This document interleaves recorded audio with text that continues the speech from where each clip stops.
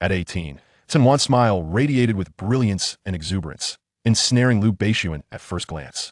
After their marriage, Cen Wan buried her feelings for Lu Beixun deep within her heart, never revealing them. A year later, with Lu Beixun's untimely demise, Cen Wan was engulfed in agony, only to discover the entire truth, leading her to profound regret and a tragic end alongside her enemies. Just as Cen Wan realized she had been reborn, Lu Beixun presented her with a divorce agreement, intent on parting ways. She activated her relentless pursuit mode, determined to cling to him in this lifetime, becoming an unshakable presence he could not discard. Eventually, she found herself pinned against the wall by Lu Beixun, who declared possessively, "I offer you one final opportunity to choose. Will you leave?" Cen Wan replied with a playful smile, "I wish to love you.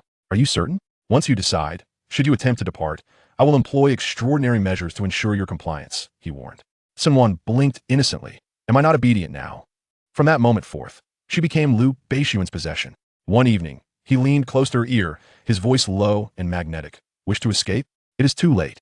In a previous life, he had been a defeated suitor, utterly vanquished. In this life, determined to avoid repeating the past, he gambled wisely, for his girl would not lead him to loss. Lu Beixun, throughout it all, my heart has only belonged to him. With 2 lifetimes of deep affection, he wagered everything. How could I bear to let him lose?" Cen Wan. In the deep night of Kyoto, rain fell softly, while at the mountainside villa, the remnants of a fire rendered it unrecognizable. Cen Wan cradled Lu Beixun, sobbing quietly, her palms stained with his warm crimson essence, her heart feeling as though it were being torn apart by 1,000 demons.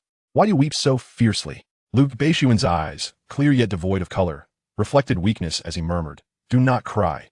In the next life, I shall not bind you to my side. I shall grant you freedom." With great effort, Lu Beixun lifted his hand, tenderly wiping away Cen Wan's tears from her cheek. In the end, he gazed deeply into her eyes one last time before his hand fell away. Lu Beixun was dead, a life extinguished by her own hands.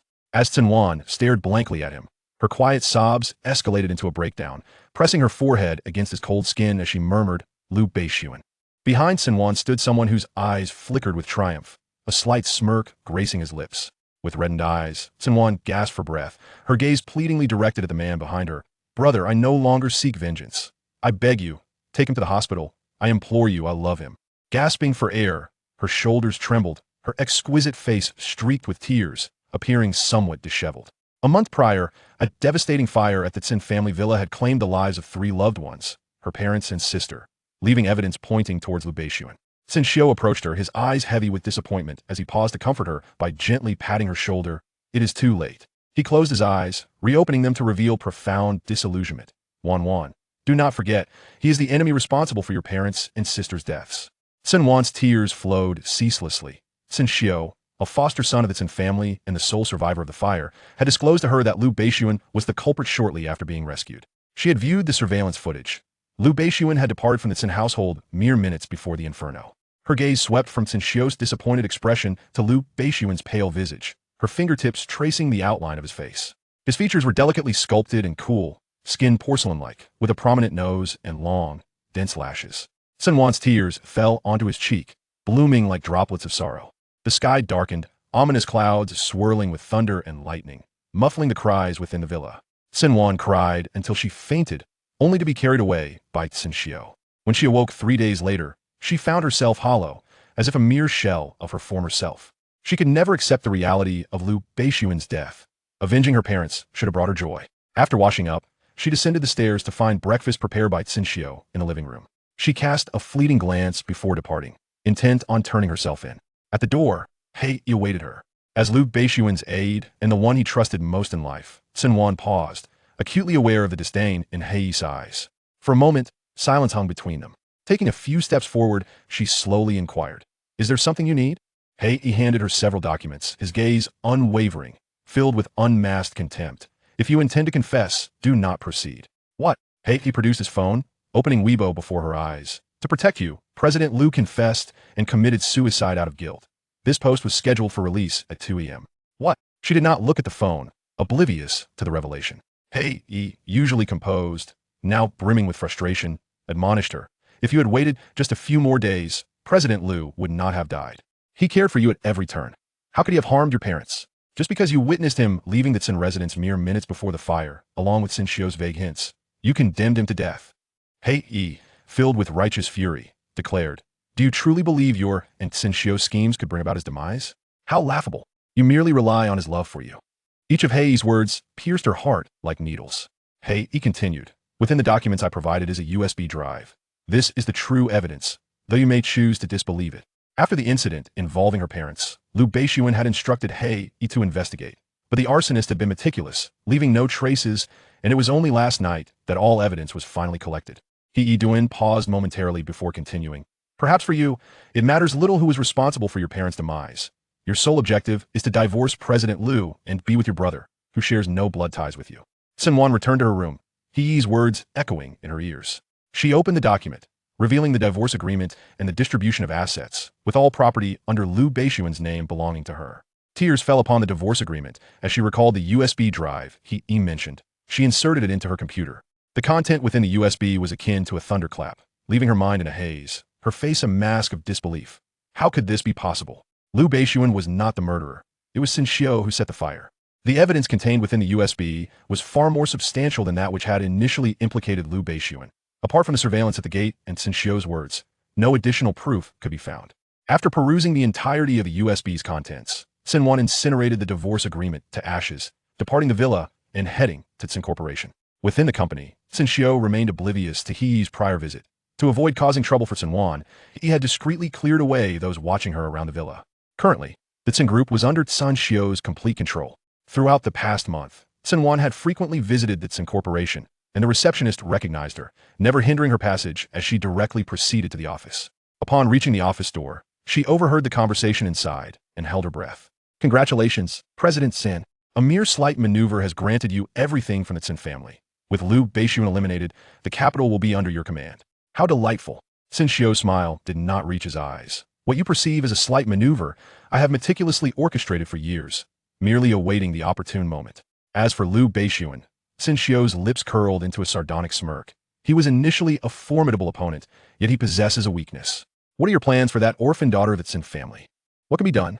Cen Xiu replied nonchalantly, embodying the demeanor of a victor. "If she complies, she may remain for amusement. If she defies, let her join her parents." The words reached Cen Wan's ears, leaving her breathless, a wave of regret coursing through every nerve in her body. After a long pause, she regained her composure and departed the Cen Corporation with heavy steps. She returned at 3 in the afternoon. During her absence, she sought out He and redrafted the asset distribution contract, transferring the property left to her by Lu Beixun to his parents. She knocked on the office door, feigning nonchalance. "Enter." As Cen Wan stepped inside, her gaze met that of the person behind the desk, a fleeting glimmer of hatred flashing in her cold eyes. When Cen Xiu looked up, she forced a smile. "Brother, are you busy?" "Not busy," Cen Xiu replied. "Are you feeling better?" Cen Wan nodded, her heart heavy with the knowledge that her enemy still lived. "Shall we go to the rooftop for some fresh air?" Cen Xiu hesitated briefly before consenting. "All right." The rooftop of the Cen building stood 36 stories high, the concrete railing barely reaching above Cen Wan's knees as she stood at the edge and gazed below. Below lay the office buildings, devoid of pedestrians during working hours. Reflecting on the kindness Cen Xiu had shown her over the past 20 years, Cen Wan let out a self-deprecating laugh. "Cen Xiu, you were the one who set that fire, weren't you? You were also the one who drugged my parents and sister. You led me to believe Lu Beixun was the murderer, compelling me to kill him as part of your scheme, didn't you?" Cen Xiu was momentarily taken aback, but suddenly laughed, not denying her accusation. He believed that Cen Wan posed no threat to him. Not entirely foolish. However, it seems too late to realize the truth. Those who loved you are all dead, and one was even killed by your own hand. Cen Wan made no rebuttal, her smile a mask of despair. She had been foolish to trust the one who betrayed her. She felt unworthy of Lu Beixun's love. "The bond between us as siblings has been a charade, hasn't it?" "Not entirely false," he replied. When he first arrived at the Cen family at 6 years old, his affection for her had been genuine. Cen Wan asked, "When did it begin?" "After we came of age." Cen Wan offered him a fleeting smile and stepped closer, standing opposite him. After a few moments, she wrapped her arms around his waist, whispering, "Brother, this is the last time I shall call you that." Cen Xiu froze momentarily, allowing her embrace for just a few seconds. Cen Wan then lifted her lips in a faint smile, suddenly using all her strength to push Cen Xiu over the railing. His eyes widened in shock, realizing too late that he had been caught off guard. He had always considered Cen Wan merely a woman who could not possibly challenge him, even if aware of his deeds. Their bodies plummeted rapidly. Cen Wan gazed at the azure sky, the visage of Lu Beixun materializing before her eyes. She smiled faintly, a bittersweet expression crossing her face. Lu Beixun, I have come to atone for my sins. Cen Wan succumbed to darkness. 2 bodies were removed from the front of the Cen building by the police. Chapter 2. The Divorce Agreement. Cen Wan curled up in the suffocating darkness, her soul seemingly torn apart and consumed by malevolent spirits. Her brows knitted tightly, her complexion pallid, and her expression profoundly tormented. She murmured, Lu Beixun, it hurts so much. Where are you? Madam, please wake up. Madam. Seeing her unresponsive, the voice intensified. Madam, you are having a nightmare. Awaken. Aunt Yang called out to her, noticing the ashen visage of the woman curled up on the bed, tears dampening the wisps of hair at her temples. Deep within the abyss, Cen Wan heard the familiar voice, grasping at it like a lifeline. She abruptly opened her eyes. Sitting up in bed, her expression dazed. Cen Wan gazed blankly, Aunt Yang, murmuring, Aunt Yang. Her brow furrowed, she continued, Aunt Yang, have you also passed away? Aunt Yang cast her a helpless glance, gently patting her trembling shoulder. Madam, what nonsense are you speaking? Look around you. Aunt Yang dismissed it as mere remnants of a nightmare. Cen Wan surveyed her surroundings, disbelief etched on her face. This was Lu's residence. This was her bedroom. Could it be that even the underworld possessed a version of Lu's house? This was utterly implausible. Discarding that thought, she concluded that she was still ensnared in a dream. She pinched her thigh sharply, drawing a sharp intake of breath from the pain. It was not a dream. Suddenly, a thought ignited within her. She threw off the covers and grabbed her phone from the bedside table, glancing at the time. It was early September, a month after her marriage to Lu Beixun. In a panic, she clutched Aunt Yang's arm. Aunt Yang, how long have I been married to Lu Beixun? Her inquiry left Aunt Yang momentarily bewildered, but she answered truthfully. 1 month. Cen Wan released Aunt Yang, stepping back, confirming her memory. She had wed Lu Beixun in August of her 22nd year. Had she been reborn? This was the stuff of novels and dramas she had often watched, yet she could never have imagined it would happen to her. It was simply inconceivable, seeing her incredulity. Aunt Yang pondered if she had truly lost her senses in her sleep. After a moment, she recalled the pressing matter. Madam, the sir is waiting for you downstairs. The sir? Lu Beixun? In the blink of an eye, Aunt Yang had exited the room, leaving her alone. Cen Wan, in a moment of urgency, fearing she might miss him, forgot to put on her slippers. Dressed in a misty blue silk nightgown, her long hair cascading loosely down her back, brushing past her shoulders in disarray, her features delicate, skin porcelain smooth, with traces of tears still lingering on her cheeks. Upon descending the stairs, she beheld the man seated on the sofa. He lounged casually, his long legs crossed, clad in a black suit that exuded an austere aura. Lu Beixun's features were sharp and noble, his brow pronounced, his eyes long and dark, embodying an air of elegance that was both gentle and distant. Noticing her intense gaze, he turned his head slightly in her direction. In that fleeting moment of eye contact, Cen Wan felt her expression freeze. His gaze was cold and detached, devoid of any emotion, as if she were a stranger to him. Her heart trembled involuntarily. Yet she could not dwell on it. So long as he was alive, that was enough. Lu Beixun's gaze momentarily fell upon her feet, lingering for merely 2 seconds before he nonchalantly averted his eyes. As she approached, Lu Beixun rose from the sofa, his tall frame towering over her, who barely reached his shoulders. Cen Wan's eyes fixated on the left side of his chest, where she had once plunged a knife, a blow that could have claimed his life. Regret flooded her gaze. Lu Beixun's lips pressed into a thin line, about to speak, but her actions interrupted him. Cen Wan reached for his shirt buttons, her hands trembling uncontrollably. Before she could undo even one, he seized her wrist, stepping back to create distance between them, releasing her. Looking up at him, Cen Wan's eyes were already glistening with unshed tears, while Lu Beixun's expression remained aloof, as still as a tranquil pond. Cen Wan's lashes fluttered. The Lu Beixun of the past would never have regarded her with such indifference, nor would he retreat when she sought to draw near. Lu Beixun. She stepped forward, wrapping her arms around his lean waist, clinging to him as if he were a treasured possession reclaimed, fearful that this might all be a dream, that upon waking, he would vanish again. Pressing her cheek against his chest, she listened to the steady rhythm of his heartbeat, feeling a semblance of reality. Lu Beixun's body stiffened momentarily, acutely aware of the trembling figure in his embrace. His hand instinctively rose before pausing in midair for several seconds before he lowered it again, his expression inscrutable, leaving no one to decipher his thoughts. After a tense silence of several seconds, Cen Wan's arms were mercilessly pried away from his waist, and Lu Beixun distanced himself further, as if she were contagion. Her heart ached sharply, yet it mattered not. This minor pain was insignificant. She would unhesitatingly offer her life if Lu Beixun desired it. Lu Beixun picked up a folder from the coffee table. His demeanor cold as he extended it towards her, sign. What? Cen Wan's gaze remained fixated on him, terrified he might vanish, leaving her in solitude. Receiving the folder, she opened it to reveal the words divorce agreement. She was taken aback, her breath caught in her throat, utterly unprepared for such a revelation. Gazing at the divorce agreement in her hands, memories flooded back. Her union with Lu Beixun had been a marriage of convenience, rather than a mere alliance. It had been a means by which Lu Beixun bound her to him through various machinations. The Cen family faced internal turmoil, funds misappropriated, and confidential information leaked. Lu's company possessed a project capable of rescuing the Cen family from ruin, and he proposed a merger of their families.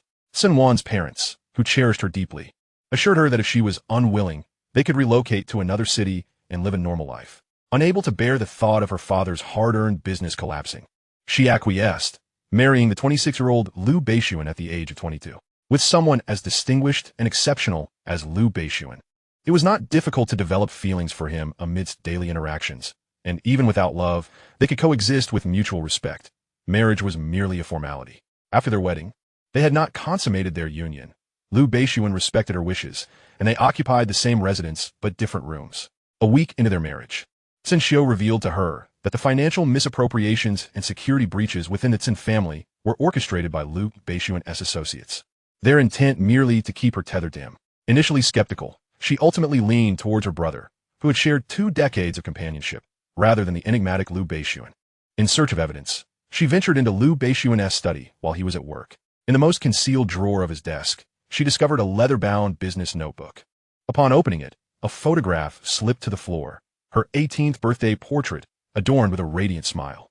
The page where the photograph had rested bore a striking inscription, 18-year-old Cen Wan, with a smile that dazzles. Stunned, she flipped through the pages. The next one contained a similar note, alongside a photo from her 20th birthday, where she was laughing with another man. In that moment, I wished to possess her by any means necessary. Further along, she found a page documenting her 22nd birthday, the year she married Lu Beixun. Featuring a photograph of her holding his wrist, her smile now more mature, less exuberant than before. At 22, I employed unscrupulous methods to keep her by my side. Only these 3 pages bore written words, and the final line solidified her belief in her brother's claims. From that moment onward, her relationship with Lu Beixun soured irrevocably. As long as she refrained from divorce, Lu Beixun would yield to her every whim. She moved out of Lu's residence, and they would only meet when required to appease their respective parents. Lu Beixun's parents resided abroad and were seldom seen. Her own parents, oblivious to his actions, adored him. To spare them worry, she feigned a harmonious relationship with Lu Beixun, who was more than willing to indulge her charade.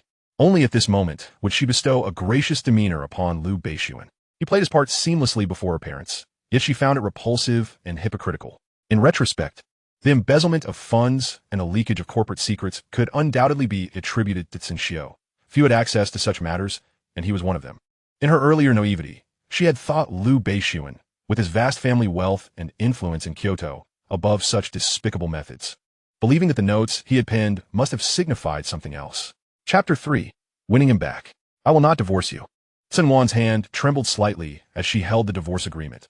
Not even in death will I part ways. She refused to divorce him. Heaven had granted her the opportunity to love him properly, and she was resolute in her decision. Lu Beixun regarded her, his emotions inscrutable, and after a few seconds, he turned to gaze out the floor-to-ceiling windows, no longer looking at her. With a deliberate calmness, he stated, after the divorce, the project with the Cen family will continue. You shall receive 60% of our joint marital assets. Should any issues arise with the Cen family thereafter, this money will suffice to see them through their difficulties. Though he spoke of joint marital property, it was essentially his wealth alone. Even so, he still sought a divorce. Cen Wan felt a slight quiver in her fingertips as she gazed at his tall figure. Barefoot, the chill of the tiled floor seeped into her soles. In the past, even during their quarrels, he would carry her to fetch her shoes. Now, standing barefoot before him for a long while, he remained indifferent. It seemed as if this incarnation of Lu Beixun no longer desired her. Taking a deep breath, she thought, what does it matter? She would love him in return. In her previous life, her feelings for him had been suppressed deep within her heart. In this life, she would love him openly. Approaching Lu Beixun's side, she stood shoulder to shoulder with him, gazing out the window before slightly tilting her head to look at him. Lu Beixun, I do not wish for a divorce. As for the assets, I desire none of them. I only want you. A fleeting look of shock passed through Lu Beixun's dark eyes, gone in an instant. Unnoticed by Cen Wan, just sign it. She hesitated for a moment. Then an idea struck her. Clutching her stomach with both hands, her small face contorted in pain. She feigned distress. Oh, my stomach hurts. It must be something I ate. It was wise to retreat. The sudden push for divorce had caught her off guard, and she needed time to devise a strategy. I'll lie down for a bit. We can discuss the divorce another day. It's too painful. I can't bear it.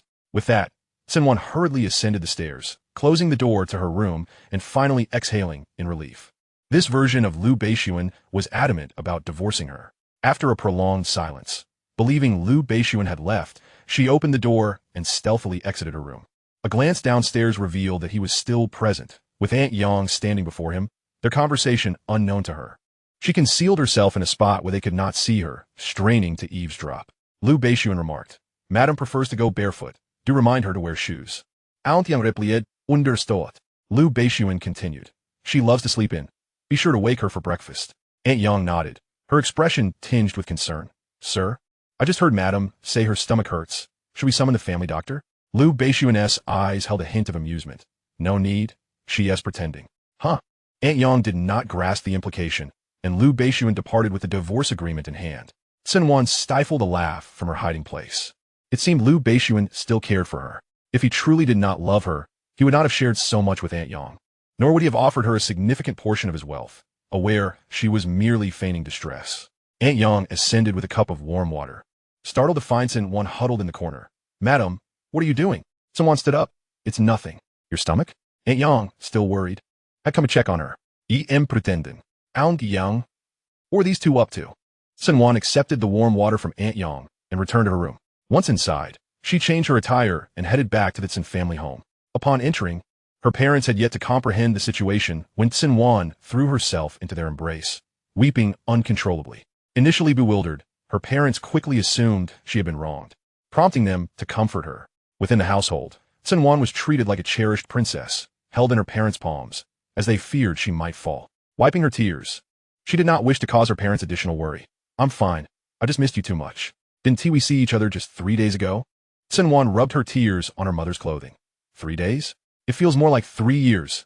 Each day is like a year. Her mother lightly pinched her nose. You little rascal. Cen Wan raised her eyes. Where's my sister? Her mother replied with a hint of exasperation. Silly girl. At this hour, your sister is certainly at school. Cen Luo, her younger sister by a year, was often cited by their parents as the more responsible one, whereas Cen Wan was somewhat rebellious and occasionally got into trouble. I must be losing my mind. Cen Wan pouted against her mother. I crave your cooking. Her mother stood up. I knew it, you little glutton. I'll go prepare something for you. Thank you, Mom. As her mother headed to the kitchen, Cen Wan's expression shifted to one of seriousness as she turned to her father. Dad, funds have been misappropriated and company secrets have been leaked. Do you have any suspects? Her father looked at her. Why do you ask? Cen Wan replied directly. It's Cen Xiao. He has never regarded us as family. The general demeanor he shows us is merely a facade. Dad, you must remain vigilant. Her father paused for a few seconds before nodding. I understand. Though he had harbored doubts about Cen Xiao, he lacked evidence. That individual was meticulous, leaving no traces. Moreover, Cen Xiao was raised by him, and he trusted his character. Without concrete evidence, Cen Xiao would always be regarded as his son. Cen Wan reiterated her concerns. Her father listened intently. Given that Cen Wan and Cen Xiao typically shared a close bond, her unconditional trust in him had been evident. Her sudden accusations surely stemmed from some discovery. Cen Wan clung to her father's arm, leaning against his shoulder, determined to avert the calamity that would befall the Cen family a year later. Cen Xiao's grand scheme could not possibly remain unexposed. She would uncover the evidence needed to bring him to ruin. Lu Beixun's life was hers to redeem, while the lives of her parents and sister must be repaid by Cen Xiao. Hatred glimmered in her dark eyes. Her father inquired, after crying so much, did Lu Beixun bully you? Cen Wan concealed her animosity, offering a smile as she shook her head. No, I've told you. I just missed you and Mom. Why don't you believe me? Lu Beixun didn't bully me. She bowed her head. I was the one who hurt him. Lu Beixun would never mistreat her. It was she who had been deceived and had wounded his heart. Her father patted her shoulder. Lu Beixun is a good man. You must cherish him. Though he had employed some underhanded tactics, his love for her was genuine. She vowed to cherish him at all costs. I will ensure he is never sad again, for I love him too. After enjoying lunch with the Cen family, she returned home by 3 in the afternoon. At 7 that evening, having finished her bath, Cen Wan lay in bed, reflecting on her past year of marriage to Lu Beixun. They had never shared a bed, a profound regret in her life. She glanced at the empty space beside her, sighing at her longing to sleep alongside Lu Beixun.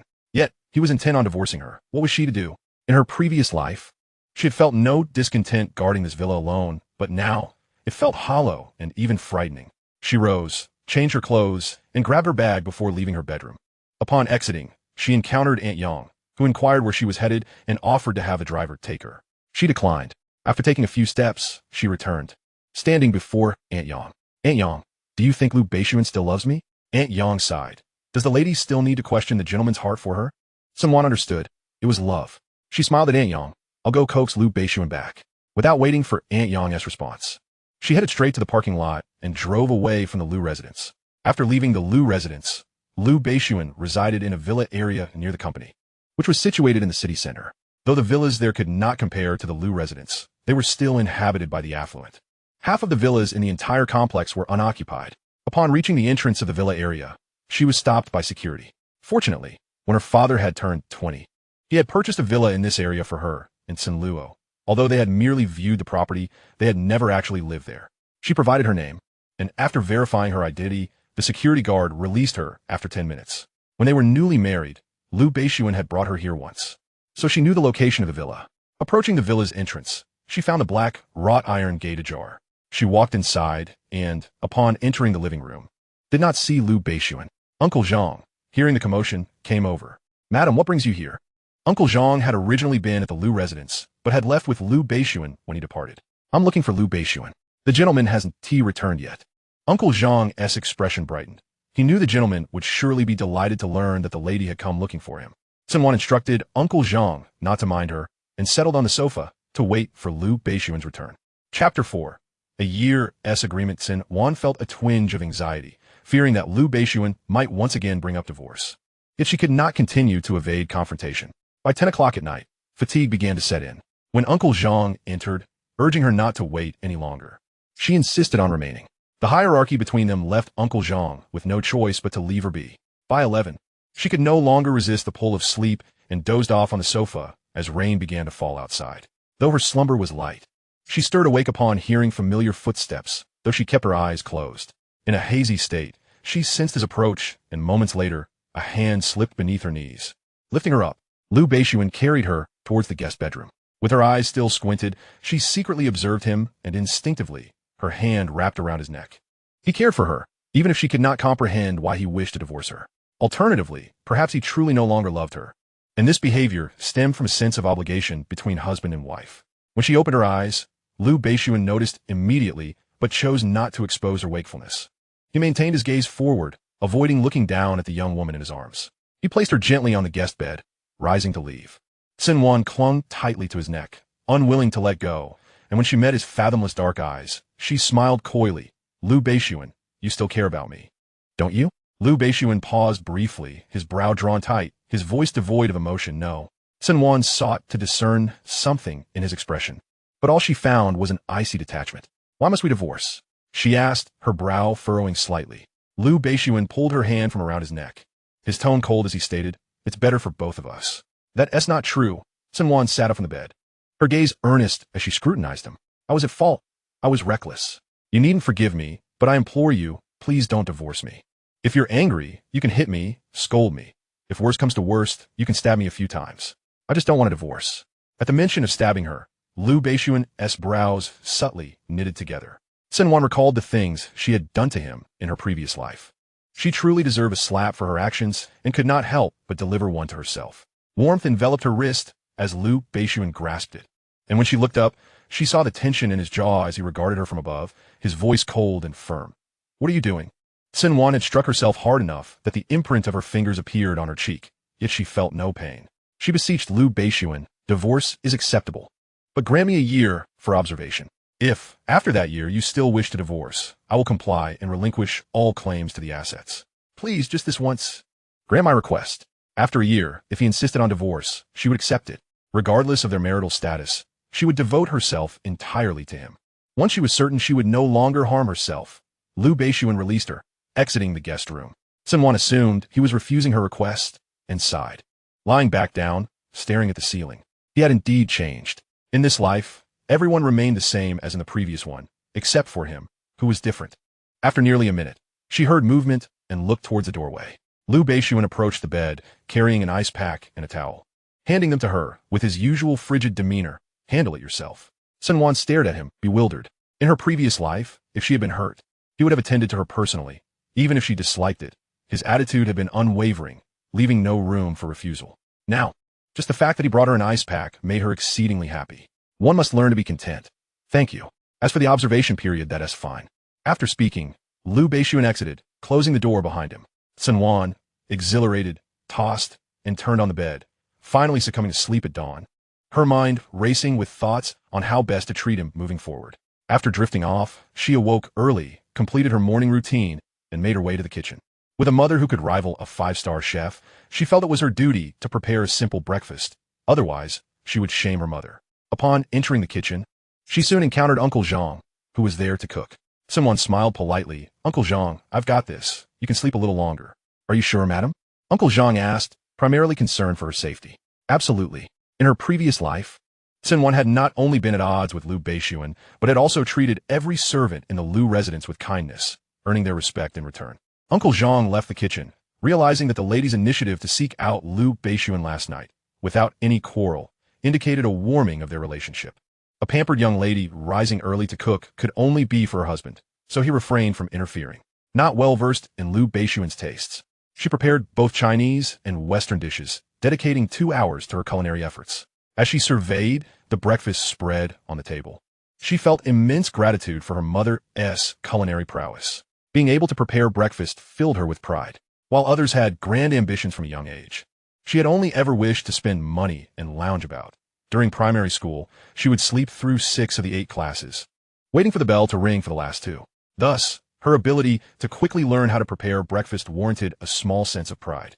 Lu Beixun descended from upstairs, clad in a tailored black suit that exuded an air of sophistication. Uncle Zhang entered just then, and Lu Beixun cast a glance at him. "Uncle Zhang, summon the madam for breakfast." Just as Uncle Zhang was about to speak, a small head poked out from the kitchen, brandishing a spatula and blinking at Lu Beixun. "I'm here." Lu Beixun paused, and Uncle Zhang explained, "The breakfast was prepared by the madam." "I see."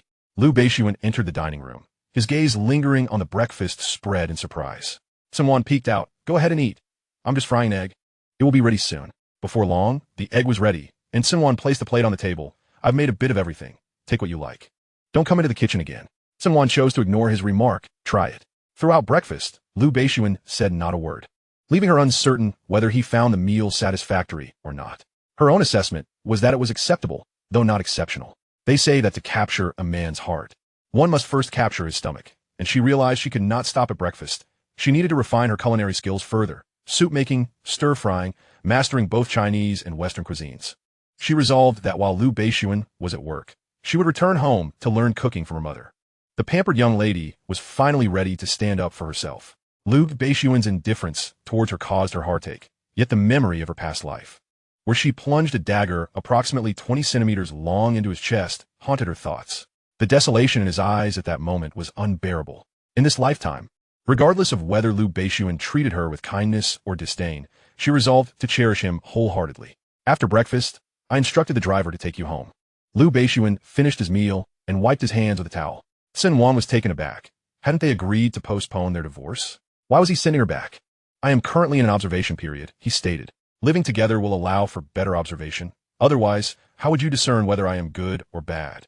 Or if I've changed? Therefore, I cannot return." Suddenly, a thought struck Cen Wan, and she arched an eyebrow at him. "Unless you accompany me back to the Lu residence." Lu Beixun fell silent. She continued, "You must choose. Either I stay here with you, or you return with me to the Lu residence. Regardless of the excuses you conjure to evade me, I shall not heed them. Wherever you are, I shall be." She intended to be as tenacious as a stubborn adhesive. After a prolonged silence, Lu Beixun finally spoke. "Let us return to the Lu residence." "Very well," Cen Wan replied, her face brightening with a smile. "Do you need to pack anything? I can assist you." "No need," Lu Beixun said, preparing to leave for work. As he reached the living room, Cen Wan called out to him, prompting him to halt. She trotted over to stand in front of him, grasping the sides of his shirt. Rising on tiptoes, she placed a gentle peck on his lips, touching and parting immediately. The Lu residence awaits you. Drive carefully and stay safe on the road. The warmth of her lips lingered on his, leaving Lu Beixun momentarily stunned as he gazed at her. Someone offered him a smile before ascending the stairs. Lu Beixun's eyes remained fixed on her retreating figure until she vanished around the corner, at which point he finally averted his gaze and left the living room. Cen Wan felt elated after tasting a hint of sweetness in their interaction. Shortly after Lu Beixun departed, she returned to the Cen household, only to encounter the one she loathed deeply. She glared at Cen Xiao, who was lounging on the sofa, a surge of hatred swelling within her. It was he who orchestrated a devastating fire that claimed the lives of her parents and sister. And it was he who had manipulated her into killing the man she loved. Observing him laughing with her father and charming her mother, a flicker of scorn crossed her mind. His facade was so well crafted that, had she not been reborn, she would never have believed this seemingly gentle man was the true villain. Cen Xiao turned his gaze towards her, his smile soft. What brings you back today, Wan Wan? This is my home. I can come back whenever I wish, Cen Wan replied, lacking any desire to disguise her feelings. Do I need to report my return to you? Cen Xiao was momentarily taken aback by her hostility, his expression faltering as he rubbed his nose awkwardly. Cen Mu hastily intervened. Chide in Cen Wan. Mom, it's fine. Wan Wan may just be feeling a bit off today, Cen Xiao said, though he could clearly see her discontent. Cen Mu found it peculiar, but chose not to press further. For Cen Wan typically refrained from speaking harshly to Cen Xiao, even on her worst days. Cen Luo has returned. She's upstairs, Cen Fu announced. Cen Wan offered Cen Xiao no further acknowledgement, merely greeting him before heading upstairs to knock on Cen Luo's door. Come in. Cen Wan entered to find Cen Luo packing, who glanced up briefly before returning to her task. An ache welled up in Cen Wan's chest. Cen Xiao Jia, in an hour, this academic genius will be returning to school. Please cherish the time spent with this academic prodigy, Cen Luo teased, eliciting a laugh from Cen Wan that dispelled her earlier melancholy. Are you unwell? Cen Wan hissed. Cen Luo, struck by an idea, tossed her clothes onto the bed and approached Cen Wan, playfully grasping her wrist. Sister, the way she called out sister sent shivers down Cen Wan's spine. She knew it was a prelude to mischief. Cen Luo swayed her arm. I've run out of pocket money. Could you sponsor me a bit? I have none. Cen Luo pouted, feigning innocence. What a good sister, Cen Xiao Jia. Really allow her dear sister to starve on instant noodles? All right, Cen Wan relented, unable to resist her sister's charms. But tell me, what have you been doing at school? Your spending habits surpass even mine. Cen Luo, now holding the money, showered Cen Wan with flattery before finally responding to her query. I bought a limited edition figurine. Cen Wan sighed. I knew it. Chapter 5. Lawful spouses. Cen Wan had a thorough understanding of her sister. Aside from her penchant for collecting limited edition figurines, she had little else in the way of interests or hobbies. Cen Luo glanced at the money Cen Wan had transferred to her, tossing her phone onto the bed. Is the sun rising in the west today? What do you mean? Cen Wan asked. Why the sudden influx of money? Half would have sufficed. Isn't having more money a good thing? Cen Wan retorted, casting a sidelong glance at her. Do not return it. All right, Cen Luo said quickly, fearing Cen Wan might reconsider. You can't take back what you've already given. Once Cen Luo finished packing, it was time for her to head to school. Cen Wan, with a serious demeanor, warned her, if you ever find yourself in need of money, come directly to me. Do not seek out Cen Xiao. And under no circumstances should you go out with him alone. Do you understand? Cen Luo, puzzled, asked why. Previously, Cen Wan had always encouraged her to listen to Cen Xiao, but now there was a palpable animosity in her tone. He is no longer the same Cen Xiao from before, Cen Wan affirmed. I am your sister. I will not harm you. Remember my words. If Cen Luo were to hear about the company's crisis now, she would undoubtedly be skeptical. I will explain everything in due time, but not now. Having grown up under the protective wings of their parents, they were naive to the treacheries of the world. Compared to Cen Wan, Cen Luo's heart was even purer. Always kind to everyone. Cen Luo nodded, knowing that her love for her sister outweighed any affection she had for Cen Xiao. I understand. But what should I do if Cen Xiao seeks me out? Simply ignore him, or concoct an excuse to refuse. I understand. She needed to gather evidence to ensure Cen Xiao could no longer remain in the Cen household. As they descended the stairs, they found Cen Xiao had already left, leaving only their parents behind. The driver took Cen Luo to school, while Cen Wan insisted on learning to cook for her mother. Cen Mu teased. The pampered young lady is learning to care for others now. There's no choice, Cen Wan replied with a smile, unabashed. After all, I love him. Cen Mu clucked her tongue. How sentimental. Lu Beixun is indeed worthy of such affection. Your father and I both hold him in high regard. I can tell. Cen Wan replied. It seems you and Dad are more fond of your son-in-law than your own daughter. You're being cheeky again. Cen Wan laughed, gently tapping her forehead. What else with you today? Why the sharp words with your brother? I'm just in a bad mood, Cen Wan admitted. Cen Wan appeared skeptical, but refrained from pressing further, offering a few admonishments to remind her not to unleash her negativity on others. Cen Wan listened, occasionally offering perfunctory replies. That day, as Lu Beixun returned to the Lu residence, Cen Wan learned 2 dishes and returned home early. Coincidentally, tomorrow was Sunday. Before she left, Cen Fu asked her to bring Lu Beixun home for dinner. Cen Wan did not immediately agree, uncertain if Lu Beixun would be willing to continue their pretense. She could only say he might not have time. Upon arriving home, Lu Beixun had yet to return. Cen Wan entered the kitchen and prepared the 2 dishes she had learned from her mother. Aunt Yang paused to inspect the plates for a few seconds. They looked appealing, but she was uncertain of the taste. She couldn't fathom why Cen Wan had suddenly decided to cook. She had expected a disaster, given that the pampered young lady was in the kitchen, yet it seemed that was not the case. Though her chopping and cooking techniques were a bit clumsy, everything turned out relatively well, and the anticipated culinary catastrophe did not occur. After finishing the 2 dishes, she left the remaining tasks to Aunt Yang, instructing her not to mention to Lu Beixun that she had cooked. It seemed Lu Beixun did not entirely approve of her entering the kitchen. As long as he enjoyed the food, it mattered little who had prepared it. It was 6 o'clock, and Lu Beixun had yet to return. Cen Wan stood at the door, glancing out every few minutes, running to the entrance multiple times in a span of 10 minutes, resembling a stone waiting for her husband's return. As dusk settled, Cen Wan stood at the threshold, checking the time on her phone. It was already 7 o'clock. Why hadn't he come back yet? Could it be that he forgot their agreement? Or perhaps he never intended to return at all, merely offering her empty reassurances that morning? She dismissed the thought, reassuring herself that he might be occupied with evening engagements or working late at the office. Just as she was about to turn back, the sound of a car engine approached from behind. Her heart leapt with joy as she turned around to see a Kian pull up in front of her. And Lu Beixun emerged from the vehicle. Meeting her delighted gaze, he inexplicably felt the need to explain, I went back to the villa to fetch something. Accompanying him was Uncle Jean. Cen Wan hardly cared about anything else. The mere fact that Lu Beixun was back filled her with happiness. I thought you wouldn't come back, she confessed, her tone unwittingly tinged with grievance. Lu Beixun remained silent. During dinner, Cen Wan observed Lu Beixun frequently serving himself the 2 dishes she had prepared, and a subtle smile crept onto her lips. Unbeknownst to her, Lu Beixun was well aware that she was the one who made those dishes, choosing to remain silent as he noticed her quiet satisfaction. She seemed different now. After dinner, Lu Beixun appeared disinclined to engage in conversation, turning to ascend the stairs. Cen Wan followed closely behind. Do you have time tomorrow? Dad wants me to invite you for dinner at our house tomorrow night.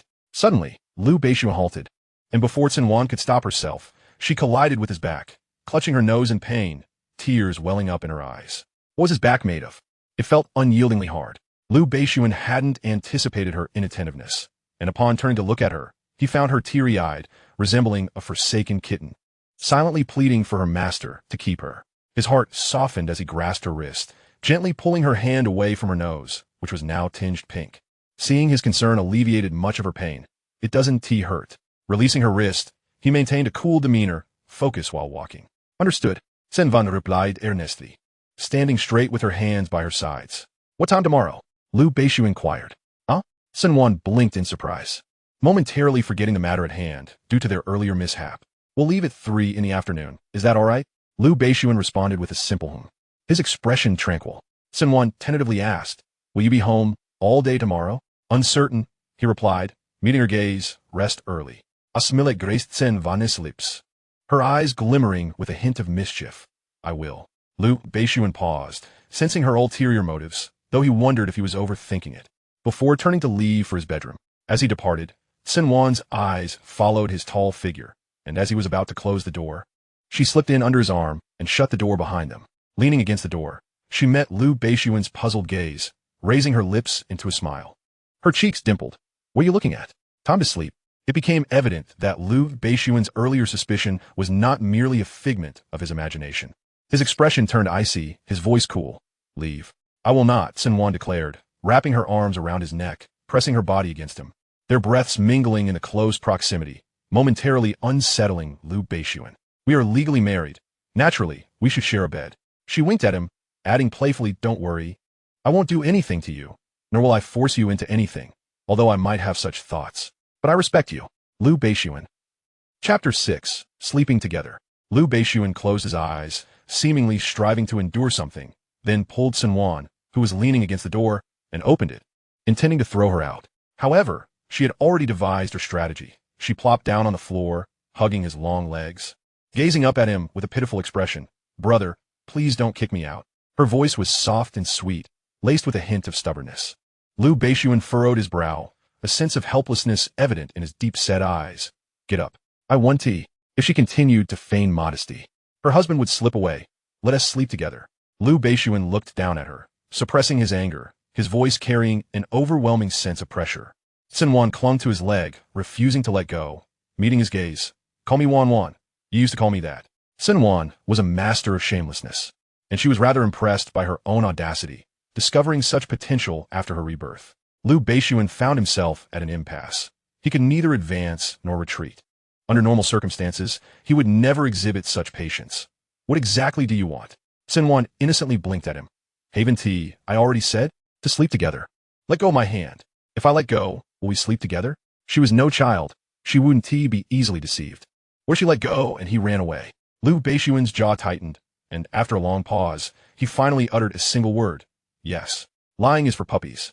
"I'll let go," she said, loosening her grip, using his shirt for support as she stood up, offering him a sheepish smile before closing and locking the bedroom door behind her. Time to sleep. As she prepared to shower, she realized that there were no pajamas in Lu Beixun's bedroom. If she ventured out to retrieve them, he might lock the door from the inside before she could return. Exiting would be easy, but returning would be a challenge. She rummaged through the wardrobe and pulled out one of Lu Beixun's shirts, which fit him perfectly but was oversized on her. After showering, she emerged with a towel drying her still damp hair, her slender legs exposed, her skin pale and delicate. Clad in a shirt, she appeared both innocent and alluring. Lu Beixun, seated at the edge of the bed perusing a magazine, allowed his gaze to linger on her for a few seconds before nonchalantly shifting his attention back to the pages. Cen Wan stood before the full-length mirror, toweling her hair. This shirt is a bit large. It concealed her figure, and she had been secretly observing Lu Beixun since she stepped out of the bathroom. Aside from that initial glance, he and T looked at her again. She believed her figure was commendable, slim where it should be and curvy where it ought to be, and yet, why didn't he gaze at her more? Tossing the towel aside, she sat on the edge of the bed, and at that moment, Lu Beixun finally cast a glance in her direction, visibly displeased. "Dry your hair before getting into bed. You're the boss. You make the rules." Before she could reach the bed, Cen Wan dashed back in the bathroom. By the time she emerged with her hair dried, a new blanket had appeared on the bed. She approached and lifted the additional blanket. "Is this for me?" Lu Beixun responded with a casual hum. Cen Wan nearly choked on her indignation. Was he really that wary of her? "Do you think I would do something to you?" "I don't know," Lu Beixun retorted, turning to grab some clothes as he headed back into the bathroom. Cen Wan. Fuming, Cen Wan neatly folded the new blanket Lu Beixun had added and placed it in the wardrobe. She lay on the right side of the bed, pulling the blanket over herself. In his room, she felt enveloped by a sense of security, her spirit relaxed. By the time Lu Beixun exited the bathroom, she had already fallen asleep, her breathing soft and shallow. Lu Beixun stood by the bed, his gaze softened as he watched the sleeping girl. A stark contrast to the cold aloofness of the day. What suddenly brought about this kindness? The question seemed to be posed to the slumbering figure, yet it felt like an inquiry directed at himself. He turned off the room lights, leaving only a warm floor lamp aglow, and quietly sat on the edge of the bed, observing her. After an indeterminate amount of time, he rose, extinguished the lamp, and left the bedroom for the study. Once Lu Beixun departed, Cen Wan began to experience nightmares, as if her subconscious was aware that the one who provided her with security had left. At 2 in the morning, she awakened from her distressing dreams. She switched on the floor lamp, and under the warm glow, the beads of sweat glistened on her forehead. She glanced to the left side of the bed, but found it empty. A curse slipped from her lips. "Lu Beixun, you deceitful scoundrel." She was left wondering whether he had departed from the room or the Lu residence entirely, an emptiness settling in her heart. Regret washed over her suddenly. Had she insisted on sharing the bed with Lu Beixun, perhaps he wouldn't have left. Throwing off the covers, she descended from the bed and exited the bedroom. The living room was vacant, confirming her suspicion that he had indeed left. In the stillness of the night, sleep evaded her. She made her way to the garden behind the villa, enveloped in silence and a faint floral fragrance. She sat in the pavilion, feeling the cool night breeze. Early September nights carried a slight chill, a setting she cherished. Such an ambience brought a modicum of peace to her restless heart. What was she to do about Lu Beixun? He seemed disinclined to spend time with her. After sitting there for a while, she lifted her gaze to the starlit sky, only to notice the light still burning in the study on the second floor. Lu Beixun. She sprang to her feet and dashed up the stairs, losing one slipper in her haste. Unfazed, she ran barefoot to the study door, holding her breath as she twisted the knob. Hearing the commotion, the figure behind the desk turned to her, his expression inscrutable. Lu Beixun's eyes fell upon her bare foot, and his brows furrowed ever so slightly. A smile broke across Cen Wan's face, dispelling the gloom in her heart. "I thought you had left." She playfully glared at him. "Lu Beixun, you are quite the trickster." "I'm just handling some work," he replied in a nonchalant tone. "Where are your shoes?" Cen Wan glanced down, a hint of embarrassment creeping into her smile. "They ran away." "Where?" "On the stairs." Lu Beixun rose from his seat, exited the study, and returned with a slipper in hand, placing it at her feet. He gently grasped her ankle to help her put it on. Cen Wan looked at him, her heart swelling with sweetness. Straightening up, he regarded her. "Not going to sleep?" "I had a nightmare," she inquired. "Do you still need to work?" "There's still a bit left to finish." Cen Wan pointed toward the sofa in the study. "May I sit here with you? I promise not to disturb you." The chill in the garden had made her attire feel inadequate, and she couldn't suppress a sneeze. Lu Beixun pondered for a moment. "Go back to sleep." "All right." Cen Wan felt a pang of disappointment and said nothing else as she turned to leave. Lu Beixun shut the study door behind her, following closely. Hearing the movement, Cen Wan paused and turned back to him. "Aren't you working anymore?" Her eyes brightened. "Are you going to keep me company while I sleep?" Lu Beixun neither confirmed nor denied, following her back to the bedroom and closing the door. "Sleep." Cen Wan felt a warmth in her heart as she returned to the bed, patting the space beside her. "You should sleep too." "I'm not tired." "Neither am I," she replied, worried he might leave again. "I won't go," Lu Beixun said, sitting at the edge of the bed, watching her. "Sleep." Cen Wan simply wished for his company, forgetting that his work would surely keep him awake. She realized she had caused him trouble. Rising, she lifted the covers again. "You should sleep. I'll go back to my room." With a smile, she turned to leave, but Lu Beixun grasped her wrist. "Sleep." Cen Wan was taken aback as he turned off the light, climbed into bed on the left side. It took her a moment to process, but once she did, a smile crept onto her lips as she lay down beside him, her heart filled with joy. Chapter 7. Matters Between Spouses. Cen Wan did not expect Lu Beixun to treat her as he once did. She was content as long as he did not push her away. Hearts do not turn cold in a day, nor can they be warmed in an instant. Lu Beixun lay with his back to her, and Cen Wan, discreetly inching closer, refrained from touching him, maintaining a respectful distance. Lying on the same bed, even without any physical interaction, brought her happiness. It felt as though their relationship had drawn a little closer. His presence beside her offered a unique sense of security. Before long, drowsiness overtook her, and she drifted into a deep sleep, her steady breathing prompting Lu Beixun to turn and face her. The following morning, when Cen Wan awoke, the space beside her was already cold. After freshening up, Aunt Yang came to call her for breakfast. She opened her bedroom door and greeted Aunt Yang, who then inquired, "Where's Lu Beixun?" "Sir is in the living room." Aunt Yang's gaze held a significant meaning, drifting to her neck. Noticing the absence of any telltale marks, she seemed somewhat disappointed. However, the mere fact that the two had shared a room without any quarrel was a positive sign. Such things take time and should not be rushed, as feelings deepen naturally. Cen Wan, catching Aunt Yang's knowing look, patted her shoulder gently. "Let us just wait a bit longer, we can't rush things." Realizing her secret thoughts had been uncovered, Aunt Yang chuckled awkwardly. As Cen Wan descended the stairs, she found Lu Beixun lounging on the sofa, engrossed in his tablet. A quick glance revealed he was reading political news. Upon noticing her approach, Lu Beixun turned off the screen and set the tablet down on the coffee table. His voice was cool and detached. "Go eat breakfast." Cen Wan followed him to the dining room. After finishing breakfast, Lu Beixun did not leave the house but remained silent, speaking only when absolutely necessary. Seated on the sofa, she watched television while Lu Beixun was absorbed in his phone. Cen Wan found it difficult to concentrate on the show, stealing glances at him from time to time. Suddenly, his phone rang, drawing her attention. She turned her head slightly to glance at the screen, recognizing the number. The owner of the phone number was none other than Shun Jinyu, Lu Beixun's childhood neighbor who had moved abroad with her family. Her return to the country was not without ulterior motives. In a previous life, she had caught this woman fawning over Lu Beixun at the office, and in a fit of jealousy, had foolishly provided her with Lu Beixun's number. At that time, his expression had darkened considerably. Their marriage was common knowledge, and Shun Jinyu was certainly aware of it, given her keen interest in Lu Beixun's affairs. Despite knowing Lu Beixun was married, Shun Jinyu continued her advances. Even in Cen Wan's presence, though she had felt pangs of jealousy, she had managed to feign indifference. Now, she loathed her past self, realizing how naive and foolish she had been. However, Lu Beixun had given her no reason to hope. He had remained cold and distant toward Shen Jinyu. Yet she remained undeterred. Without hesitation, Lu Beixun hung up the call, and Cen Wan felt a surge of satisfaction. Before she could savor her triumph, Shen Jinyu called again, and Lu Beixun's irritation became palpable. I have an idea, Cen Wan ventured tentatively. Shall I answer it?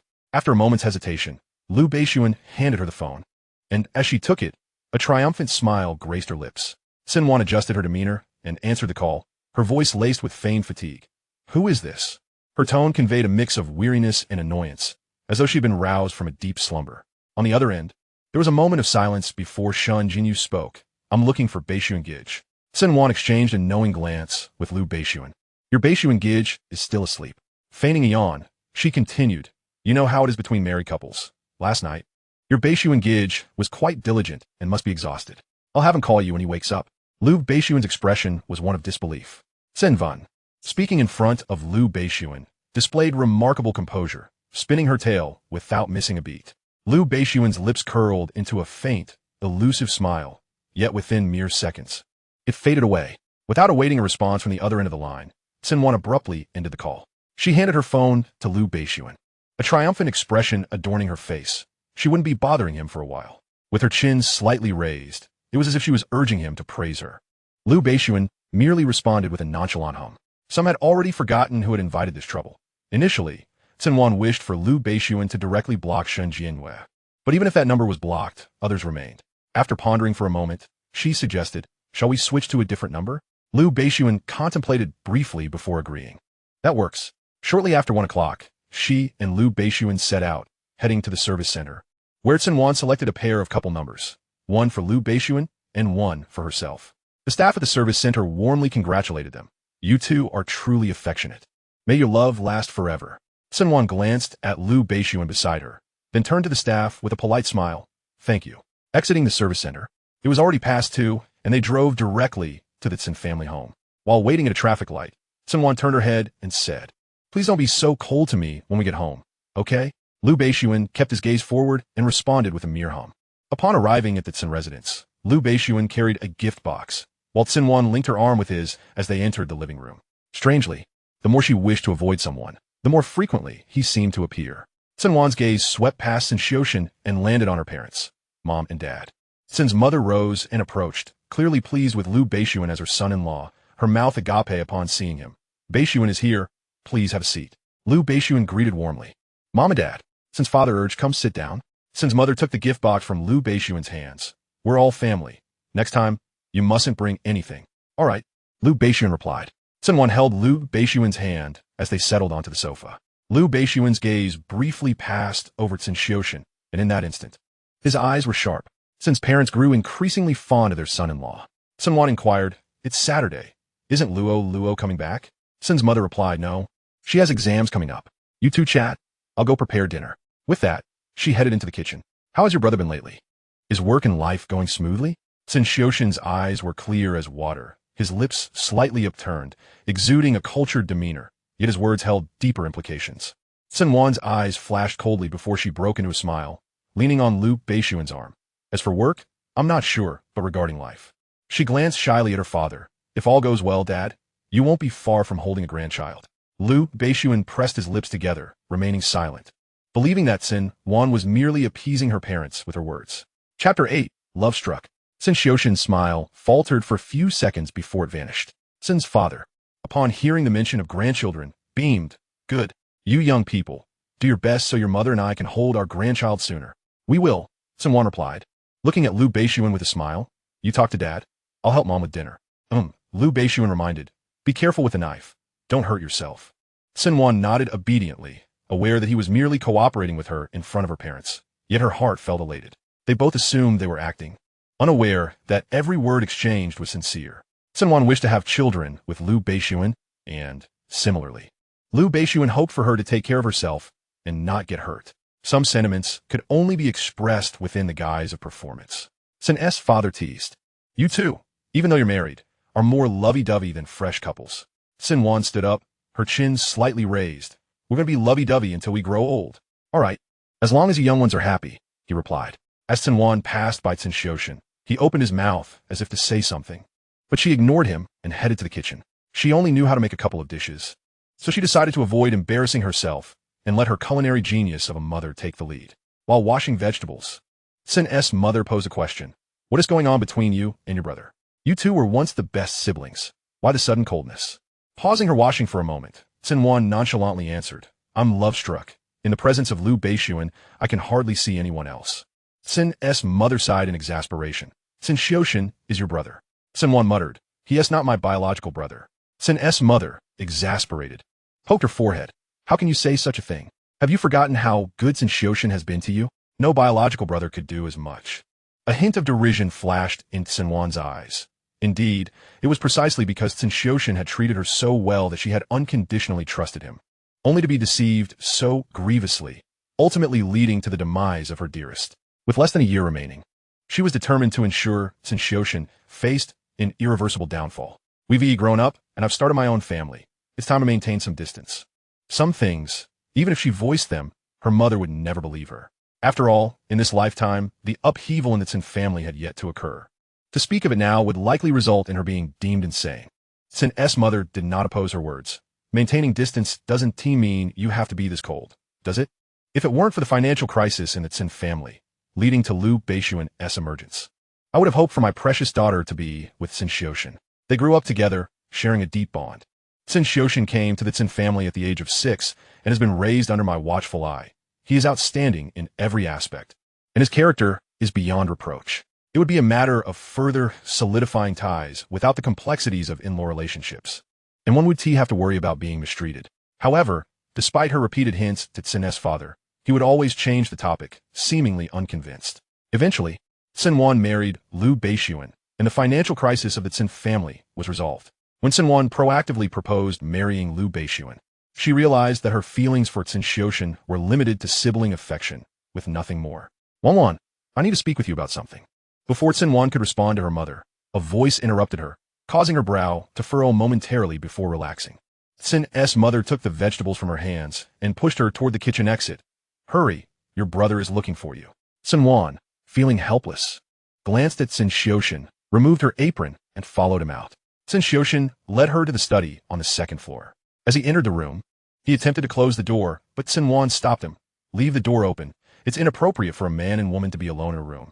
And I'm afraid Lu Beixun 1T find me otherwise. He hesitated, then withdrew his hand, maintaining his gentle demeanor. Wan, is there something going on with you lately? No, Cen Wan replied coldly. Have you fallen in love with Lu Beixun? Yes, I love him, very much, Cen Wan affirmed with unwavering conviction. Upon hearing this, Cen Xiaoshan's gaze towards her was filled with disappointment. Wan, have you forgotten what he did to the Cen family? From a moment he noticed the way Cen Wan looked at Lu Beixun in the living room. He understood that she was not acting. She had genuinely fallen for him. Cen Wan's lips curled slightly. The financial crisis of the Cen family has no evidence pointing to Lu Beixun. He is the only one capable of leaving no trace. No one else in the entire capital has such ability. You should be aware of this. Cen Xiaoshan argued vehemently. You cannot allow your feelings for him to make you forget that the Cen family was on the brink of bankruptcy just a month ago. Observing Cen Xiaoshan's righteous demeanor, one might mistakenly believe that Lu Beixun had committed unforgivable atrocities. In her previous life, she had been deceived in this very manner. Setting aside the lack of evidence, Cen Wan stated, even if it were truly Lu Beixun's doing, it was only his way of keeping me by his side. He has filled the financial gaps of the Cen family and even improved its economic standing beyond what it was before. My parents also like him. I don't see this as a problem. Cen Xiaoshan, agitated, pinched the bridge of his nose before suddenly grasping her shoulders, disappointment flooding his eyes. Cen Wan, can you please stop being so love-struck? I find myself profoundly disappointed in you. The term love-struck seems rather amusing when it escapes his lips. Cen Wan stepped back, evading his touch. Aside from Lu Beixun's refusal to have me, nothing could sever our bond. Even if he were to commit the most unforgivable act of domestic violence and take my life, I would accept it. Given Lu Beixun's inherent upbringing, he would never resort to such brutality. Should he truly harm me to the point of death, this life would merely be a debt I owe him. A repayment of sorts. And what of his infidelity? Cen Xiao's previously gentle demeanor vanished. You wouldn't leave him, would you? He wouldn't. Cen Wan's tone was resolute as she uttered this statement and turned to depart. only to find Lu Beixun standing in the doorway. When did he arrive? Cen Wan concealed the disdain and mockery in her eyes, offering him a sweet smile as she approached and linked her arm with his. When did you come?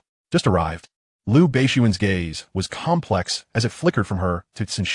Cen Wan assumed Lu Beixun was consumed by jealousy in their past life. He had silently endured much envy towards Cen. Shall we take a stroll in the backyard? Very well. What Cen Wan was unaware of was that he had overheard every word exchanged between her and Cen.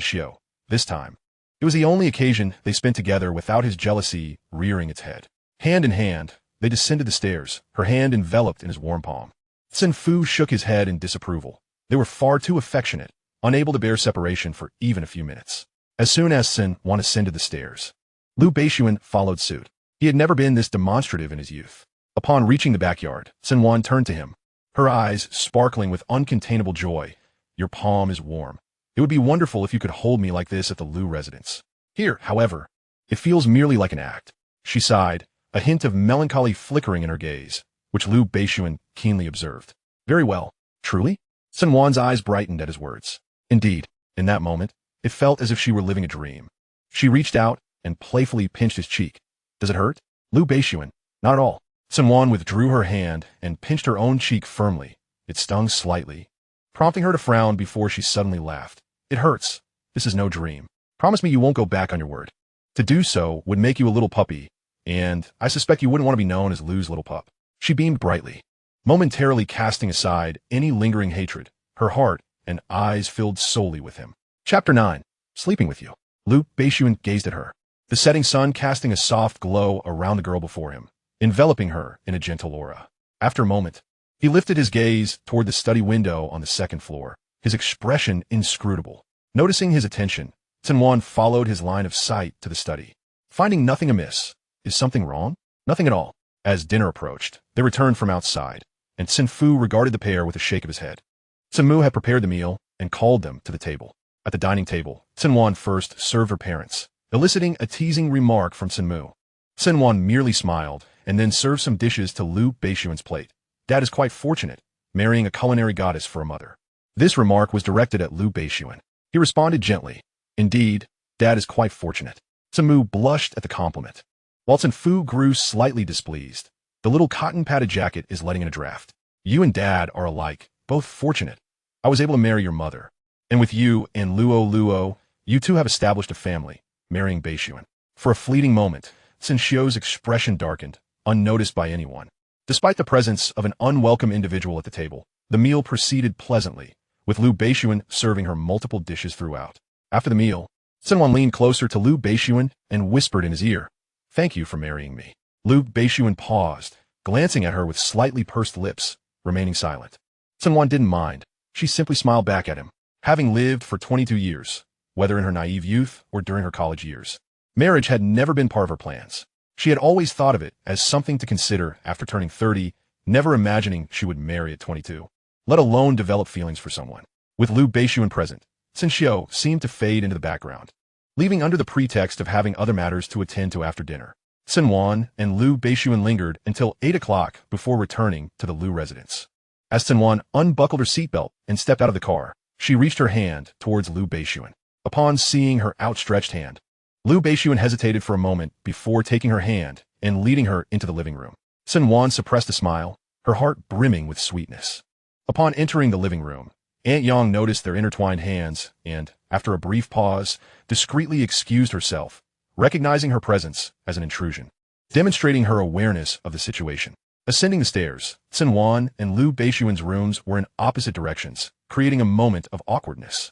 Cen Wan, feeling uneasy, tucked her hair behind her ear. I think I'll head to my room now. Immediately regretting her words, she wondered what she was holding back. Would modesty sustain her? Lu Beixuan's expression remained impassive. Very well. In that instant, Cen Wan wished to slap herself. Lu Beixuan stood still, seemingly waiting for her to make the first move. I think I'll just be a bit reserved. Cen Wan gathered her courage, tugging gently at the hem of his suit jacket. I want to sleep in your room. With you. Was it really so difficult to voice? If only she had said so sooner. This was what she truly desired. Without taking the initiative, there'd be no story, nor any incidents to speak of. Noticing Lu Beixuan's silence, she cautiously inquired with a subtle tremor in her voice. May I? Brother. The moment the word brother slipped from her lips, goosebumps prickled her skin, yet she suppressed it. After all, they say men cannot resist the sweetness of such a term. Cen Wan's voice was typically soft, and now, with a delicate tone, it resonated with Lu Beixun, sending a shiver down his spine. Seeing her hopeful gaze, he inexplicably acquiesced. At that moment, gazing at the soft girl before him, he forgot that in a year's time, they were destined for divorce. He had been striving to maintain distance, allowing her freedom. Yet, once she pouted and looked at him with those pitiful eyes, he found himself surrendering completely. He could never harden his heart against her, whether in the past or the future. Having prepared himself for rejection from Lu Beixun, he was taken aback by how potent that single word was, causing her to leap in excitement, wrapping her long legs around his slender waist. "Brother, you are so wonderful." This time, she did not soften her voice. Unbeknownst to her, that straightforward declaration touched Lu Beixun far more than the previous soft-spoken attempt. It felt like a gentle feather brushing against his heart. And fearing she might lose her grip and fall, he instinctively reached out to support her leg. Yet before he could make contact, Cen Wan hopped down from him, a flicker of disappointment flashing across his dark eyes. No locking the door, Cen Wan smiled radiantly. "I'm just going to my room to grab a set of pajamas." In truth, at that moment, she was not concerned about him locking the door. With her spirits soaring, she bounced back to her room, mirroring a school child joyfully returning home from school, humming an unknown tune. Watching her cheerful retreat, Lu Beixun's lips curled up slightly. It appeared she had truly changed so much. Once she entered her room, he turned to head back to his own. Cen Wan, upon reaching her room, took over 10 minutes. She did not merely retrieve a set of pajamas. She brought several outfits, including daily wear, and moved them into his room. When she arrived at his room, he was in the bathroom, providing her the opportunity to return and organize her toiletries and skincare products, especially her perfume, which was indispensable. During Lu Beixun's time in the bathroom, Cen Wan transformed his room as if she were relocating an entire household, leaving only the furniture behind. However, his bedroom is quite spacious, fully capable of accommodating the furniture that has been moved in without appearing cluttered. After making numerous trips back and forth, her stamina waned, and she found herself seated at the edge of the bed, gasping for breath.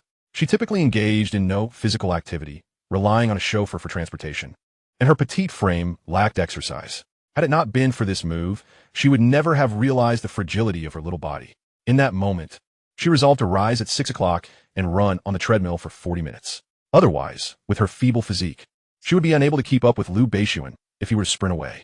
Lying on the bed, she sighed silently, as if merely exercising would enable her to catch up, though she knew she could at best only struggle a little. Suddenly, a thought struck her, and she bolted upright from the bed. If she recalled correctly, Lu Beixun would go to the gym after waking up. Wasn't this an opportunity she must seize? When Lu Beixun emerged from the bathroom and noticed her clothes strewn across the bed, he paused momentarily. Cen Wan followed his gaze, well aware that Lu Beixun not only had a penchant for cleanliness, but also exhibited obsessive-compulsive tendencies. The room must be impeccably tidy, with only the pillows and blankets remaining on the bed. Fearing his displeasure, she hurriedly exclaimed, "I'll tidy up right away." Lu Beixun approached and naturally dried his hair with a towel. A few droplets of water lingered on his neck, and, as he spoke, his Adam's apple moved enticingly, a sight that was utterly captivating to Cen Wan. It felt as though he were tempting her to transgress. Vivid scenes flashed through her mind, and she shook her head, desperately in need of a stain remover. "I'll take a shower first. I'll clean up afterward." After speaking, Cen Wan hastily grabbed a set of sleepwear and fled to the bathroom, shutting the door behind her. When she finally emerged from the bathroom, the chaos she had created in the bedroom was restored to order, and she blinked in surprise. My clothes! A sudden, unsettling thought crossed her mind. What if they had been discarded?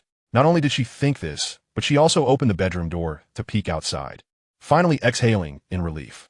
Upon closing the door and turning around, she was met with Lu Beixun's puzzled gaze, leaving her momentarily at a loss for words. While she pondered her response, Lu Beixun spoke first. "The sleepwear is in the wardrobe. The rest is in the closet." Cen Wan was taken aback. He was giving his tacit approval for her to spend the night in his bedroom. "Thank you. It was quite nice." Sharing a bed made things more convenient. Not that it was merely about convenience, but rather to foster their relationship. She moved closer and perched on the edge of the bed, asking, "You won't be going to work again, will you?" She feared Lu Beixun might retreat to his study to work until dawn, much like the previous night. "I won't," he replied lazily, leaning against the headboard, a hint of fatigue evident in his eyes, as he had not rested well the night before. Unlike the previous evening, Lu Beixun did not turn his back to her. They lay side by side, with a distance of one person between them. The floor lamp was positioned on Cen Wan's side, and she softly said, "I'll turn off the light." She glanced at Lu Beixun, the warm light casting a gentle glow on his sharp features, softening his visage. Lu Beixun responded with a faint mm. Cen Wan reached out to switch off the floor lamp, plunging the room into dimness, allowing only the outline of his profile to be discernible. Then, recalling the matter at hand, she turned to face Lu Beixun. "Are you going to sleep? Is there something on your mind?" His tone was calm, his voice low and resonant in the darkness. "If you're going to work out tomorrow morning, could you kindly wake me?" She awaited Lu Beixun's reply, knowing she had never possessed the habit of rising at 6 o'clock. Even when unable to sleep, she would often scroll on her phone until it was time for breakfast. For someone afflicted with laziness, rising early each day required a degree of determination that she often lacked. Fortunately, the gym was just on the 3rd floor, so she wouldn't have to venture outside, which made it somewhat easier. Lu Beixun replied, "If you can get up, then yes." "I can," someone insisted. "Just remember to call me." Lu Beixun affirmed. "Sleep now." Cen Wan obediently replied with an her mind racing with thoughts, unable to feel any fatigue as she gazed at his vague silhouette while listening to his steady breathing. She mused that he must have drifted off to sleep. Gently shifting closer to him, she inhaled the scent of his body wash, her heart fluttering with the desire to embrace him. What should she do? Testing the waters. She attempted to wrap her arms around his waist, but hesitated. After several attempts, she ultimately relinquished the idea, fearing she might disturb his slumber, especially since he had hardly rested the night before. As she withdrew her hand, it was suddenly clasped by someone. Startled, Cen Wan instinctively jumped. The grip on her wrist tightened slightly, causing her to tumble into Lu Beixun's embrace, an arm now encircling her neck. The hand that had held her wrist released and wound around her slender waist, bringing them face to face. Resting her head on his arm, the proximity allowed her to hear the steady rhythm of Lu Beixun's heartbeat. "Be good and sleep," he murmured in a low, melodic voice. In the darkness, Cen Wan blinked, finally realizing that he had not fallen asleep. She called his name softly, "Lu Beixun." "Good night." Cen Wan stifled a laugh, wrapping her arms around his waist, finding this to be the most secure and comforting position. So at ease was she that it wasn't long before she succumbed to a deep slumber in Lu Beixun's embrace. However, her peaceful rest was soon interrupted by a nightmarish vision. Beads of sweat formed on her forehead, and the hair at her temples became damp. Her small face contorted in distress, pallid as fear consumed her. In her dream, Lu Beixun was not dead. He confronted her coldly, questioning why she did not trust him, why she would wish him dead. His dark eyes were filled with disdain and deep-seated hatred as he declared that in another life, he never wished to encounter her again. With that, he turned away, leaving her with a resolute back. She wanted to call his name, to chase after him, but no sound escaped her lips, and her feet felt weighted, unable to move as she helplessly watched him leave. Once he was gone, she found herself trapped in an abyss of darkness, devoid of direction or light, unable to be reached by others or to escape herself. Terror coursed through her nerves, and she crouched down, hugging herself as she trembled. "Cen Wan, wake up!" Lu Beixun sensed her distress, his brow furrowing as he gently called her name. "Wake up." Cen Wan, brows tightly knit, clutched the blanket, unable to hear his voice, ensnared in her suffering as she murmured incessantly, "Don't go. I'm scared. It's so dark here, Lu Beixun, don't leave me." Her voice became choked with emotion. "Lu Beixun, I know it wasn't you who harmed my parents and sister. I truly know my mistakes now." Upon hearing this, Lu Beixun's expression shifted, emotions swirling in his eyes. Cen Wan transitioned from a choked sob to an uncontrollable cry, her lips incessantly uttering apologies. Lu Beixun was jolted back to reality, gripping her shoulders and gently shaking her. Wan, wake up. You're having a nightmare. I haven't left.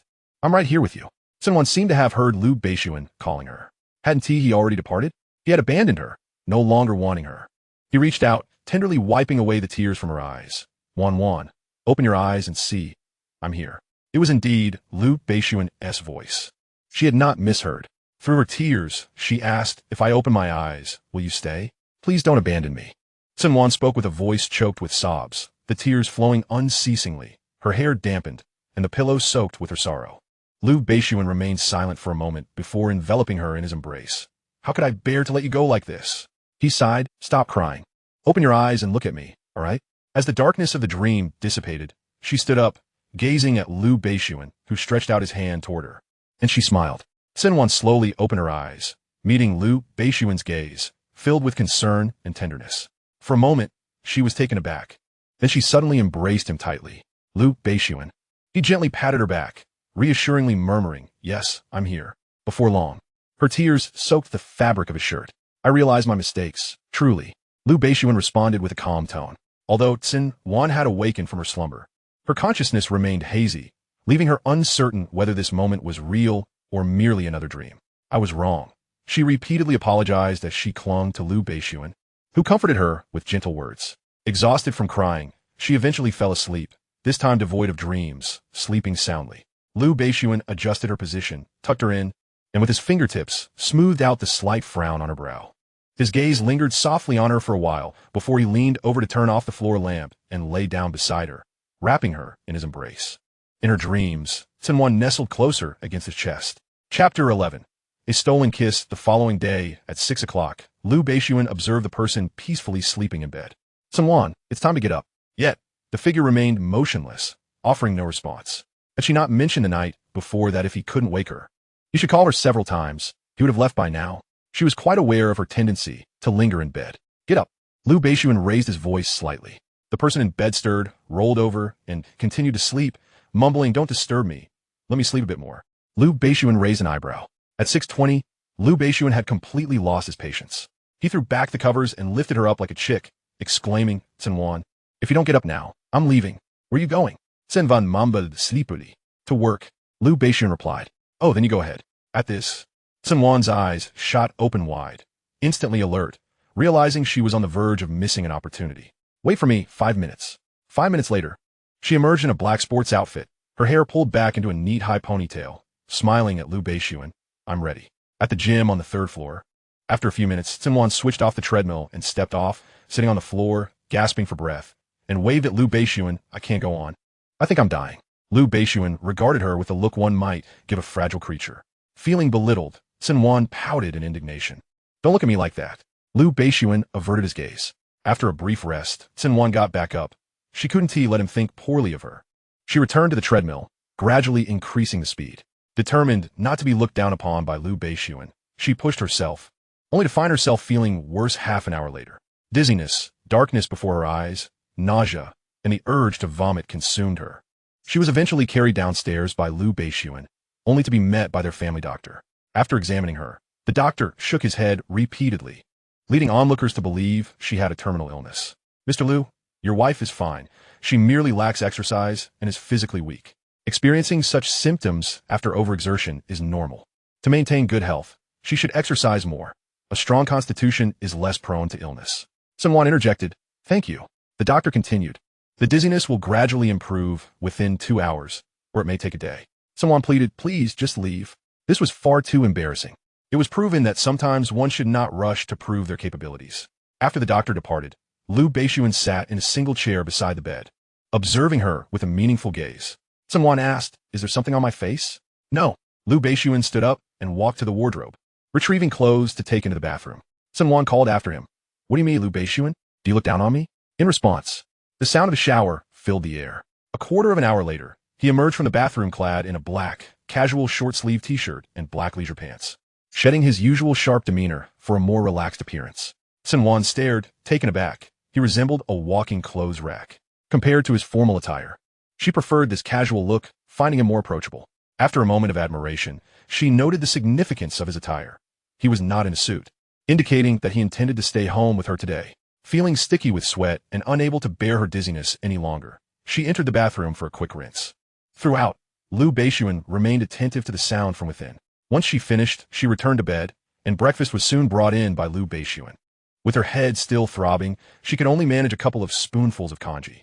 Lu Beixun picked up the bowl from the bedside table, scooping a spoonful and bringing it to her lips. "Eat a bit more." Suppressing the urge to scream internally, Cen Wan accepted the food from his hand, consuming the congee. This marked the first time he had fed her since her rebirth. He still loved her and cared for her, didn't he? Did he? Ha. Had Lu Beixun possessed the ability to read minds, he would surely have heard the echoes of her laughter. Despite her lack of appetite, under Lu Beixun's considerate feeding, she finished the congee. After he departed with the bowl, leaving her alone in the room, Cen Wan reminisced about last night's dream, faintly recalling Lu Beixun's soft words of comfort. After a while, he returned with a cup of warm water, placing it in her hand. "Drink some water."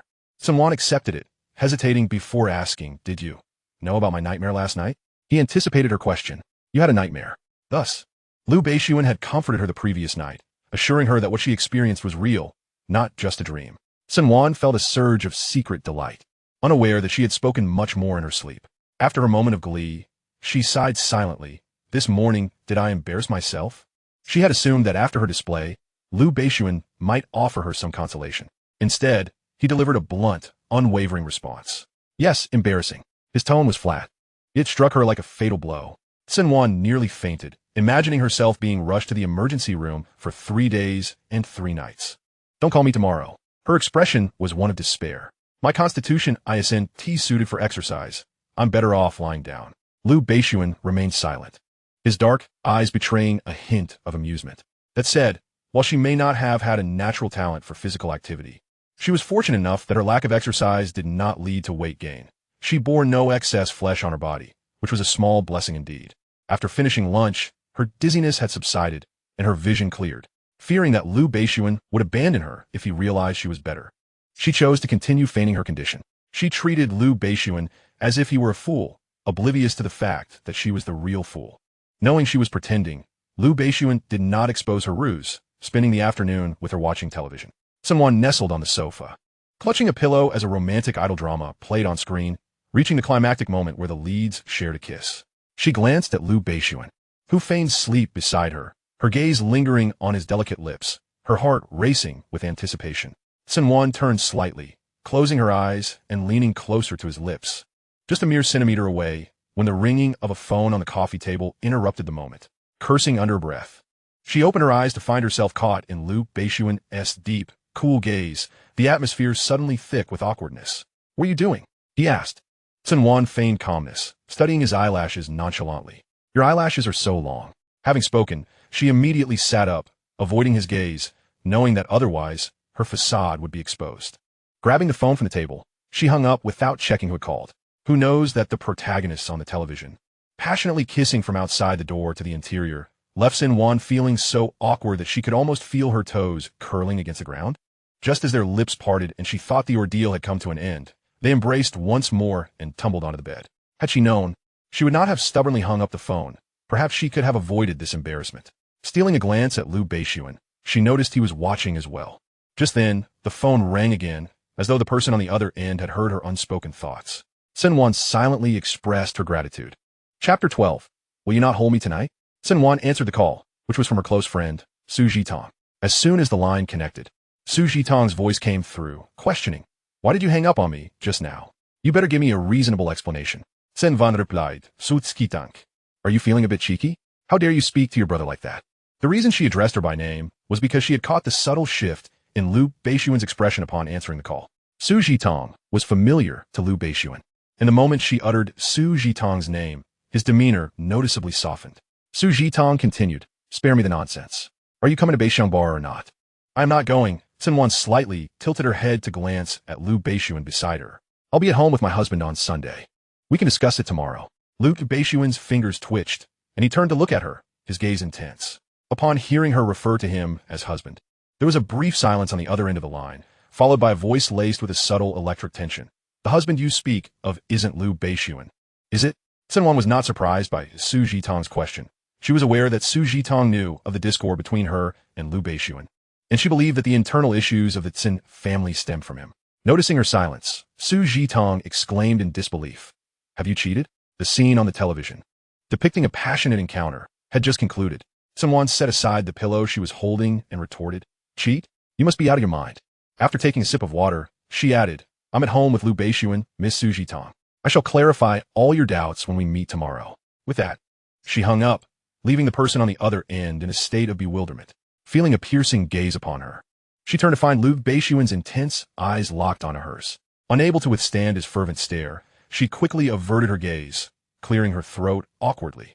Realizing that she ought to say something, she candidly confessed, "Indeed, I was thinking of stealing a kiss from you." Before Lu Beixun could respond, she directed her attention back to the television to continue watching the drama. To her surprise, after a few moments, he coolly uttered 3 words, "I know."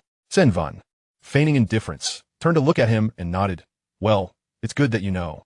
Only she was aware of the tumultuous fluttering in her heart at that moment. As her gaze returned to the screen, her lips curving into a smile.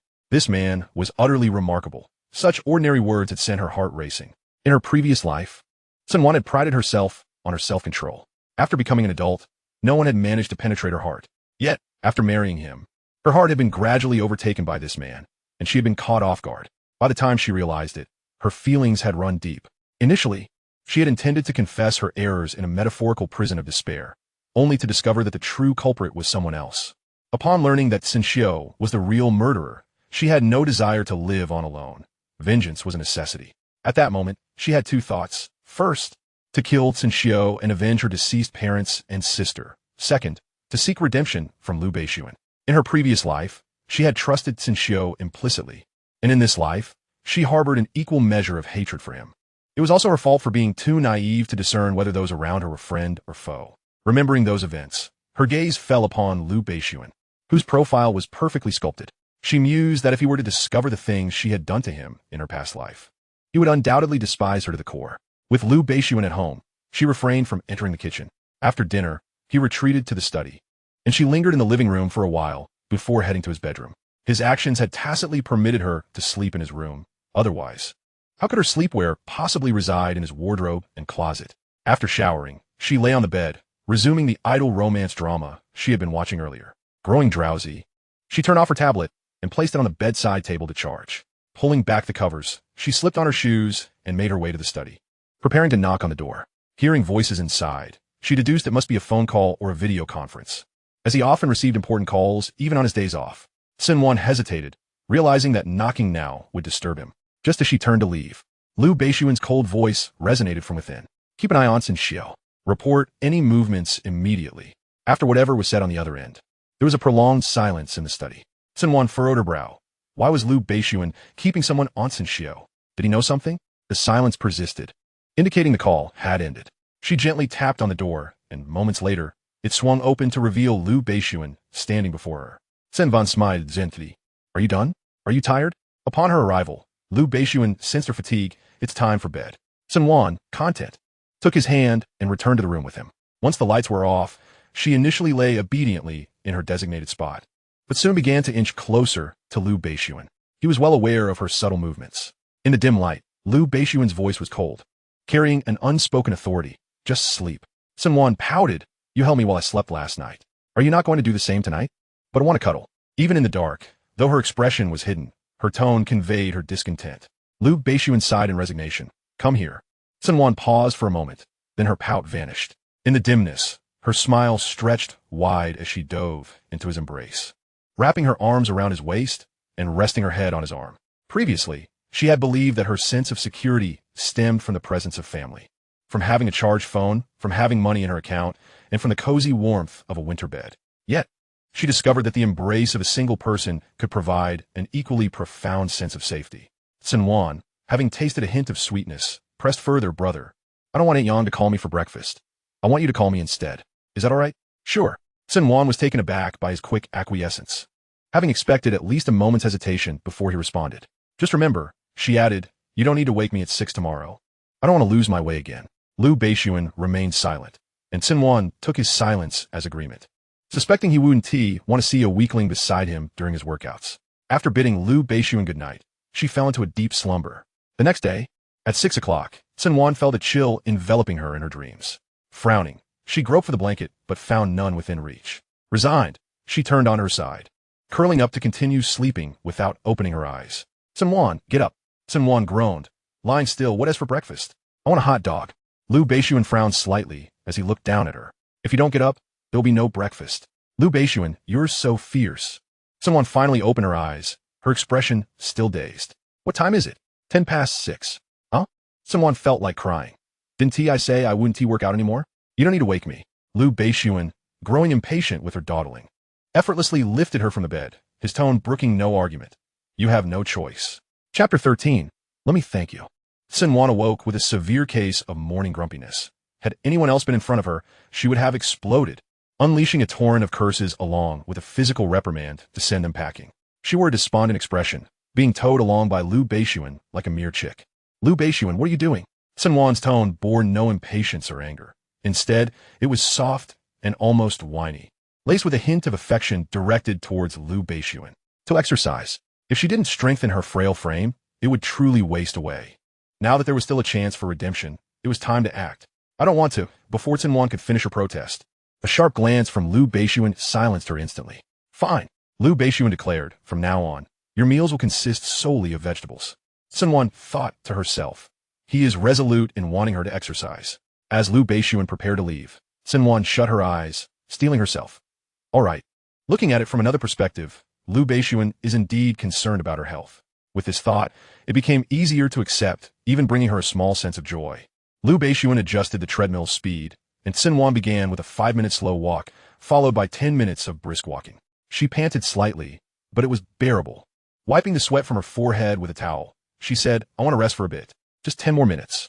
Lu Beixun increased the treadmill's speed from brisk walking to a slow jog. Cen Wan felt like crying. She truly was in a pitiful state.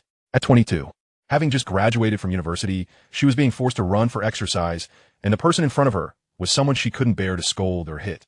Not even utter a harsh word to. What could she do but run with tears in her eyes? While jogging, she asked, why aren't you running? To supervise you. Looking at Lu Beixun, Cen Wan was reminded of her physical education teacher from university, though he was undeniably more handsome. She mused that if Lu Beixun had been her PE teacher, standing at the finish line, perhaps she would have taken over 8 minutes to complete the 800-meter run. In those final meters, she crawled across the finish line. Always conscious of her image at school, she couldn't care less at that moment. She fainted on the spot after reaching the finish line and was taken to the infirmary. Little did she know, Lu Beixun had been present, witnessing everything, and it was he who had brought her to the infirmary. Lu Beixun had always understood that girls raised in affluence tended to be quite delicate, but he had never anticipated that Cen Wan would be so fragile. After jogging for 10 minutes, Cen Wan turned off the treadmill, but Lu Beixun halted her. Slowing the speed down, walk for a minute. With a deep sigh, Cen Wan thought that having already run for 10 minutes, one more minute wouldn't hurt. After finishing, she sprawled out on the yoga mat in a starfish position. Aside from fatigue, she felt no discomfort, unlike yesterday. Teacher Lu, I suppose I need to do this tomorrow? Maintain this exercise frequency for a week.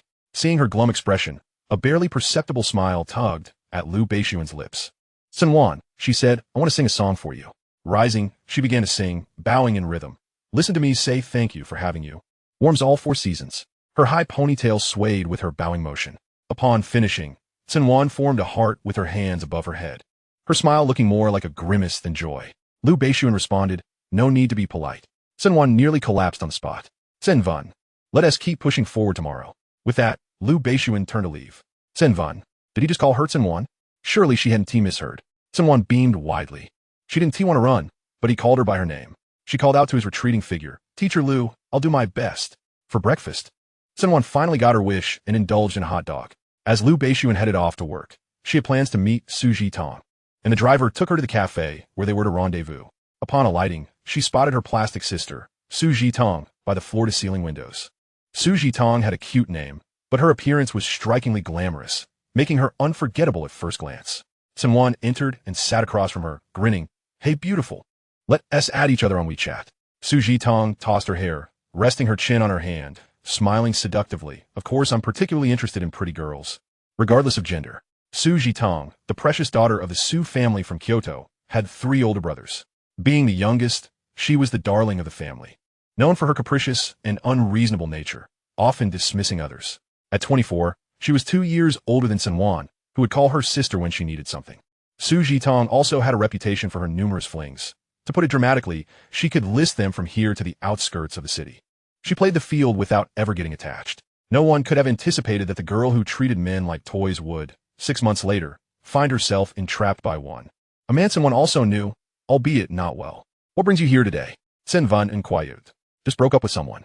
Su Jitong Guin, Besai. Those men can't compare to you. Su Jitong, I advise you to tone it down. Cen Wan laughed. What goes around comes around. Fortunately, the outcome is good, so I'm not worried. I don't believe in that nonsense, Su Jitong remarked, eyeing her. Cen Wan, don't you feel guilty saying that? You've certainly made things difficult for your man. Cen Wan lowered her gaze to the coffee on the table. I've already faced my reckoning. Yes, I've troubled him, and I regret it. Now I just want to love him properly. Are you serious, sister? What has happened to you?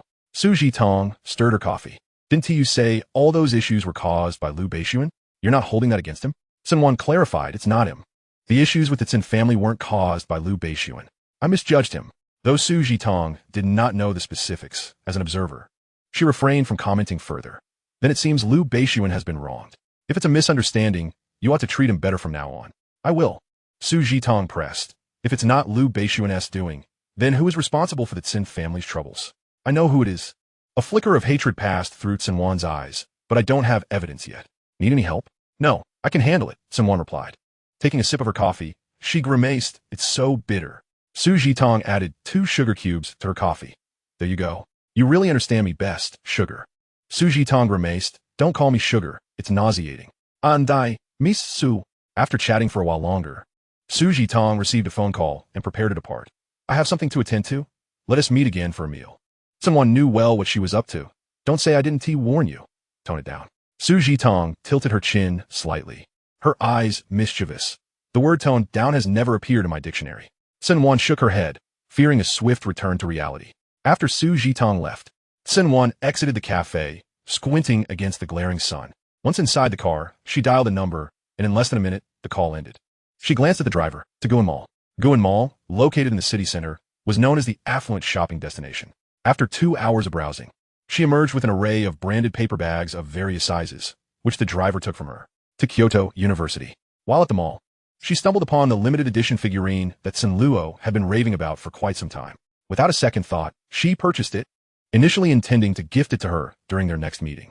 However, realizing that Cen Luo had been exceedingly busy and likely wouldn't return home for nearly a month, she decided to deliver the surprise directly to the school.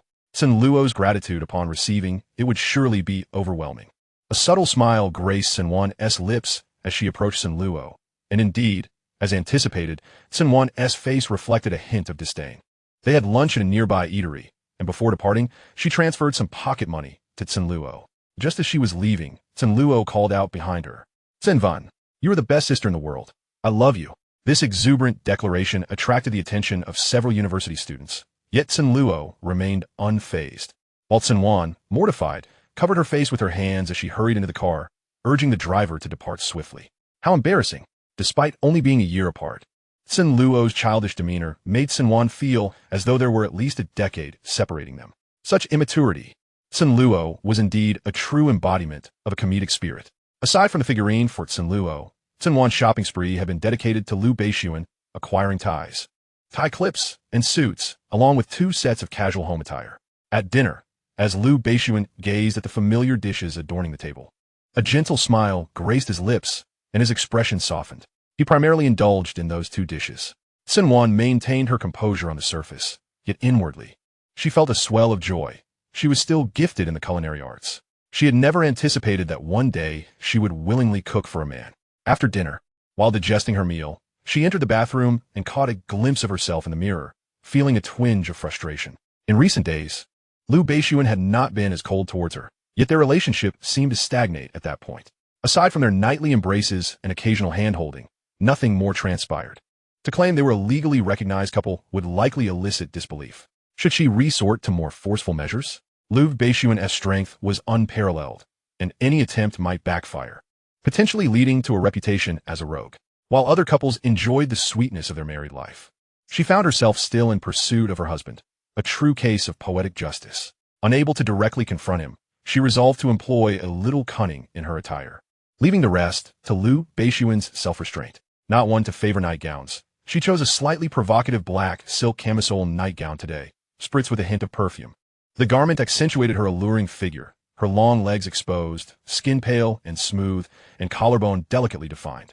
Her hair cascaded over her shoulders as she scrutinized herself in the mirror. Lu Beixun lounged against the headboard, and when he noticed her emergence, his gaze lingered on her for a few seconds before he impassively averted his eyes. Cen Wan felt a pang of disappointment. However, had she examined closely, she would have detected a fleeting moment of astonishment in his dark eyes. She settled next to him, leaning in so that her soft strands brushed against his arm, and sweetly asked, "Do you like my new limited edition perfume?" Her innocent smile made it seem as though she was genuinely inquiring about the fragrance. The low neckline of her nightgown subtly hinted at her curves, prompting Lu Beixun to swallow hard and distance himself from her, muttering, "It smells nice." He refrained from looking at her further, his expression restrained as he stood up and announced, "I'm going to shower." With that, he strode into the bathroom, leaving her bewildered as the door clicked shut.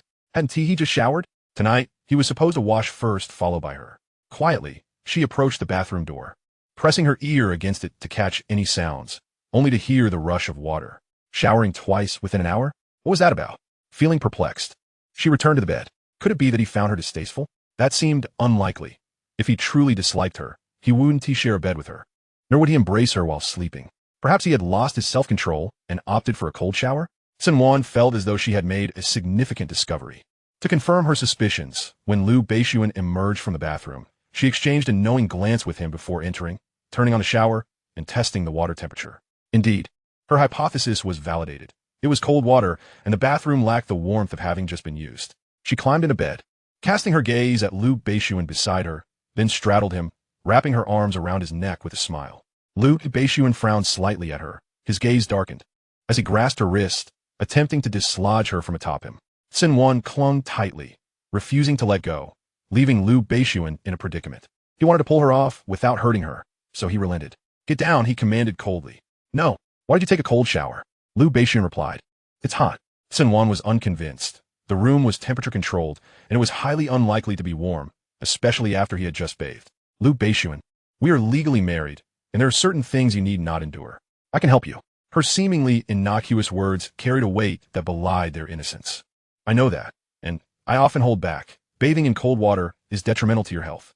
Lu Beixun. Cen Wan blinked innocently. "So, don't take cold showers anymore. Do you understand what I mean?" Having been so straightforward, it would be excessive not to grasp her intent. Lu Beixun. He fell silent. Cen Wan waited patiently for a response, yet he remained mute. Did he comprehend, or was he simply pretending not to? Surely, her words were clear enough. This man couldn't possibly have such poor comprehension skills. That seemed improbable. "Did you understand?" she inquired. The proximity between them allowed Lu Beixun to catch a whiff of her floral scent, and unbeknownst to her, she was unwittingly alluring. His brows furrowed slightly, his dark eyes betraying a hint of restraint. Lu Beixun finally spoke, his thin lips parting. "Just go to sleep." In an instant, Cen Wan's spirits plummeted. He wasn't confused. He was feigning ignorance, simply unwilling to accept her. Sliding off Lu Beixun, she couldn't help but murmur wistfully, "I'm your legally recognized wife, not just anyone." Lu Beixun was well aware that at certain events not transpired, he would have unhesitatingly pinned her beneath him, but he could not do so now. He was uncertain if she would change her mind again. Originally, he had intended to let her go. Chapter 15, I Forgive You. Cen Wan merely expressed her discontent, and thereafter refrained from revisiting the topic, unwilling to harbor anger towards him. She had always intended to take things slowly, as long as she could remain by his side.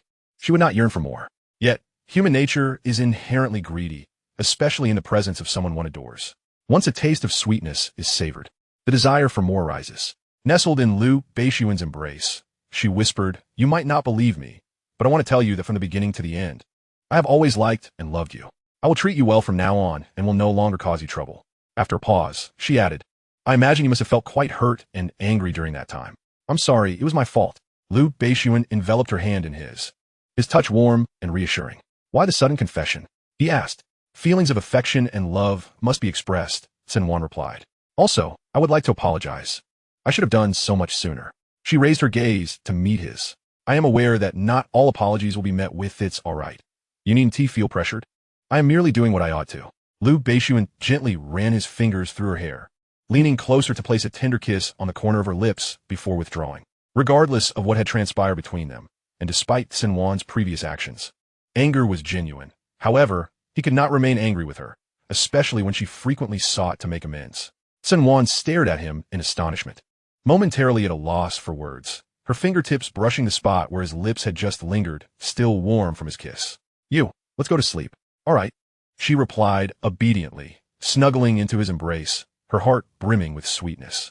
She knew that Lu Beixun had kissed her, yet she remained unaware of the deeper significance behind that gesture. "I have forgiven you." For several consecutive days, Cen Wan has been free from nightmares. Perhaps she has gradually acclimatized to her reborn life, or perhaps it is because he is by her side. The presence of the two of them alleviates her fears. All her trepidation stems from the dread of losing him once more. Having experienced such anguish before, she understands the pain too well. Thus, she cannot afford to lose him again, no matter the cost. At 6:10, Lu Beixun called out several times. Yet the person in bed did not open her eyes, merely turning over to continue her slumber. Lu Beixun gazed down at her for a few seconds before decisively pulling the covers away, yet the sight that greeted him rendered him momentarily speechless, prompting him to cover her back up. Cen Wan's nightgown had slipped up to her belly. Lu Beixun's jaw tightened. "Cen Wan, get up." He wrapped her in the blanket and compelled her to sit upright. Cen Wan, still in a daze, was reluctant to open her eyes even after sitting up, pleading, "Teacher Lu, please spare the child, won't you? The child truly lacks athletic prowess." Lu Beixun replied, "Would you prefer to eat vegetables 3 times a day?" "Of course not." "I'll give you 5 minutes. If you don't want to, then get up." Cen Wan thought to herself, forced to exercise the next day. The child wishes to return home to find her mother. Running today was not as arduous, nor was it as tiring. Her breath was not as labored as before. After breakfast, Lu Beixun departed for work, while Cen Wan returned home to learn cooking from Simu.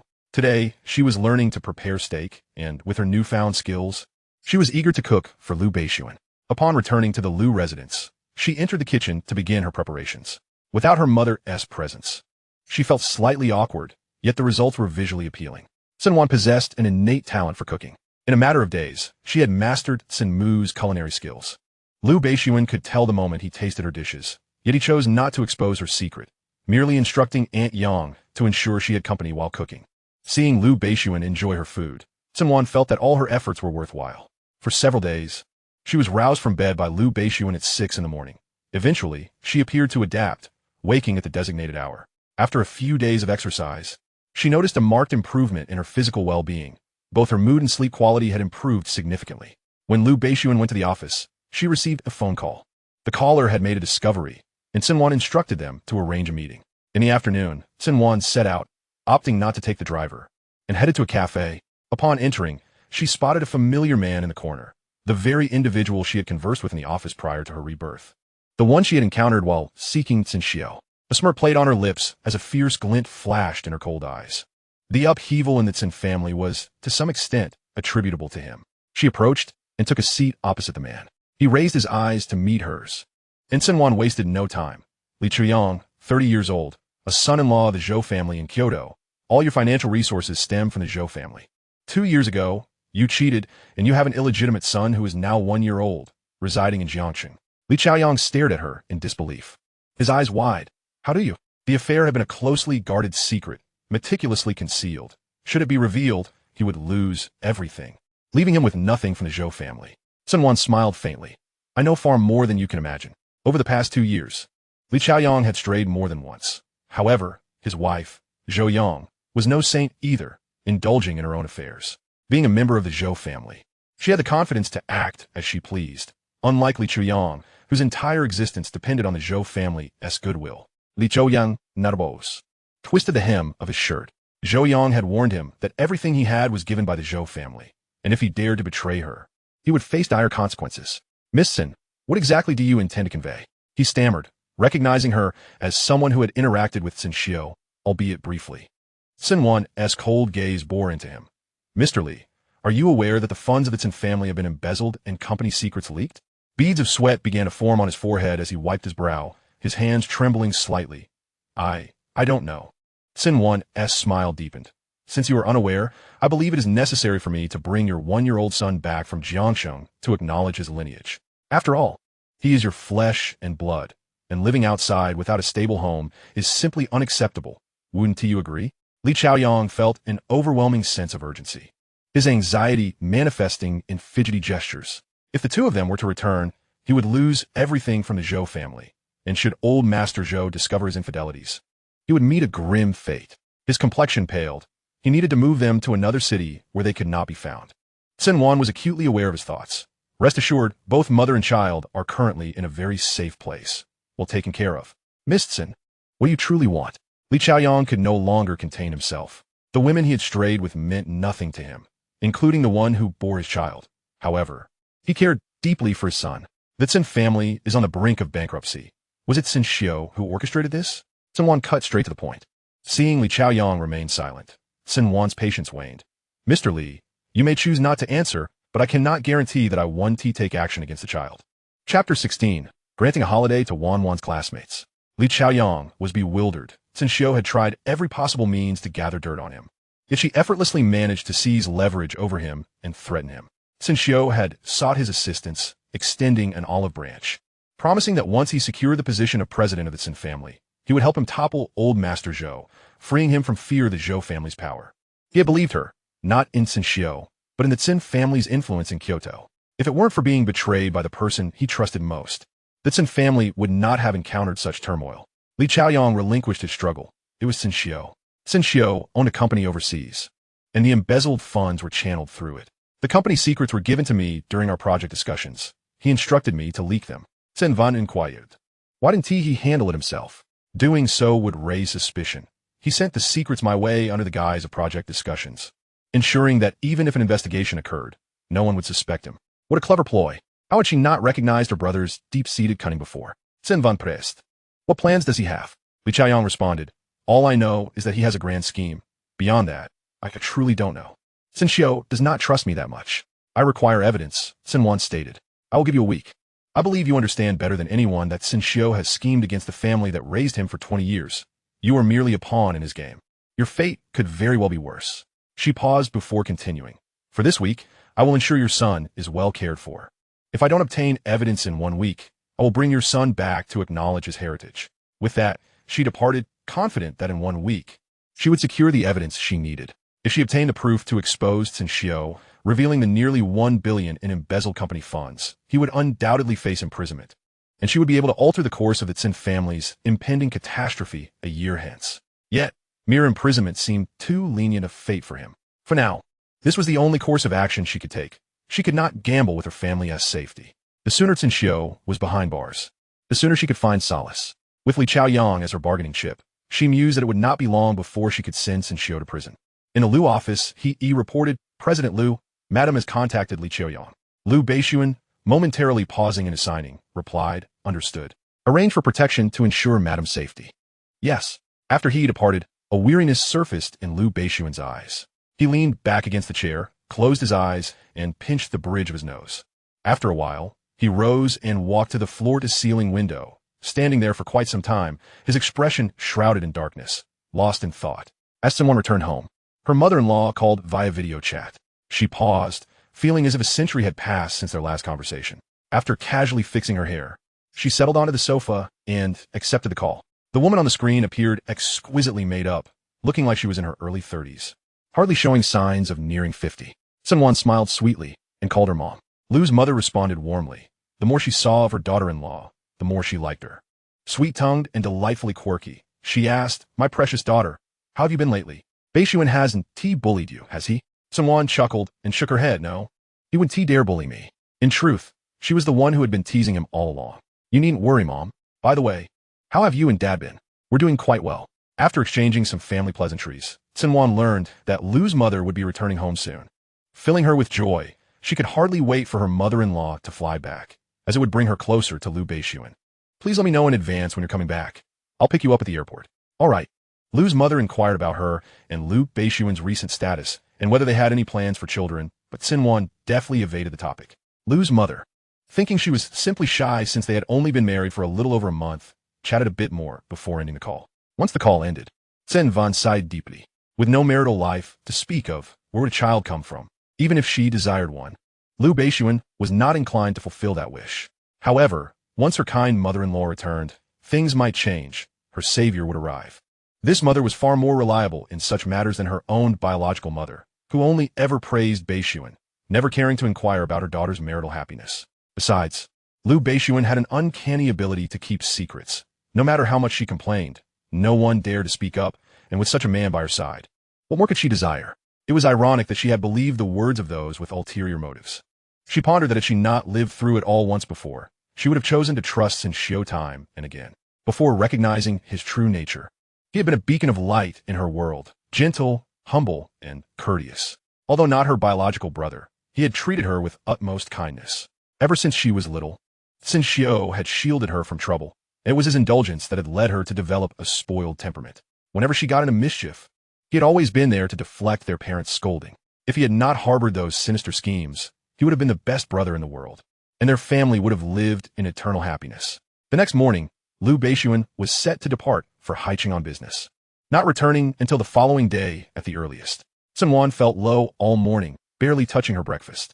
The thought of spending the night alone in the vast villa sent a chill through her. She dreaded the days without Lu Beixun.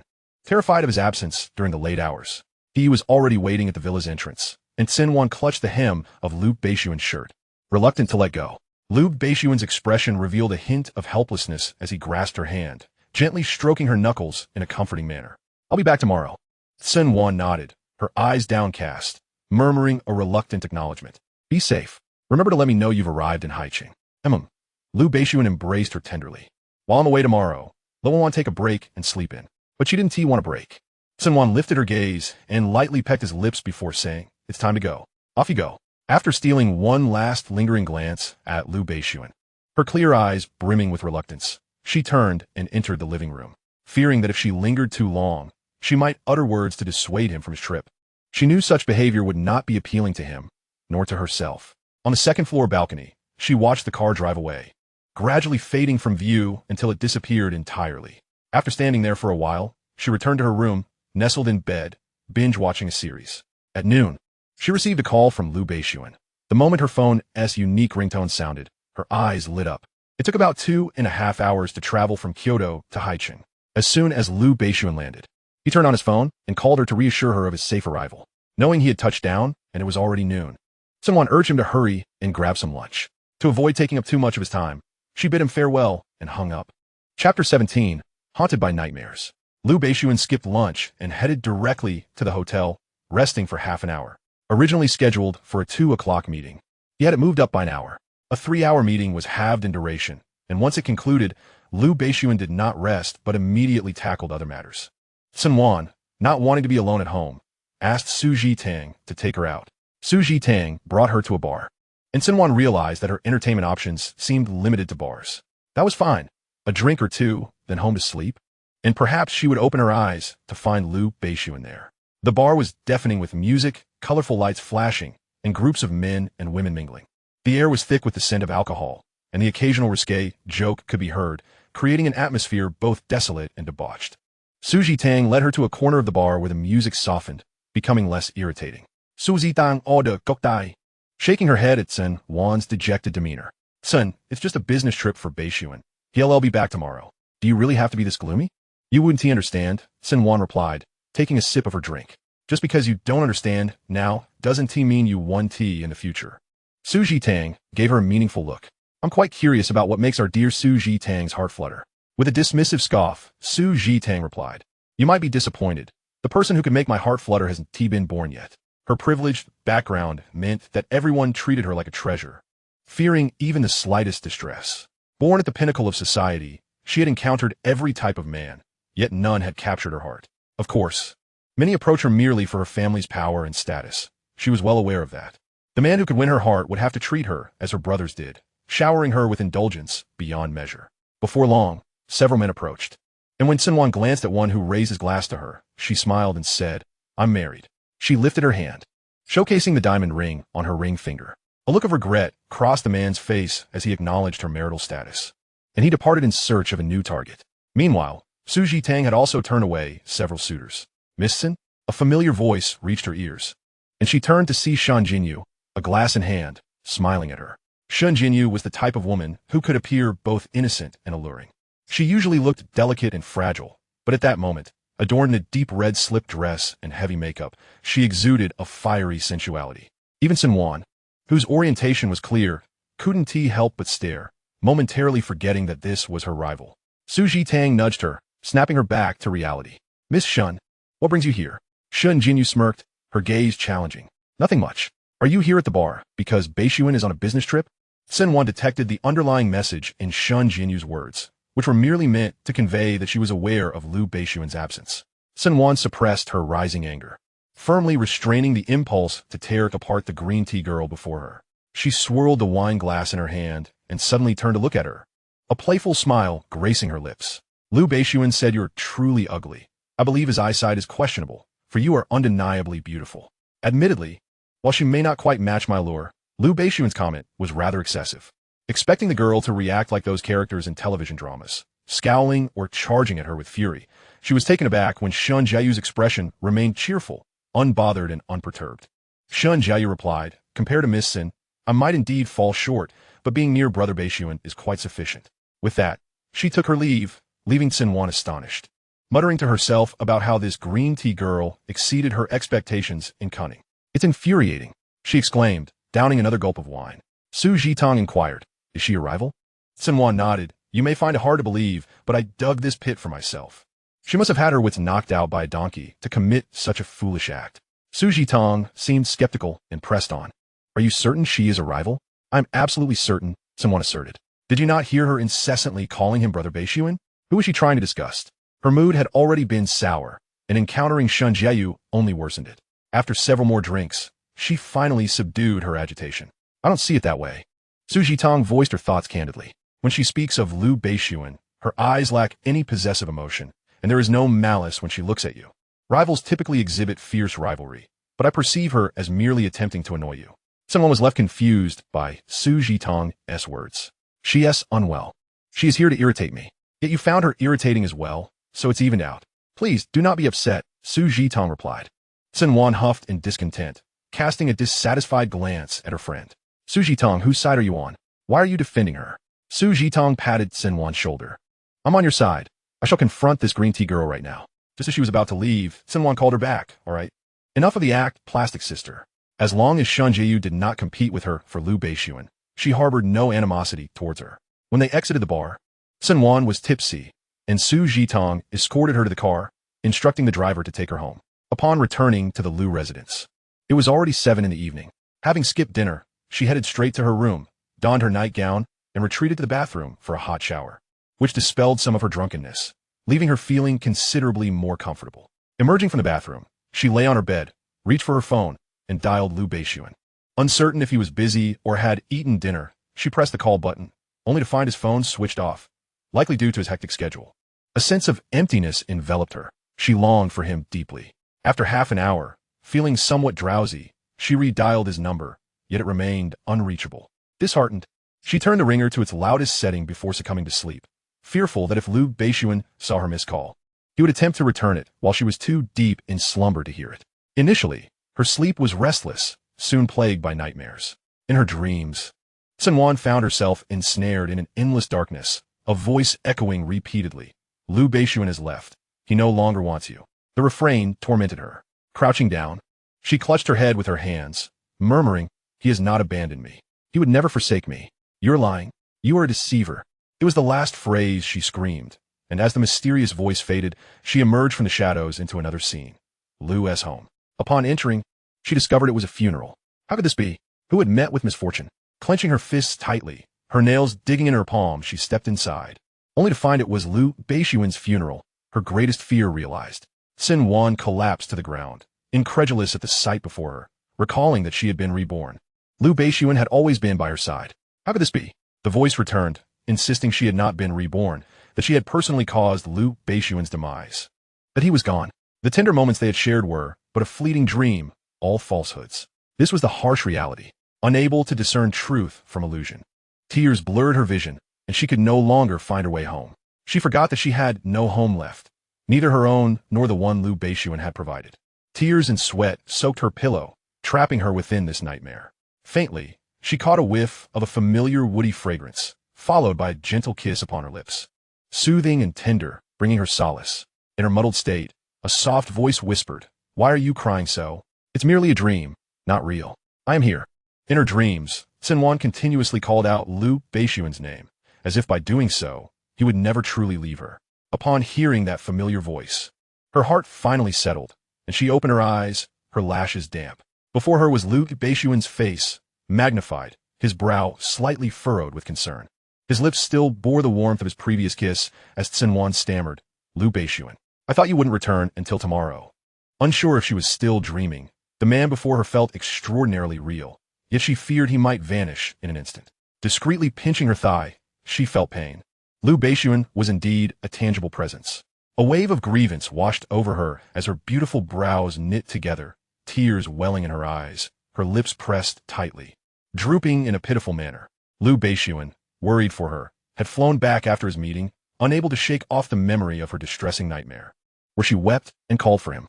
Upon landing, He saw her missed call and contemplated returning it, but feared he might disturb her slumber. Gently wiping away the tears from the corners of her eyes, his voice low and weary, he reassured her, "There is someone at home who is quite worrisome. I will return once I have settled everything." He had just arrived home, still dressed in his travel clothes, when Cen Wan flung herself into his embrace, tightly wrapping her arms around his waist. "I had a nightmare. Hold me, please, hold me tighter. I'm scared." Her voice was thick with emotion, heavy with the remnants of her recent tears. Lu Beixun lowered his gaze, tightening his grip around her, soothing her back with gentle strokes, whispering comforting words.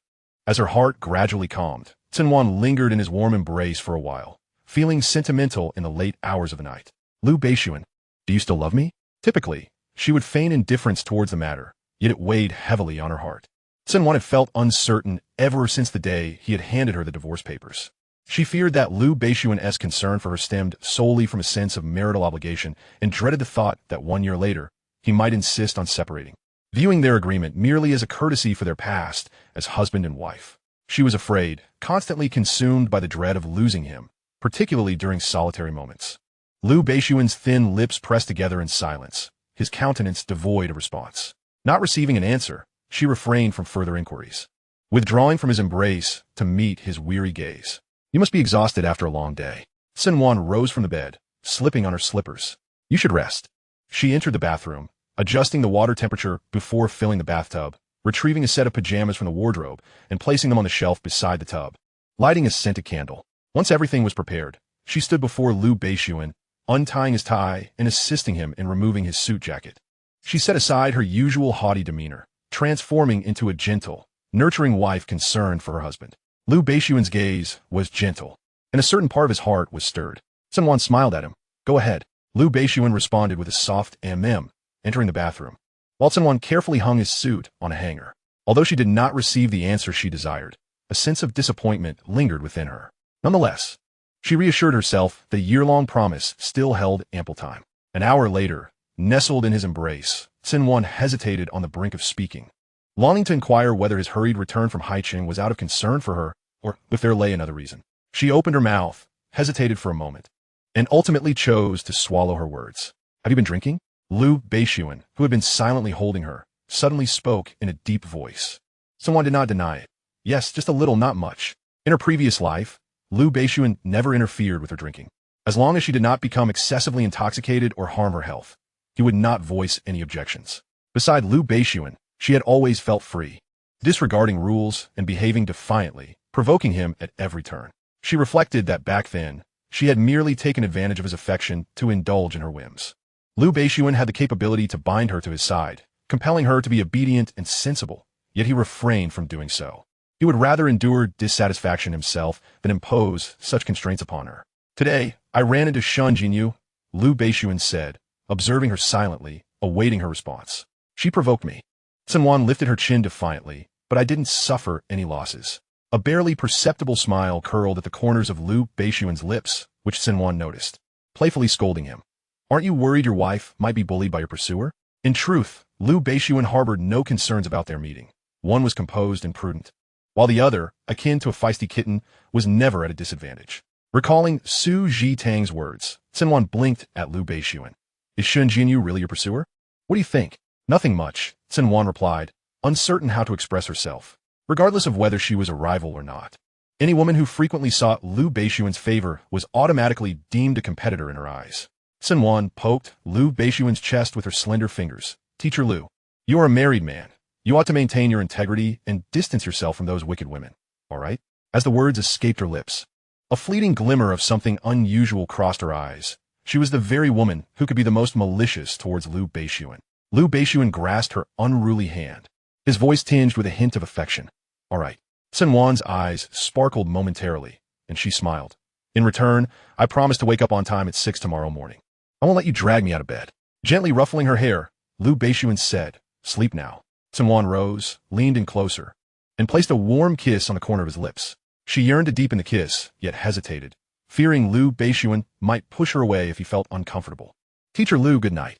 After speaking, Cen Wan returned to her position, closed her eyes, and after several seconds, a softness settled between her brows before departing. Shortly thereafter, she heard Lu Beixuan's deep voice, "Good night, Wan Wan." Chapter 19, The Enriched Soup. Cen Wan felt a surge of joy within her heart. Still lingering on the kiss and that good night, her lips curving upward uncontrollably. Lu Beixun reached out to turn off the floor lamp. Sleep well. As you command. Cen Wan replied, her voice betraying her delight. A dreamless night passed. The following morning, perhaps due to the tranquility of the previous night, Cen Wan awoke at 5:30. Finding Lu Beixun still asleep, she quietly observed him. Lu Beixun's brow was slightly furrowed, and she wondered if he was dreaming of something troubling. Filled with compassion, Cen Wan reached out to smooth his creased brow. As his expression relaxed, she leaned down and kissed the space between his brows before slipping out of bed to prepare in the bathroom. By the time he woke, she was fully ready. This time, it was her turn to wait for him. Surprised by her enthusiasm, Lu Beixun glanced at her and commented, very proactive. That deserves praise. Though it was a compliment, Cen Wan did not feel particularly pleased, pouting at him. You're my husband, yet you truly think of yourself as a teacher. Lu Beixun, lost in thought, smiled deeper. If I were to teach you physical education, you wouldn't even manage to run 800 meters. You'd exhaust yourself. Cen Wan. Lu Beixun entered the bathroom, and the more Cen Wan pondered, the more she felt something was amiss. Following him, she stood at the bathroom door. What do you mean? Cen Wan sensed that his earlier comment carried a deeper implication. My meaning, Lu Beixun glanced at her, is that you are too weak. Cen Wan. It was early in the morning, and she truly felt a blow to her confidence. She stood dazed at the bathroom door, while a glimmer of amusement flickered in Lu Beixun's dark eyes. Are you sure you want to remain standing there? Huh? Cen Wan, caught off guard, looked at him in confusion. Lu Beixun's gaze conveyed a significant meaning, and in an instant, Cen Wan understood. Her cheeks flushed slightly as she left, inadvertently closing the bathroom door behind her. She was the kind of woman who had the heart of a thief but lacked the courage. They were married, and she could have boldly asked, what could I possibly not see? Yet when a moment came, she became utterly timid. Standing on the balcony, she mumbled softly to herself, Cen Wan, if you are cowardly in pursuing your husband, you are merely granting opportunities for other women to slip in. If you fail to pursue, divorce will follow, and someone else will occupy the position of Mrs. Lu. The one sleeping beside him will be another woman. Unbeknownst to her, someone stood behind her. Cen Wan. At the sound, her body stiffened for a moment, and she turned around with an awkward smile. Are you ready? Lu Beixun replied with a soft having overheard some of her murmurs, but choosing not to comment further. After several days of exercise, Cen Wan's stamina had noticeably improved, and she was quite compliant with Lu Beixun's fitness regimen. He was still concerned about her health, supervising her workouts, even if he did not love her. At the very least, he harbored no disdain. As long as he did not abhor her, there remained a glimmer of hope for her. The following 3 days proceeded as usual, with her relationship with Lu Beixun remaining stagnant, let alone advancing further. One day, Lu Beixun went to work as usual. In the afternoon, after finishing her lunch and applying makeup, Cen Wan changed her outfit and headed to the Lu Corporation. Today marked the return of her in-laws. She had arranged to pick them up with Lu Beixun. Upon getting into his car, they passed a flower shop, where Cen Wan stepped out to purchase a bouquet. During the drive to the airport, she turned to him. My parents are only staying for 3 days this time. They want us to stay at the old house for a couple of days. What do you think? You decide, Lu Beixun replied, focusing intently on the road ahead. He was actually fine with it, but feared she might feel uncomfortable. The arrival of their elders typically involved small talk followed by discussions of significant life events, like urging them to have children. Then let's accompany my parents at the old house. With the support of her in-laws, she was determined not to miss this opportunity. Upon arriving at the airport, Cen Wan presented the flowers to Lu's mother. Both Lu's mother and father looked remarkably well preserved, and one could easily mistake them for a couple in the throes of young love. Lu's mother beamed at Cen Wan, her smile never faltering, her eyes filled with affection for her daughter-in-law. Lu Beixun and his father walked together, pulling along their luggage. They headed directly to the Lu family's old residence, where Lu's mother unveiled 2 suitcases filled with limited edition bags, clothing, diamond necklaces, and an array of luxury items. There were also 3 limited edition figurines, reminding Cen Wan of how Lu's mother had always been considerate towards her. Lu's mother smiled. These are all for my precious daughter-in-law, and the figurines are for Luo. I remember she likes them. Cen Wan's heart was touched. Even Luo was remembered. With a pang of sorrow in her nose, a tightening in her throat, and her eyes glistening with unshed tears, Cen Wan felt the weight of her past. Lu Mu had cherished her as if she were her own daughter. Yet in her previous life, she had caused Lu Mu to lose her beloved son. She had not attended the funeral, for she lacked the courage to face those who had shown her kindness, feeling utterly ashamed. Noticing the tears brimming in her eyes, Lu Mu looked at her with concern. Wan, why are you crying? As Cen Wan wept, Lu Mu appeared somewhat flustered. Throwing herself into Lu Mu's embrace, Cen Wan expressed her gratitude. "Thank you, Mom. I am alright. You have been so good to me that it moves me to tears." Lu Mu, filled with tenderness, gently wiped away her tears. "This is what a mother should do." Cen Wan sniffed. "Thank you, Mom." Beyond her words of gratitude, she found herself at a loss for anything more to say. She felt unworthy of such a wonderful mother-in-law, believing she did not deserve the kindness bestowed upon her by them all. Lu Mu then mentioned, "I won't be able to stay long this time. I made a reservation at a restaurant. Tomorrow evening, let's have dinner together with both families." "All right," Cen Wan replied. That evening, as the servants laid the table with dishes, everything seemed relatively normal, but soon, Cen Wan sensed something amiss. Lu Mu ladled soup for Lu Beixun 3 times, and for her twice. She recalled Lu Mu busily working in the kitchen during dinner, looking at the soup before her. Memories of her past life suddenly dawned upon her, and she realized that the soup had been spiked. How could she have forgotten this detail? Exchanging a glance with Lu Beixun, she noticed he had caught on as well. "What's wrong? Is the soup not to your liking?" Lu Mu asked, leaving no room for refusal. Cen Wan looked at the soup, forcing a smile. "It's delicious, really. I'll drink more." Nodding, she resolved to finish the soup, even as tears threatened to spill. After she finished, Lu Mu refilled her bowl. Unable to hold back any longer, Cen Wan laughed, which only made her look more pitiful. "Mom, I've had enough. I'm truly full." Normally, she would only drink a single bowl, but tonight she had consumed 2. Lu Mu shot her a glance. "I made this soup myself. You must not deny me this pleasure." Placing the freshly ladled soup in front of her, Cen Wan felt a genuine desire to drink, but found herself physically unable to do so. Suddenly, a hand reached out, taking her bowl away. She looked up at Lu Beixun, puzzled. His lips parted slightly, his voice tinged with resignation. "I'm still hungry." Lu Mu paid no mind, as the effects of the soup would be the same for anyone. Lu Beixun had barely touched his meal, instead opting for the soup. Cen Wan gazed at him, her heart aching for him for a fleeting moment. Chapter 20. Do you dislike me? Cen Wan believed that Lu Beixun was unaware of the soup's secret ingredient. But in truth, he was fully aware. She couldn't help but worry about his health. Consuming so much soup could be taxing on him. After dinner, they returned to their room, and as they left, Lu Mu and Lu Fu exchanged a knowing glance, a glimmer of satisfaction passing between them. Their bedroom occupied the entire 3rd floor. Cen Wan began to feel increasingly uncomfortable, her body ablaze, aware that the ingredients in the soup were taking effect. At first, it was merely a mild discomfort, but soon it escalated to an unbearable heat. Lu Beixun urged her to drink more water to aid her metabolism. But after half an hour, her heat intensified. Having consumed less soup than Lu Beixun, she turned her gaze to him, who was clearly struggling to endure. Approaching him, she reached out to feel his forehead, only to have her wrist captured. "Don't touch me," he rasped. Feeling a sense of rejection, Cen Wan felt slightly wronged, unaware that Lu Beixun's aversion stemmed from his fear of losing control. Releasing her wrist, he fought against the fire within, urging her gently, "Be good, drink some water."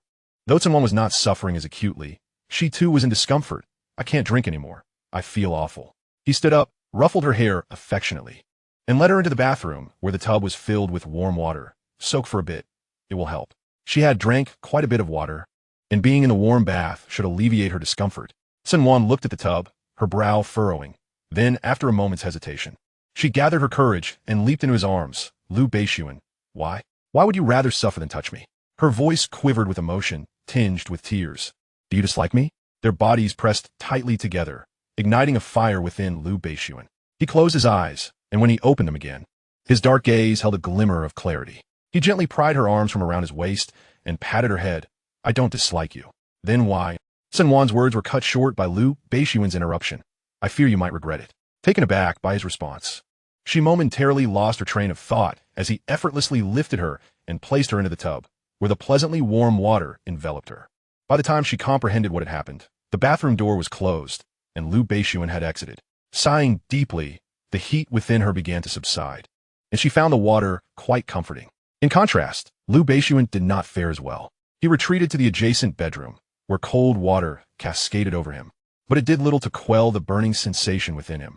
His eyes tinged with a hint of red, he furrowed his brow, enduring the torment. Once he felt slightly more comfortable, he turned off the shower, wrapped himself in a bathrobe, and returned to their bedroom, still preoccupied with the girl soaking in the tub. After a while, Cen Wan, feeling more at ease, succumbed to sleep against the side of the tub, her body sliding down.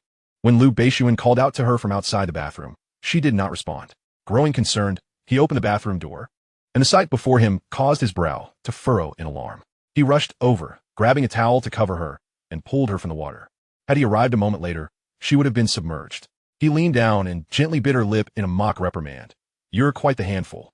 After laying her on the bed, he fought against his own desires as he wiped the water from her body, dressing her in dry pajamas, and finally drying her hair. Only Lu Beixun understood the extent of his torment. The fire within him, which he had managed to suppress, reignited. Meanwhile, Cen Wan slept soundly. Once he had seen to her comfort, Lu Beixun retreated to the bathroom, not emerging until the early hours of the morning. Standing by the bed, looking down at the sleeping figure, his gaze softened. "You little ungrateful one." He slipped under the covers beside her, feeling her familiar warmth, and she instinctively nestled closer to him. The following morning, when Cen Wan awoke and glanced at the person beside her, tears of regret threatened to spill. One opportunity she had squandered last night. Her mother-in-law had practically delivered him to her, yet she had failed to seize the moment, having fallen asleep in the bathroom. With a sigh of despair, she lamented, "What a pity I missed out on such a chance." As Lu Beixun stirred awake, his voice was hoarse. "What's wrong?" Cen Wan lay back, staring at the ceiling. "Nothing much, just a missed opportunity that slipped through my fingers." Her words carried a weight of implication, and Lu Beixun understood her meaning. A faint smile flickered across his face. "Then let us make sure to indulge tonight." Cen Wan's eyes brightened momentarily, thinking Lu Beixun had finally come around to her desires. However, come evening, she would soon discover the true meaning behind his words. That night, both families gathered at the restaurant Lu Mu had reserved. Throughout dinner, Lu Beixun continuously served her favorite dishes. All the while Cen Wan finally understood the true intent behind his earlier words. She shot him a resentful glare, while their parents mistakenly interpreted their banter as flirtation, showering praises upon their respective children throughout the meal. Cen's mother felt a surge of happiness for her daughter, grateful for such a splendid mother-in-law. Previously, she had harbored concerns about their mother-in-law and daughter-in-law relationship, but seemed now that her worries had been unfounded. Any discord had proven non-existent. Cen's parents had once believed that their daughter's happiness would be compromised by the commercial marriage between their families, but they had ultimately misjudged the situation. Post-marriage, both Lu Beixun and his parents treated their precious daughter with utmost kindness. After dining, the two families bid farewell, and she returned to the Lu family's ancestral home with Lu Beixun. Upon arriving, she greeted Lu's parents before retreating upstairs. The hour was still early, so Cen Wan took a bath and lay in bed, engrossed in her phone, while Lu Beixun attended to some work in his study. An hour later, as he finished his tasks and returned to their room, a knock echoed at the bedroom door. Upon opening the door, Lu Beixun found Wang Ma, the household servant, standing there with a bowl of brown soup in her hands. A subtle frown crossed his brow as he gazed at the contents of the bowl. Wang Ma informed him that it was a medicinal soup prepared by his wife, meant for him. He accepted it, his demeanor cool and distant, ready to close the door when Wang Ma added, "Madam insists on witnessing you drink it." Cen Wan approached, fully aware of the soup's potency, even more effective than the previous night's concoction. She understood that Lu Beixun had no desire to engage with her, rendering the soup's consumption meaningless. Clutching her abdomen, she frowned and requested, "Darling, could you please make me a cup of brown sugar water?" Wang Ma, being a woman herself, recognized the situation and refrained from further comment. Heading downstairs to prepare the drink, Cen Wan expressed her gratitude as she closed the door behind her. Lu Beixun did not drink the medicinal soup. Chapter 21. The little crybaby, so fond of tears. Cen Wan sipped on the brown sugar water and remarked, "There's no need for gratitude. I wish for you to be willing, not merely compelled by the effects of the medicine." Her tone was noticeably somber, even tinged with sadness in her eyes. Lu Beixun's reluctance to engage was clear, regardless of the reasons behind it. Lu Beixun remained silent. Cen Wan placed her cup on the bedside table, pulled back the covers, and lay down with her back to him. "Let us sleep. Please turn off the light." Lu Beixun observed her, his expression inscrutable. After a moment, he extinguished the room's light, leaving only the bedside lamp aglow. Typically, Cen Wan would eagerly cling to Lu Beixun at night, but this evening, she lay with her back turned, cocooned in the blanket, appearing almost as if she had drifted off to sleep. Knowing she was still awake, Lu Beixun leaned over, wrapping his arms around her waist and gently stroking her head, only to discover that she was crying. Taken aback, he whispered, "Wan Wan." Upon being discovered, Cen Wan hastily wiped her tears, her voice choked, "Don't overthink it. I'm not crying because of you." Despite her words, her sobs grew more intense, and she struggled to articulate, "I just watched a particularly moving film." Seeing her distress, Lu Beixun felt a pang of compassion, sighed, and tenderly wiped away her tears, softly asking, "Is it truly not because of me?" Cen Wan shook her head, insisting, no, really not. His gaze burned with intensity. Cen Wan ceased her denials. Lu Beixun was no fool. Her tears stemmed not from anger but from fear. An overwhelming tide of fears surged within her, causing her to sob harder. She couldn't stop crying. Is it that no matter what changes I make a year from now, you will insist on divorcing me? Is that the real reason you avoid me? Cen Wan's sobs were laced with the dread of a future where Lu Beixun would be resolute in his desire for divorce. He tightened his embrace around her waist, holding her close, tenderly kissing away her salty tears. Wan, he called her name softly. Cen Wan cried out, I'm changing. Please don't abandon me. Wan, Lu Beixun sighed helplessly, using his thumb to brush away her tears. Stop crying. I want you. How could I bear to let you go? His voice was gentle. I do not dislike you, nor is my reluctance due to a desire to divorce. I fear that one day you may regret giving yourself to me. I do not regret, Cen Wan replied, her sobs subsiding. So, will we divorce in a year? Whether or not they would divorce in a year was a decision Cen Wan would make. Unbeknownst to her, with each tear she shed, Lu Beixun surrendered. When the time came, if she wished to leave, he would set her free, and if she chose to stay, they would not divorce. Lu Beixun feared that her decision was a fleeting whim and that she might regret it. Cen Wan, however, remained oblivious to the lengths Lu Beixun would go for her sake. Grasping his warm hand firmly, her gaze was earnest and unwavering. I will not leave you. No matter how many choices she was presented with, her decision would always be to remain by his side. This time, she would hold onto his hand tightly, refusing to let go. Exhausted from crying, she nestled in his arms and fell into a deep slumber. Lu Beixun watched over her with gentle affection. Despite being ready for everything, he found it impossible to harden his heart against her. He had resigned himself to the fact that since he could not escape, he would follow his heart. From a moment he had agreed to her year-long observation period, he had already lost.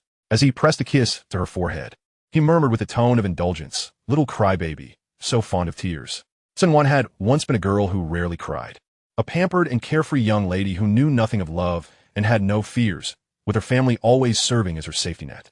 But now, she had someone she loved deeply and knew fears that accompanied that love. Lu Beixun could surmise the cause of her sudden transformation. These past few days, Cen Wan had been sleeping early and waking up early, rising at 6:30 in the morning, staying at the old residence. She was free from Lu Beixun's insistence on morning runs, allowing her to relax for a couple of days. Last night, she had lost control of her emotions and cried heavily. Recalling Lu Beixun's comforting words, she smiled softly, tracing his outline with her delicate fingers. Suddenly, her wrist was caught, and the man before her opened his eyes, his gaze as dark as a deep pool. Seeing him awake, Cen Wan leaned down and lightly pecked his lips. You said that whether or not we divorce in a year, it will be up to me. Is that true? Lu Beixun remained silent, only responding with a faint after a moment. He rose, pulling back the covers to get out of bed for his morning routine. Cen Wan wrapped herself around his slender waist from behind, nuzzling against his neck like a little kitten. Do you love me? She guessed he did, but feared being overly confident and presumptuous. You must tell me, do you love me? Cen Wan clung to him, refusing to let go. Lu Beixun's lips curved into a slight smile, his eyes softened with warmth and mirth.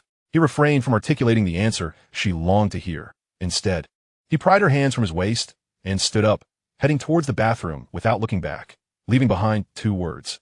Guess. Lu Beixun, how childish you are. Making me guess. Or had his usual cool and restrained demeanor gone? She hopped out of bed, ready to pursue him into the bathroom, but upon reaching the door, it was shut firmly in her face. She knocked twice on the door. I guess you love me. She truly longed to hear him say it with his own lips. Cen Wan crossed her arms and leaned against the bathroom door. It's fine if you won't say it. Then let me say this. Lu Beixun, I love you.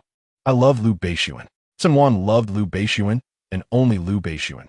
Her voice was soft, and even through the door, Lu Beixun could hear her clearly. A deeper smile gracing his lips as he looked at his reflection in the mirror. Perhaps it was the accumulation of emotions from his past life that compelled her to express her feelings openly in this life. She continued to declare her affection. Wan really loves Teacher Lu. Just as she finished speaking, the bathroom door swung open, and Cen Wan, caught off guard, stumbled into the bathroom, letting out a startled cry, fearing an embarrassing scene. At that moment, a hand gripped her waist, gently but firmly pulling her into his embrace to steady her. Cen Wan raised her eyes to meet his gaze, their eyes locking in a moment of connection. Her gaze fell upon his alluring Adam's apple, and Cen Wan swallowed nervously. It was undeniably tempting. Lu Beixun released her. Go wash up. He handed her a glass of water and placed a toothbrush in her hand. After breakfast, Lu Beixun departed for the office, while she spent the day shopping with Lu's mother. By the time they returned, their arms were laden with bags, nearly overflowing the car's trunk. Lu's mother had purchased several suits and loungewear for Lu's father, while Cen Wan had chosen 2 trench coats and 2 jackets in different colors for Lu Beixun. Typically, he favored suits, and aside from loungewear, she had rarely seen him in other styles. All things considered, Cen Wan had been purchasing quite a bit of clothing for Lu Beixun lately. Whenever she spotted a beautiful suit in the mall, she would buy it for him. Now his clothes occupied a significant portion of the wardrobe, and he wore them all. The sight of him in the garments she had chosen brought her immense joy. Chapter 22. Wait until you've cried enough to return home. The following afternoon, Cen Wan accompanied Lu Beixun to the airport to see off Lu's parents. She clung to Lu's mother's arm, feeling reluctant to part ways, her eyes glistening with tears. In their interactions, their bond resembled that of a daughter and mother more than that of a daughter-in-law and mother-in-law. Lu's mother genuinely treated her like a cherished daughter. After soothing her for a while, Lu's mother entrusted her to Lu Beixun before heading to board the flight with Lu's father. Lu Beixun wore an expression of helplessness as he gently wiped away the tears from her cheeks, realizing only now how emotional she could be. Although he knew she was typically delicate, she now seemed like a little weeping willow, ready to cry at any moment. He soothingly murmured, "Little crybaby. Mom and Dad will be back soon. No more tears." Yet, Cen Wan's tears continued to cascade down her cheeks. Lu Beixun sighed. "Is there something you wish to eat? I'll take you out." As soon as he finished speaking, Cen Wan ceased her sobbing. She relished the feeling of being comforted by Lu Beixun. Wiping her tears on his shirt as she murmured, "I want ice cream." "Let's go," Lu Beixun replied, taking her hand and leading her outside the airport. Cen Wan sniffled and became more demanding. "I want 2. 1 strawberry and 1 mango." Lu Beixun halted, narrowing his eyes as they landed on her face. Cen Wan felt a flutter of anxiety under his gaze. Had she said something wrong? After a brief pause, Lu Beixun released her hand, his voice dripping with authority. "Cry all you want. Only return home when you've had your fill." Cen Wan. Is there such a way to comfort someone? Just moments ago, he had shown her patience, and now he had changed. Was it too much to ask for 2 ice creams? Surely not. Feeling wronged, she inched closer to him, but Lu Beixun took a step back to create distance. She recognized it was about the ice cream. "I won't eat ice cream anymore. Just come closer, and let's go home." Her eyes, clear and tear-laden, made her all the more endearing. Lu Beixun's heart softened completely as he stepped forward to embrace her. "Choose 1, strawberry or mango." He was merely concerned that her delicate constitution might suffer from overeating. "Mango." Cen Wan deliberated for a few seconds before making her choice. Not only did she indulge in ice cream, but she also savored the candied chestnuts that Lu Beixun had peeled for her. Teasingly, she remarked, "If you care about me, just say so instead of looking so fierce." This aspect of Lu Beixun had remained unchanged, whether in this life or the previous one. He would express concern while wearing a stern facade. She offered him a candied chestnut, and Lu Beixun, surprised by the gesture, paused before accepting it from her hand. They returned to the Lu residence at 6 o'clock. During dinner, aside from the ice cream and candied chestnuts, Cen Wan had also consumed a piece of dessert but felt little appetite. "I won't have dinner." Lu Beixun glanced at her and forcibly led her into the dining room, serving her a bowl of soup.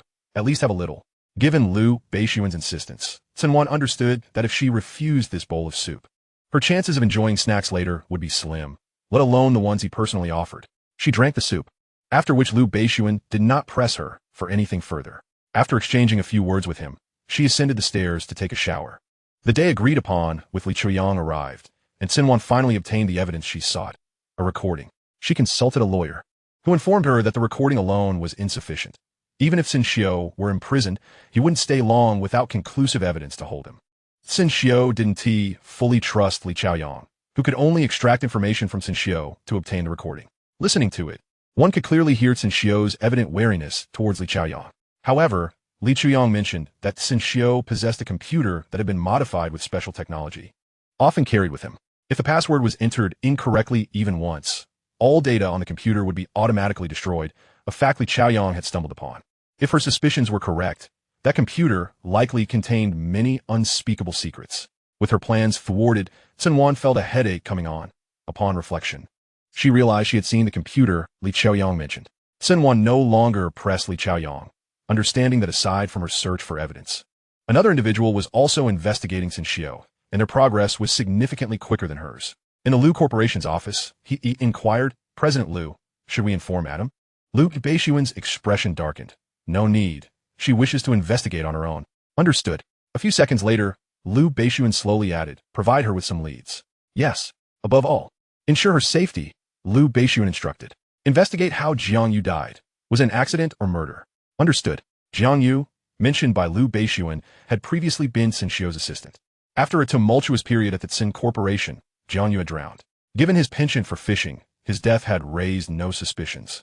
Yet Lu Beixun believed the situation was far from simple. Cen Wan had attempted to enlist several hackers to breach Cen Xiu's computer, but all efforts had ended in failure, which itself illustrated the extent and intricacy of Cen Xiu's machinations. Even with meticulous planning, he could not have achieved absolute perfection. Cen Wan began investigating those around Cen Xiu and unexpectedly discovered that his former assistant, Jiang Yu, had died at the very time that Cen family faced upheaval. There was undoubtedly something amiss. She made a call for further investigation. This Sunday, Cen's parents had traveled abroad for vacation, and the typically busy Cen Luo returned home this week. Lu Beixun went to the office in the afternoon to handle unfinished business. While Cen Wan was idle at home, she received a call from Cen Luo, inviting her to dinner that evening.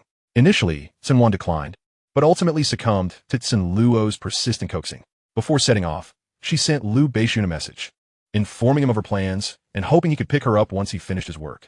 Lu Beixun replied with a simple Although she felt a tinge of disappointment at his brevity, she was about to put her phone away when another message notification chimed in. Lu Beixun sent, I'll find you once I'm done. Cen Wan smiled silently, quickly typing I'll wait for you and sending it off. Upon arriving at the Cen family home, she found Cen Luo and Cen Xiu seated on the sofa, and her heart sank at the sight of someone she wished to avoid. Her expression darkened momentarily before she regained her composure. Cen Luo, usually carefree, noticed Cen Wan's mood and opened her mouth to explain, but Cen Wan interrupted her. With a frigid tone, Cen Wan stated, Cen Luo, are you itching for a fight?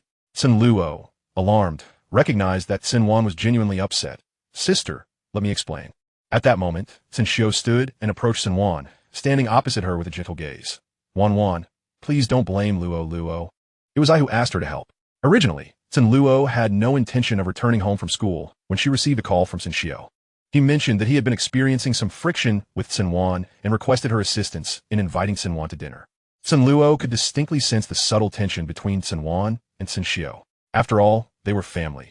It would be best to resolve any misunderstandings, as being caught in the middle would be quite uncomfortable for her. In chapter 23, there was a hint of pridefulness, which she found endearing. Listening to Cen Xiu. Cen Wan seemed to grasp the situation and, disregarding Cen Xiu's gaze towards Cen Luo, coldly retorted, Cen Luo, have you forgotten what I told you? Stay out of this. The frigid tone in Cen Wan's voice felt alien to Cen Luo, who felt a pang of grievance. After all, this was a family matter. While she thought this, she didn't want to provoke Cen Wan further and cast a difficult glance at Cen Xiu before nodding. I understand. Cen Xiu interjected, Van. Don't blame Luo. Cen Wan shot him a frosty glare, causing Cen Xiu to momentarily freeze, before his eyes returned to Cen Luo, instructing, you go upstairs.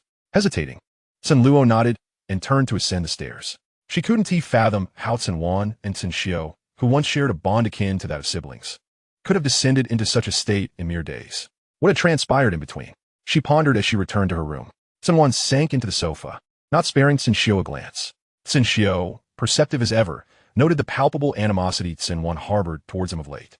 He inquired, Wan, have I done something to upset you? A flicker of derision crossed Cen Wan's eyes. It was more than mere displeasure. It was loathing that coursed through her veins.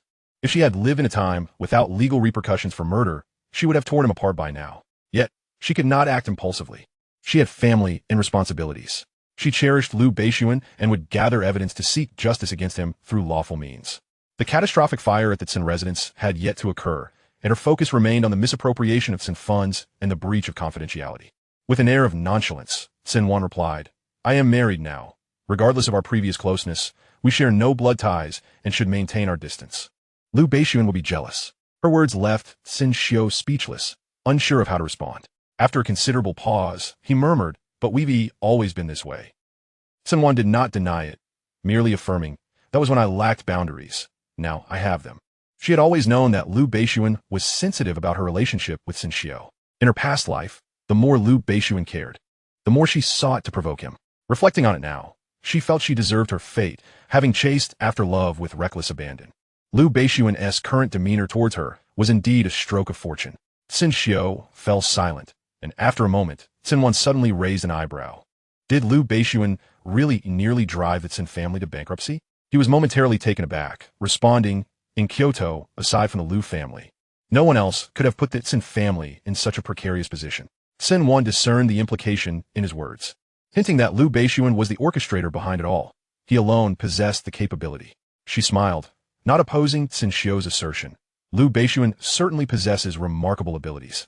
First pushing the Cen family to the brink of collapse, and then resurrecting it, all while surpassing its previous economic standing. Cen Xiao could hardly believe those words were spoken by her, especially when just days prior, she had harbored a deep-seated hatred for Lu Beixun. Wan, Lu Beixun is unscrupulous. How can you say such things? Cen Xiao's expression was one of disappointment. Beyond disappointment, there lay an undercurrent of concern, worry for his plans. Cen Wan, seeing through his facade, feigned nonchalance and smiled. What unscrupulousness! He simply loves me too much. Cen Xiao frowned, utterly perplexed by her demeanor. At that moment, he caught sight of a figure approaching through the floor-to-ceiling windows, prompting his attention to shift back to Cen Wan. Unaware of the approaching figure, Cen Wan languidly reclined on the sofa. Suddenly, Cen Xiao walked up to her, grasping her arm and compelling her to stand. The disparity in strength between them was evident, and with ease, he lifted her to her feet. As Cen Wan processed this, she was enveloped tightly by Cen Xiao, who exclaimed, Wan, look at me. I never wanted to be your brother. I never wanted to. Wan, I love you. At the doorway, Lu Beixun's expression darkened, his aura brimming with hostility and piercing intensity. Cen Wan, with her back to Lu Beixun, remained oblivious to his presence as she furrowed her brow, suppressing her revulsion while exerting all her strength to push Cen Xiao away. The sharp sound of a slap echoed throughout the living room. Cen Wan had struck him with considerable force, leaving her hand numb and devoid of feeling. She glared coldly at Cen Xiao and spat out 2 words, disgusting. A chill coursed down her spine as she sensed Lu Beixun behind her. Turning, she was taken aback, realizing Cen Xiao's sudden change in behavior was undoubtedly a scheme.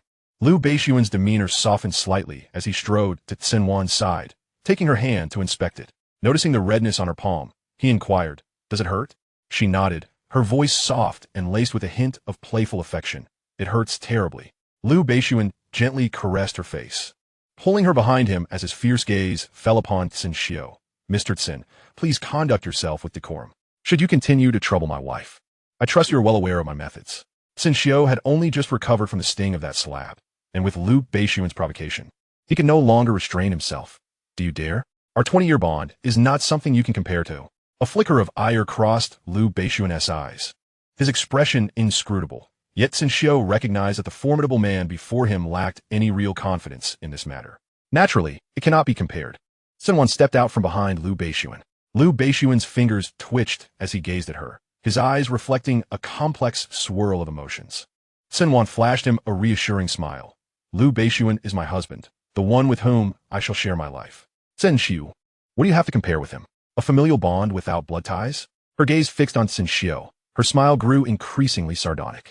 Lu Beixun's lips pressed together in disbelief as he regarded her, while Cen Wan took hold of his hand, her fingers playfully tracing his palm.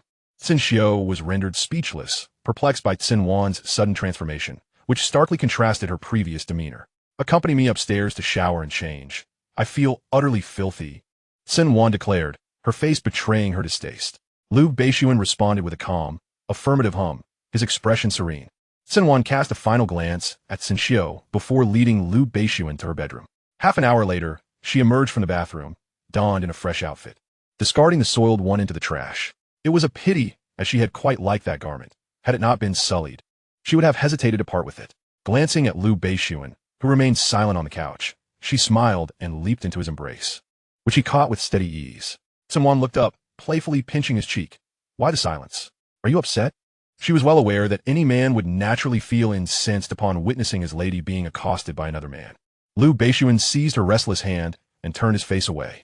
Still rather proud, I see. I like that, she thought. Cen Wan would not allow him to sulk alone.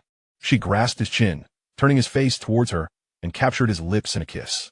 In chapter 24, she mused that being reserved could not sustain one. Cen Wan had yet to engage in a kiss, as Lu Beixun was not only her husband, but also her first love, and his kissing skills were rather unrefined. He evaded her advances, prompting her to chase after him. He would evade, she would pursue. Cen Wan issued a warning. Lu Beixun, if you keep dodging me. Do you believe I will bite you? He clearly did, understanding well the nature of this unreasonable woman. He no longer recoiled. Cen Wan's tender kiss upon him ignited a flame, threatening to engulf Lu Beixun. She lingered upon his lips for what felt like an eternity, but Lu Beixun remained unresponsive. Seeking to shift her approach, she withdrew from his mouth, only to find his hand firmly encircling her waist while the other pressed her head downwards.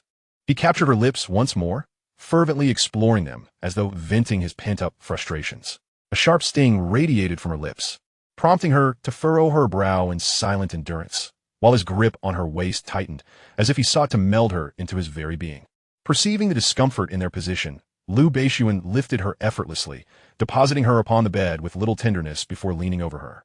Just as Cen Wan intended to voice her thoughts, her lips were once again silenced, leaving her only able to emit muffled sounds. The corners of Lu Beixun's eyes tinged with a hint of crimson. His kisses were relentless, and his warm hands roamed her body. Cen Wan realized that he was genuinely angry. With her eyes closed, she surrendered to his fierce kiss, as his hands ignited fires across her skin. A soft whimper escaped her, and she subtly yearned for Lu Beixun to escalate their encounter. Yet he abruptly halted his ministrations, dizzied by his fervent kiss. She finally gasped for air as he released her. Hooking her arms around his neck, she panted softly, taking a moment to regain her composure. With a playful squint, she inquired, "Have you calmed down? If not, I wouldn't mind another round." Lu Beixun ruffled her hair and teased, "What happened to your modesty?" To which she replied, "Modesty does not fill the belly." Her delicate fingers traced circles on his chest, her eyes glinting with mischief. "Besides, I wish to be with you." Lu Beixun rose, straightening his attire while casting a glance at her slightly disheveled form on the bed. "Then by all means, indulge yourself," he said, before departing her bedroom, leaving her with only the silhouette of his tall frame. Cen Wan called after him, "Don't you want to?" Her expression was tinged with melancholy. She had distinctly sensed his physical reaction moments earlier, yet now he turned his back on her, an act she deemed cruel. After regaining her composure, she hurried after Lu Beixun, only to find that Cen Xiu had already departed. It was no surprise, for even the thickest skin would struggle to remain in such an atmosphere. The maid had prepared dinner, and Cen Wan went to fetch Cen Luo from her room. When Cen Luo emerged, the absence of Cen Xiu spoke volumes. Their parting had certainly been less than amicable. Cen Luo sighed, opting for silence as she approached Lu Beixun, who was seated on the sofa. She ambled over to the fruit plate on the coffee table, plucking an apple to munch on, her gaze fixed on Lu Beixun. After a prolonged stare, he glanced at her, prompting Cen Luo to bite into her apple and remark, "Brother-in-law, can you truly tolerate my sister's temper?" Before Lu Beixun could respond, Cen Luo added, "I shouldn't pry, but how could you possibly find her insufferable? You're too busy pampering her." Hearing these words, Cen Wan chided herself internally. Even Cen Luo recognized Lu Beixun's affection for her, while she had been intent on provoking him. Cen Wan sauntered over and lightly tapped Cen Luo on the head. "What did I tell you? Stay out of adult matters." She shot her a disapproving glance. "You stir up trouble, and now your brother-in-law is upset with me." "Huh?" Cen Luo's eyes widened, realizing her blunder. She turned to Lu Beixun and pleaded, "Brother-in-law, please don't be angry with my sister. It was Cen Xiu's idea to come here." Cen Luo's nature, sometimes careless yet other times astute, was evident. She had sensed the delicate dynamic between Lu Beixun and Cen Xiu since their marriage. Cen Wan chuckled lightly. "Enough of this, let us eat. You need to hurry back to school tomorrow." Cen Luo protested. "Is this how you treat your younger sister?" "Less chatter," Cen Wan retorted. Her concern for Cen Luo's safety paramount. With her parents absent, the school was a far safer haven than home, and she had placed numerous safeguards there to ensure her sister's protection. Unbeknownst to her, the current state of the Cen household was utterly secure. Any potential threats had been dealt with by Lu Beixun, leaving only a few old servants while the rest were loyal to him. After dinner, as Cen Wan prepared to leave, Cen Luo clutched her arm, pleading, "Can't you stay with me?" "Impossible," Cen Wan replied. "You're so heartless," Cen Luo pouted, leaning against her shoulder. "Please stay just for tonight. I want to share secrets." Cen Wan could never resist her sister's charm. Glancing at Lu Beixun, she hesitated. "One night?" Cen Luo refused to let her go, nor would she allow Lu Beixun to leave. After a quick shower, Cen Wan fetched toiletries and nightwear for Lu Beixun, assuring him, "I shall return shortly." Entering Cen Luo's room, she nestled in her bed just as Cen Luo exited the bathroom, towel drying her hair. Spotting Cen Wan, she quipped, "You left your brother-in-law all alone?" Cen Wan rolled her eyes. "Whose fault is that?" Mine, Cen Luo admitted. As Cen Luo dried her hair, she plopped onto the bed, resting her chin on her hands and exhaling deeply. Cen Wan raised an eyebrow. "What is wrong?" Have you fallen for someone? In a previous life, she vaguely remembered Cen Luo mentioning a boy, but the details were scant, and she was unaware of their current situation. Sort of, Cen Luo murmured, gazing down as she poked the pillow. There's a senior who struts around like he owns the place, utterly irritating, yet I can't help but like him. What should I do? After a moment, Cen Luo added, just to clarify, he doesn't tea like me. With that attitude, of course, he wouldn't, Cen Wan scoffed. What is his name? I'll make him see how wonderful you are. Cen Luo shot her a weary glance. Could you refrain from being so aggressive? Fine. I can't rely on you, she sighed. You're spoiled by your brother-in-law and resort to violence for everything. Don't you know that forcing something doesn't yield sweetness? Cen Wan replied, whether it's sweet or not isn't my concern. If I can get it, that's my triumph. That boy is related to your brother-in-law. Cen Luo revealed. Cen Wan blinked. Whose relation? Yizvihua, Cen Luo and Serd. Cen Wan gasped. For Jijihua was one of Lu Beixun's few close friends and would later be the one to capture Su Jitong's heart. With a flick of her hair, Cen Wan declared, no matter who his uncle is, if he doesn't tea like my sister, that's unacceptable. Cen Luo retorted, enough. In a society governed by law, do not resort to violence. Ultimately, Cen Wan was expelled from the room by Cen Luo, seething as she returned to her own space. Lu Beixun had yet to fall asleep, engrossed in a magazine. She flopped onto the bed, and after some time, turned to face him, beckoning with a finger. Have you ever met Jihua's nephew? Is he handsome? Lu Beixun's expression darkened slightly. I haven't met him. Cen Wan, oblivious to his displeasure, continued. He is a senior, likely my age or perhaps a year older. If Jijihua is exceptional, his nephew should be as well. Lu Beixun's scowl deepened. Cen Wan, noticing his shifting countenance, paused. Was he feeling jealous? She smiled and quickly clarified. The one who fancies Jijihua's nephew is not me. The one I like is right before me, sulking. At her words, Lu Beixun's expression softened somewhat as he grasped her wrist, pulling her close into his embrace. Jijihua's nephew is Jiangling Zhou. I've met him a few times, and he is indeed handsome. After a brief outing upon her return, Cen Wan began to inquire about Jiangling Zhou, and Lu Beixun likely realized the cause of his jealousy, her complimenting another man's looks. What is his character like? Cen Wan probed further. Decent, Lu Beixun replied. Cen Wan chose not to pursue the topic of Jiangling Zhou further, instead playfully teasing Lu Beixun. Your jealous expression earlier was quite endearing. Lu Beixun countered. Do you love me? Cen Wan blinked, though she already knew the answer. She still longed to hear him confess it. In response to her, there was a profound silence. Devoid of the words she longed to hear. It's all right if you don't say anything. After all, I love you. Even if you don't love me, I still love you. She gazed at Lu Beixun, speaking to herself, but the disappointment that flickered in her eyes betrayed her. Just as she was about to utter more, Lu Beixun interrupted. Love. His lips parted slightly to utter a single, simple word. Cen Wan's body froze, and she stared at Lu Beixun, momentarily dazed, before softly murmuring, What did you just say?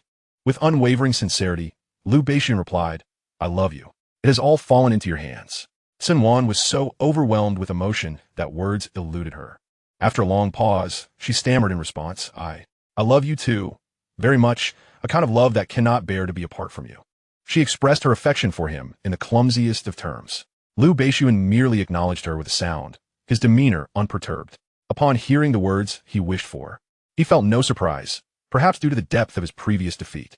He held the person in his arms and drifted into a dreamless sleep.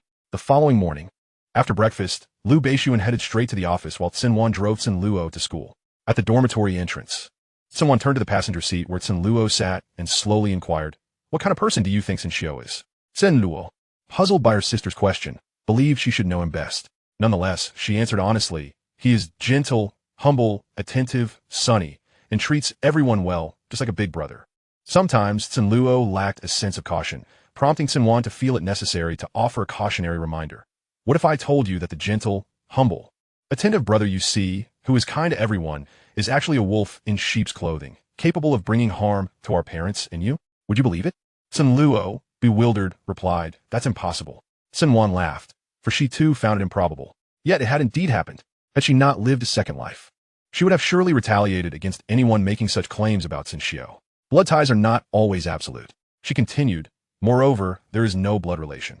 Pausing for a moment, she smiled and added, Be careful. Perhaps one day, in pursuit of inheritance, I might do something unthinkable to you. Cen Luo was unafraid, trusting her sister and indifferent to the Cen family's wealth. You would never, she said, slightly raising her chin with a hint of pride. Cen Wan ruffled her hair affectionately and remarked, but Cen Xiu might. Cen Luo, have I ever deceived you in all these years? Cen Luo, suppressing her smile, shook her head no. Cen Wan had never lied to her, nor would she ever unprovokedly vilify anyone, especially not someone she once cherished and relied on. After a moment, Cen Luo raised her gaze, looking earnestly at her sister. Cen Wan, I believe you, because you are my sister aside from our parents. You are the one who loves me most in the world. I trust you. Cen Luo smiled. I understand you're telling me this to keep me vigilant, and I will. Cen Wan nodded in affirmation. Cen Luo then asked, have you warned our parents? Our father has become somewhat cautious, so rest assured, Cen Wan replied. Now go inside, and if you need anything, call me. If you can't reach me, call your brother-in-law. Cen Luo gestured and Okan and exited the car. Cen Wan watched her sister's retreating figure, and just as Cen Luo stepped into the dormitory, she halted, turned around, and formed a heart shape with her hands above her head. Cen Wan couldn't help but chuckle softly, childish. After Cen Luo left, Cen Wan took out her phone and transferred a sum of money to her before driving away from the campus. In a corner of a cafe, Cen Xiu sought me for a purpose? The woman smiled, maintaining a polite distance. Cen Xiu lifted the coffee cup from the table to his lips, taking a gentle sip. His expression warm. I wish to collaborate with Miss Shun. Shun Jinyu replied, I believe there is little we can collaborate on. Mr. Cen Xiu's smile remained.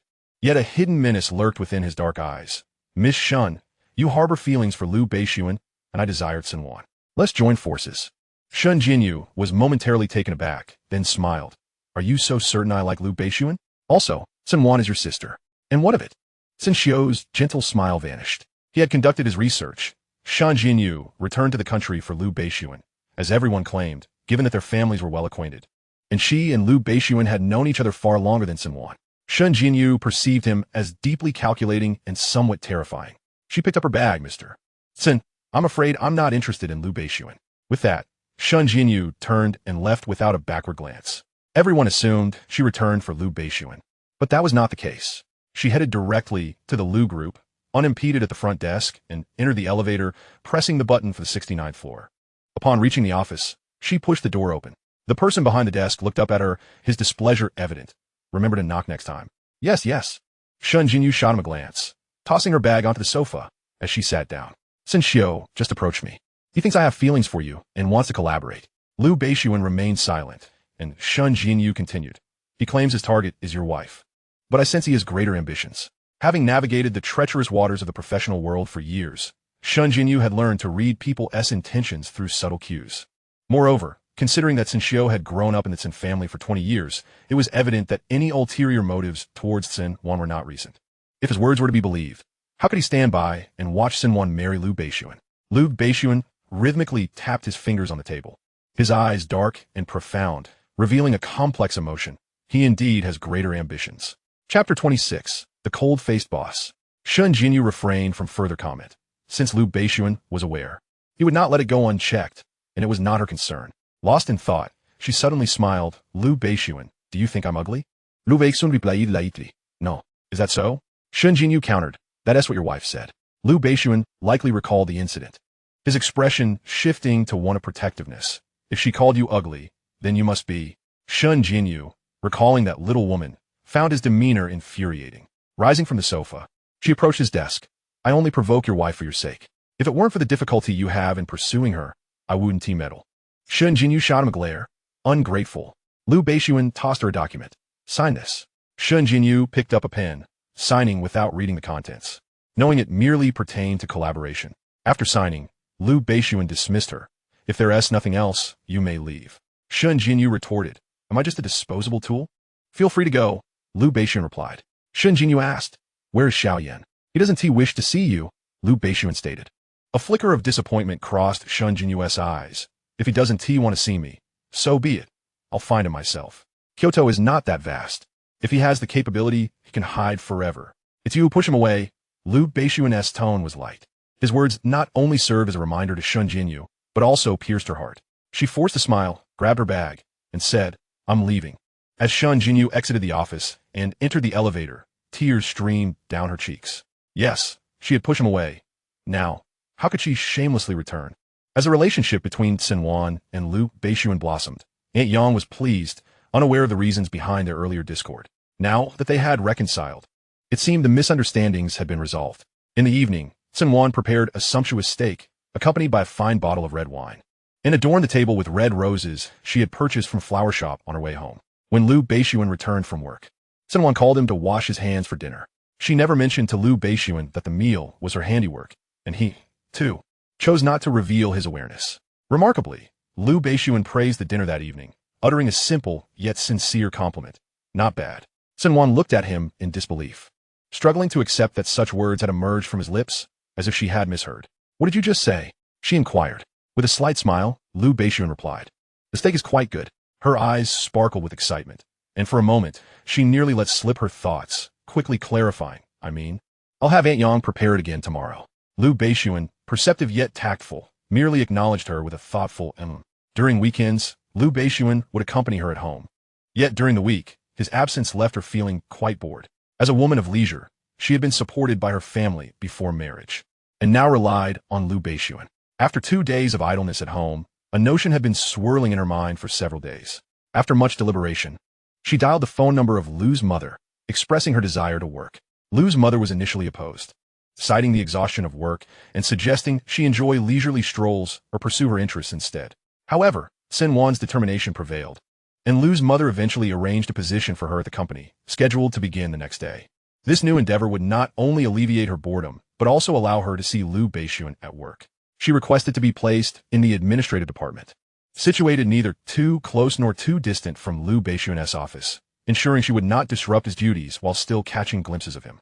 Without informing Lu Beixun, she reported to work the following day, and it was none other than he who accompanied her. Upon seeing he, memories flooded back, particularly the disdainful and resentful gaze he had cast upon her after Lu Beixun's death. Clad in a meticulously tailored suit, he bore the same air of professionalism as before, yet the animosity in his eyes had diminished. It's been a while. She greeted him with a smile. He nodded slightly before ushering her into the elevator. As they ascended, she glanced at him and asked, Does Lu Beixun know I'm here? Not yet, he responded, revealing that he had not yet informed Lu Beixun of her arrival. In that case, there's no need to mention it, she replied, then added, and please, let no one speak of my status as Lu Beixun's wife. He nodded in agreement. Cen Wan simply wished to blend in as a regular employee, avoiding unnecessary complications or special treatment. She had visited Lu's company before, albeit through exclusive corridors where no one recognized her. The only receptionist who might have known her had likely resigned. Now, aside from no one in the company was aware of her identity. Public opinion could be lethal. Her father had meticulously shielded her at Cen Luo, ensuring that the outside world knew only that the Cen family had 2 daughters, with no one aware of their appearances or even their names. Their wedding had caused a sensation in the capital, with all knowing that Lu Beixun had married the eldest daughter of the Cen family. Yet not a single photograph of the bride had surfaced online. Speculations abounded, with some claiming the Cen heiress was too plain to show her face, while others suggested that their union was merely a business arrangement devoid of affection, thus negating the need for public appearances. There were also those who believed Lu Beixun's actions were solely to protect his wife from the toxic online environment, rife with unscrupulous marketing ploys seeking to exploit her for attention. He brought her to the administrative department on the 68th floor, just 1 level below Lu Beixun's office. After introducing herself, she found her colleagues to be amiable, which put her at ease. He directed her to her workstation, and she paused in surprise. Was this truly an office desk? It resembled a coveted sanctuary for those wishing to slack off. She cleared her throat and turned to he. Do you think I'm here to loaf around? Not at all, he replied. Cen Wan felt a wave of discomfort as she brushed her hair back. Trusting him was a challenge. It was as if they had moved her bed into the office. Once he departed, she settled into her workstation, pondering what tasks awaited her. No one had assigned her any work. The desk next to her was occupied by a woman who appeared a few years her senior. Hesitantly, she opened her mouth. Hello? What should I be doing? The woman glanced at her briefly before returning to her tasks. You're just starting, so get familiar with the environment. Tung, Ning. I'm only a few years older than you, so just call me by my name. Cen Wan nodded, aware that the morning was a busy time, and refrained from asking further questions. She opened the employee handbook and couldn't help but exclaim, there are so many rules. Chong Ning overheard her and remarked, aside from the numerous regulations and the notoriously stoic boss, the salary and benefits are quite good. If you work diligently, the company won't shortchange you. Cen Wan nodded. While she was not particularly interested in money, her curiosity about people was piqued, especially since Chong Ning had labeled Lu Beixun as a cold-faced CEO. Unable to suppress a chuckle, she mused that Lu Beixun likely had no idea his employees referred to him in such a manner. Chapter 27. Don't be so nervous. Noticing that Cen Wan had little to do, Chong Ning handed her 2 documents. Can you organize these reports? I can, Cen Wan replied, finally finding something to occupy her. She patiently listened as Chong Ning explained how to organize them. Report organization was simple enough. Before long, she had completed both reports. Just as she stretched her back, a voice rang out. It was the administrative manager's voice. The CEO will arrive in 5 minutes. Everyone focus on your work and refrain from gossiping or wandering your eyes. He had no idea why the CEO had suddenly decided to personally attend a meeting. Chong Ning murmured, "Why is the CEO coming here all of a sudden?" Then, as if struck by a thought, she turned to Cen Wan and asked, "Do you have some connections?" Cen Wan paused for a moment. Bewildered. Had her identity been uncovered so quickly? Chong Ning continued, "You must be related to Assistant He, right? New employees are always accompanied by designated personnel. Yet Assistant He never involves himself in such matters." Cen Wan sighed in relief, offering an awkward smile. "Yes, I'm a distant cousin of Assistant He. I just arrived in Kyoto and am unfamiliar with the place, so my cousin found me a job." Chong Ning nodded, her expression suggesting understanding. Chong Ning was easy to converse with, prompting Cen Wan to ask, "So, is the CEO really intimidating?" "More than just intimidating," Chong Ning replied. "He is exceptionally imposing. Just his presence is enough to frighten anyone." "Is he really that frightening?" Cen Wan was about to say more when she was interrupted by a voice calling for her. The manager had summoned her. Rising from her seat, she approached him. "Hello, manager." The manager, named Xiang Yang, scrutinized her for a few moments, clearly taken aback by her beauty and poise. "What is your name?" he inquired. "Cen Wan," she replied, feeling uncomfortable under his gaze. "Xiang Yang nodded. Cen Wan, I have a challenging task for you." "What is it?" Cen Wan asked, puzzled by the notion of a daunting task. "During the upcoming meeting, please pour a glass of water for the CEO," he instructed. "As you're new, you want to be participating in this meeting." Cen Wan nodded in acknowledgement. Before leaving, Xiang Yang added, "Not allowing you to attend isn't a reflection of my opinion of you. I simply don't want to frighten you. You'll understand in time. Just deliver the water and exit the meeting room." Cen Wan, still bewildered, resolved to follow Xiang Yang's instructions. "I'll understand in time," she murmured. Chong Ning approached her. "What did Xiang Yang assign you to do?" Cen Wan replied honestly, "To pour water for the CEO." "Xiang Yang can be quite ruthless," Chong Ning remarked, offering her sympathy for a fleeting moment before patting her shoulder. "Good luck." Cen Wan's heart raced with uncertainty. Could it truly be so dreadful? It seemed unlikely, for Lu Beixun had always treated her with a certain gentleness, albeit with moments of sternness. As she went to fetch water, her colleagues had already entered the conference room, awaiting the meeting. The door swung open, and Lu Beixun strode in purposefully. His gaze swept the room, but failed to locate a particular figure, prompting him to coldly inquire, "Is everyone here?" "Everyone's present," came the anxious reply from Xiang Yang. His tension palpable, Lu Beixun took his seat, one hand resting on the table, his voice frigid. "Are you certain?" The atmosphere in the office grew stifling, and sweat beaded on Xiang Yang's forehead. The new hire went to fetch water. If one listened closely, they could detect the tremor in his voice. No sooner had Xiang Yang finished speaking than Cen Wan entered, balancing a cup of water. Upon seeing Lu Beixun, she momentarily froze, then, under the scrutiny of everyone in the conference room, placed the water before him.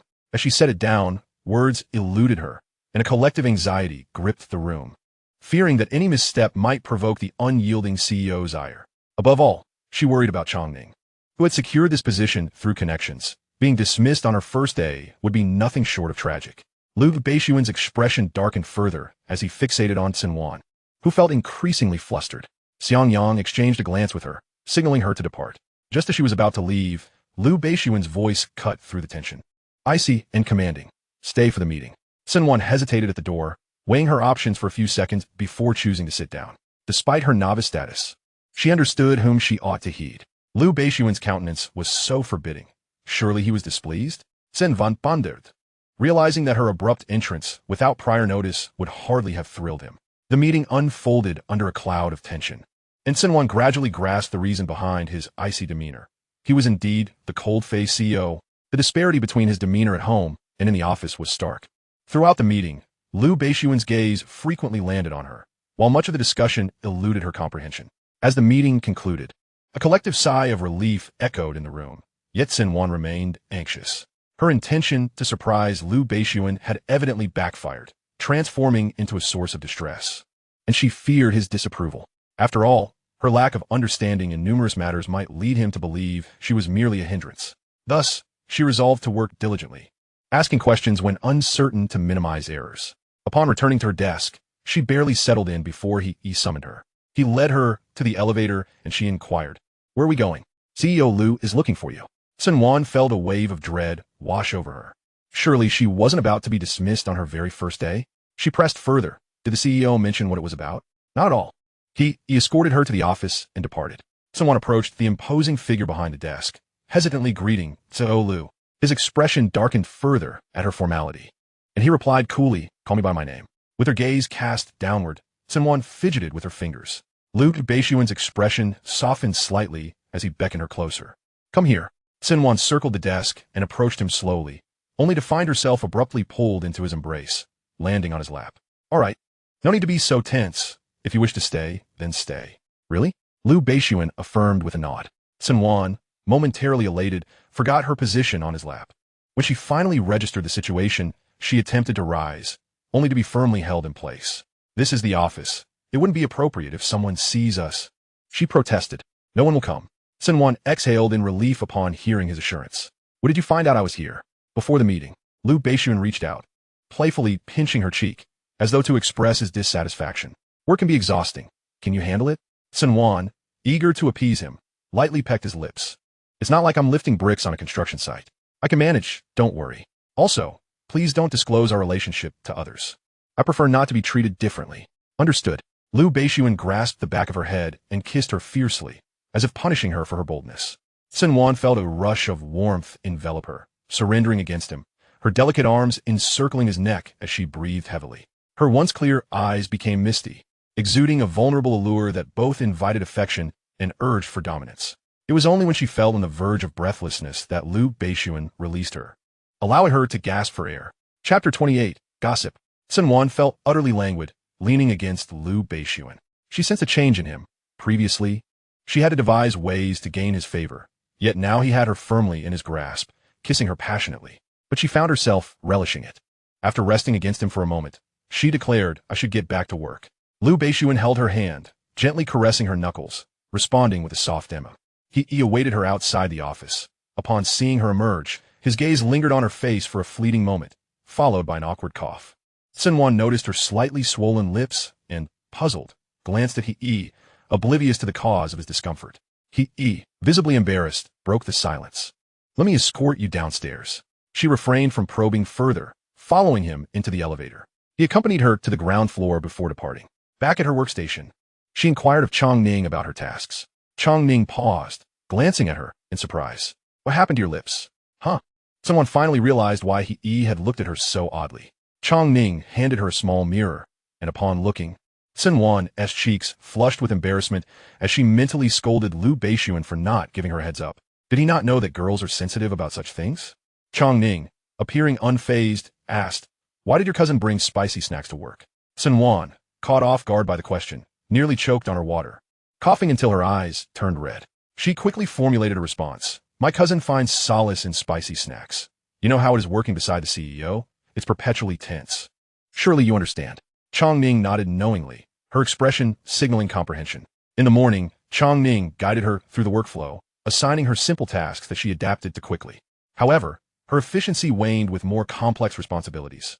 Chongning reassured her, explaining that it was typical for newcomers to take time to acclimate. Cen Wan felt no discontent. She was grateful not to have caused any disruption. Chongning showed her exceptional kindness during lunch, taking her to the company cafeteria and recommending several delightful dishes. As Cen Wan perused the menu, she discovered that the offerings were all her favorites. Chongning muttered, "Why is the food so exquisite today?" Cen Wan replied, "What do you mean?" Chongning explained while dishing up, "I'm not saying the food is usually bad. Let us just say it's typically good. But today is exceptionally so." Cen Wan caught on, a smile gracing her lips as sweetness filled her heart. Finding a spot to sit, the two shared a meal together. Chongning, ever the chatterbox, regaled her with tales of office gossip, which Cen Wan found utterly captivating, often prompting further questions about the unfolding stories. The two were undeniably well-matched, reveling in their newfound camaraderie. With someone eager to listen, Chongning grew animated, sharing more and more, and soon, Cen Wan found herself entangled in tales involving Lu Beixun. I have a sensational piece of gossip to share. Chong Ning, the previous manager in the sales department, was a woman who, instead of focusing on her work and being grounded, sought shortcuts and adorned herself flamboyantly. You would never guess whom she was attempting to entice. Cen Wan. Who? She hardly ate, fixated solely on gossip. Tong Ning, Lu Song. Cen Wan was not particularly surprised. When Chong Ning mentioned a sensational piece of gossip, she had already surmised the essence of it. And then, Chong Ning continued.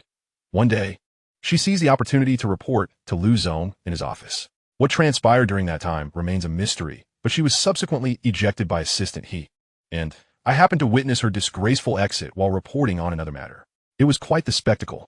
Eventually, she was dismissed. This incident occurred during the time Lu Zong was engaged to the daughter of the Cen family. Cen Wan pursed her lips in silence. Had she been present at that moment, daring to entice her husband, she would have certainly confronted that woman, leaving her unrecognizable to her own parents. Chong Ning pondered for a moment. How coincidental. You share the same surname. Cen Wan chuckled dryly. Indeed, it is quite a coincidence. Chong Ning added her to the administrative department as work group, and subsequently invited her into the company's gossip group. Feel free to speak your mind. There are no higher-ups here, just employees, she explained. Cen Wan nodded, and, as she entered the group, several members jumped in to welcome her. She responded with a thank you emoji. The workplace was not as cutthroat as she had imagined. Chong Ning remarked, of course, one cannot make absolute statements. It may be because we are in the administrative department, which lacks significant competition. The sales department is a different story. Cen Wan understood this. In the absence of competition, everyone could coexist harmoniously. However, once competition emerged, it was entirely normal for good friends to turn against each other. The saying that there are no friends in the workplace held true. Nonetheless, she did not aspire to gain anything. Her sole purpose for working was to catch more glimpses of Lu Beixun. After lunch, he brought in desserts for everyone. Chong Ning couldn't help but exclaim, "What a wonderful day." Cen Wan glanced at the strawberry-flavored dessert, a subtle smile gracing her lips. After the dessert distribution, when he departed, he nodded slightly at her, as if to convey that the treat had been arranged by Lu Beixun. She was aware. She understood everything. Lu Beixun's kindness was never verbalized. She snapped a photo of the dessert and sent it to Lu Beixun, accompanied by a heart emoji. Lu Beixun, is work going smoothly? Cen Wan, not particularly smooth, at least I haven't caused any trouble. Lu Beixun, if you don't understand something, feel free to ask me. Cen Wan, wouldn't that be overkill? Lu Beixun, it wouldn't be. Cen Wan couldn't help but laugh, prompting Chong Ning to inquire, who are you chatting with? Without a moment's thought, Cen Wan replied, my husband. Chong Ning's expression turned to one of shock. You're married? Cen Wan displayed the ring on her left hand. Indeed, I am married. Chong Ning appeared on the verge of tears. A 22-year-old is already married, while a 25-year-old remains single. Cen Wan chuckled lightly, attempting to comfort Chong Ning. Marriage is for happiness.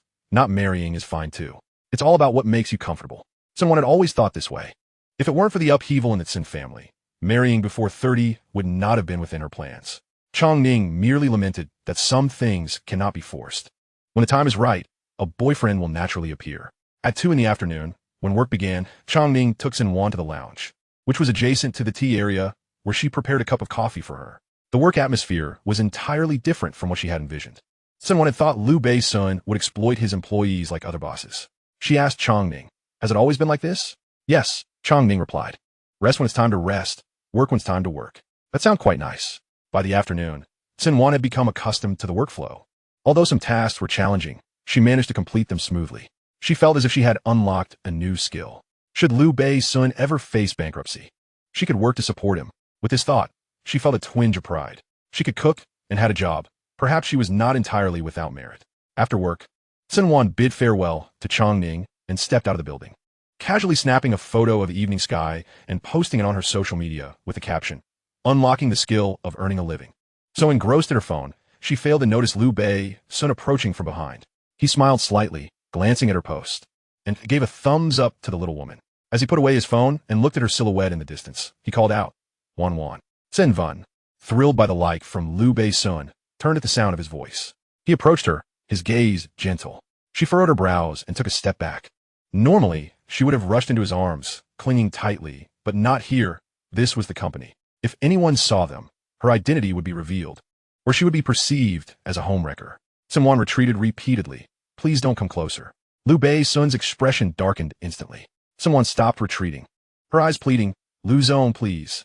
Lu Beixun halted 2 meters away, his face grim, as if a storm were brewing. Cen Wan clasped her hands together. I'll wait for you at the intersection up ahead. Without waiting for his consent, she dashed away, leaving him no time to react. The intersection was about 200 meters ahead.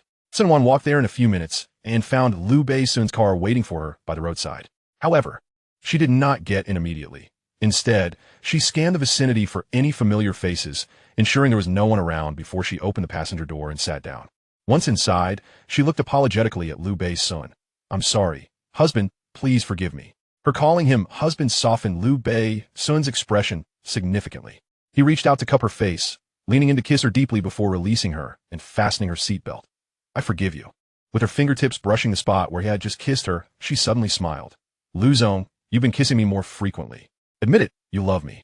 She raised her chin, arching an eyebrow at him. Had she not pointed it out, Lu Beixun might not have realized that he felt compelled to kiss her whenever he saw her. He gazed straight ahead as he started the car, casually responding, Yes, I love you. He had resolved not to retreat any longer, so expressing his affection was of no consequence. I love you too. Cen Wan considered her salary, still unaware of how much she would earn each month.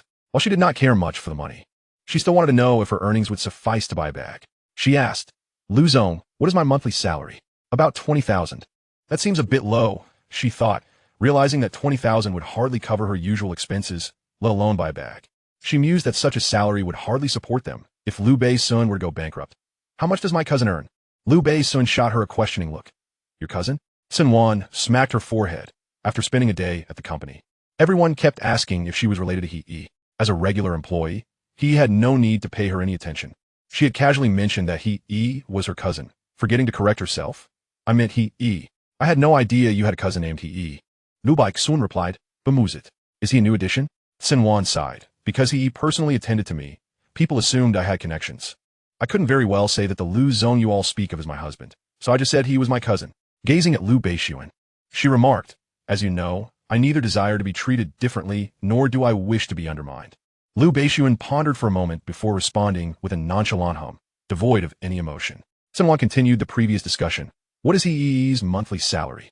Employee salaries are confidential, Lu Beixun replied. Considering his position, it was certain that his salary was substantial, along with benefits that surpassed those of ordinary employees. After all, how else could he be so devoted to a boss with such a low-pressure demeanor, enduring immense psychological strain? Why don't you dismiss He and let me take her place? Cen Wan said with a playful smile. To her surprise, Lu Beixun replied, All right. Just as the car halted at a traffic light, Lu Beixun unlocked his phone, preparing to call He, when Cen Wan hurriedly intervened. Wait, I was just joking. Lu Beixun turned off his phone, saying, Yes, I was joking too.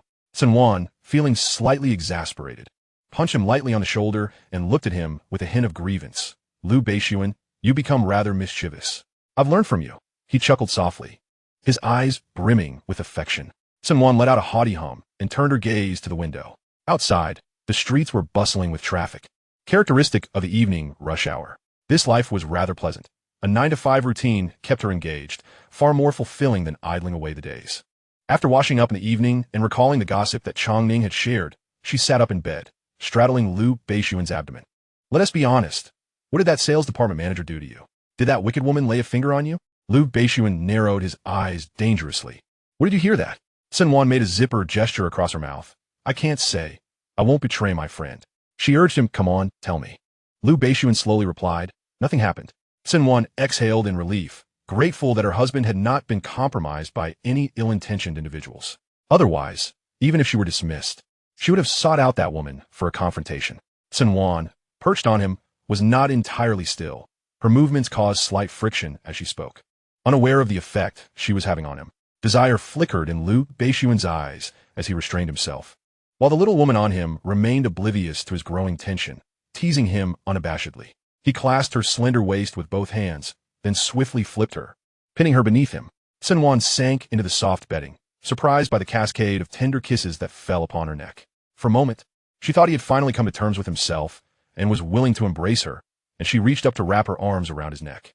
Lu Beixun playfully nipped at her earlobe. Be good. After uttering those words, he released her and retreated to the bathroom, leaving Cen Wan as spirits plummeting. She had anticipated a moment of intimacy, only to be met with disappointment. Lying on her back, staring at the ceiling, she sighed deeply, feeling a sense of ennui. Lu Beixun was not in a much better predicament. The tempting morsel was right before him, yet he dared not indulge, forced to endure. Chapter 30. You just said you were my wife. Time flew by swiftly, and Cen Wan had adapted to the rhythm of office life, finding the work atmosphere harmonious and devoid of petty rivalries. During breaks, her colleagues would engage her in gossip, and overall, the workplace proved to be a commendable choice. However, she noticed that the woman sitting opposite Chong Ning, named Su Meng, harbored a profound disdain for her. Su Meng would occasionally create trouble for her under the pretext of work, hurling sharp remarks or assigning particularly challenging tasks. Initially, Su Meng's poor attitude made Cen Wan believe she must have done something wrong, so she chose not to retaliate. Whenever the work was too challenging, Chong Ning would set aside her less urgent tasks to assist her. One day, Cen Wan could endure no more. With only the conclusion of a task Su Meng assigned left to complete, Chong Ning glanced across the room, noticed Su Meng was absent, and queried, "Did you offend Su Meng? You notice she's targeting me too?" Cen Wan replied, "Chong Ning noted." With a nonchalant smile, Cen Wan said, "I'm not sure. Perhaps I did." In truth, if Su Meng had not been so intent on asserting her presence, Cen Wan wouldn't have even noticed her existence, let alone offend her. During these days of her internship, she had been relatively unoccupied, which allowed her to tackle the tasks assigned by Su Meng. At that moment, Xiang Yang approached to inquire if Cen Wan was adjusting well to her new job. After a brief exchange, he invited her to dinner that evening, and without a second thought, she declined. Xiang Yang left, looking dejected, and upon witnessing his fawning demeanor, Chong Ning had an epiphany. "I think I understand why Su Meng is targeting you." "Why is that?" Cen Wan asked. Chong Ning leaned in closer, her voice conspiratorial. "Hasn't Xiang Yang been overly accommodating towards you these past few days?" Cen Wan contemplated. "If that is what you call being accommodating, then yes." This marked the third time Xiang Yang had invited her out after work. Once in the break room, just the two of them. Once at the cafeteria while waiting for Chong Ning, and now this instance. It all made sense now. Chong Ning edged closer, lowering her voice. Su Meng is involved with Xiang Yang. She has feelings for him, but he only sleeps with her without granting her any status. Their connection explains why Su Meng, despite being an ordinary employee, carries herself with such superiority. She enjoys privileges due to Xiang Yang. Now that Xiang Yang was showing interest in Cen Wan, it threatened Su Meng's position, thus prompting her to target Cen Wan. Chong Ning glanced at Su Meng's workstation. "Didn't I tell you on your first day to steer clear of Su Meng? This is the reason. Due to Su Meng's association with Xiang Yang, she wielded considerable influence in the company, often looking down on others, and although some harbored resentment toward her, they would refrain from speaking out against her." Mindful of Su Meng's long-standing role as Xiang Yang's outlet, Cen Wan finally understood. People are inherently different. Even your cousin, wouldn't treat you this way. While Xiang Yang is just a passing figure in your cousin's eyes. Chong Ning patted her shoulder reassuringly. "You needn't fear Su Meng if she continues to target you. Just have your cousin dismiss her." "I'm not afraid," Cen Wan declared. She had no apprehension, as the tasks assigned by Su Meng were merely a result of her own idleness, and her work was ultimately for Lu Beixun, not Su Meng. By the way, Su Meng knows that you are He's distant cousin. Why does she still dare to target you?" "I'm not sure," Cen Wan replied. Her reasoning for mentioning He as her distant cousin was to avoid preferential treatment while simultaneously warding off deliberate harassment, allowing her to focus on her work. Yet, she still found herself in Su Meng's crosshairs. Su Meng felt emboldened to target Cen Wan because she outright disbelieved that He was her cousin. She assumed that if he truly were her relative, she would have been granted a better position. In truth, Su Meng was not the only one skeptical. Many colleagues doubted the authenticity of Cen Wan's claim about He being her cousin. However, as it did not concern them directly, they merely exchanged whispers in private while generally treating Cen Wan well. Just then, Su Meng returned, standing at her workstation with her arms crossed, looking down at Cen Wan with palpable impatience. "Have you completed the task I assigned you?" Cen Wan shot her a glance, her tone devoid of warmth. "I'll be done shortly." "What's wrong with you?" Su Meng snapped. "Can't you handle such a trivial task? What are you even doing here?" Her voice was piercing, drawing the attention of several colleagues. Cen Wan frowned in displeasure. She had only received the documents half an hour prior, and her speed had been quite commendable. It was evident that Su Meng was deliberately provoking her. "I said I'll be done shortly. Are your ears clogged?" Su Meng could hardly fathom that Cen Wan would confront her. Lifting her chin slightly, she let out a derisive laugh, claiming to be Assistant Hay's cousin. Does she truly believe herself to be someone of significance? How amusing. I could just as easily declare myself Mrs. Lu. Su Meng's gaze, filled with disdain, fell upon her. Does she really think she holds any worth? Ming's words were sharp as a dagger, causing Chongning to furrow her brows in concern. She slammed her palm onto the table, rising to her feet. The other colleagues cast sympathetic glances at Cen Wan, yet none dared to stand up against Ming. Remaining neutral and unaligned, Ming's eyes landed on Chongning, her sneer dripping with contempt. When clinging to others for support, one should discern whom they are depending on. Do you even know where this person beside you emerged from? Chongning had long since reached her limit with Ming. Seizing the documents from Cen Wan's hands, she hurled them with precision at Ming's face. The papers struck her, then fluttered to the ground. Whoever wishes to serve you may do so. Our Wan is no longer at your beck and call. Chongning had never intended to latch onto anyone for advantage. From the outset, Cen Wan had been by her side, and as a newcomer herself, she remembered her own struggles when she first entered the workplace, naive and hesitant to ask questions. She felt compelled to assist Cen Wan. Gradually, as their interests aligned, Cen Wan would attentively listen to her recount various matters, and her fondness for Cen Wan blossomed. Cen Wan was taken aback by Chongning's defense. Meanwhile, Ming, her face now bearing a visible red mark from the folder, clutched her face, glaring at both Chongning and Cen Wan with venom.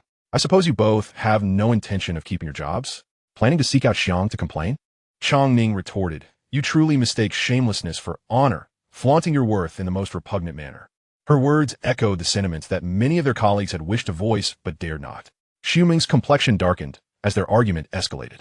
Cen Wan, feeling exasperated, stood from her desk and approached Ming, glancing at the scattered documents on the floor before bending down to retrieve them. She cast a fleeting glance at Chongning, who was still fervently defending her, and with a nonchalant roll of her sleeves, turned her cold gaze towards Ming. With a swift and resounding slap, silence enveloped the entire floor. Chongning stood in shock, rendered speechless by Cen Wan's audacity. Ming's head snapped to the side from the force of the blow, and within moments, a clear imprint of a hand appeared on her face, eliciting a mix of exhilaration and concern from their colleagues. Cen Wan's action was not merely a retaliation for Ming's provocations, but a response to words that should never have been uttered. Her eyes glinted dangerously as she spoke in an icy tone. What was it you just claimed? Whose wife are you? Chapter 31. I am your wife. Ming felt a chill run down her spine under Cen Wan's piercing stare, an overwhelming sense of dread taking root within her. Cen Wan exuded an aura of unattainable elegance, and for a fleeting moment, Ming felt like a mere jester. At that moment, Xiangyang rushed over, reprimanding. What on earth are you doing? Ming, seizing the opportunity as if it were a lifeline, turned to Xiangyang with tear-filled eyes. Manager. I merely urged her to complete her work, and she struck me. Cen Wan let out a cold laugh. Apologies, but my strike had nothing to do with work. Xiangyang cast a quick glance at the onlookers. What are you all staring at? Get back to work. After calming Ming, he summoned both Cen Wan and Ming to his office. Chongning, filled with apprehension, worried that they might conspire against Cen Wan. Chongning paced restlessly near the manager's office when she bumped into He. In her anxiety, she rushed to his side, grasping his arm. He glanced down. Let go. Caught in a dilemma, she hesitated to release him, fearing he might walk away. Your cousin just struck Ming, who has ties with Xiang, and now they've been called to the office. She quickly explained before releasing his arm to gauge his reaction. Get back to work, He instructed, proceeding towards Xiang's office. Chongning turned back repeatedly, still worried. Inside the office, Xiangyang leaned back in his chair, twirling a pen in his fingers. Let us have dinner tonight, then catch a movie. Whether I pursue this matter further depends on your willingness. It was a veiled reference to workplace politics. Cen Wan couldn't help but wonder how someone like Xiangyang had ascended to such a position. Ming's expression darkened upon hearing Xiang's words. Yet she dare not protest. In Xiang's eyes, she was of no consequence. If he wished to play, he would. If not, she would be discarded. Cen Wan leaned on the desk, sizing up Xiangyang, and what if I refuse? Xiangyang tossed the pen onto the table. Then you and your little friend can pack your bags. He, like Ming, harbored doubts regarding the validity of her claim about He being her cousin. At that moment, the office door swung open, revealing He. Xiang, you and Ming are terminated. Xiangyang and Ming stood frozen in disbelief, their eyes widening at He. Cen Wan approached He, the smirk gracing her lips. You and Ming guessed correctly. Assistant He is indeed not my cousin. However, Mr. Lu happens to be my husband. Xiang, your miscalculations are misdirected. Xiangyang's face registered shock. How can that be? Only then did he realize her surname was Cen. Cen Wan turned to He. Individuals like them are detrimental to the company. Please convey to Lu Beixun that he must exercise discernment when employing others. I leave this matter in your capable hands. With that, Cen Wan exited the office, fully aware that He understood precisely what needed to be done. 10 minutes later, all employees received an email announcing that Xiang Yang and Xu Meng have been dismissed for workplace misconduct. No one dared to question Cen Wan's relationship to He any longer. Meanwhile, Xiang Yang and Xu Meng, now aware of Cen Wan's true identity, remained tight-lipped. For any hint of disclosure would lead to an even graver fate. The two departed in shame. During the midday break, colleagues began placing snacks on Cen Wan's desk, expressing their gratitude for her rid of the two nuisances. They had long harbored disdain for those two, but had been too intimidated to voice their feelings. To their astonishment, within a mere few days, she had banished the proverbial rotten apples from their midst. Cen Wan smiled. It has nothing to do with me. The company has explicitly prohibited workplace misconduct. They were aware of the rules against such practices and had contemplated reporting them. Yet it had always fallen flat due to fears of their own insignificance and the potential repercussions from Xiang. Following this incident, her colleagues began to treat her with newfound respect, though their work dynamics remained unchanged. This was precisely what Cen Wan desired. In the CEO's office, He reported, Mr. Lu, Madam asked me to inform you to exercise discernment in your hiring practices. He felt a thin sheen of sweat form on his palms.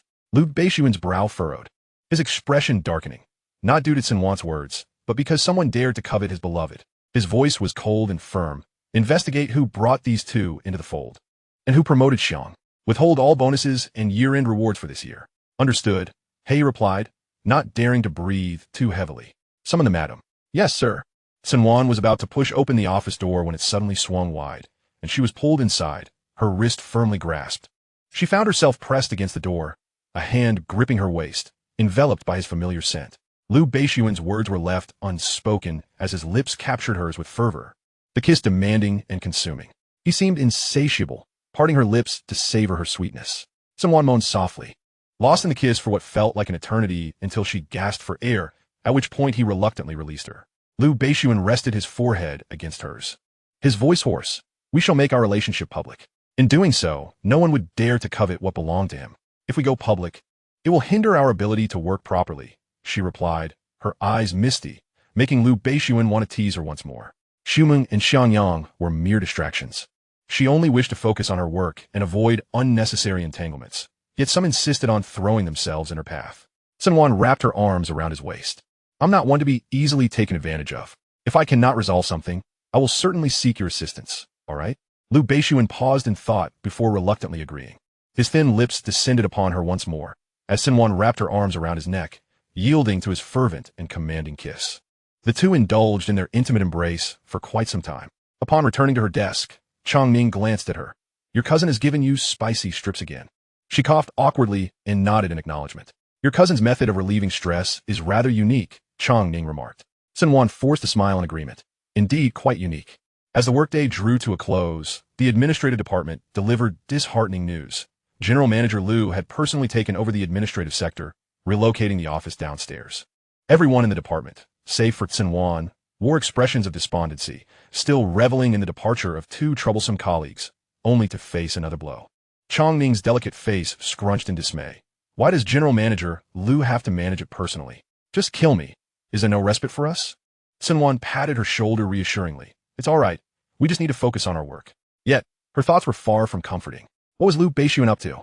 On the way home, Cen Wan inquired, will you be able to manage the administrative department? What do you think I keep you around for? Lu Beixun shot her a sidelong glance. Cen Wan lowered her eyes. Am I adding to your troubles? Lu Beixun reached out and ruffled her hair. Not at all. Don't overthink it. I want to see you. Upon learning of her employment, he felt both astonished and delighted, worried she might tire herself out, yet eager to see her at the office. He also feared she would attract unwanted attention, as had been the case today. Cen Wan lifted her gaze, her clear eyes sparkling. I work to see you. Just a glimpse is enough. Do you know why I hit Xu Meng? Why?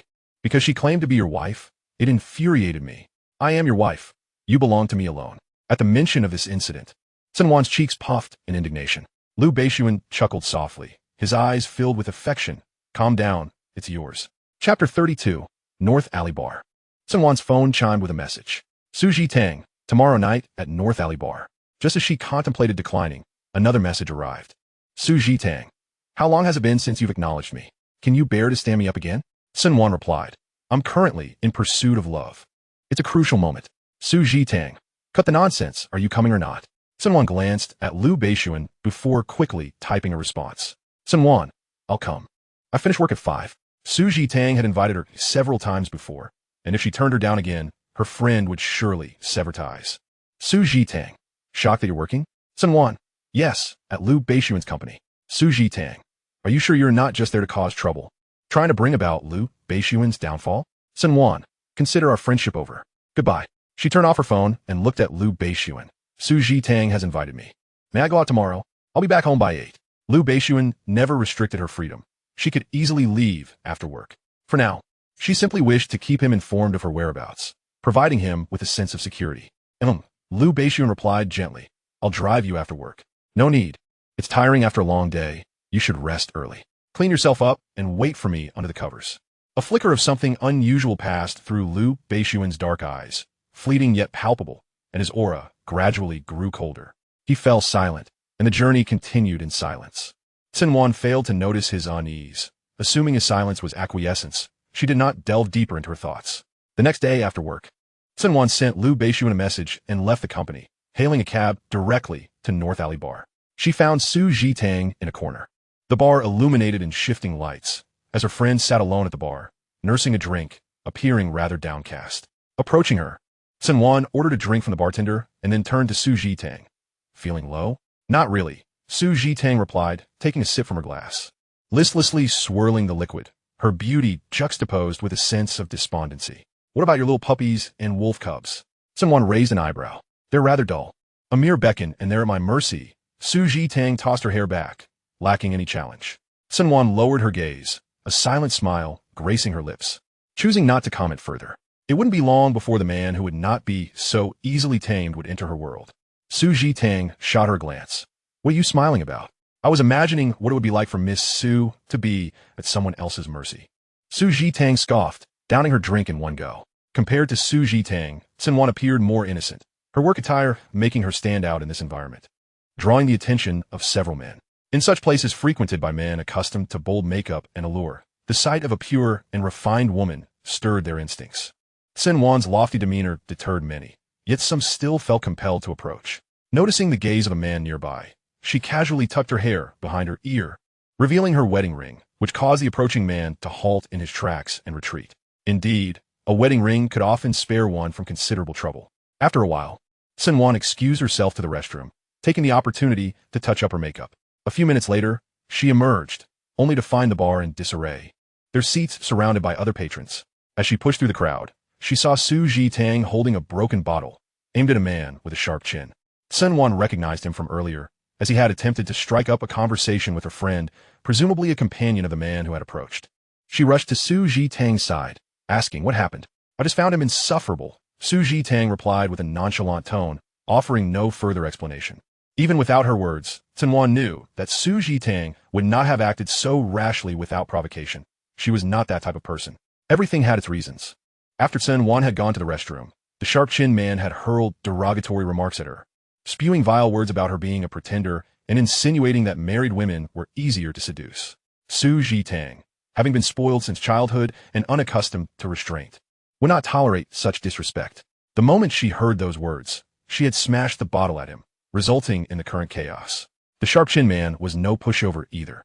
His friends quickly encircled Su Tang, demanding an apology. The price of her apology was to spend a night with him, and that would suffice to put the matter to rest. The sharp-chinned man turned to Cen Wan. We were having a conversation, and your friend just smashed a bottle at me. Don't you think she should apologize? Shouldn't you have been the one to be hit?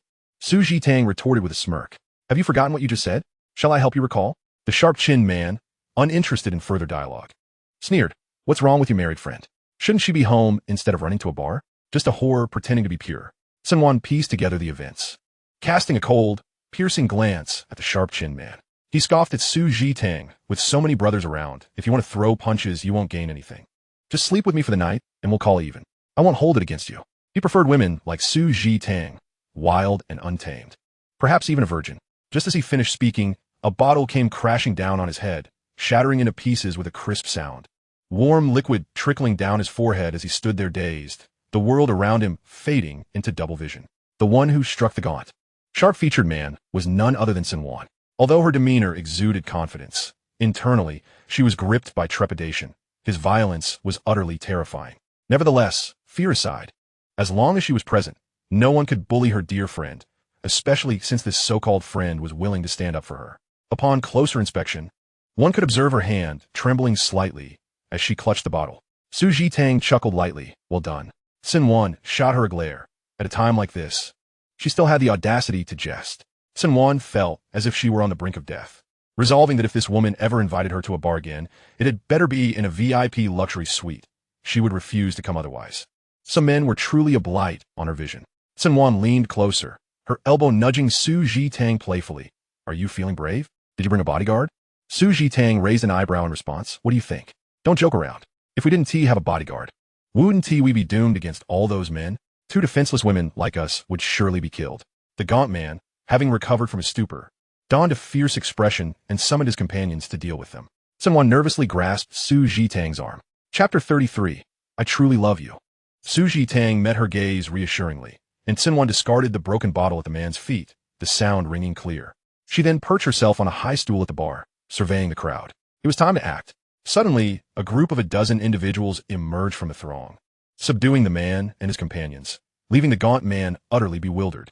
Cen Wan exhaled in relief. Her so-called friend would never embark on a reckless endeavor, and she had worried for nothing. One of the bodyguards delivered a swift kick to the man's leg, causing him to collapse to the ground with a thud. Su Jitang, sitting atop the stool, looked down at him, commanding, apologize by bowing to me and my friend, and we shall consider this matter resolved. Cen Wan clung to Su Jitang, resting her head on her shoulder. Wah, you scare me to death. Su Jitang lifted her chin with one hand, teasing. Look at how frightened you are. Don't cry, or I might feel heartbroken. Playing the part, Cen Wan obediently nodded and pointed at the group on the floor, sweetly imploring, Darling Tang Tang, help me deal with him. Su Jitang turned to the bodyguard. Listen to my wife and take care of it. Onlookers were taken aback by their dramatic performance. Before long, the group of men lay on the ground, wailing in agony, while the gaunt man remained baffled, unable to fathom who he had offended. The bar owner, witnessing the commotion, did not dare intervene, fearing the repercussions of crossing a powerful figure, and simply watched as they were beaten. Cen Wan. Just as Cen Wan was engrossed in the spectacle, a voice broke through the chaos, instantly chilling her demeanor. She would never forget that voice. Su Jitang nudged her. Your brother is here. Cen Xiu strode through the crowd towards her, concern etched on his face. What is happening? Are you hurt? His facade was flawless, and Cen Wan could discern no hint of insincerity, as if he genuinely cared for her well-being. Cen Wan hesitated to respond, and, sensing the tension, Su Jitang sought to ease the atmosphere. Cen Xiu, don't worry. With me here, Wan will be just fine. Given that Cen Xiu was older, she addressed him as brother in deference to Cen Wan. Cen Xiu sighed in relief. That is good to hear. Cen Wan turned to Su Jitang, her expression softening slightly. Darling Tang Tang. I promised Lu Beixun that I would return early to accompany him, so I must take my leave. She smiled, adding next time, you must book a VIP luxury suite for me, or I shan't come at all. Before Su Jitang could respond, Cen Wan slipped past Cen Xiu and exited the bar. Cen Xiu, momentarily taken aback, lingered for a few seconds before following her retreating figure. Su Zitang, Pu Dao. Wondered what had transpired between the two. Had they quarreled? As Cen Wan stepped outside the bar, preparing to hail a cab, she felt a hand grasp her wrist. Wan. Cen Xiu had caught up with her. Cen Wan frowned, shaking off his hand in disgust. Don't touch me. She loathed his touch with every fiber of her being. His eyes flickered with hurt. Wan, what's wrong? Haven't we always had a good relationship? Why has it come to this? What on earth happened? His every expression conveyed his pain. To Cen Wan, he appeared as a buffoon, desperately performing for an audience. She could not muster the composure to speak with him. She was all too aware of his transgressions. He had extinguished the lives of 3 family members. She couldn't even pretend to care. I have a husband. Cen Wan locked her gaze with her voice icy. I want to know what you mean when you profess your love for me in front of my husband. Are you attempting to sabotage our relationship? To sow discord? Cen Xiu's heart sank.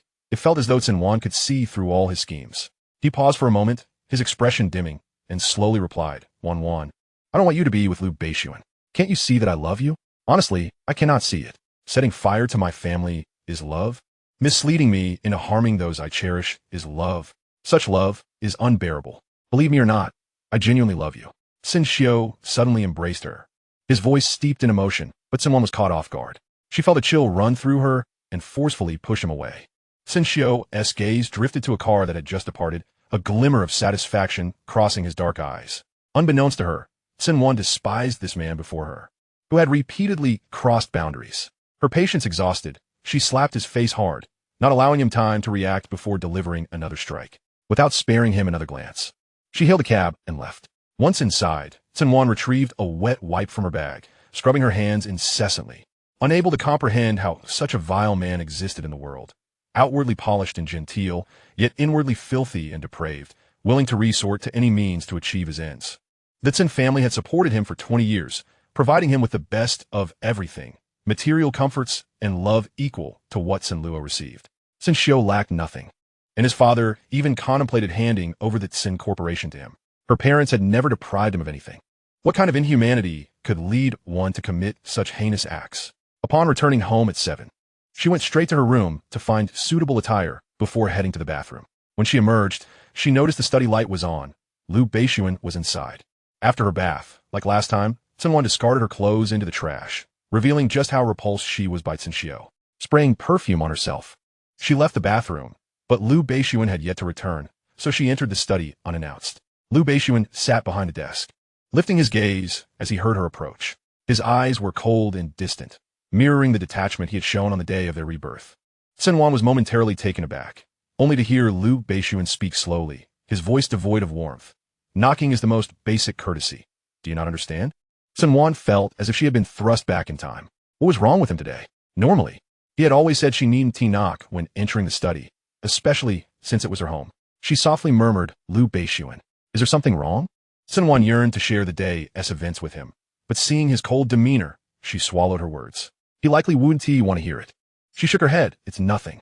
If it's nothing, please step outside. Lu Beixun replied, I still have work to attend to. Cen Wan longed to inquire what was troubling him, but his icy demeanor made her hesitate. She feared the next words out of his mouth might be about divorce. Then I want to disturb you. As the words fell, Cen Wan departed from the study, gently closing the door behind her. Lu Beixun stared at the recently shut door for several moments, his expression clouded with ambiguity.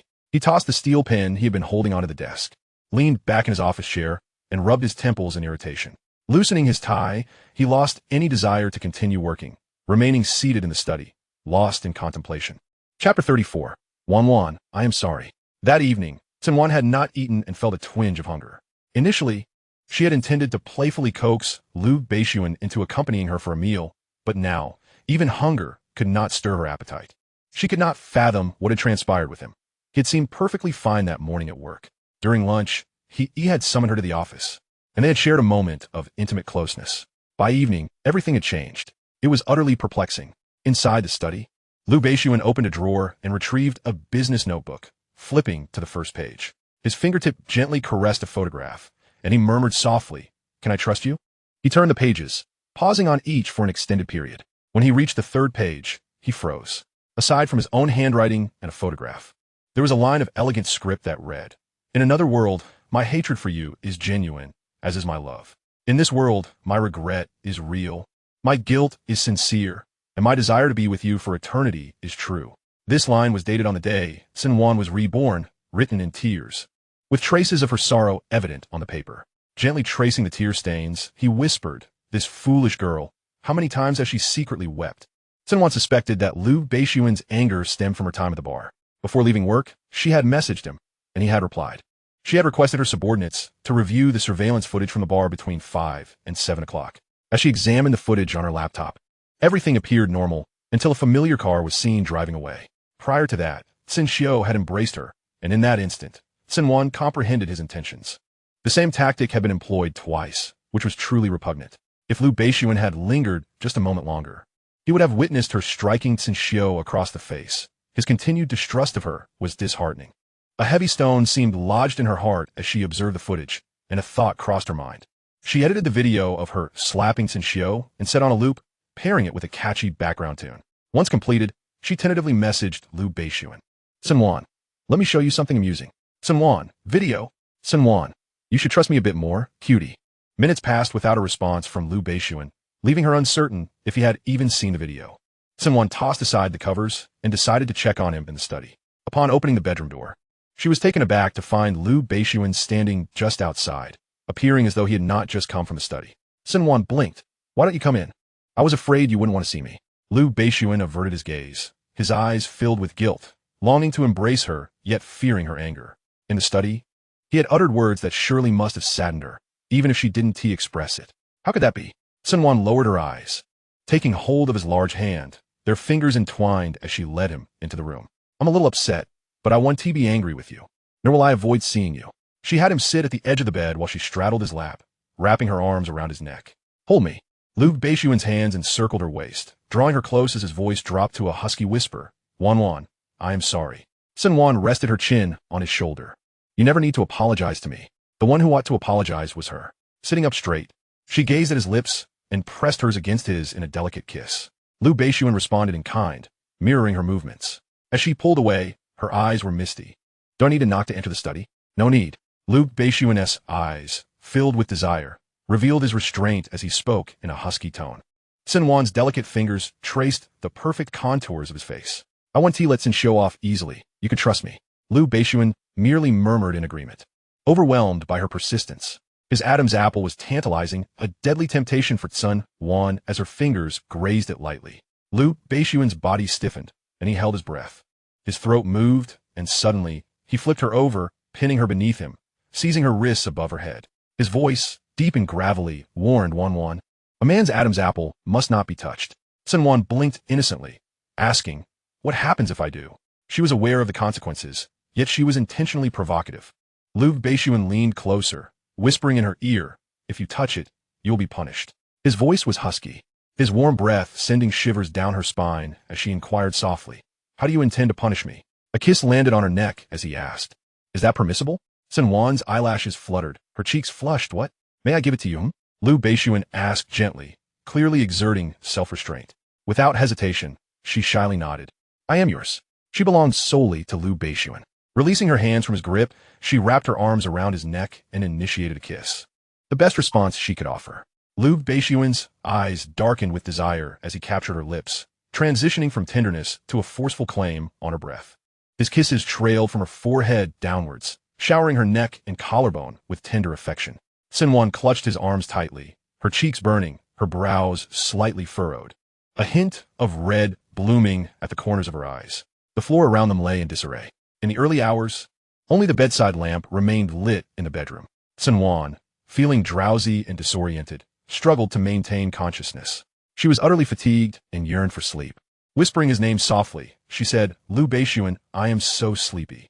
Lu Beixun replied with a soft hum half an hour later. He pressed a gentle kiss to her ear before rising to enter the bathroom. The bathtub was filled with water, and he scooped the exhausted figure from the bed into the bathroom, hoping she could finally rest. However, it turned into another ordeal. She helplessly succumbed to sleep, and at 2 a.m, Lu Beixun retrieved her from the bathtub, carrying her back to bed and dressing her in a fresh set of pajamas. In her slumber, her eyelashes fluttered as if she were uncomfortable. In her dreams, the places of pain felt cool and soothing, causing her brow to relax as she gradually settled into a peaceful sleep. Lu Beixun tenderly applied ointment to her. Once everything was tidied up, he lay beside her, holding her close, quietly admiring her sleeping visage, and ultimately, he could not resist placing another kiss on her lips. Time slipped away, and eventually, he too succumbed to a deep, dreamless sleep, while the small woman beside him rested soundly. Chapter 35, Be Good, Baby. The next day, Aunt Yang, for once, did not call her for breakfast. When Cen Wan awoke, it was already 11 o'clock. The man sitting at the edge of the bed had a hint of a smile in his eyes as he quietly watched her. Cen Wan, still groggy, rubbed her eyes, and, feeling achy and weak, asked, what time is it? 11 o'clock. Huh? Cen Wan jolted upright from the bed, realizing it was Friday. Aren't you going to work? I took a leave for you, Lu Beixun replied, a charming smile gracing his lips. Cen Wan looked at him. Is it all right for you to skip work? It's perfectly fine, Lu Beixun. I receive a salary not for the sake of merely filling positions in the company. Cen Wan pondered this thought and then reclined back, glancing at him from the side. From this moment forth, I am yours, and you must take responsibility for me. Lu Beixun reached out to tousle her hair, his tone affectionate. I am also yours. Cen Wan nestled closer to him, rubbing her cheek against his hand, an adorable demeanor that stirred a desire to tease her. She turned over, resting her face on the bed, and said sweetly, my waist hurts, you caused it, so you must help me knead it. Lu Beixun chuckled softly. Where has Wan's modesty gone? As he spoke, his hand settled on her waist, applying a gentle pressure, making Cen Wan close her eyes in comfort. Does my husband prefer my modesty or my lack of it? As long as it's Wan. I adore her in any form. Cen Wan lay on the pillow, her voice muffled. I love hearing that. Could you say it more often in the future? Lu Beixun patiently continued to massage her waist, alleviating much of her discomfort, and before she knew it, her eyes fluttered shut as she drifted toward slumber. Lu Beixun gently called out to her, Wan Wan, it's time for lunch. Let us eat before you sleep, shall we? She drowsily responded without opening her eyes, prompting Lu Beixun to pause his ministrations. Wan Wan? Receiving no reply, he leaned down to kiss her earlobe, playfully nibbling. Be a good girl, all right? Cen Wan opened her eyes, her lips curving upward. You just call me baby. Say it again. Lu Beixun's expression shifted slightly. Baby. Cen Wan pressed further. Who is the baby? Wan Wan. And whose baby is Wan Wan? Mine. And who do you belong to? Wan Wan's baby. Cen Wan, her drowsiness vanishing, felt a sweetness that surpassed honey. Will my husband ever abandon Wan Wan's baby? As long as Wan Wan wants me, Lu Beixun asserted firmly, I will not. Cen Wan placed her hand over his. In this life, Wan Wan desires only Lu Beixun through life and death. In this lifetime, she would not leave him nor allow him to suffer again. The memory of his eyes, once filled with despair in her past life, tightened her heart with pain. Back then, blinded by hatred, she had believed all that Cen Xiu had said, perceiving him as the villain. How deeply it must have hurt him then. Cen Wan sat up from the bed, straddling his lap, and began to unbutton his shirt. Lu Beixun grasped her wrist. Wan Wan? I want to move. Only then did Lu Beixun release her wrist, having overlooked her earlier inattentiveness in the heat of passion. Her hands trembled slightly as she delicately undid each button, finally casting the shirt aside to reveal his firm chest. Her fingertips grazed his left pectoral, the skin unmarred. This was the spot she had once stabbed with a dagger. Cen Wan pressed her lips to that place, planting a gentle kiss, a tear escaping her eye. Lu Beixun froze, feeling the warmth of the tear as it fell onto his abdomen. His voice was husky. Wan Wan? Cen Wan raised her gaze. I'm fine. She proceeded to fasten his shirt buttons. At the Lu Corporation, Chongning had yet to see Cen Wan by noon and had received no word of her absence. Concern began to creep in as she sent messages that went unanswered. Just as she was preparing to go for lunch, she encountered He and hurried over. Assistant He. Has something happened with Wan Wan today that she did not come in? He paused, glancing at her without a word. Tongue Ning Blinket, assuming he was unaware. If Assistant He doesn't know, I won't trouble you further. She was about to leave when he spoke. She had matters to attend to and took leave. Chongning thanked him and departed. It was indeed quite a coincidence that President Lu was also absent. Cen Wan, feeling sore and reluctant to move, nestled on the sofa after lunch. She opened her phone to find several messages from Chongning. She replied, explaining that she had taken a day off due to personal matters and included an apologetic emoji, which clearly indicated Chongning's concern for her. She turned off her phone and placed down the coffee table, marveling at Lu Beixun's astonishing stamina. She felt as though she could scarcely keep up. Had this been her previous self, she might have fainted outright. Fortunately, under Lu Beixun's watchful eye, she had been exercising regularly, significantly improving her physical condition. She no longer gasped for breath climbing stairs, and last night's prolonged activity was tolerable. On her day off, Cen Wan and Lu Beixun enjoyed each other's company. While watching a show, she unwittingly fell asleep in his arms. Lu Beixun, cradling her, gently carried her back to the bedroom, tenderly placing her on the bed. Just as he intended to rise, the little woman grasped his hand. Don't go. Stay with me while I sleep. Lu Beixun chuckled softly, lifting the covers to lie beside her. All right, let us sleep. Cen Wan smiled contentedly, wrapping her arms around his waist as she drifted into a deep slumber. When Cen Wan awoke again, the sky had darkened, the room dimly lit, and the warmth beside her had vanished, leaving her with an inexplicable emptiness that was truly unsettling. She slipped on her slippers and descended the stairs. Finding the living room devoid of Lu Beixun's presence, it was eerily quiet. The kitchen light was on, leading her to assume that Aunt Yang was preparing dinner. She approached the kitchen to inquire about Lu Beixun's whereabouts. Upon reaching the kitchen door, she was taken aback, Lu Beixun to her surprise. It was not Aunt Yang, but Lu Beixun who stood there. Lu Beixun, you're awake? Yes. Cen Wan stepped into the kitchen, glancing at the dishes on the table. Did you make all of these? Yes. I couldn't possibly let Wan Wan's efforts go to waste. Lu Beixun handed her a pair of chopsticks. Do you like it? Cen Wan accepted the chopsticks. You know everything, yes. Not only does he know, but he also understands her subtle emotions. I thought you wouldn't know. Cen Wan picked up a shrimp and tasted it, the flavor delightfully satisfying. His culinary skills surpassed hers by leaps and bounds. She gave him a thumbs up. Chef Lu, you deserve a round of applause. Lu Beixun chuckled indulgently. That evening, Cen Wan indulged in a hearty meal, savoring every bite until she was pleasantly full, yet still managed to eat a little more, ultimately overindulging. Sitting on the sofa, clutching her stomach, Lu Beixun felt a mix of helplessness and affection. He first offered her a digestive tablet, and then prepared a glass of hawthorn juice for her. Half an hour later, after finishing her juice, Lu Beixun did not allow her to head straight to bed. Instead, he took her out for a stroll. The evening breeze was cool and refreshing. Cen Wan grasped his arm, enjoying the simplicity and beauty of the moment. Chapter 36. Does your waist still hurt? That night, Lu Beixun refrained from further intimacy, wary of exhausting her body. Yet the little woman, having rested all day, was full of energy and nestled in his embrace, her small hands playfully igniting a fire within him. Lu Beixun found himself overwhelmed by the restless motions of the woman in his arms. Wan. His voice was slightly hoarse. Don't move around. What will happen if I do? Cen Wan looked at him, her innocent blink betraying a knowing awareness. They were adults, and she certainly understood the implications of her movements. Lu Beixun grasped her wandering hand. You know? I want to hear you say it. Cen Wan smiled teasingly, her fingertips tracing circles on his chest, an enticing sight. Lu Beixun pressed her hand to his lips, placing a gentle kiss. I want to tease you. You wouldn't dare. Indeed, Lu Beixun was reluctant. Thus he silently endured. Cen Wan flipped over, pinning him beneath her, lifting his chin with one hand, and kissed his soft lips. Since you're not working tomorrow, may I invite you to partake in some late-night exercise? Lu Beixun's gaze darkened, fixed intently on her. Are you certain? When have I ever deceived you? Good baby. Lu Beixun turned over and pinned her beneath him, showering her with a myriad of delicate kisses. Cen Wan wrapped her arms around his neck in response. In a moment of passion, she repeatedly whispered Lu Beixun's name, a name forever etched in her heart, impossible to erase. Lu Beixun leaned down to kiss away the tears that slipped from the corners of her eyes. Wan, will you regret this? Cen Wan replied, I will regret it. As Lu Beixun paused, preparing to depart, Cen Wan clung to his waist, pressing her cheek firmly against his chest. Lu Beixun, I regret not loving you sooner.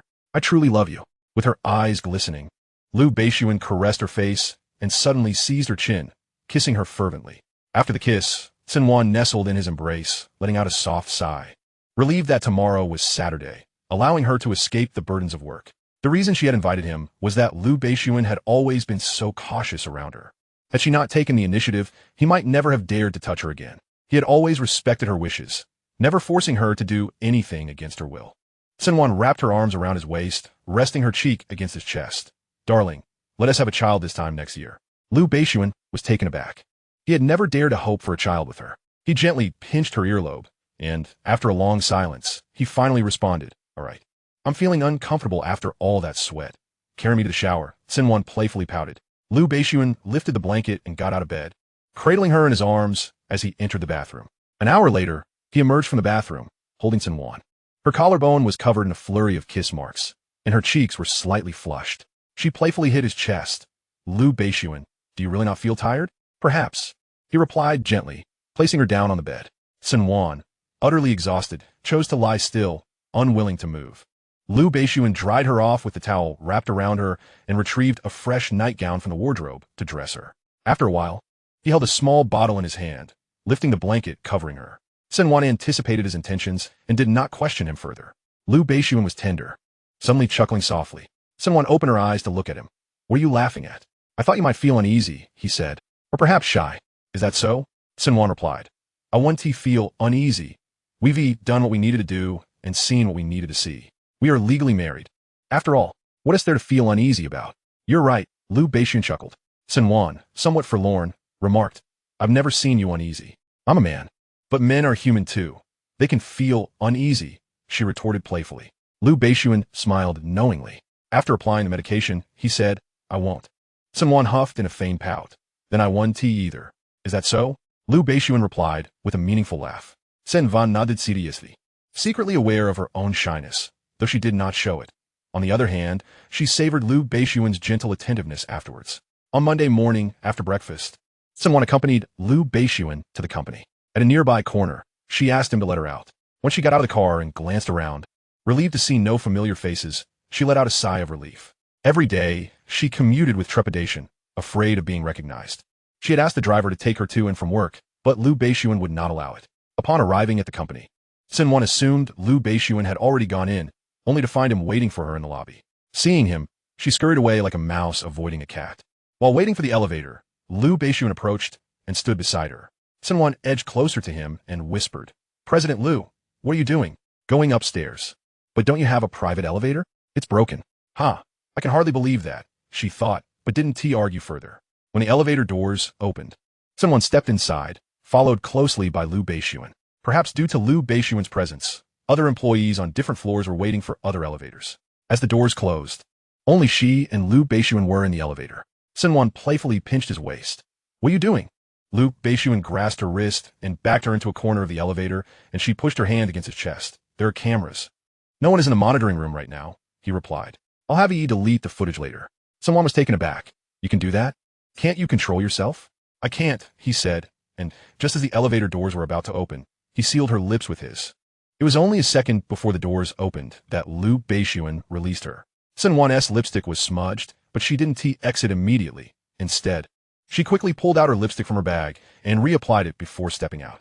Lu Beixun exited the elevator without waiting for her, knowing that lingering would only upset his little woman. When Cen Wan reached her desk, Chang Ning had already arrived. Upon seeing Cen Wan, she was somewhat excited, asking if her issues had been resolved. Cen Wan nodded.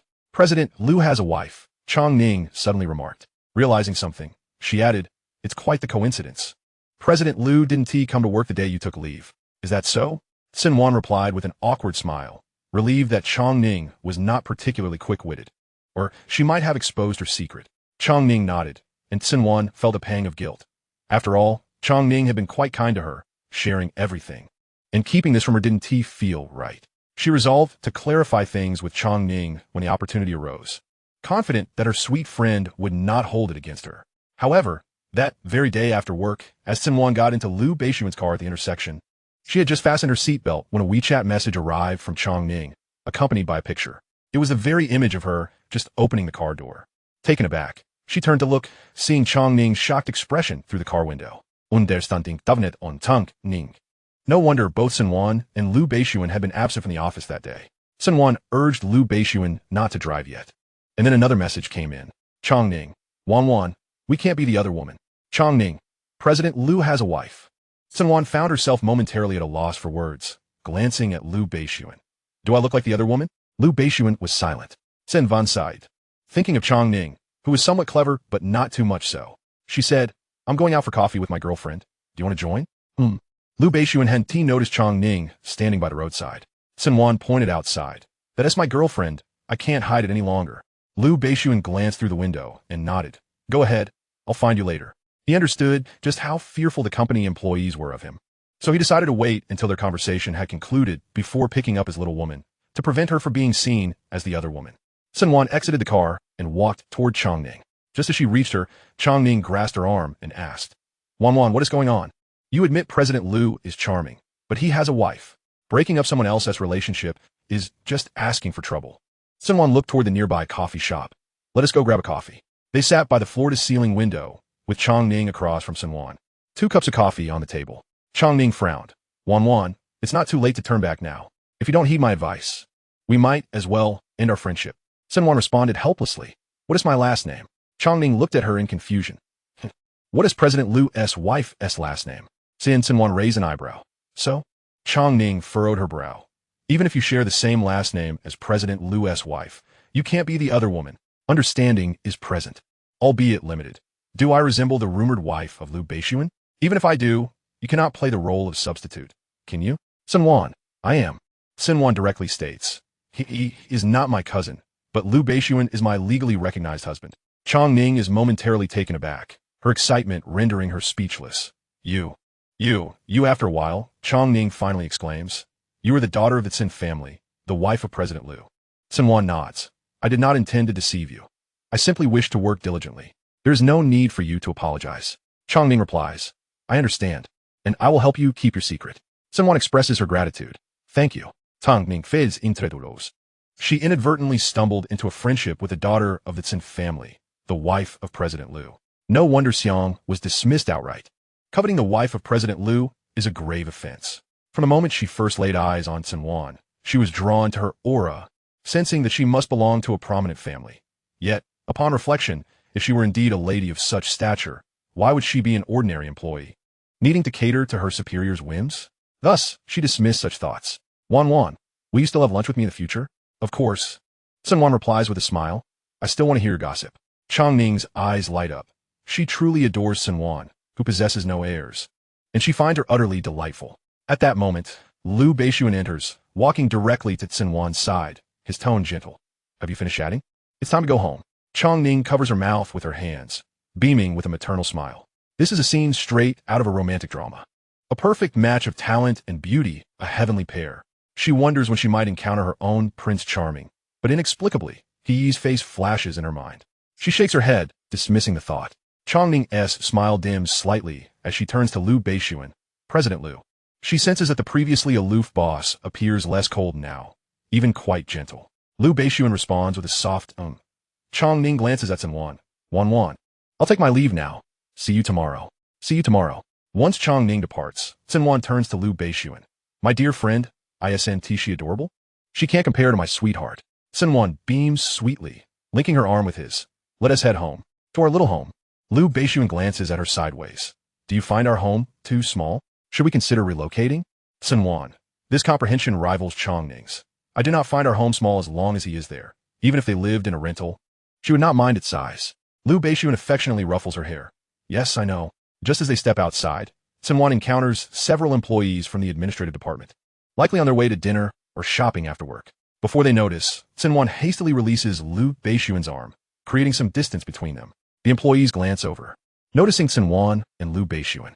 They appear slightly shocked, first calling out to President Lu, then casting puzzled looks at Cen Wan. Cen Wan awkwardly smiles. President Lu left his phone in the office, and my cousin had an urgent matter, so he asked me to deliver it. The group nods, harboring no further suspicion, and inquires if she would like to join them for dinner. Cen Wan, catching a glimpse of Lu Beixun's coal-black expression, smiles and politely declines. The group does not press further, exchanging greetings with Cen Wan before departing. Once they leave, Lu Beixun's expression remains dark. The thought of needing to hide his relationship with his wife only deepens his frown. Cen Wan sweetly coaxes him, and Lu Beixun is particularly susceptible to her charm, pulling her close and kissing her fervently on the lips. Ning's ride is a charming pink vehicle adorned with a large Hello Kitty sticker, quite adorable. The car may not be expensive, but provides adequate protection from the elements. On the way home, music plays in Ning's car, lifting her spirits as she occasionally hums along until disaster strikes. Indeed, she rear-ended another vehicle at a traffic light. The other car is a Bentley, and she fears her wallet will not survive this. Tears threaten to spill. She sees a figure emerge from the car, and it is none other than He. He glances at the damaged area of her vehicle, then looks at her with a neutral expression as he approaches and taps on her window. Ning rolls down the window, and he inquires, settle it privately or call the police. Ning stammers privately. With mere seconds left on the traffic light, he calmly instructs, pull over to the side. Ning responds with a soft, okay. She knows she bears primary responsibility for the accident. Tears well up as she realizes how unfortunate her situation is, merely a working-class individual. The car stops by the roadside, and, as she steps out, he opens the door and walks towards her. She weakly calls out, Assistant He. She explains, I didn't mean to, and rest assured, I will cover the repair costs. However, I may not be able to pay it all at once, as this car isn't cheap. I can write you an IOU. He gives a nonchalant acknowledgement. They exchange contact information, and this matter reaches a temporary resolution. Chapter 38, Quite the Grudge. The next day, upon arriving at the office, Cen Wan finds Ning calculating something. She glances over, places her bag on the desk, and casually asks, What are you calculating? Ning responds, Counting money. Once she finishes, she appears dejected, her expression reflecting despair. Cen Wan asks, Are you facing some difficulties? Ning leans back in her office chair, staring at the ceiling, her voice lacking energy.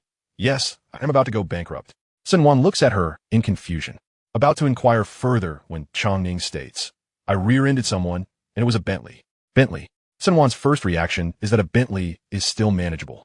She asks, Do you need help? Ning waves her hand dismissively. I can handle it. She knows that in Cen Wan's eyes, a $1,000,000 Bentley isn't a big deal. But for someone driving a modest 100,000 yuan car, it could lead to financial ruin. Fortunately, it was merely a scrape, while her wallet may not survive. She won't end up in crippling debt, perhaps just a half year of instant noodles. Cen Wan prepares materials for an upcoming meeting, and since Ning arrived early, she's already ready. She asks, Do you know how much assistant he earns annually? Cen Wan shakes her head. I'm not quite sure, but I estimate it's definitely not less than 5 million. Tease's role differs from that of ordinary employees when Lu Beixun is away. Everyone in the company adheres to his directives. Chong Ning sighs. It's true that the droughts claim the thirsty while the floods drown the sated. Cen Wan glances at her and blinks. What do you want to ask EE for? Oh, the Bentley I rear-ended belongs to him. Huh? Cen Wan finds this a bit hard to believe. Let us not discuss it further. Chong Ning rearranges her freshly printed materials. Speaking too much just brings heartache. Cen Wan refrains from probing further, pondering that these two seem quite compatible. Perhaps fate has brought them together. After the morning meeting, as Lu Beixun exits the conference room, he casts a long, deep glance at Cen Wan before heading upstairs to the original office with He. Inside the office, he stands before the desk, placing a USB drive on the table. President Lu, I found this USB drive at Jiangyu's hometown. The drive contains evidence of Cen Xiu's dealings with its incorporation. Lu Beixun inserts the USB into the computer, and alongside the evidence is a video recording. Jiangyu appears on camera. I am Jiangyu, assistant to Cen Xiu, the vice president of its incorporation. Having worked with him for 6 years, I inadvertently discovered his secrets in his notebook and copied them onto this USB drive. He paused momentarily before continuing. 3 years ago, when Cen Xiu had not yet ascended to the position of vice president of its incorporation, he had invited the former vice president, Jing Ran, for an outdoor rock climbing excursion. I accompanied them, and during the climb, Cen Xiu and I conspired to push Jing Ran to his demise. With Jing Ran out of the way, Cen Xiu seamlessly took his place, and I profited handsomely from the incident. Upon discovering the unscrupulous deeds Cen Xiu had committed against the Cen Group, I found myself in dire need of funds. In a fit of desperation, I threatened Cen Xiu with a USB drive, demanding money from him. He complied 3 times, but during the 4th encounter, I sensed he intended to eliminate me. Observers of the footage may wonder why I did not flee, fully aware of his intentions to harm me. The truth is, at the moment I realized he would turn against me, I understood that escape was impossible. His men monitored my every move, poised to extinguish my life at the slightest indication of betrayal. Should the evidence prove insufficient, I implore you to pay heed to the last place I visited while alive. I shall leave behind proof. Do not forget. As the video concluded, Lu Beixun rhythmically tapped his fingers upon a desk. He placed a miniature recording device on the office table. This was found at the site where Jiangyu drowned. Lu Beixun reviewed the footage, his expression inscrutable. The video depicted a secluded lakeside where Cen Xiu struck Jiangyu unconscious and cast him into the water. Lu Beixun spoke softly, "You may leave now." After he exited, Lu Beixun's gaze remained fixed upon the 2 pieces of evidence on the desk, contemplating their potential to ruin Cen Xiu. During lunchtime, Cen Wan received a call from her subordinate, informing her that someone had outpaced her in the investigation, yielding no leads. After hanging up, she appeared lost in thought. Chong Ning inquired about her distress, but Cen Wan merely shook her head. A few seconds later, she asked, "Do all the wicked in this world face justice?" "Indeed. Good and evil will be rewarded," Chong Ning replied. "Justice may arrive late, but it will never be absent. We must believe in the law and in righteousness." Cen Wan found solace in Chong Ning's optimistic words. "Yes, I believe that the law will not spare any wrongdoer." Later that evening, after dinner, as Cen Wan prepared to ascend for a shower, Lu Beixun called out to her, Wan, after your shower, please come to the study. I have something to discuss." "All right," she replied. After a shower, with her hair partially dried, she donned a burgundy nightgown and made her way to the study. Upon reaching the door, she hesitated, then knocked softly. "President Lu, may I come in?" Inside the study, Lu Beixun let out a soft, resigned laugh before opening the door, taking her wrist to guide her inside, his tone gentle and indulgent. Wan, you seem to hold a grudge." He led her to the desk, applying a slight force to lift her onto its surface. He positioned himself beside her, the corners of his mouth curling up in a smile that did not quite reach his eyes. Wan. "Yes?" Cen Wan wrapped her arms around his neck. "What do you wish to tell me?" Lu Beixun simply gazed at her, and, after a long pause, he slowly spoke. "Do you trust me? Or rather, do you truly believe in me?" Cen Wan answered without a hint of hesitation. "Of course, I trust you." Then, Lu Beixun posed a question he had never dared to ask her. "Between me and Cen Xiu, whom do you trust?" She was uncertain of the reasoning behind his question, but she understood that he must have wrestled with it for quite some time, knowing how much it weighed on his mind. Cen Wan fixed her gaze upon his eyes, her expression resolute and sincere. "I trust you. I trust Lu Beixun, my husband and my beloved." Lu Beixun felt an overwhelming sense of fulfillment, reaching out to ruffle her hair affectionately. From his desk drawer, he retrieved a USB drive and a miniature recording device, placing them in her hands. The evidence you sought. The evidence? Cen Wan stammered, taken aback. Is it your people who got to it before me? Lu Beixun nodded. How you choose to handle it is up to you. Even if you find it difficult to act, I respect your decision. Cen Wan examined the evidence on the study's computer with utmost seriousness, her brow furrowing as she muttered.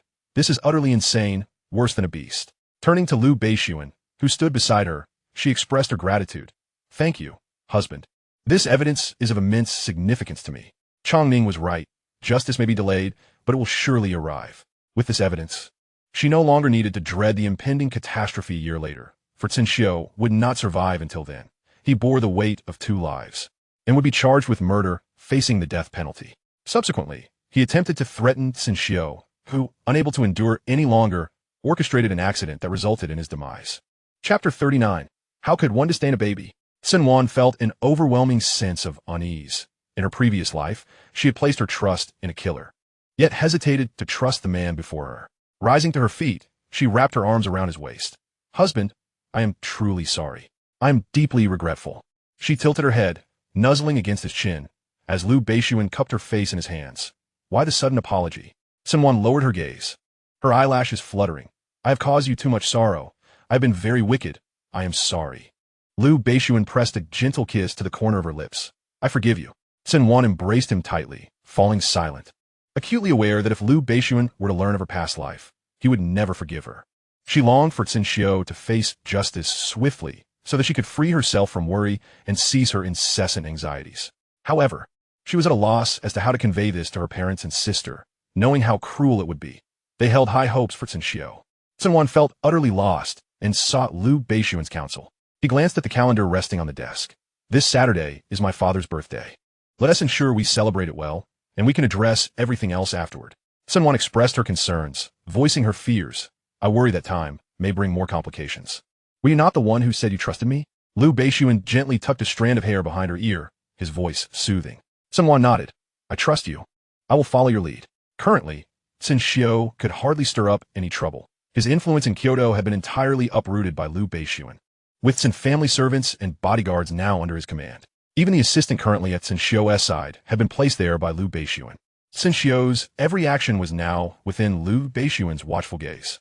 Cen Wan was not fighting this battle alone. Lu Beixun was equally committed to preventing the tragedy that awaited them a year from now. Her eyes burned with hatred. He will surely descend into hell.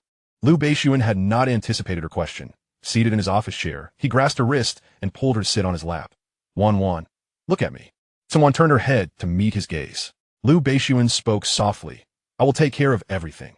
Do not let hatred cloud your judgment. I desire for you to be free and radiant. With stars in her eyes and a bright smile, this was the true Cen Wan. Cen Wan gazed into his eyes and asked, What kind of me do you prefer? I cherish every version of you. Lu Beixun replied earnestly. I simply wish for your happiness. Cen Wan rested her forehead against his shoulder, closing her eyes. As long as you are here, I am content. Thank you, husband. Thus, she remained in his embrace for a long while, finding solace in his presence. Suddenly, Cen Wan spoke up. Husband, please do not treat me with such caution anymore. I wish for our relationship to be one of equality. When I err, you may express your displeasure. If I return home late from an outing with friends, you may admonish me. Even if I become inebriated, you are free to chastise me. If I upset you, please tell me directly. I will comfort you and admit my faults, so please do not indulge me any longer. Lu Beixun gently stroked the back of her hand. All right, beyond indulgence, there was an overwhelming reluctance and a sense of humility. He was unaware of the significant role he played in her heart. Lu Beixun was a man with a temper, yet he refrained from expressing it towards her, fearing it might frighten her away. I'm tired, Cen Wan murmured, rubbing her eyes, her voice soft. Lu Beixun lifted her and carried her towards the bedroom. The petite woman nestled in his arms fidgeted restlessly, prompting him to deepen his tone. Wan Jing, please refrain from moving. I won't. Cen Wan Jing playfully blinked, the strap of her nightgown slipping down, adding a touch of allure to her appearance. Lu Beixun glanced at her for a fleeting moment before adjusting the strap, his body ablaze with desire. He placed her gently on the bed and headed straight for the bathroom, not daring to cast another glance at the enchanting woman on the bed. Cen Wan Jing watched his retreating figure and muttered softly, You say I should give it to you, but how am I to know what you desire if you don't speak? She pouted, idly playing with her phone. After half an hour in the bathroom, She heard the sound of water cease, extinguishing her phone's screen as she awaited his return. 3 minutes later, Lu Beixun emerged from the bathroom, and Cen Wan was determined not to let him escape. As soon as he appeared, she clung to him, darling, wrapping her arms around his lean waist. Her hands began to wander. Lu Beixuan's eyes darkened as he grasped her wrist, pulling her hands away from his waist, his voice tinged with resignation. Wan Jing, please don't move. Cen Wan, fully aware of his intentions, feigned ignorance and looked at him with a pitiful expression. Have you grown tired of me, darling? Lu Beixuan recognized her ploy, but found himself unable to resist her gaze, which ignited a longing within him to embrace and tease her mercilessly. How could I ever tire of my darling? He replied. Cen Wan opened her arms wide. Then give me a hug.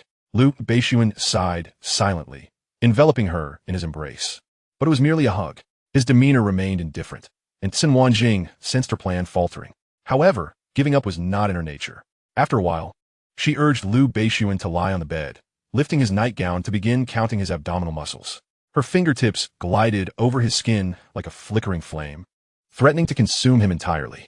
Cen Wan raised an eyebrow, noting his lack of reaction, and began to act with abandon. Lu Beixuan closed his eyes, but when he opened them again, he seized her wrist and rolled her beneath him. Cen Wan's eyes sparkled innocently as she blinked. What are you doing? Lu Beixuan leaned closer, his voice husky as he whispered in her ear. Wan Jing, my darling. I want. Cen Wan chuckled. All right. As long as you say it, I will give it to you. At that moment, she had yet to grasp the gravity of her words, a realization that would dawn on her in due time. Lu Beixuan's kiss descended upon her, forcefully claiming her breath. From the bed to the full-length mirror and then to the bathroom, they moved in a passionate whirlwind. Due to the necessity of work the following day, Lu Beixuan released her at 1 o'clock in the morning. After returning to work, Cen Wan engaged in a routine of daily activities, and Lu Beixuan ceased to supervise her morning exercises, allowing her to sleep in a bit longer. One morning, as she stood before the bathroom mirror, washing up, she noticed a mark on her neck and collarbone. Casting a reproachful glance at Lu Beixuan, who leaned casually against the bathroom door, she exclaimed, "You, next time, don't leave any marks on me. I have work to do." Despite her open-mindedness, she had no desire to showcase the results of their nocturnal endeavors to others. Lu Beixuan, lazily leaning against the doorframe, replied, "Are you displeased with the marks I leave, Wan Jing?" "Not at all," Cen Wan responded. "Just refrain from leaving them on my neck." Being seen with such an intimate mark was undeniably embarrassing. "Very well," Lu Beixuan replied with a knowing smile. "What you just said, do not go back on it." I shanti. They reached a mutual understanding, and Cen Wan felt pleased. Little did she know the extent of Lu Beixuan's penchant for leaving marks. Lying in bed, she felt an overwhelming sense of despair. Chapter 40, I Love Him. Cen Xiu, still scheming with all his might, remained blissfully unaware that his plans had been fully exposed. The day before the birthday, Cen's father returned from abroad. Initially intending to celebrate privately with Cen's mother, they were compelled to return home after Cen Wan's charming antics and feigned anger. Cen's father, a man of modest demeanor, preferred a simple birthday celebration with a family meal, blowing out candles, and cutting cake. On the day of the birthday, Cen Wan and Lu Beixuan each prepared gifts. She had chosen a set of tea utensils, while he had crafted a chess set from rosewood. Cen Wan examined the intricately crafted chess set, realizing it had not been a last-minute gift. "When did you prepare this?" "About half a month ago," he replied. "Did you make it yourself?" she inquired. Lu Beixuan affirmed with a nod. Though she had no idea when he had crafted it, warmth and a tinge of sweetness filled her heart. He truly loved her, and as he had said in her previous life, he would never inflict harm upon her. "No wonder my parents adore you so much. You are even more considerate than my little cotton-padded jacket," Cen Wan mused, glancing at the tea set she had chosen, which paled in comparison to the chess set. Lu Beixuan gently tapped her forehead and said, "Let us enjoy a nice meal tonight. No sulking allowed." Cen Wan feigned compliance. All right, before muttering, "You said that so many times, you're more nagging than my mother." Despite her complaints, her heart was filled with sweetness. He held her dear, just as he did her family. Cen Wan understood Lu Beixuan's intentions. After all, her father had raised Cen Xiu for so many years. Thus, this family meal served as a final farewell, for they would likely never meet again. Upon arriving at the Cen household, Cen Wan carried the cake, while Lu Beixuan bore the birthday gift. By the time they arrived, Cen's mother had prepared an exquisite spread. Cen Luo had also returned from school, while Cen Xiu chatted amiably with Cen's father in the living room. Cen Wan stole a glance at him. Suppressing the hatred in her eyes, Lu Beixuan slightly inclined his head.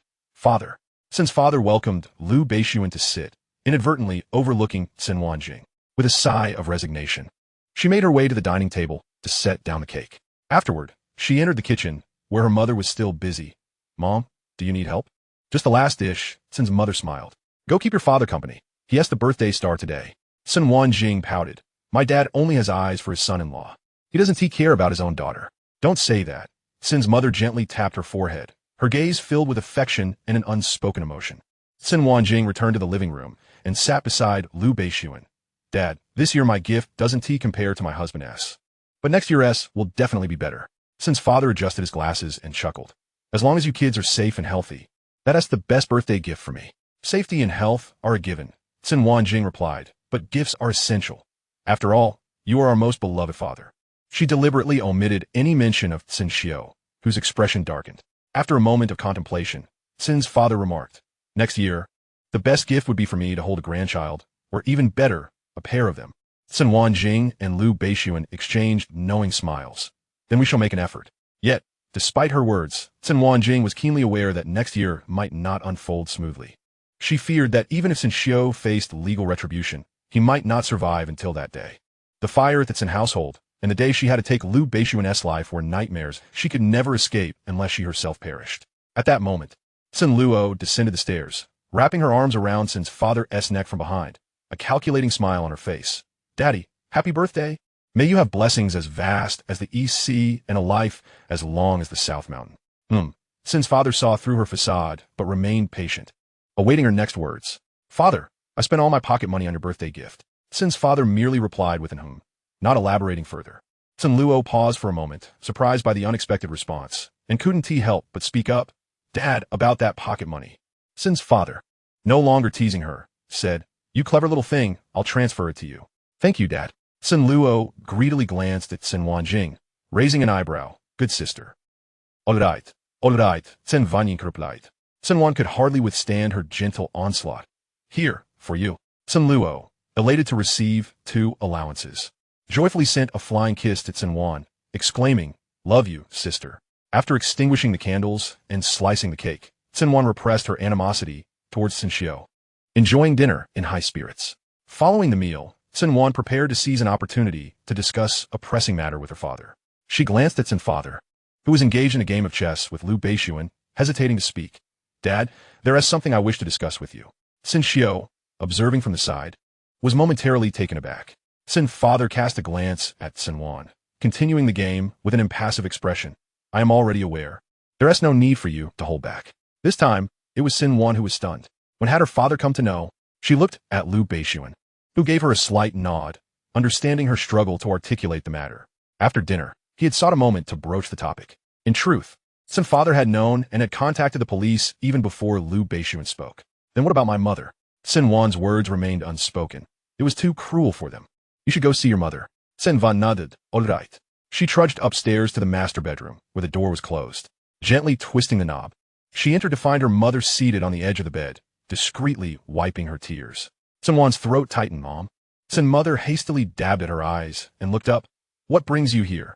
Cen Wan stepped inside, closed the door, and sat beside her mother, embracing her. Mom, there is no need to be strong. In that moment, seeing her mother's quiet tears, Cen Wan understood. Her mother was already aware and had been putting on a brave face all evening, likely wanting to share one last dignified meal as a family. Cen mother's voice trembled. Wan, where did we go wrong in our upbringing? We provided him with the best education, gave him everything that you and Luo had. Why has it come to this? She could not accept it. The person in question was her son, whom she had nurtured for 20 years, never sparing any material or parental affection. Cen Wan gently patted her mother's back in comfort. It's not your or dad's fault. Ambition is inherent in people. When ambition and ability do not align, some individuals resort to unscrupulous means. Cen mother caressed her face. For the sake of the Cen family, marrying Beixun. Do you regret it? There were moments of regret and resentment, Cen Wan admitted with a smile. But now, I have no regrets. I love him. Cen mother nodded through her tears. That's good. Chapter 41. The Demise of the White Lotus. That night, Lu Beixun and Cen father played chess until midnight. As the clock struck 12, the police burst in. By the time Cen Xiao realized something was amiss, it was too late. He had already been subdued by the officers and handcuffed. Cen mother, tears in her eyes, felt her strength ebb, while Cen Luo supported her, utterly bewildered, unaware of the unfolding events. As she recalled Cen Wan's earlier words, a flicker of suspicion ignited within her. Cen Wan cast a worried glance at her father and mother. Cen Father's eyes were red-rimmed as he nodded at her. Cen Wan handed the evidence in her possession to the police. Cen Xiu struggled momentarily, looking at his parents. Dad, Mom, what is happening? Cen Wan stepped in front of him, her cold gaze betraying an unmistakable hatred. Stop pretending. Uncle Jing and Jian Yu are dead because of you. Jing Ran, of similar age to his father, was a kind uncle who had visited their home several times, always bringing gifts for Cen Luo and her. You're insane. Cen Wan spat coldly, then turned away without another glance, moving to Lu Beixun's side. With Cen Wan's words so clear, Cen Xiu, being an astute individual, realized that all his misdeeds had been exposed. At that moment, Cen Father approached him, his eyes glistening with unshed tears, and placed a hand on his shoulder. Son, in your next life, be a good person. Cen Father had known of Cen Xiu's actions days prior and had been investigating. A tear slid down Cen Father's cheek as he turned away, discreetly wiping it. Cen Xiu stood there, stunned, staring blankly at his father. In that instant, Cen Wan could see a glimmer of regret in his expression. But what good was regret now? Had he known this day would come, he might have chosen differently. She harbored no sympathy for Cen Xiu. He had brought this upon himself and deserved every bit of it. Cen Xiu's voice trembled. Dad, Mom, I'm sorry. Thank you. Cen Father nodded, closing his eyes as he gestured to the police, and Cen Xiu was taken away. Cen Wan found his final words to be profoundly ironic. Had he not been apprehended today, he would have surely plotted against the Cen family a year from now. Only then did he think of regret. Cen Father approached Cen Mother, enveloping her in an embrace, wiping the tears from her cheeks. Cen Wan felt a pang in her heart and moved closer to her parents. Mom, Dad, don't be too sad. Such a person truly does not deserve anyone's sorrow. Unsure how to comfort them, Cen Wan recalled her own grief upon discovering Cen Xiu's actions in her past life. It had been no less painful than what they now felt. She understood that if they had known Cen Xiu would one day set fire to their home, they would be even more devastated than they were now. They needed peace. She turned to Cen Luo. Luo, why did you go back to your room? Cen Luo cast a worried glance at their mother before departing. Lu Beixun stepped forward. Wan, let us give your parents some time alone. Cen Wan nodded, escorting her parents back to their room, taking one last deep look before closing the bedroom door. Concerned for her parents and aware of the late hour, Cen Wan decided to stay the night. She spent the entire night awake, with Lu Beixun keeping her company. While she had avenged her grievances, witnessing her parents in such a state brought her no joy. She still owed Lu Beixun a life. Grasping his hand, she hesitated for a long moment, ultimately swallowing her words and nestling quietly against him. The next morning, after finishing her morning routine, Cen Wan descended to find Cen Mother had prepared breakfast. Cen Mother had always taken a hands-on approach to cooking, rarely allowing the servants into the kitchen. Upon seeing Cen Wan and Lu Beixun, she smiled and urged, quickly wash your hands and have breakfast. Cen Wan observed her mother, noting the facade of normalcy, yet she understood the underlying sorrow. Her mother's forced smile was merely a means to alleviate the worries of her husband and daughters. All right, I'll go call Luo, Cen Wan replied. After breakfast, Cen Father insisted they were fine and insisted Cen Wan and Lu Beixun return home. Though reluctant, Cen Wan complied with her father's wishes. Time flew by, and half a month later, Cen Xiu was sentenced to death. The Cen family had undergone such a tumultuous ordeal that Lu Father and Lu Mother frequently called to offer their condolences. And Lu Beixun made it a point to accompany Cen Wan home whenever he could. Gradually, Cen Father and Cen Mother began to emerge from the shadows of this incident. Although they still felt sadness when mentioning him, they chose not to speak of him voluntarily. Cen Luo learned the truth of the matter, her face a mask of disbelief. She could hardly fathom that Cen Xiu had committed such acts. One day, as Cen Wan was engrossed in preparing a report, Chang Ning approached her. Speaking in a tone meant for only the two of them, I just saw a woman enter your husband's office. Who? Chang Ning replied. I don't know. She doesn't seem to be from our company, but she is stunningly beautiful. The first person to come to Cen Wan's mind was Shun Jinyu. She removed her hand from the mouse, narrowing her eyes. Is there a document to send to the office? After pondering for a moment, Chang Ning answered. There is one. She handed the document to Cen Wan, who took it and stood up from her seat. Chang Ning asked, What are you going to do? I shall tear apart the White Lotus. Clenching her fists, Chang Ning encouraged her with a resolute you can do it. Victory is assured. With her head held high and confidence in her stride, Cen Wan walked towards the office, her demeanor exuding an undeniable grace. Chang Ning watched in awe, impressed by her poise. In the corporate realm, one must still maintain appearances. Cen Wan knocked on the door and, upon hearing a response from within, pushed the door open. She entered the room holding a document, and Lu Beixun turned to her, a faint smile flickering in his dark eyes. Cen Wan glanced at the woman seated on the sofa. Her sixth sense was remarkably sharp, and indeed, it was Shun Jianyu, who was staring at her for a few seconds. Shun Jianyu lifted her gaze to glance at her before returning to her phone, completely disregarding Cen Wan, the original partner, which made Cen Wan seethe with rage. Lu Beixuan's attention remained fixed on Cen Wan, and he chuckled softly at her vexed expression. Upon hearing his low laughter, Cen Wan shot him an indignant glare. Lu Beixun then spoke lightly. Shun Jianyu, stop teasing her. Shun Jianyu shrugged innocently. I'm wronged. I haven't said a word. Cen Wan scoffed. Little White Lotus, don't even think about seducing my husband. Shun Jianyu ceased her teasing. The Little White Lotus's target is not your husband. Cen Wan blinked at her, and Shun Jianyu pointed to the desserts on the table. Would you like to eat? No. Then I shall eat it myself. Shun Jianyu had purchased 2 portions, one of which was for Cen Wan, and she unwrapped one and began to eat. Watching her enjoy the treat, Cen Wan felt a pang of hunger, swallowing hard as she glanced at Lu Beixun. He approached her, ruffled her hair affectionately, and guided her closer. Pushing the dessert in front of her, go ahead. Cen Wan feigned reluctance. Since it's my husband who brought it to me, I'll begrudgingly grant you this favor. Shun Jianyu looked at her, then I thank you. Halfway through the dessert, Shun Jianyu opened a QR code and placed her phone in front of Cen Wan. Add me as a friend. Cen Wan glanced at it. What for? Afraid to add? Shun Jianyu as provocation struck a chord with Cen Wan. Fine, I'll add you. Who is afraid of you? She took out her phone, scanned the QR code, and hit add. Chapter 42. You two are both fools. While enjoying her dessert, Cen Wan observed Shun Jianyu closely. Su Jitong was right.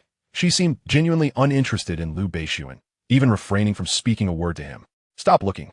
I was just teasing you earlier, Shun Jianyu bluntly stated. I see it's tough for General Lu to pursue his wife, so I lent a hand. Don't consider me a rival. I'm merely a small harmonizer in your relationship.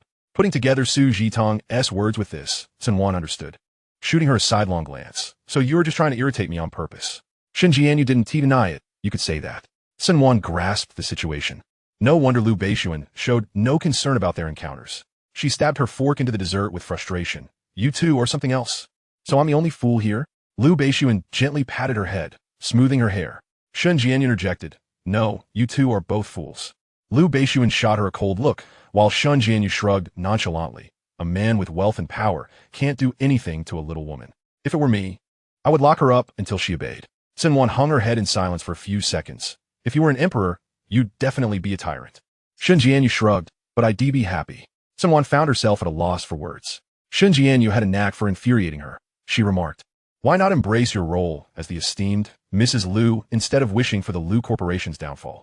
Cen Wan glared at her in anger, her teeth clenched, her hands itching to hit something. It was one thing for Su Jitong to say such things, after all. She was her close friend, but for Shun Jianyu to say it was intolerable. How could she endure it? She dove into Lu Beixuan's embrace. Darling, you.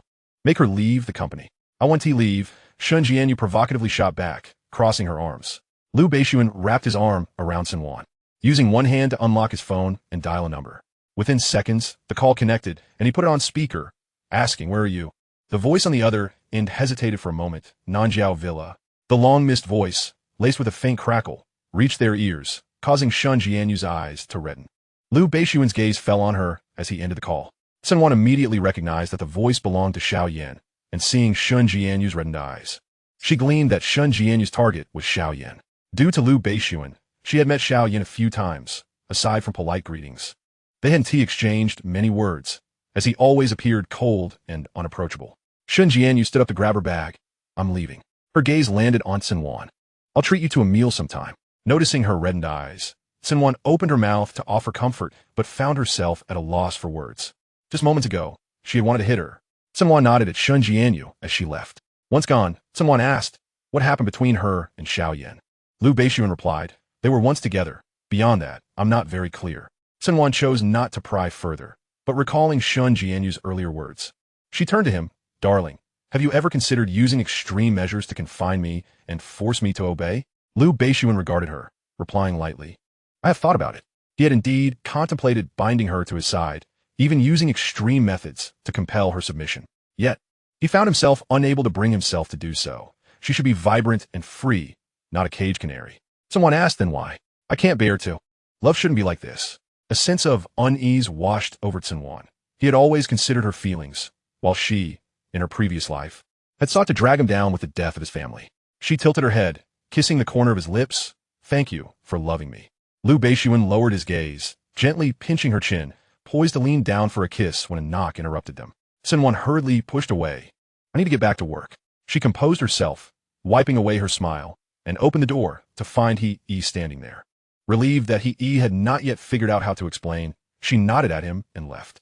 Back at her desk, Chongming pulled Cen Wan aside. "So, how was it? Did you lose out?" Cen Wan shook her head. "That girl is Lu Beixun's former neighbor. I overthought it. They are just friends." "That's good to hear."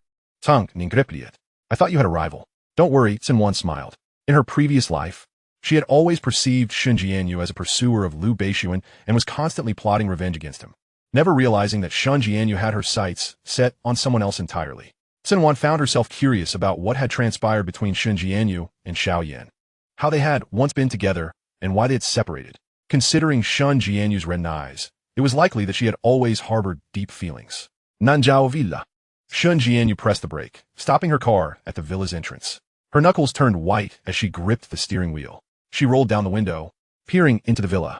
Over the span of 700 days and nights, she had envisioned countless scenarios of their reunion, believing she would have the courage to face him.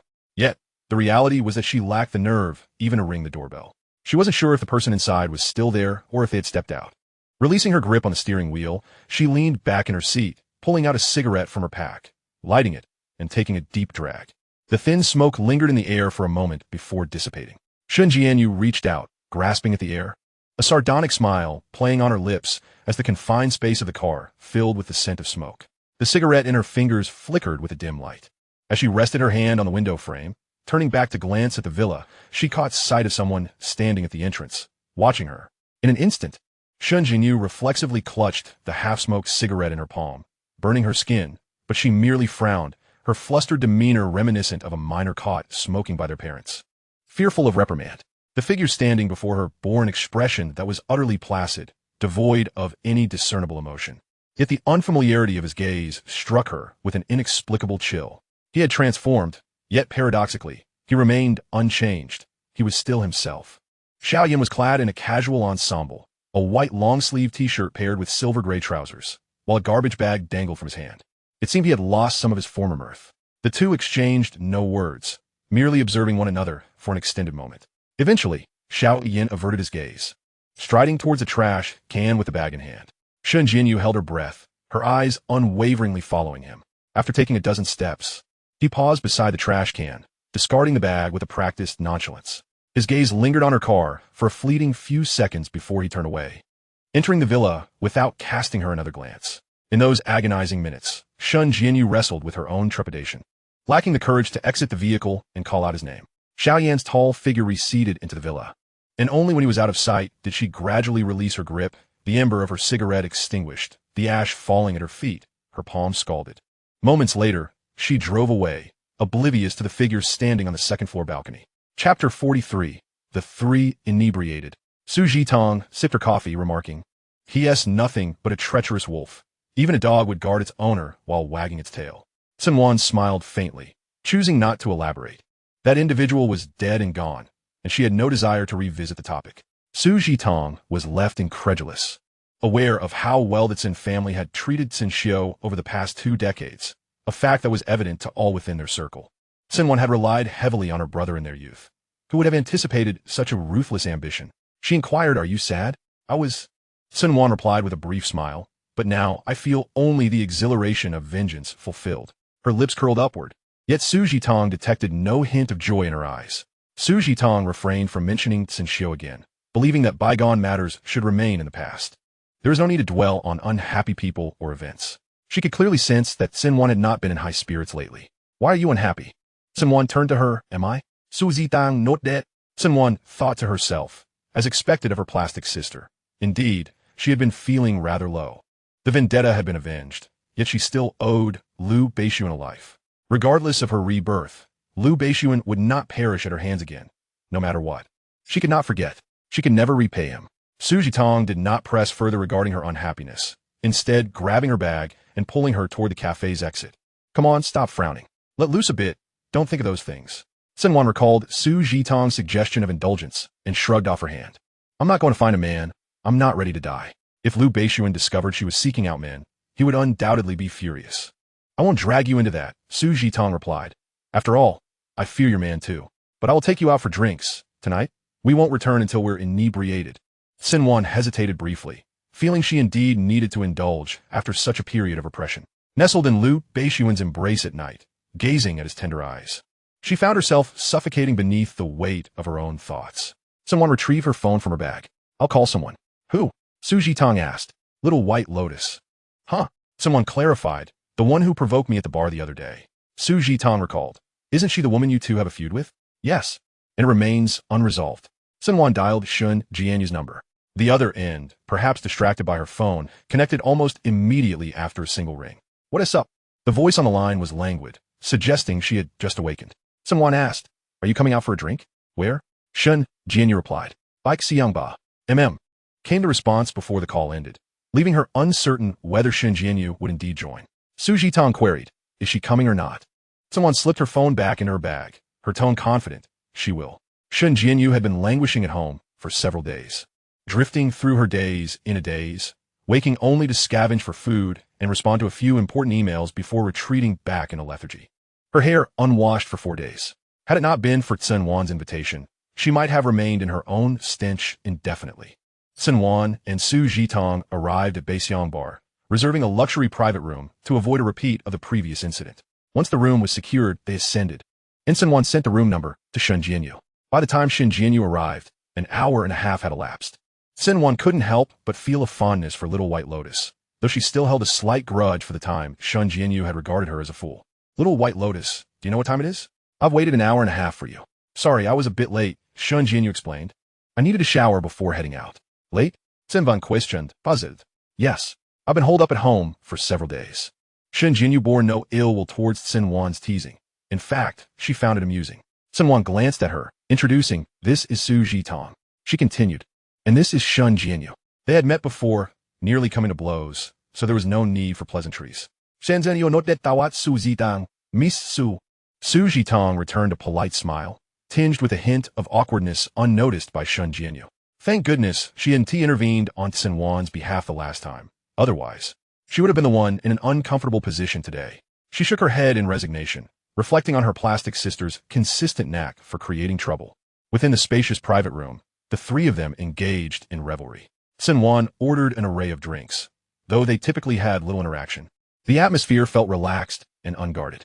They bypassed the glasses, opting to drink directly from the bottles, observing Shun Jianyu downing her drink in silence. Cen Wan felt a pang of discomfort. Little White Lotus, have you been feeling down these past few days? Shun Jianyu raised her eyes to meet hers, yes. Otherwise, I wouldn't have been moping around at home like a moldy loaf. A woman's sixth sense told Cen Wan that this was undoubtedly a matter of heartbreak. She hesitated, contemplating whether to broach the subject, fearing it might reopen wounds for Shun Jianyu. Shun Jianyu caught the unspoken question in her expression. You want to ask about Xiaoyan? Cen Wan did not deny it, and Shun Jianyu smiled. If you want to ask, just go ahead. Xiaoyan? Su Zitang in does it? Yes, you heard correctly. It's the same one you know. Although Shun Jianyu had invited the inquiry, Cen Wan ultimately chose to refrain from asking. Never mind. Let us just drink. The three clinked their glasses together, and Shun Jianyu downed her drink in one go, bitterness flickering in her eyes. I was with Xiaoyan for half a year, and it has been over 2 years since we broke up. Su Jitong found it hard to believe. She had known Xiaoyan around the same time as Cen Wan, a man so cold that no one could approach him. She had not anticipated that they had shared such a history. Shun Jianyu continued, I pushed him away. He hates me. She did not elaborate on the reasons for their breakup, nor did they press her for details. Everyone had matters they prefer to keep private. Su Zitang, accustomed to drinking, noted that both Cen Wan and Shun Jianyu were harboring secrets, leading them to incessantly pour drinks for themselves. All three had decent tolerances, and before long, they had consumed half the bottles on the table, empty containers strewn carelessly across the surface and floor. In their inebriation, they became oblivious to their surroundings. Su Jitong reclined on the sofa.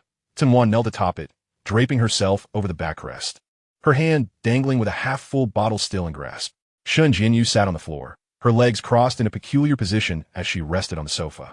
Cen Wan, with her gaze clouded and cheeks flushed, scanned the room but found no one. She called out, Little White Lotus. Shun Jianyu, still draped over the sofa, raised her hand in response. Little White Lotus is here. Cen Wan nodded slightly. Where is Tang Tang? Where has my Tang Tang gone? Su Tang furrowed her brow. Don't call out. She's right here. Despite being quite intoxicated, Cen Wan still remembered to drink. As long as she's here, I thought you both had abandoned me. Sobi sobi sobi. Su Tang pinched her brow. No crying. Chapter 44. I never intended for you to owe anything. Cen Wan smacked her lips. Tang Tang. You're quite fierce. At that moment, an unknown ringtone echoed, and Cen Wan glanced around. Whose phone is that? Shun Jian, you looked at the phone on the sofa. It seems to be mine. Squinting, she picked up the phone and answered.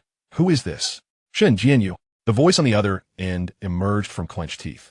Shun Jianyu continued to lean on the sofa, rubbing her eyes. Yes, I am Shun Jianyu.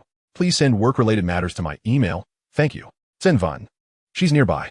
Shun Jianyu truthfully stated, glancing at the phone. This isn't my phone. Cen Wan is looking for you. Looking for me? Cen Wan, in a daze, questioned. Who? Why are they looking for me? The phone remained in Shun Jianyu's hand, and she casually inquired on Cen Wan's behalf. Who are you? Who do you think I am? The person on the other end was running out of patience, while those on this end remained oblivious to the gravity of the situation. Shun Jianyu recognized the voice as somewhat familiar and handed the phone to Cen Wan. It seems to be your husband. My husband? Cen Wan took the phone, chuckling. I actually have a husband. Her words were crystal clear to the person on the other end. She held the phone to her ear. Hello, husband. I am your wife. The voice on the other end pinched the bridge of his nose, coldly asking, Where are you? In a bar. Cen Wan giggled foolishly. Which bar? The bar in the alley. Cen Wan drunkenly held up 2 fingers in front of her face, oblivious to the number. Husband, are you coming to find me? The voice on the other end coldly responded with a grunt, saying nothing further. The call remained connected, but Cen Wan's phone soon displayed low battery, and it shut off shortly after. Cen Wan, clutching the bottle, sat on the sofa, grinning like a fool. My husband will come and pick me up soon. While you two have no husbands to fetch you. He. Su Tang, though intoxicated, was not as incapacitated as the other two. At least she could still think. Upon hearing Cen Wan mention Lu Beixun coming to get her, Su Tang immediately sensed impending trouble. Dizzy, she stood up, grabbed her bag, and headed outside. Once there, she summoned her bodyguards, 4 of whom stood at the door of the private room. Su Tang Institute. Keep an eye on those 2 inside. The one without anyone to pick her up must be safely escorted home. After giving her orders, Su Tang turned to leave but paused, glancing back at Shun Jianyu. Forget it, let me help a bit, she decided, instructing her bodyguards to open another room across the hall. She assisted Shun Jianyu to the opposite side, leaving Cen Wan alone in the original room.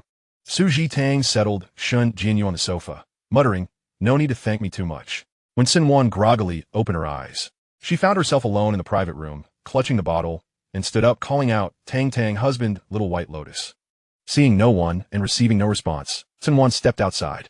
Just as she opened the door, she collided with a gentle embrace, causing the bottle to slip from her grasp and spill half its contents onto the carpet in the hallway. She looked up, meeting the man's gaze. He furrowed his brow, his jawline taut, appearing quite displeased.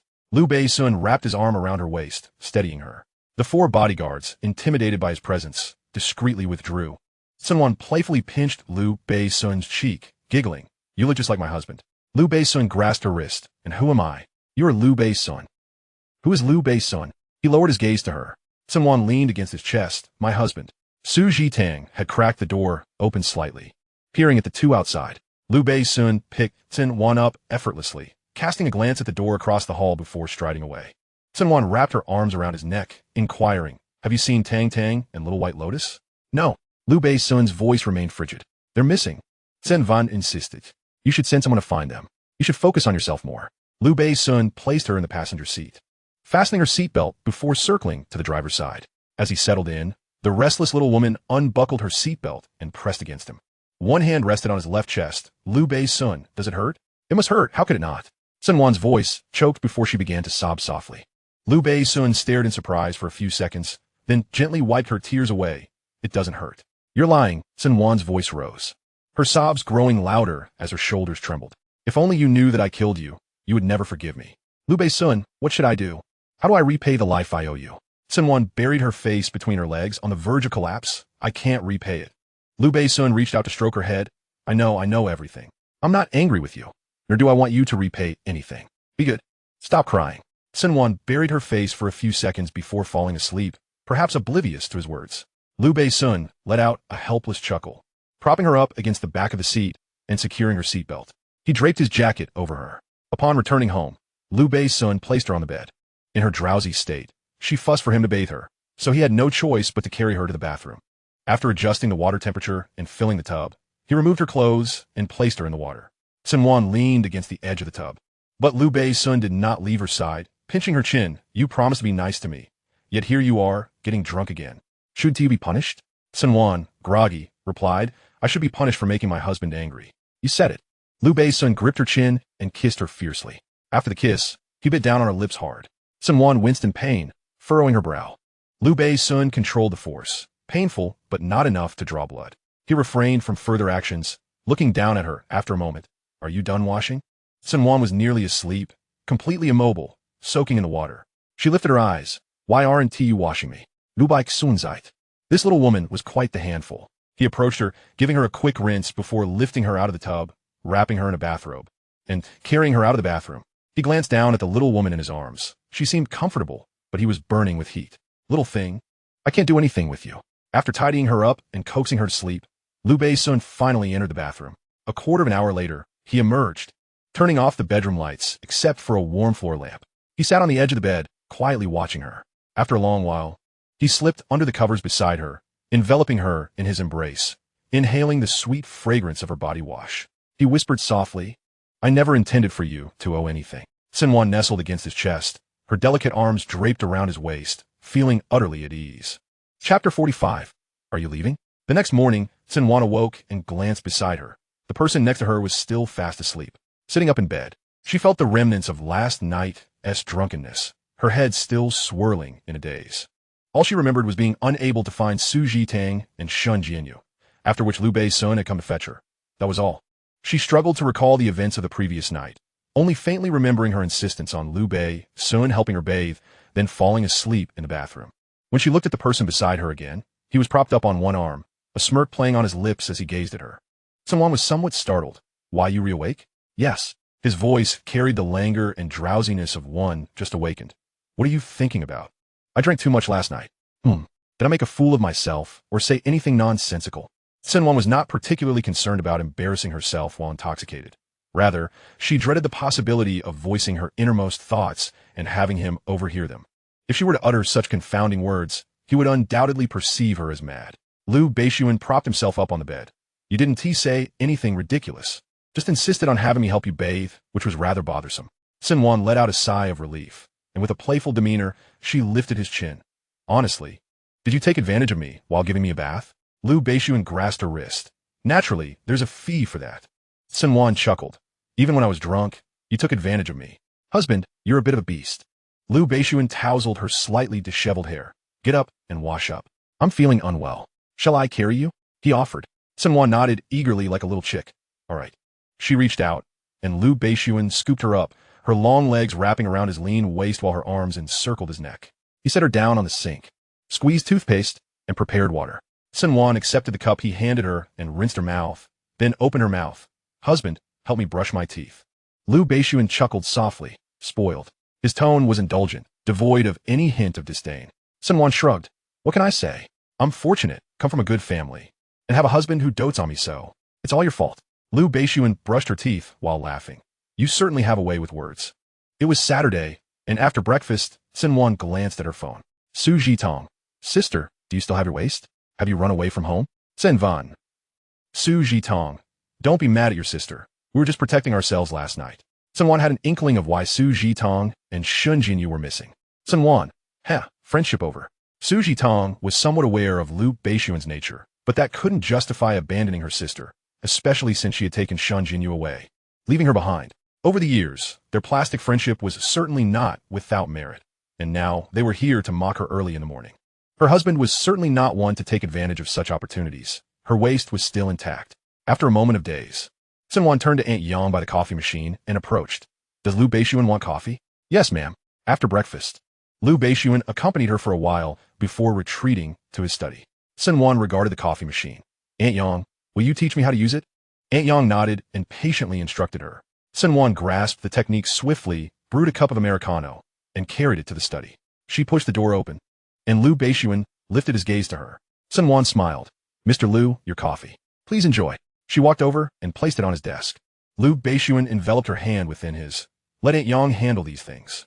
I want to see you. Cen Wan replied, from now on, I'll come directly. She nodded, lingered in the study for a while, and sensed that her presence was interrupting Lu Beixuan's work. She greeted him and prepared to leave the study as noon approached, intending to prepare lunch for him. During this period of work, she and T had time to cook for him, just as her hand rested on the doorknob. Her other wrist was seized, yanked forcefully, and she found herself in his warm embrace. He then pinned her against the wall in an overtly possessive manner. She looked up at Lu Beixun. What's wrong? His eyes were dark, and Cen Wan could not decipher his thoughts, yet she could sense he had something to say. Cen Wan, he called her, using her full name. Cen Wan met his penetrating gaze. His lips pressed together lightly, his eyes burning with intensity. I don't want to wait a year. The 1-year agreement is void. I give you one final chance to choose. Do you wish to leave? Cen Wan gazed at him, contemplating for a moment. In the silence of those few seconds, she caught a glimpse of disappointment flickering in Lu Beixuan's dark eyes. Unable to resist, she reached up to cradle his face. Do you not trust me? Lu Beixuan's lips pressed tighter, remaining silent. Cen Wan chuckled, rising onto her toes to kiss the corner of his mouth. I want to love you. Lu Beixuan's voice was low and husky. Are you certain? This is the last opportunity. Once you decide, no matter how you might struggle in the future, I will not let you go.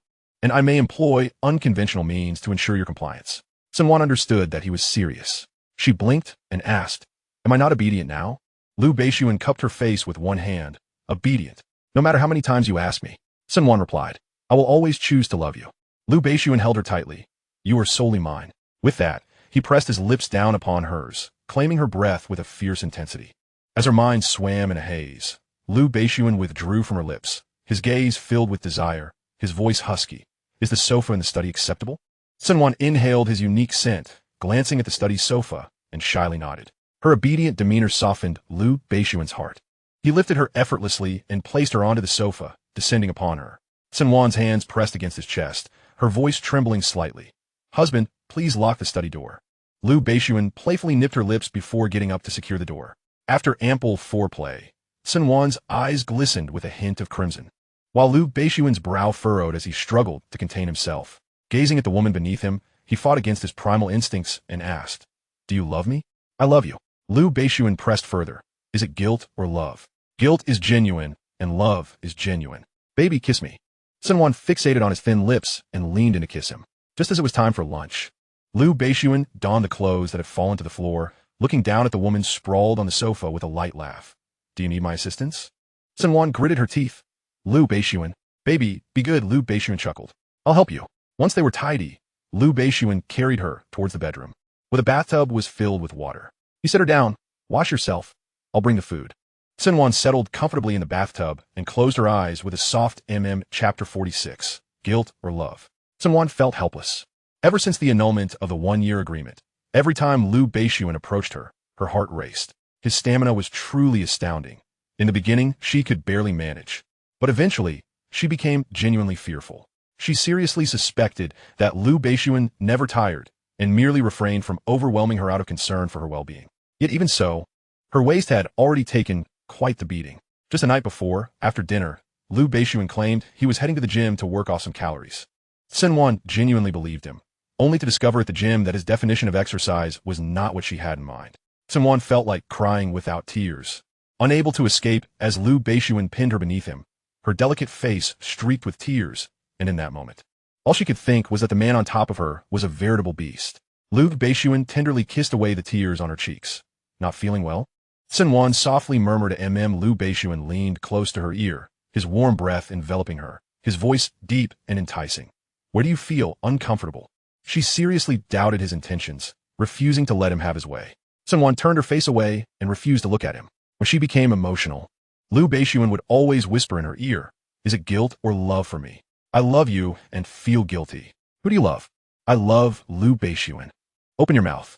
Lu Beixuan's eyes were dark and profound. Huh? Cen Wan did not comprehend his meaning. With her lips slightly parted, Lu Beixuan pressed against her soft mouth. 2 hours later, she found herself in the bedroom, cradled in Lu Beixuan's embrace.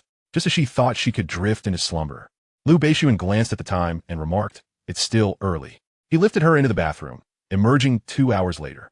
As she succumbed to sleep at 1 in the morning, Dawn arrived with Lu Beixun suggesting she take the day off to rest at home, sparing her from going to the office. However, Cen Wan insisted on going. Despite the company being owned by her husband, she felt it inappropriate to frequently take leave. After all, she was merely an ordinary employee, and constant absences would surely invite gossip behind her back. After completing her tasks, Cen Wan stretched, placing a hand on her waist to ease the tension. Observing her from the side, Chongning raised an eyebrow, a knowing smile gracing her lips. Wan, last night was rather intense, wasn't it? Cen Wan Chongning seemed poised to say more, but Cen Wan smiled and inquired. How much of assistant he's money is left unpaid? At this, the smile faded from Chongning's lips as she gestured the number 2 with her fingers. 20,000? 20,000 is sufficient. 20,000. Chongning geflamet. The mere thought of that 20,000 and returning home to a dinner of instant noodles dampened her spirits. Her plight as a working individual felt particularly grim. Do your best. I'm heading to the restroom. Glancing at the time, Cen Wan noted half an hour remained until the end of her shift. A dull ache began to throb in her abdomen, likely heralding her monthly cycle. Having kept sanitary supplies in her bag, she slipped them into her pocket and rose to head towards the restroom. Feeling weak and achy all over, she cast a glance at the office door and muttered softly, "Beast." Upon entering the restroom, her instincts proved correct. Her monthly cycle had indeed arrived. While attending to her business, she heard faint noises outside, presuming another person had entered, so she paid it little mind. However, when she prepared to leave, the door refused to budge. Hearing the sound of running water outside, she knocked on the door, calling out, "Is anyone there? Could you help me open the door?" "Thank you." Silence enveloped her, save for the persistent sound of water. Perhaps someone had forgotten to turn off the tap after washing their hands.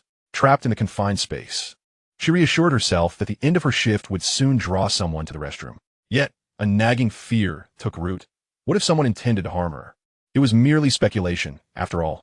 How could a properly functioning door become stuck? She attempted to push it open, hoping that perhaps it would yield. 2 minutes passed. The water ceased, and believing someone had entered, she called out again, but received no response, only the rustling sounds outside. The door of the stall trembled slightly, and while she entertained the notion that someone might be assisting her, a sense of unease crept in. Why was the person outside silent? Just then, a bucket of icy water cascaded down upon her, sending a shiver through her body, her teeth chattering uncontrollably. In that moment, Cen Wan realized her suspicions were correct. There was indeed someone with malicious intent. Anger surged within her as she kicked the door twice, exclaiming, "If you have the guts, confront me directly. What kind of cowardice is this?" The person outside remained silent, and Cen Wan was convinced there was but one individual present. Suddenly, the restroom lights flickered off, plunging her into darkness. The sounds from outside faded, leaving her alone in the confines of the restroom. In early November, the temperature in Kyoto hovered around 10 degrees Celsius, and Cen Wan trembled from the cold. The restroom's silence was oppressive, her abdomen aching, her complexion pale. With her monthly cycle combined with the cold water, she felt as though she were on the brink of collapse. The workplace was typically climate-controlled, and having removed her coat, she was left in a thin black knit top that clung uncomfortably to her damp skin, causing her to frown in discomfort. Her phone lay on her desk, and as she gazed at the closed door, she kicked it forcefully several times, but it remained shut. Calling out yielded no reply. Refusing to resign herself to despair, she summoned her strength and kicked the door again. To her relief, the mop propped against it shifted, allowing the door to swing open.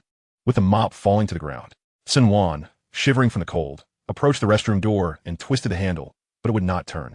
She understood that no one would come to her aid anytime soon.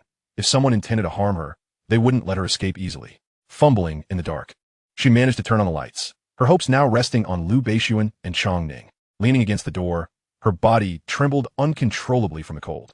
She hoped Chongning would discover her plight soon. If Chongning left work without checking on her, Lu Beixun might also find it difficult to locate her. Who would suspect she was trapped in a restroom? It felt like a scene straight out of a cliché drama, and she couldn't help but feel a sense of disbelief. As the workday concluded, employees gradually trickled out, yet Chongning still awaited Cen Wan's return. Surely, she and T left for home directly after her restroom visit? Glancing at the phone resting on the desk, Chongning found it hard to believe that in this era, anyone would leave their phone behind, especially since Cen Wan's bag remained. Just as Chongning hesitated about leaving, Lu Beixun and he returned together. She assumed Lu Beixun had come back to fetch Cen Wan's bag, and she picked up the phone and bag, approaching them. "Mr. Lu, here S11's bag and phone." Lu Beixun accepted the items, his voice cold as he inquired, "Where's Wan?" After attending a meeting in the sales department, He hadn't seen Cen Wan. Waiting downstairs for a while, he noticed her absence and called her phone, but it was on silent, and she did not answer. Mr. Lu, you haven't seen her? Chongning asked. No, he replied tersely. An hour ago, Wan told me she was going to the restroom and hasn't returned since. A frown creased Lu Beixuan's brow as he made his way towards the restroom.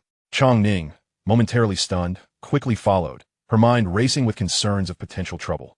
At the restroom door, it was locked, and a yellow sign indicating it was out of order was placed nearby. Lu Beixuan glanced at Chongning.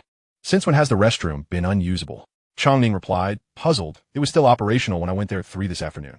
Cen Wan, faintly hearing Lu Beixuan and Chongning's voices, stood up and knocked on the door, calling Lu Beixuan. Chongning, I'm in here. Lu Beixuan's eyes narrowed dangerously as he noticed a bucket and a mop propped against the door. The mop wedged tightly against the doorknob. Evidence of a malevolent scheme that could easily go unnoticed. An avid viewer of romantic dramas, Chongning's instincts kicked in, realizing something was amiss. Lu Beixuan approached and kicked aside the obstacles blocking the door, twisting the knob to reveal Cen Wan, drenched and pale, devoid of color in her face. A chill emanated from him as he stepped inside, his features tightening in concern. He enveloped her in his arms, draping his coat over her shoulders, and lifted her effortlessly, carrying her out. Seeing the tension etched on his brow and the rigidity of his jaw, Cen Wan managed a weak smile and called his name. Lu Beixuan, I'm giving you 2 choices. Either announce our relationship tomorrow, or you resign. Lu Beixuan's gaze fell upon her, dark and stormy with rage. Is there a third option? Cen Wan inquired. None. Having grown accustomed to her job, she was reluctant to resign. I choose the first one. Chapter 47, Sweet Red Bean Balls. Go investigate. Lu Beixuan exuded an air of menace. He, standing nearby, nodded in response, understood, before departing. Chongning glanced at He's retreating figure, then followed Lu Beixuan. Concern etched across her face as she looked at Cen Wan. Wan, how are you? I wish I had gone to check on you sooner. Cen Wan turned to her, forcing a smile. Don't worry. If it weren't for you, Lu Beixuan wouldn't have found me so quickly. Chongning bit her lip, silent. Chongning, dear, you should head home now. Right. Chongning cast a glance at her. With Lu Beixuan present, her staying would avail little, so she nodded. Then I shall take my leave. Lu Beixuan escorted her to the office upstairs, where a spacious lounge awaited them. Upon entering, he gently set her down. He proceeded to the bathroom to turn on the heating and adjust the water temperature, instructing her coldly, go wash up. Cen Wan could sense his anger and obediently nodded before stepping into the bathroom. Standing under the warm shower, the hot water cascaded over her, replacing the chill with a soothing warmth. The bathroom door creaked open, and Lu Beixuan entered, holding a set of men's pajamas, which he placed on a shelf. His gaze lingered on her for but a moment before he turned and exited. Someone called out to him, Darling, why are there pajamas here? Lu Beixuan did not glance back, resting his hand on the doorknob. I slept here before. With that, he stepped out and closed the bathroom door behind him. After finishing her shower, Cen Wan donned his oversized pajamas, the sleeves and pants trailing long, so she rolled them up and ventured out. The heating had been raised a couple of degrees by Lu Beixuan, and she felt no chill whatsoever. It was then that she took in the entirety of the lounge's layout. It was well equipped with a living room, bedroom, and kitchen. Lu Beixuan was seated on the sofa. Casting a sidelong glance her way, she approached him, nestled into his embrace, and wrapped her arms around his waist, whispering, Darling. Lu Beixuan pursed his lips in silence, reaching for a blanket on the sofa and draping it over her. Who do you think wants to harm me? Cen Wan blinked, inquiring. You will find out soon enough. He is already investigating. The results will come shortly. Cen Wan pouted. Those who wish to harm me certainly have impeccable timing, coinciding perfectly with my period in a bucket of cold water. My stomach hurts, darling. Could you massage it for me? Lu Beixuan's expression darkened further, his warm palm resting gently on her abdomen as he began to knead. Cen Wan felt the pain in her stomach subside noticeably, and after her shower, the color began to return to her cheeks. The lounge's amenities were somewhat lacking, and Lu Beixuan remarked, Let us rest for a bit before heading home. Cen Wan nodded obediently. When we get home, I want to eat sweet rice balls. All right. She clung to his arm, playfully adding, I want the ones you make, is that okay? Of course. Don't be upset, Lu Beixuan replied softly. Once we find out who that person is, I won't let her off the hook. Can you leave it to me? How do you intend to deal with it? Lu Beixuan asked, tightening his grip around her waist and lifting her onto his lap. Once settled, she leaned against his shoulder, declaring, I will repay evil with evil. And that is not enough. I want her to suffer even more. She knew that the person behind this was undoubtedly from the administration department, and, aside from Chongning, She was not particularly close to anyone else and could not guess who wished her harm. Cen Wan affectionately rubbed her nose against Lu Beixun's chin. Darling, please don't be angry. I know you care for me, and I promise to be more cautious from now on. She understood that mere vigilance could not entirely prevent such incidents. She would inevitably need to use the restroom, granting her adversaries the opportunity they sought. Her intention in saying this was merely to reassure Lu Beixun. Lu Beixun was not angry with her, but rather frustrated with himself for allowing such a situation to occur under his watch. He rested his chin atop her head and placed a gentle kiss in her soft hair, murmuring, "It's my fault. I haven't protected you well enough." Cen Wan could detect the profound guilt in his tone, and her heart tightened with concern. This incident was unforeseen, so you mustn't blame yourself. At that moment, a knock sounded at the door, and Lu Beixun glanced at it before calling, "Come in." He entered. "President Lu. The person who harmed Madam is Zhang Jia from the administration department. She is friends with Su Ming." He placed a USB drive on the table. "This contains the surveillance footage." Cen Wan's gaze fell upon the USB drive. Knowing Su Ming made everything click into place. After he departed, Cen Wan finished washing her clothes and dried them before returning to the Lu residence. That evening, she savored the sweet rice balls personally prepared by Lu Beixun.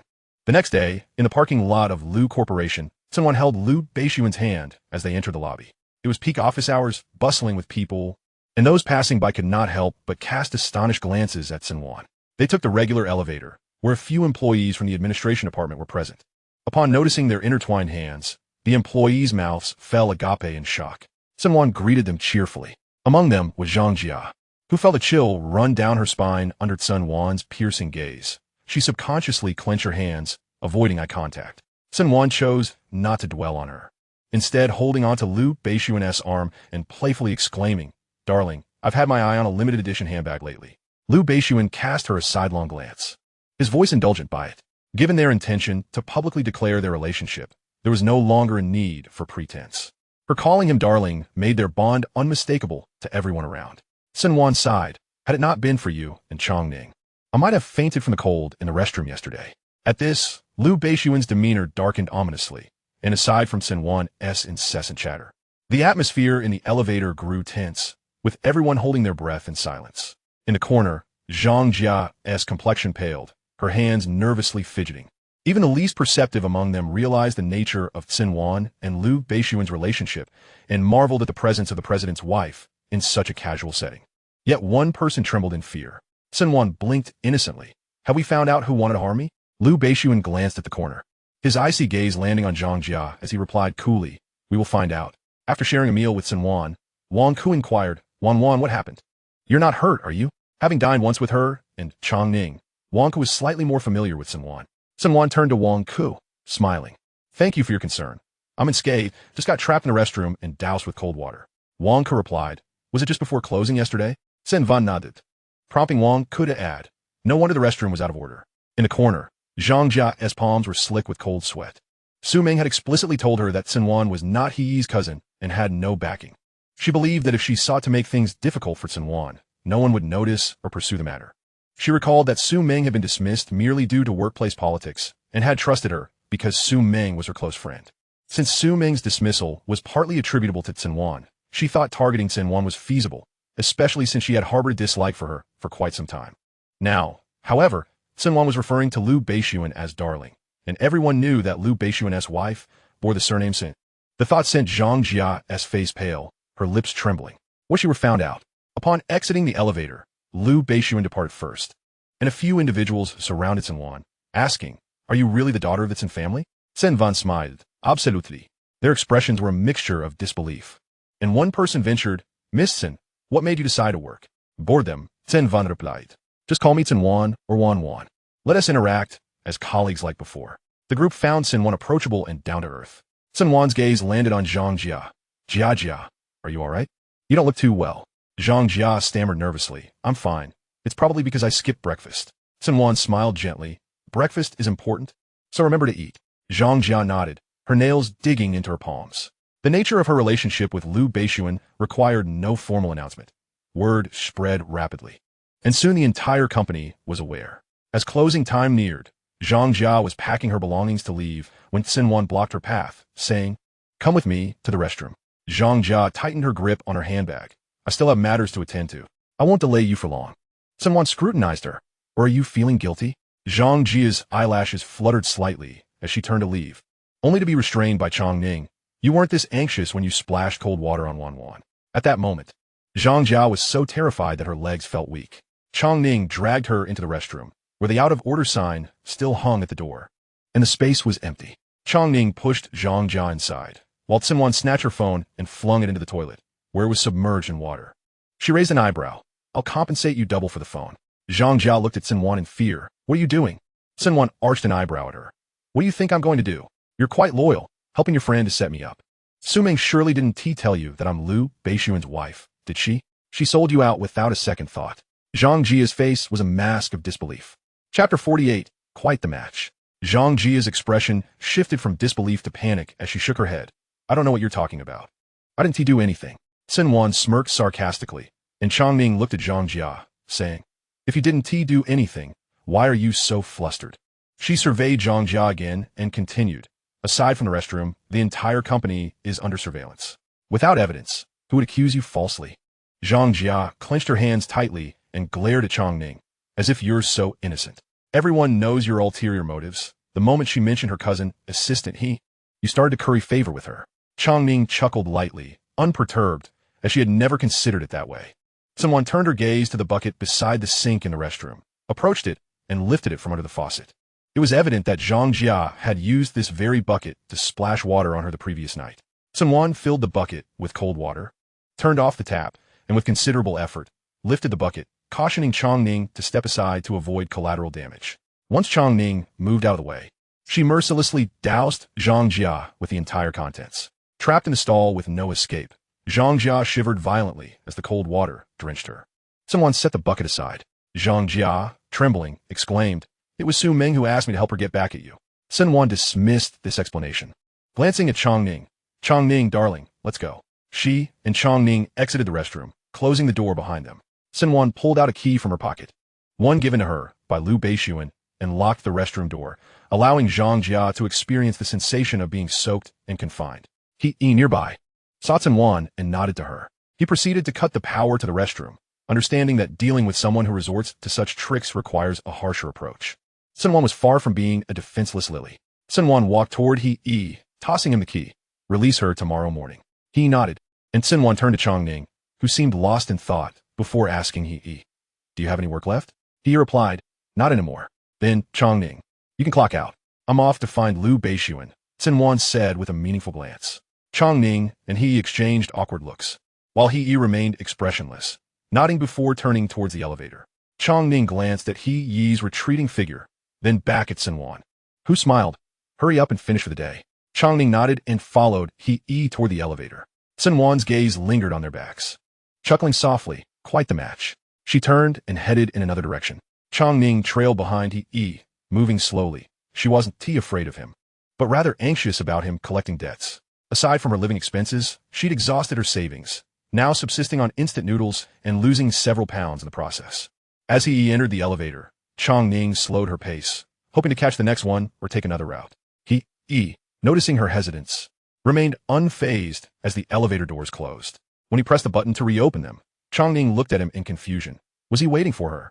Even though she was moving slowly, she had already reached the elevator. Hesitating, He's gaze fell on her. Aren't you coming? Chong Ning swallowed hard, forcing a sheepish smile. I will. At this point, if she didn't move, he would likely think she was being disrespectful, and she could only imagine the repercussions in their future work relationship if he decided to sabotage her bonuses. At that point, she would be left with nothing.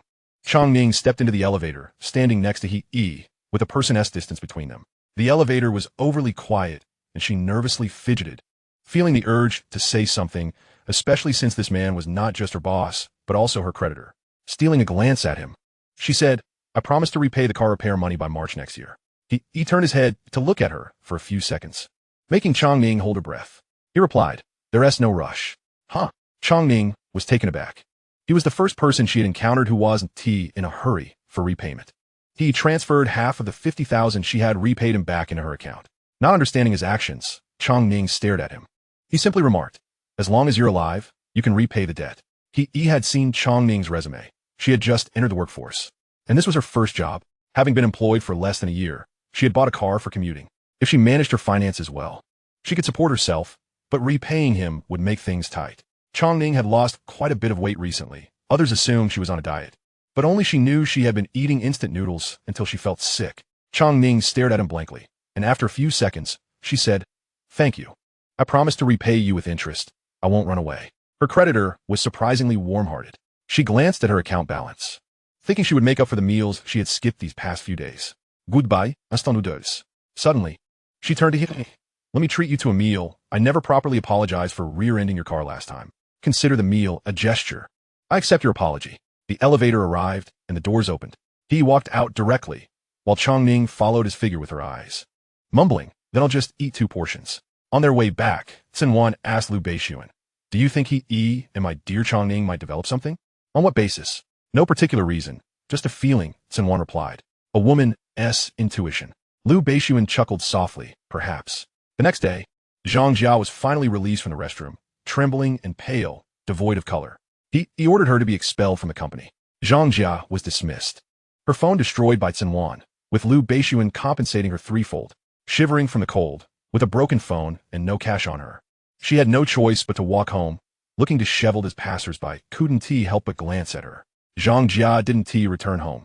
Instead, she sought out her so-called good friend Su Meng, demanding to know why she had deceived her and set her up. Su Meng showed no remorse, disdainfully criticizing Zhang Jia for failing to handle such a trivial matter. Zhang Jia glared at her. "Su Meng, I genuinely considered your friend, which is why I listened to you."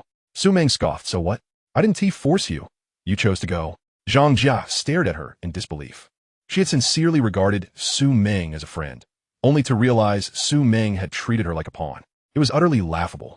With Cen Wan and Lu Beixun's relationship now public, there was no need for secrecy at the company. During a break, Cen Wan directly visited Lu Beixun's office, and they exchanged intimate whispers. When Cen Wan emerged later, her lips were slightly swollen. Chongning looked at her. "Wow, I used to think you had a spicy snack. You kept it well hidden." Cen Wan sat down. "I wanted to tell you back then, but couldn't find the right moment." Chongning replied, "Oh, please. Does it really need an opportunity for a single sentence? The alignment of favorable circumstances is indeed essential." Chongning fell silent. Chapter 49, Bringing My Little One Home. Su Meng stirred up trouble that should not have been stirred, and naturally, the consequences were far from pleasant. Cen Wan's decision not to hold it against her did not imply that Lu Beixun would be as forgiving. His petite woman had been doused with cold water during her menstrual period, a situation that could not be overlooked given Su Meng's instigation. Cen Wan encountered Su Meng again at a bar, where the latter was enjoying herself with her superficial friends and a delicate flower. Su Meng worked as a waitress, and it happened that she was the one assigned to their private room. Upon seeing Cen Wan, Su Meng's gaze was laden with a complex mix of emotions. Hatred barely concealed, as she placed the drinks on the table. In addition to a full bottle of liquor, Su Jitong had ordered several freshly mixed drinks. New arrivals on the bar menu. Cen Wan's eyes fell upon these concoctions, and just as Su Jitong raised one to her lips, Cen Wan swiftly snatched it away, placing it back on the table, casting a cold glance at Su Meng. "You drank all these? I'll give you 10,000 for them." Su Meng's expression soured instantly, while Su Jitong remained oblivious to the unfolding situation. Shun Jieyu glanced at Su Meng, finding her somewhat familiar, though she could not quite place her. If Cen Wan's intuition was correct, these drinks had undoubtedly been tampered with, though she could not ascertain the specifics. Su Meng stared at the drinks and replied, "I'm sorry, but I don't need the money." Cen Wan smirked sarcastically. "Is that so? Truly not in need of funds?" In truth, Su Meng was quite desperate for money. Had it not been for her lack of a legitimate job, she would not have resorted to being a barmaid. She looked at the drinks again, knowing she would have consumed them had they not been spiked. She recalled how she had entered the bar, checked the records, and found the room where Cen Wan was located, casually greeting the manager to take over her responsibilities. It mattered little who was in charge. The manager offered no further comments. Cen Wan pressed on. "You're not in need of money? Or perhaps you're just afraid to drink?" Su Meng, with her malicious thoughts, was in a precarious position. Su Jitong queried, "What is going on? I'm a bit confused." Shun Jieyu echoed, "I don't quite understand either." "These drinks are spiked," Cen Wan explained, her expression shifting to one of feigned innocence as she linked arms with Su Jitong and Shun Jieyu. "Tang Tang, little flower. She is bullying me." "What?" Su Meng's face paled further as Cen Wan lamented to Su Jitong and Shun Jieyu. "Her name is Su Meng from my department. She constantly gives me the cold shoulder and sabotages my work." Eventually, she was dismissed, But she orchestrated a scheme to lock me in the restroom and douse me with cold water when my period arrived, leaving me freezing in there for over an hour. Thankfully, one of my friends thought to check on me, or who knows how long I would have remained undiscovered. Su Jitong's expression grew colder with every word, and Shun Jiu furrowed her brow, suddenly comprehending why Cen Wan had prevented them from drinking those mixed drinks. The superficial friends could not tolerate such bullying, and Su Jitong promptly summoned bodyguards. As 4 bodyguards entered, Su Jitong commanded coldly, "Close the door and deal with the dog." Cen Wan clapped in approval. Tang Tang is fierce. In that moment, she resembled a spoiled child who felt invincible with support. Su Jitong turned to one of the bodyguards, "Bring in some buckets of cold water." Su Meng was thrown into a panic. She had no idea who the 2 individuals besides Cen Wan were, or what their status entailed, but the current atmosphere suggested they were not to be trifled with. Su Meng involuntarily stepped back, only to be restrained by 2 bodyguards. She struggled momentarily. "What do you intend to do?" Shun Jiu raised an eyebrow. "You'll find out soon enough." She smiled slightly. "Before you bully others, perhaps you should consider whether you can bear the consequences. Look at our little princess, so wronged." Cen Wan chimed in. "Indeed. Such a pity," crying piteously. She leaned against Shun Jiu's shoulder, lamenting, "Little flower, Tang Tang. Our little princess feels so wronged." Su Meng felt nauseated by Cen Wan's theatrics. Had she not been restrained, she would have relished the opportunity to slap her. The bodyguards brought out several buckets of water, and Su Meng panicked, attempting to break free from their grip, but the disparity in strength was insurmountable. She had no choice but to relent. "I'll drink the alcohol. I don't want the money. Just let me go." The drinks contained no drugs, merely a few drops of her saliva. Too late. Su Jitong glared at her. "You're not leaving today." Cold water cascaded down from above, and Su Meng endured 3 buckets of frigid water, her hair plastered to her cheeks, coughing and gasping for breath, utterly disheveled. The past grievances had been settled. Cen Wan was one to seek immediate retribution. She had no intention of pursuing further trouble, as it was Su Meng who had chosen to provoke her with her petty schemes. Su Jitong's gaze fell upon the drinks. "Bring them over. Let her drink." The bodyguards obliged, forcing the tainted drinks upon her. Su Meng choked and coughed, the alcohol burning her stomach while her body trembled from the cold. Fiercely glaring at the trio, Su Meng declared, "I'm calling the police." She clenched her jaw tightly. Shun Jiu regarded her, a subtle smile playing on her lips. "You really are a dog," biting back. "We haven't call the police for you spiking the drinks." Su Meng's nails dug into her palms. "You have no evidence, and you have none as well. This is a luxurious private room, devoid of surveillance." Su Meng was left speechless with anger. Cen Wan glanced at her indifferently. "You should be grateful that Lu Beixun is not here today. If he were, your fate would be 100 times worse. Your inability to find work, your lack of legitimate opportunities, that is all thanks to Lu Beixun."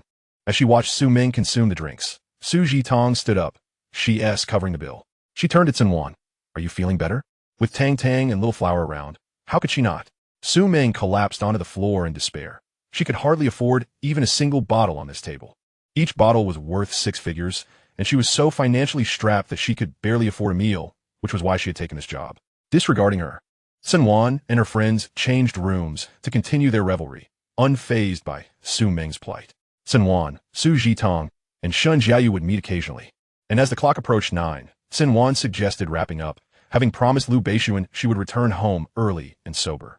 Su Jitong and Shun Jiu understood her well, considering she was a woman under her husband's watch. Cen Wan had been driven to the bar, but upon exiting, she found no sight of her driver's car. Only Lu Beixun, leaning against the driver's door, his back slightly hunched. Su Jitong followed her gaze and chuckled. "Then we'll take our leave."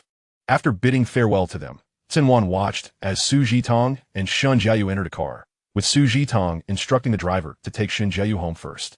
Cen Wan jogged over and leapt into Lu Beixun's embrace, which he caught effortlessly. She looked up. "What brings you here?" "To take my little one home." Chapter 50. The little waste is ready to run away. Lu Beixun lowered his head and gently nuzzled her nose. Cen Wan stood on tiptoe, kissing Lu Beixun's lips softly, savoring the moment, and he tenderly reciprocated.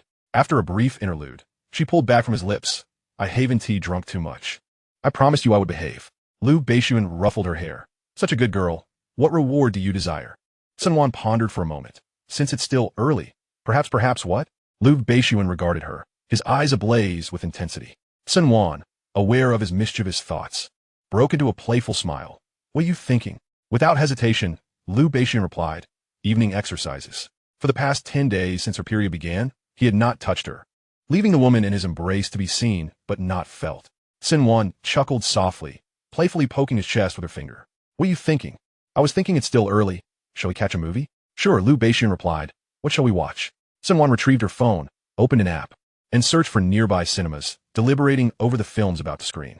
A horror film or a romance? She inquired, out of personal preference. Lu Beixun leaned toward the horror genre, yet knowing her timid disposition, he opted for a romantic film instead. Cen Wan confirmed her ticket purchase, securing 2 tickets for a highly rated recent release. Lu Beixun glanced at her phone, but before he could discern the details, she had already switched it off and tucked it away in her bag. Upon arriving at the cinema, Cen Wan asked Lu Beixun to fetch the tickets while she went to procure 2 cups of cola and a large bucket of popcorn. When Lu Beixun returned with the tickets, he realized they were not for a romantic film.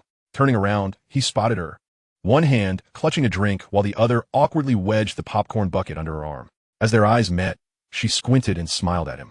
Striding over, Lu Beixun took the popcorn from her embrace. Why not find a seat and wait? He asked. I just finished buying everything. I was waiting for you, she replied. He then took the cup of cola from her left hand, balancing the drink and popcorn in one hand while clasping her hand with the other, leading her to an empty spot nearby. Cen Wan laughed. You don't have to hold my hand just because you have no free hand. Lu Beixun remained silent. Once seated, he placed the popcorn and cola on the table. The movie was set to begin in 20 minutes. Glancing at the tickets, he asked, Are you afraid of horror films? Not at all, Cen Wan replied. It's just about zombies taking over a city. It's not that frightening, especially with you by my side. Lu Beixun merely hummed in response. Cen Wan continued. Before I started working, each day felt the same, but now that I have a job, I cherish the weekends immensely. They feel fulfilling. She chuckled lightly. The most important part is having you by my side. Compared to her previously aimless existence, she preferred her current life, relishing the fulfillment of working together, commuting home, and sharing intimate moments in bed at night. Whenever she encountered difficulties at work, he patiently guided her, and she adored such a man. Are you tired? Lu Beixun inquired. What? Cen Wan asked, placing the straw to her lips for a sip. From work, he clarified. Cen Wan shook her head. Not at all. Rather, it feels quite enriching. After starting my job, I realized I am not just a pampered young lady who spends money and lounges about. I can work and excel at it. As the film commenced, Cen Wan had chosen seats in the third-to-last row, occupying the 2 middle seats. The cinema was packed, with only a few vacant spots left, primarily occupied by young couples. The movie began with graphic scenes, which Cen Wan could tolerate until the voiceover startled her, prompting her to dive into Lu Beixun's embrace. Most of the women in the audience reacted similarly to the shocking sight. The horror of such films often lay not in the visuals, but in the audio. Lu Beixun gently patted her back. If you're scared, we can leave. I'm fine. She shook her head. I've seen plenty of zombie apocalypse films. Compared to Sadako or similar horror, zombies aren't that intimidating. They're at least visible and tangible. Lu Beixun held her close, his other hand clutching the popcorn as she occasionally fed him a piece. Although he was not fond of such snacks, nor did he enjoy cola, when Cen Wan offered him popcorn, he accepted it without hesitation. Concerned that he might get thirsty after eating the popcorn, she brought her cola to his lips and asked, Want a drink? Lu Beixun glanced at it and took a couple of sips through a straw. By the halfway mark of the film, Cen Wan had grasped its patterns, gradually acclimating to it. The sudden zombie attacks on the protagonist no longer startled her. In zombie films, once one becomes accustomed to the tropes, the fear dissipates. Though the overall atmosphere remains oppressive, alive individuals in a city reduced to a mere handful, with many meeting tragic fates while fleeing. As they left the cinema, it was nearly midnight, with patrons trickling out. Wait for me here. I'll go get the car, Lu Beixun instructed. Cen Wan nodded obediently, standing at the roadside by the cinema entrance. Barely a minute had passed when a man approached her, his head bowed and ears slightly flushed. Excuse me, miss. Could I add you on WeChat? Cen Wan raised her gaze to him, about to decline when a luxurious car pulled up beside her. Lu Beixun stepped out, opening her door and wrapping her tightly in his arms, casting a steely glare at the man. The stranger's focus shifted to Lu Beixun, whose noble and aloof demeanor was unmistakable. Cen Wan offered a polite smile. I'm sorry, but my husband tends to get jealous. My apologies for the disturbance, the man mumbled, retreating in defeat. Cen Wan turned her gaze to Lu Beixun. Let's head home. Lu Beixun pressed his lips together, his brow furrowed in displeasure, tightening his grip on her hand as if silently conveying that she belonged solely to him. Unable to resist teasing, Cen Wan remarked, Are you jealous? Lu Beixun remained silent, his eyes cold. Come on, I didn't give him my number, she reassured him. He understood that all too well. The mere thought of someone coveting his little one stirred an unquenchable jealousy within him. Wishing to keep her confined at home, solely for his gaze. Throughout the drive home, Lu Beixuan's tension simmered beneath the surface. Once they arrived, he parked the car, opened the passenger door, unbuckled her seatbelt, and swept her in his arms, striding toward the bedroom. Tomorrow was Saturday, and Cen Wan had a strong premonition that tonight her little waist would embark on a journey away from home, especially since he had not had his fill of her for nearly 10 days. She mused that if Lu Beixuan could spare her tonight and allow her to sleep by 3 in the morning, she would wash her hair upside down. Lu Beixuan carried her directly into the bathroom, ensuring she wouldn't be washing her hair upside down. It wasn't until 5 in the morning that he finally let her settle down to sleep, bestowing a gentle kiss on her forehead before leaving her undisturbed. Chapter 51. I exercised restraint. The next day, Cen Wan awoke to Lu Beixuan's kiss. Slowly opening her eyes, she met his gaze. Upon realizing she was awake, he pulled back from her lips and lightly pinched her cheek. Time to get up for lunch. What time is it? Cen Wan's voice was hoarse, thick with sleepiness. It's 11:30. Cen Wan turned over, feeling achy all over. I don't want lunch. I'm too tired. Her eyes felt heavy, and she buried her head under the covers, attempting to drift back to sleep. The source of her discomfort lay beside her, yet she couldn't bring herself to blame him. You go eat, don't mind me. Lu Beixuan adjusted the blankets to cover her properly before exiting the bedroom. When he returned, he carried a tray of food, gently opening the door and placing it on the bedside table. The delicious aroma of the meal wafted into Cen Wan's dreams, instantly stirring her hunger, especially after the physically demanding activities of the previous night. She buried her head further into the blankets, torn between the struggle of staying asleep and getting up to eat. Ultimately, her stomach's protests won out, and she opened her eyes, sitting up. The man sitting at the edge of her bed wore an amused expression, as if he were both smiling and teasing her. Cen Wan glanced at the food on the table, then back at Lu Beixuan's face, lingering for a few seconds before trying to speak, only to swallow her words and let out a long sigh instead.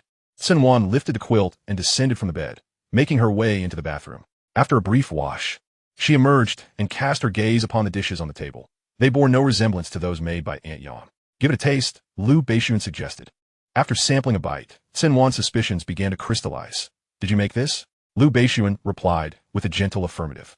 A few moments later, he added, your earlier sigh seemed to carry a hint of complaint. Is there something you wish to discuss with me? Cen Wan looked at him, placing her chopsticks down. She hadn't intended to speak up, but since he had inquired, remaining silent would be disrespectful. Shall I voice my thoughts then? Yes. Could you perhaps exercise a modicum of restraint and consider my delicate constitution? Lu Beixuan chuckled softly. I have indeed restrained myself and taken your needs into account. Well then, that hardly counts as a statement. Cen Wan shot him a sidelong glance. I suppose I owe you my gratitude. Lu Beixuan truly had exercised restraint. Otherwise, she would have had no inclination to rise from the bed. A hint of amusement danced in his eyes as he teased. You mentioned that as long as I desired it, you would comply. Are you having second thoughts, Wan? A dark line formed onto Cen Wan's forehead. Indeed, those were her words, and she felt as though she had shot herself in the foot. Her smile was more akin to a grimace. No second thoughts. She realized that Lu Beixuan appeared increasingly cunning. After lunch, rain began to fall outside, drenching the afternoon. Within the confines of the bedroom, the atmosphere grew heavy and tumultuous. As the sky darkened, Cen Wan grabbed a pillow from beside her and hurled it at Lu Beixuan, glaring at him with reproach. Is this what you call restraint? Consideration for me? Lu Beixuan caught the pillow and placed it back on the bed, laughing. I have indeed restrained myself. Otherwise, how would you possess the energy to throw a pillow at me? You are bullying me. Cen Wan buried her face in the quilt, refusing to look at him. Lu Beixuan approached her, softly coaxing. Shall I carry the little one to take a bath? Would that be agreeable? Not at all, Cen Wan replied muffledly. If you massage my waist, I shall no longer be upset. Very well. Lu Beixuan's hand slipped beneath the quilt, gently kneading her waist. After 10 minutes, Cen Wan lifted the quilt, wrapping her arms around his neck. Carry me to take a bath. Lu Beixuan grasped her chin and pressed a peck to the corner of her lips. All right. Shun Jianhua parked her car at the entrance of the bar and stepped out. She had a social engagement today, with the location set at the bar. The light drizzle made her pull her trench coat tighter around her, as November nights in Kyoto were cold. Upon entering the bar, she felt the importance of this collaboration weighing on her. It was crucial that she secured the deal. However, the person with whom she was negotiating had been involved in a past altercation with her a year prior while abroad. The individual in question was Li Jingtang, the young heir of the Li family. He had once confessed his feelings for her, only to be met with rejection, which ignited his fury, leading him to hurl insults at her. Eventually, she had lost her temper and smashed a bottle over his head, sending him to the hospital. Cen Wan never imagined she would find herself negotiating with him one day. Had she foreseen this moment, she would have certainly been more measured in her actions. Li Jingtang had reserved a luxurious private room. Cen Wan located the door number and pushed it open. The mingling scents of cigarettes and alcohol assailed her senses, prompting her to wrinkle her brow. Inside, the room was dimly lit, pulsing with DJ music and shifting colored lights. She caught an off-color joke that someone had made. Turning her gaze, it landed squarely on a figure seated in the corner of the sofa. Despite the dimness, she recognized him immediately. Perhaps her gaze was too intense, for he looked over in her direction. His shirt sleeves were casually rolled up, exuding an air of aloofness, while his prominent fingers held a glass, idly swirling its contents. As she momentarily lost herself in thought, Li Jingtang noticed her and turned off the jarring DJ music, offering a smile. "Miss Cen, you've arrived. Do take a seat." Although his words seemed courteous, Cen Wan could distinctly sense his ulterior motives. An unoccupied two-seater sofa was situated to the right of Li Jingtang, and she approached to sit down, with Xiaoyan directly across from her. Just as she settled in, Li Jingtang moved beside her, maintaining her composure. She subtly distanced herself from him, nodding slightly as she offered a polite, "Mr. Li." Li Jingtang chuckled, "There's heating here. If you're feeling warm, Miss Cen, feel free to remove your coat." Cen Wan smiled and politely declined. "I'm not warm. I've been feeling a bit under the weather." In addition to Xiaoyan and Li Jingtang, there were 3 others present, whom Cen Wan recognized but could not name. If her guesses were correct, they were likely Li Jingtang's lecherous friends, laughing in a most unsavory manner, one of whom had an arm draped around a provocatively dressed woman. A man chimed in, "Tao Go, is this the woman you were fond of before? She is indeed beautiful." Li Jingtang shot a glance at her. "Xiaogang, refrain from such nonsense. Miss Cen has higher standards, and wouldn't he consider someone like me?" Cen Wan discerned the implication. Securing this contract would not be straightforward, and to succeed, she would need to sacrifice something. "Mr. Li, you jest. Someone of your caliber is not easily matched." Li Jingtang raised an eyebrow. "Does Miss Cen consider herself ordinary?" Xiaoyan remained unfazed, taking a sip from his glass. Cen Wan turned her attention back to Li Jingtang, her smile not quite reaching her eyes. "Quite ordinary." Li Jingtang chuckled and poured her a drink. "Miss Cen is anything but ordinary. Here, have a drink." Cen Wan regarded the glass, her gaze inadvertently falling on Xiaoyan. He disapproved of her drinking and smoking. When their eyes met, Cen Wan hastily averted her gaze. Noticing her reluctance to accept the drink, Li Jingtang's expression darkened, and his tone sharpened. "Miss Cen?" Snapping back to reality, Cen Wan accepted the glass from him. "Thank you." Chapter 52, I dislike it. Cen Wan held the glass in her hand, hesitating to drink. Li Jingtang approached Xiaoyan, placing a hand on his shoulder, and turned to Cen Wan. "Miss Cen, allow me to introduce you to Xiaoyan." Li Jingtang was unaware of Cen Wan's past entanglements with Xiaoyan. He assumed, given their shared circles, that they must have some familiarity. Xiaoyan cast a cold glance at the hand resting on his shoulder, his eyes sharp as blades. Li Jingtang felt a sudden tension and quickly retracted his hand, offering an awkward laugh. Cen Wan's gaze remained fixed on Xiaoyan, her lips parting to utter 2 words, "Long time no see." Xiaoyan merely glanced at her, saying nothing. Cen Wan had anticipated this reaction, yet she could not suppress the bitter pang in her heart. This collaboration was initially meant to be handled by others from her company. But once Li Jingtang learned that Cen Wan was involved, he insisted on attending personally, intent on making things difficult for her. Despite the time that had passed, he still bore a grudge over the incident at the restaurant, where she had embarrassed him in front of many. He understood the significance of this contract for the Cen family. Seeing that Cen Wan was not drinking, Li Jingtang returned to her side, smiling. "Miss Cen, is your refusal to drink a matter of disapproval towards the quality of my offerings?" Cen Wan, momentarily distracted, returned to the present. "Mr. Li, you think too highly of yourself." With a polite yet distant smile, she raised the glass to her lips, hesitated briefly, and then downed its contents in one go. She then playfully shook the glass at Li Jingtang before setting it down on the table. The alcohol burned her stomach, causing her to frown slightly. After a night of drinking with Cen Wan and Su Jitong, she had returned home and slept for an entire day without eating. This behavior had begun 2 years ago, after he left. As long as she wasn't working, she could languish at home for an entire day without food or drink. When the hunger became unbearable, she would order takeout and eat a few bites. Cen Wan wanted to cut to the chase, tired of dragging things out. The oppressive atmosphere in the private room made it hard for her to breathe. Enduring the discomfort in her stomach, she directed her attention to Li Jingtang. "Mr. Li, about the collaboration." "Don't rush." Li Jingtang interrupted. There's still plenty of drink left. The table was laden with an array of alcoholic beverages, and Li Jingtao poured her another glass, brimming to the top. Any discerning observer could easily perceive his intention to provoke her. Shen Jianyue glanced at the drink he extended, her brow subtly furrowing. It was not discomfort in her stomach that deterred her from consuming alcohol, but rather her reluctance to drink in front of Xiaoyan. As the sole daughter in her family, her father was exceedingly strict with her. After graduating from university, she joined a family business under his supervision, where her commendable efforts were often overlooked, yet failures were met with harsh reprimands. Her father frequently reminded her that the Shun enterprise would one day be hers, and she must shoulder the heavy responsibilities. During that taxing period, she resorted to smoking and drinking as a means to alleviate stress. Xiaoyan would invariably confiscate the cigarettes or alcohol from her hands, chiding her gently. Young ladies should indulge less in smoking and drinking. Back then, Xiaoyan's laughter was infectious, his face adorned with a smile as he candidly expressed his disapproval. It was not that he truly disliked it. Rather, she had come to rely on these vices as a form of sustenance for her spirit. Over time, she found herself increasingly restrained after his forthright remarks. Miss Shun's thoughts were diverted, and she sensed that there was no need for further discussion this evening. Her reverie was interrupted by Li Jingtao's voice as she lifted her gaze to him. His expression betrayed a palpable ire, his eyes fixated on his suspended hand. She accepted the wine glass and downed its contents in one swift motion. Xiaoyan narrowed his eyes slightly, his gaze inscrutable to those around him. The man named Xiao Gang remarked, Miss Shun has quite the tolerance for alcohol. Shen Jianyue cast him a fleeting glance, disregarding him entirely. Unfazed, Xiao Gang lifted the chin of the woman in his embrace and kissed her. The scene churned Shen Jianyue's stomach, prompting her to frown. Li Jingtao chuckled, Miss Shun, my friend enjoys revelry. Please don't take offense. He leaned in closer, but she subtly shifted away, feeling the unwelcome weight of his hand on her waist, which exacerbated her nausea. Suddenly rising to her feet, she distanced herself from Li Jingtao. Mr. Li, I believe we should discuss our collaboration. Li Jingtao reclined against the sofa, arms crossed. My friend is still present.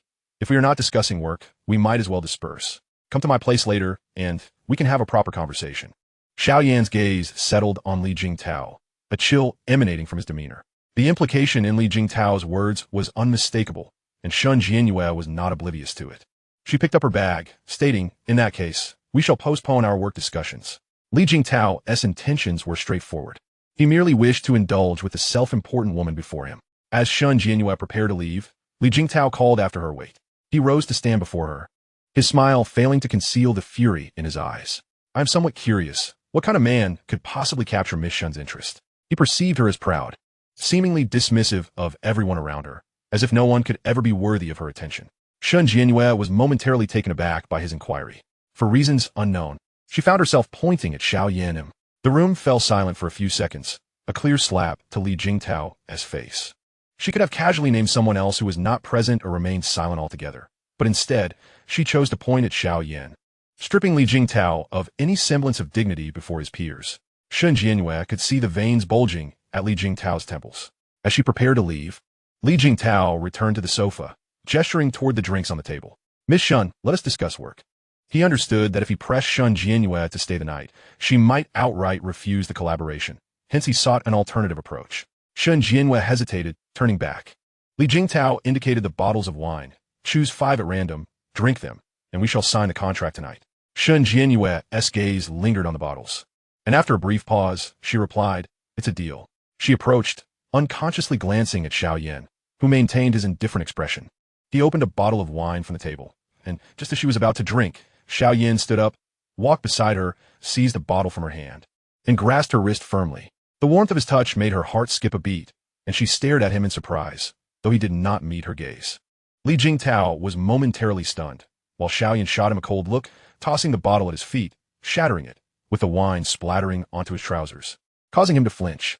Shen Jianyue was led out of the bar by Xiaoyan. As she watched his retreating figure, she had countless words she longed to say, but found herself unable to voice a single one. She wished to ask Xiaoyan if he still cared for her, yet feared that her confidence may have exceeded its bounds. Chapter 53. Did you return for him? At around 7, Cen Wan received a call from Shen Jianyue. The voice on the other end was nasal and thick with emotion, unmistakably indicative of recent tears. She donned her coat, grabbed her bag, and addressed Lu Beixun, who was lounging on the sofa. Xiao Bai Lian is in some trouble. I'm going to pick her up and take her home. Lu Beixun set down his tablet. I'll drive you. No need, she replied. She's been crying. Your presence might make her uncomfortable. Cen Wan changed her shoes, adding, don't worry. I'll have the driver take me. Lu Beixun acquiesced, his demeanor calm. Shortly after Cen Wan departed, Lu Beixun received a call from Xiaoyan. Cen Jianhua was crouched at the bus stop outside the bar when the vehicle arrived. Cen Wan alighted, approached her without a word, crouched down, and enveloped her in a comforting embrace, gently patting her back. Xiao Bailian, have you eaten? Cen Jianhua shook her head. Then let us go grab a bite. Cen Wan suggested. Cen Jianhua nodded. Having drunk, she could not drive, and thus joined Cen Wan in the car. Cen Wan inquired, what do you feel like eating? Something light, Cen Jianhua replied. The car halted in front of kanji shop, where Cen Jianhua ordered a seafood kanji. Cen Wan sat opposite her, observing her reddened eyes in silence, patiently waiting for her to finish eating. After consuming a small portion, Cen Jianhua spoke. I ran into Xiaoyan. Cen Wan had already anticipated this outcome, and when Cen Jianhua shared it, she was not surprised, though their acquaintance was brief. She understood that Cen Jianhua was not one to cry easily. The tribulations of life were insufficient to bring her to tears, leaving only matters of the heart as a potential cause. Cen Wan remained quiet, encouraging her to continue. I inexplicably asked him if he still cared for me. A bitter smile spread across Cen Jianhua's face as she recounted. He said I was overthinking it. After that statement, he simply walked away without looking back. Yet, the moment he led me out of the bar, I felt a fleeting illusion that he didn't despise me as much. But reality struck too swiftly. It was merely my own delusion. Cen Jianhua approached everything with candor, especially matters of the heart. Love was love, and hate was hate. Thus, when she contemplated the possibility, she asked, regardless of whether it was her own folly, at least she found an answer within herself. Cen Wan was at a loss for how to comfort her. She understood Cen Jianhua's feelings all too well. When Lu Beixun had tossed her the divorce papers, alternating between kindness and coldness, she too had felt uncertain about whether he still loved her. She had asked him, and he had refrained from uttering hurtful words. Nor had he declared his love. At times, silence could be the most sorrowful of all. When he was kind to her, hope ignited within her heart. But when he was distant, it felt as if a bucket of ice-cold water had been poured over her, leaving her chilled to the bone. Cen Wan asked, did you return for him? Cen Jianhua remained silent, neither confirming nor denying. Cen Wan took her silence as acceptance. Who bore the primary responsibility for the breakup? I did, Cen Jianhua admitted. Does Xiaoyan have a girlfriend or someone he likes now? Cen Wan asked again. Cen Jianhua shook her head, no, before returning to her homeland. She had checked and discovered that for 2 years after their breakup, Xiaoyan had not engaged in any romantic relationships, nor had any woman appeared by his side. It was only then that she felt emboldened to seek him out upon her return. Had he acquired a girlfriend, she would likely have remained abroad for the rest of her life. I do not take any sides, Cen Jianhua. If the breakup was indeed your fault and you wish to win him back, you must learn to endure his emotional backlash. Each individual possesses their own temperament. Cen Wan advised, consider it from his perspective. Perhaps the pain you inflicted upon him back then far surpasses the hurt he currently causes you. Cen Jianhua lowered her head, contemplating Cen Wan's words, and, after a moment, she looked up. I understand. Cen Jianhua surveyed her, suddenly smiling. I never anticipated that you would grasp such profound truths. Cen Wan chuckled silently. Had those events not transpired, she likely would never have come to understand them in her lifetime. Cen Jianhua only consumed a small portion of the porridge she had ordered, and Cen Wan instructed the driver to take her home. Upon arriving at the villa's entrance, Cen Jianhua alighted from the car, and as light rain began to fall, she took a couple of steps forward before turning back. She knocked twice on the car door, and the driver lowered the window. Cen Jianhua smiled at Cen Wan. Thank you, Princess Wan Wan. Cen Wan responded with a look of disdain. Do not utter such sappy words. Are you still that little white lotus who argues with everyone, including this princess? Cen Jianhua chuckled softly. The little white lotus remains just that. She relished being called Little White Lotus by Cen Wan, for in her mouth, it carried no malice. You should head back, otherwise, your gentleman may grow anxious. Cen Wan remarked, to which she nodded in agreement. Cen Jianhua stood at the door, watching her depart. Cen Wan's words had awakened something within her. At 9 o'clock in the evening, Cen Wan leaned against Lu Beixun's chest. Do you think there is still hope for the Little White Lotus and Xiaoyan? I do not know. Cen Wan turned to lie on the bed, gazing at him. Xiaoyan is your brother. Hasn't he confided anything to you? Lu Beixun hesitated. No. Cen Wan narrowed her eyes at him. Lu Beixun, you are deceiving me. She reached out to tickle him, but Lu Beixun seized her wrist, rolling over to pin her beneath him. If Wan Wan is so idle, perhaps. Lu Beixun pressed his lips against hers, their kiss tender and lingering. After a while, He released her, granting her a moment to breathe, as Cen Wan gazed at him imploringly. Darling, if I could just rest for 2 days, would you let me go? I beg you. With a furrowed brow, she looked at him pitifully. My body cannot withstand this any longer. After a night of exertion and another afternoon, all she wished for was a good night's sleep until she naturally awakened. Lu Beixun pinched her waist. Consider yourself released. I had no intention of approaching you tonight. Cen Wan nestled into his embrace, falling into a deep slumber, devoid of dreams, and awoke to find him absent. Glancing at the time, it was 6:30. He was likely at the gym, having risen early for once. Cen Wan changed into workout attire and headed to the gym, running on the treadmill beside him for half an hour. After breakfast, she and Lu Beixun returned to the Cen family home to visit her parents. Shun Jianyue presumed that after the tumult of the previous day, collaboration would surely be out of the question. However, she was incredulously awakened by a phone call that morning. Li Jingtang was inquiring when she would sign the contract. Her initial reaction was to question whether Li Jingtang had lost his mind. As silence lingered, he asked if she had heard him. Shun Jianyue, fearing the uncertainty of the situation, arranged to meet at 10 o'clock. After hanging up, she promptly rose, washed up, applied her makeup, and left. The contract was signed without a hitch. In good spirits after the signing, she enjoyed lunch out before returning home. Upon her arrival, she called her father to inform him that the contract had been signed. Apart from work-related matters, the conversation lacked any superfluous pleasantries, resembling a report to a superior. Shun Jianyue had long since grown accustomed to this. Chapter 54. I can distinguish between love and guilt. During this period, Mr. and Mrs. Cen gradually emerged from the sorrow brought by Cen Xiu, and the small stone weighing on Cen Wan's heart was lifted. She felt that her parents' 20 years had been squandered. Cen Xiu was utterly unworthy of the pain they had endured for him. He was merely a wretched beast, undeserving of their grief. Even after Cen Xiu's demise, her loathing for him remained undiminished. That deep-seated hatred would linger with her for a lifetime. After having lunch at the Cen residence and spending several hours with her parents, Cen Wan returned to the Lu household. The weekends always seemed fleeting, and on Monday morning, Cen Wan struggled to rise after being subjected to several hours of strenuous activity the previous night. Lu Beixun's stamina was astonishing. At the dining table, Cen Wan scrutinized him, wondering if this man truly never tired or if he was secretly indulging in some performance-enhancing substances. Her gaze was so intense that Lu Beixun looked up. Is something the matter?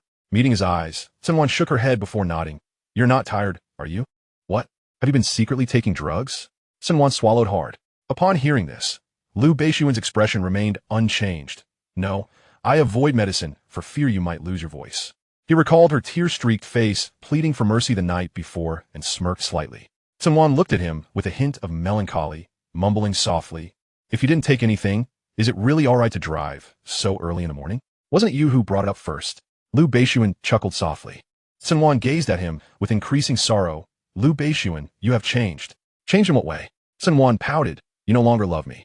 Lu Beixun laughed lightly, placing a hot dog from his plate onto hers. How about this? Cen Wan looked at the hot dog on her plate and then back at him. That is somewhat loving. A single hot dog can win you over? You are too easily satisfied, Lu Beixun remarked. That depends on who it is from. If it were someone else offering her something, she wouldn't care, Cen Wan retorted. As Cen Wan enjoyed her breakfast, a thought struck her, and she raised her gaze to Lu Beixun, asking, why do you always ask me whether I feel guilt or love towards you? He often posed this question during moments of emotional intensity, yet never mentioned it during ordinary times. Initially, Cen Wan believed it stemmed from her past behavior that had disappointed Lu Beixun.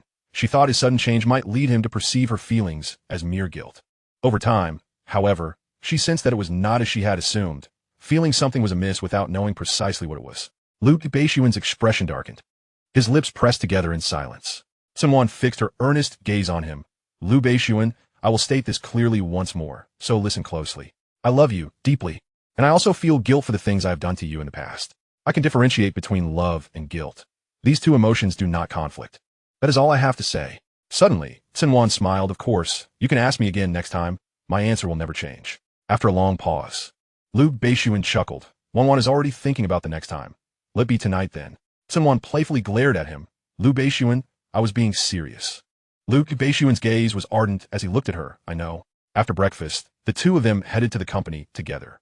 Cen Wan and Lu Beixun entered the exclusive elevator. Their relationship was now public, and she could openly enjoy certain privileges. For instance, riding the president's private elevator.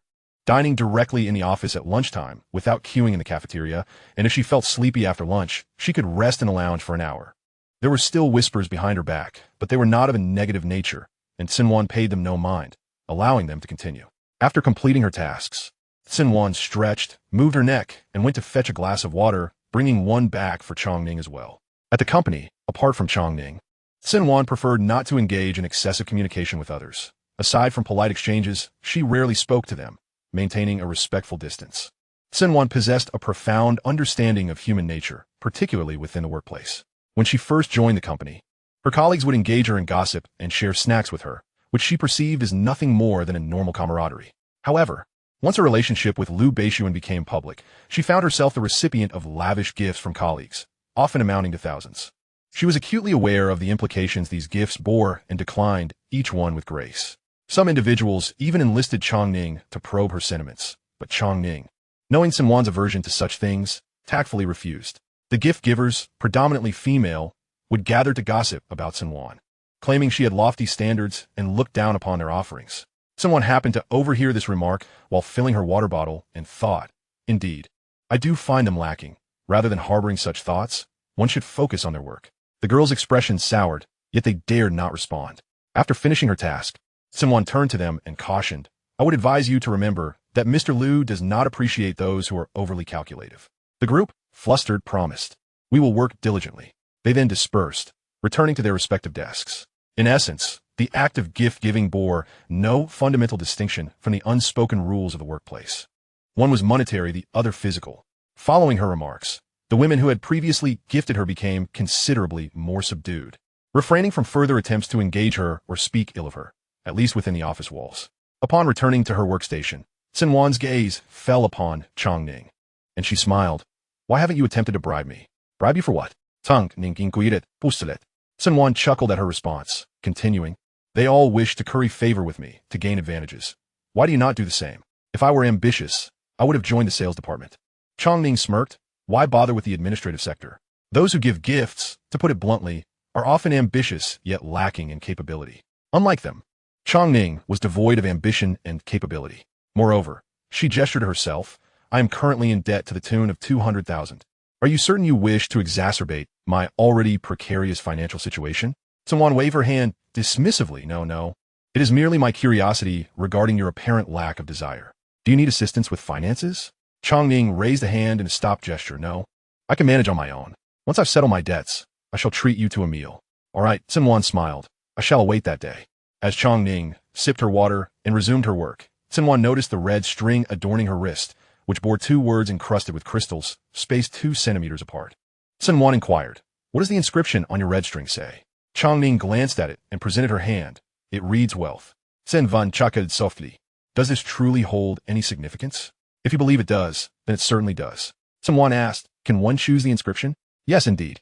"Where did you procure this intriguing red string?" Chongning replied, "I bought it from a small stall outside my residential complex. Do you like it?" Cen Wan nodded. "I do. I shall check if the stall is still there tonight." Chongning said, puzzled, "You find joy in a trinket that costs less than 10 yuan? "I simply find it amusing. Let us go together this evening." The world of the affluent was beyond her comprehension. She did not fancy such trinkets. After a minor traffic incident, she had fortuitously encountered the stall and decided to purchase a red string for good fortune. Such strings had been prevalent during her middle school days, where girls would often choose initials of crushes or best friends to wear on their wrists. At that time, she had no romantic interests nor friends worthy of such a tribute. After work, she found herself in the passenger seat as Lu Beixun drove behind Chongning. The stall was still operational, and Chongning led Cen Wan over, greeting the stall owner before entering the residential complex. The stall belonged to an elderly woman, modest in size, with a small table displaying red strings alongside 2 storage boxes, one filled with characters and the other with letters. The grandmother, warm and welcoming, asked, "Young lady, what inscription would you like? Choose freely. Each character is 3 yuan, and the red string is 1 yuan." Cen Wan queried, "Grandmother, do you have every character available?"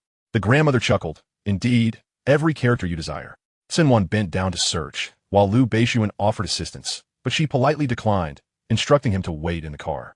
40 minutes later, Cen Wan emerged with 5 finished red strings, 2 inscribed with 1 and 3 with Tang and Yu. After paying and expressing her gratitude to the grandmother, she returned to the car. The strings lacked elaborate packaging. Cen Wan took the 2 1-inch Sun strings, placing the remaining 3 in her bag. She turned to Lu Beixun. Extend your hand. Lu Beixun complied, and Cen Wan tied the strings around his wrist. He paused, momentarily taken aback by the inscription. With a teasing smile, Cen Wan asked, "Do you like it?" Lu Beixun stared at the red strings for a long while before softly replying, "I do."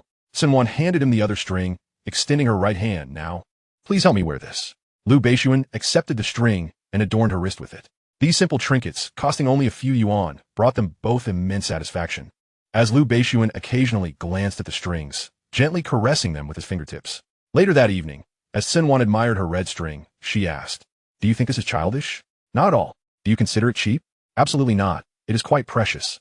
Lu Beixun affectionately ruffled her hair. "Compared to me?" Cen Wan smiled at him. "You are far less precious." The world could not compare to the radiance of her smile. The following day, while immersed in her work, a shadow loomed over her. She looked up to find Shen Jianyu smiling down at her. "Little White Lotus, what brings you here?" Shen Jianyu waved a dessert in her hand. "I came to find you."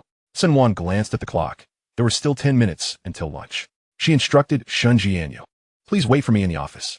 Shen Jianyu agreed and headed to the office. 10 minutes later, Cen Wan joined her, savoring the dessert brought by Shen Jianyu. The latter had come to deliver a contract to Lu Beixun, and though she could have simply sent it, she took the time to see Cen Wan, whom she affectionately referred to as her little princess. Lu Beixun, seated on the sofa, regarded Shen Jianyu with an unfriendly gaze, expressing his displeasure. "Are you particularly idle?" Shen Jianyu shrugged, provocatively retorting, "Perhaps." She noticed the tension in Lu Beixun's jawline, chuckling softly as her gaze shifted back to Cen Wan. Tucking a strand of hair behind her ear, "Is it delicious, my little princess?" "The desserts from Little White Lotus are indeed delightful." Cen Wan, oblivious to Lu Beixun's darkening expression, replied, "I have something for you and Tang Tang as well. I just forgot to bring it from home. I'll deliver it on Friday evening." "Sounds good," Shen Jianyu replied. Lu Beixun's thoughts drifted to the red strings tucked away in his bedside drawer. Further deepening his scowl, he possessed them, and so did they. Shen Jianyu found his expression amusing, but was self-aware enough to refrain from further commentary. Lest she find a sign posted at the entrance of Lu's corporation declaring, "No entry for Shen Jianyu and dogs." As Shen Jianyu picked up her bag, she said, "I must take my leave." Cen Wan, looking forlorn, asked, "Are you leaving so soon?" "Yes," Shen Jianyu replied. "Go soothe your companion over there." Only then did Cen Wan notice Lu Beixun, whose face was grim. She instantly grasped the situation. Once Shen Jianyu departed, Cen Wan turned to Lu Beixun, teasingly inquiring, "Are you truly jealous of Little White Lotus?" Lu Beixun simply murmured in acknowledgement. His jealousy stemmed from Shen Jianyu monopolizing their time together. Cen Wan scooped a spoonful of dessert and brought it to Lu Beixun's lips, saying, "Here, you eat." Lu Beixun did not partake. Instead, he offered the spoon to Cen Wan's mouth. Aware of his aversion to sweets, she did not press him. Just as she took a bite, Lu Beixun grasped the back of her head and kissed her fervently, invading her space. It was then that Cen Wan realized she had been ensnared in his ploy. She wrapped her arms around his neck in response. Unbeknownst to her, she had already settled onto Lu Beixun's lap. Time slipped away, and only after a considerable while did Lu Beixun finally release her. In the blink of an eye, a week had passed. On Friday after work, Cen Wan headed directly to the bar where the three of them had agreed to meet. At the bar, she produced 3 red strings and placed them on the table, declaring, "Gifts for the 2 of you." Suji Tang and Shen Jianyu were taken aback. Suji Tang asked, "Are you sure?" Shen Jianyu added, "Are you serious?" Cen Wan revealed the red string on her right wrist, affirmatively replying, "Yes." Suji Tang remarked, "Kids these days don't even play with that anymore." Shen Jianyu nodded in agreement. Cen Wan glanced between Suji Tang and Shen Jianyu, questioning, "Are you two disapproving?" The two exchanged glances and shook their heads. "We wouldn't dare." Cen Wan took their hands and adorned them with the strings, nodding in satisfaction. "Perfect."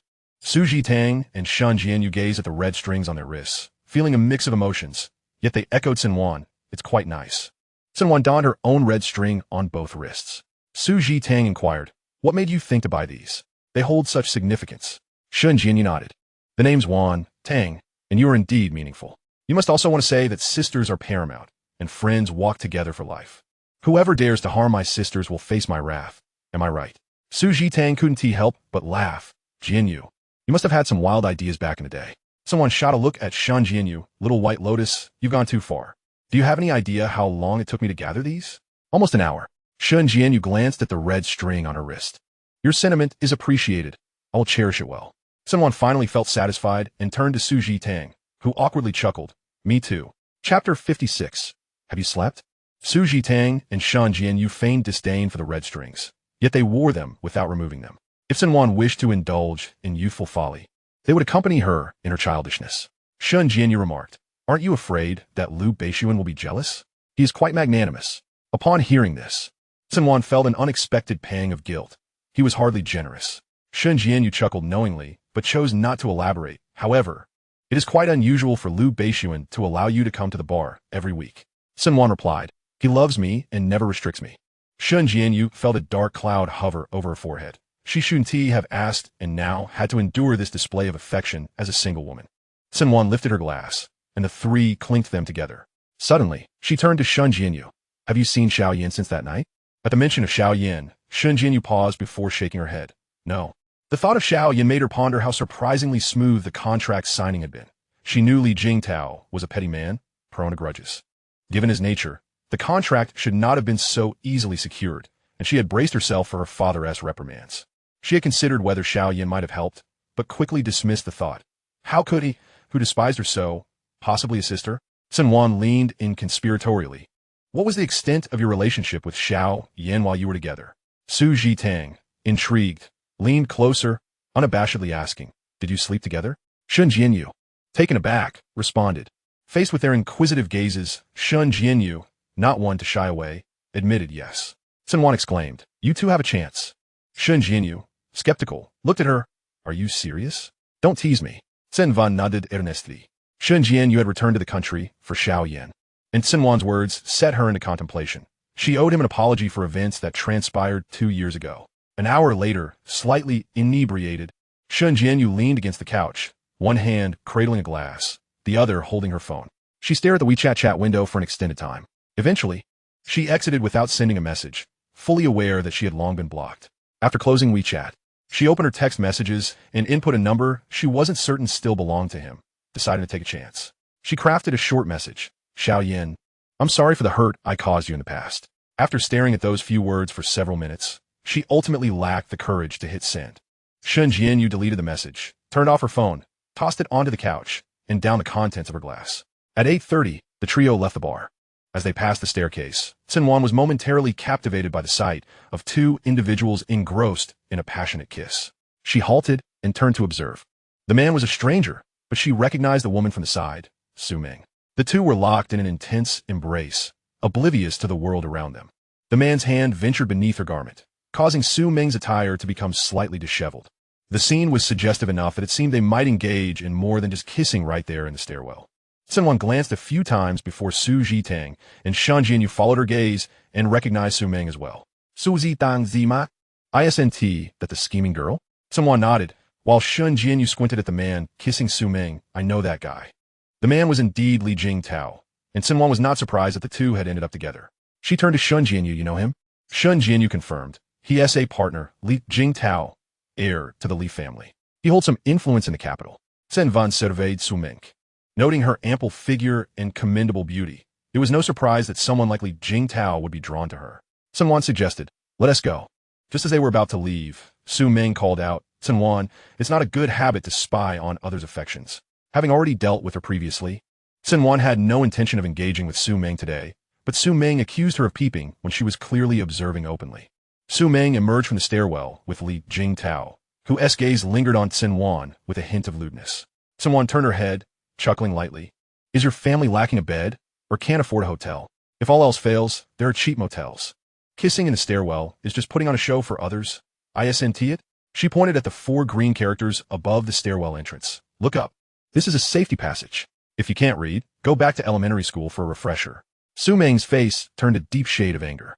"What does it matter to you that we're in a safety passage? I can stand here. What is it to you?" Cen Wan thought Su Ming was utterly foolish. Her intent to provoke was clear. Li Jingtao wrapped his arms around Su Ming's waist, his hands roaming. Su Ming playfully glared at him. "Tao Ge, I'm being bullied." Li Jingtao pinched Su Ming's chin and playfully nipped at her lips. "I want to see who dares to bully my little enchantress." As he spoke, Su Ming felt a thrill of satisfaction, hoping to humiliate Cen Wan. Unbeknownst to Su Ming, she had no idea about the status of Cen Wan as companions, but she was well aware that the woman beside her was a renowned heiress in the capital, wielding power and influence that rivaled her own.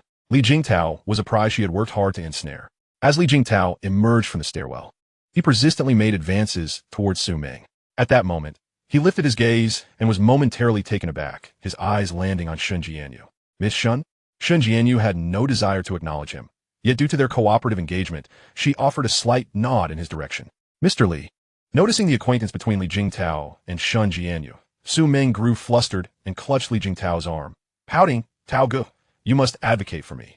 Pointing towards Cen Wan, she added, Tao Ge, it's her, she always humiliates me. Li Jingtao's gaze shifted to Cen Wan and then to Su Jitong. He was unfamiliar with either, but a mere glance revealed that both were far more captivating than the delicately featured woman beside him. Observing Li Jingtao's hesitation, Su Ming shook his arm again, asserting, Tao Ge, she was my former colleague, always making things difficult for me. Finally returning to the moment, Li Jingtao replied, Oh, is that so? Su Ming nodded with tearful eyes, presenting herself as a picture of vulnerability that evoked sympathy. Stealing a glance at Cen Wan, a glimmer of malice flickered within her eyes. Previously, she had orchestrated Zhang Jia's downfall in a similar manner, fully aware of Cen Wan's identity, yet remaining silent, as long as it served to assuage her own grievances. Cen Wan regarded Su Ming with amusement. Where is Xiangyang? I had always presumed you both had left your jobs to marry and start a family. At the mention of Xiangyang, Su Ming's expression froze for a moment, her gaze towards Cen Wan brimming with intense animosity. She harbored feelings for Xiangyang, and they were still together.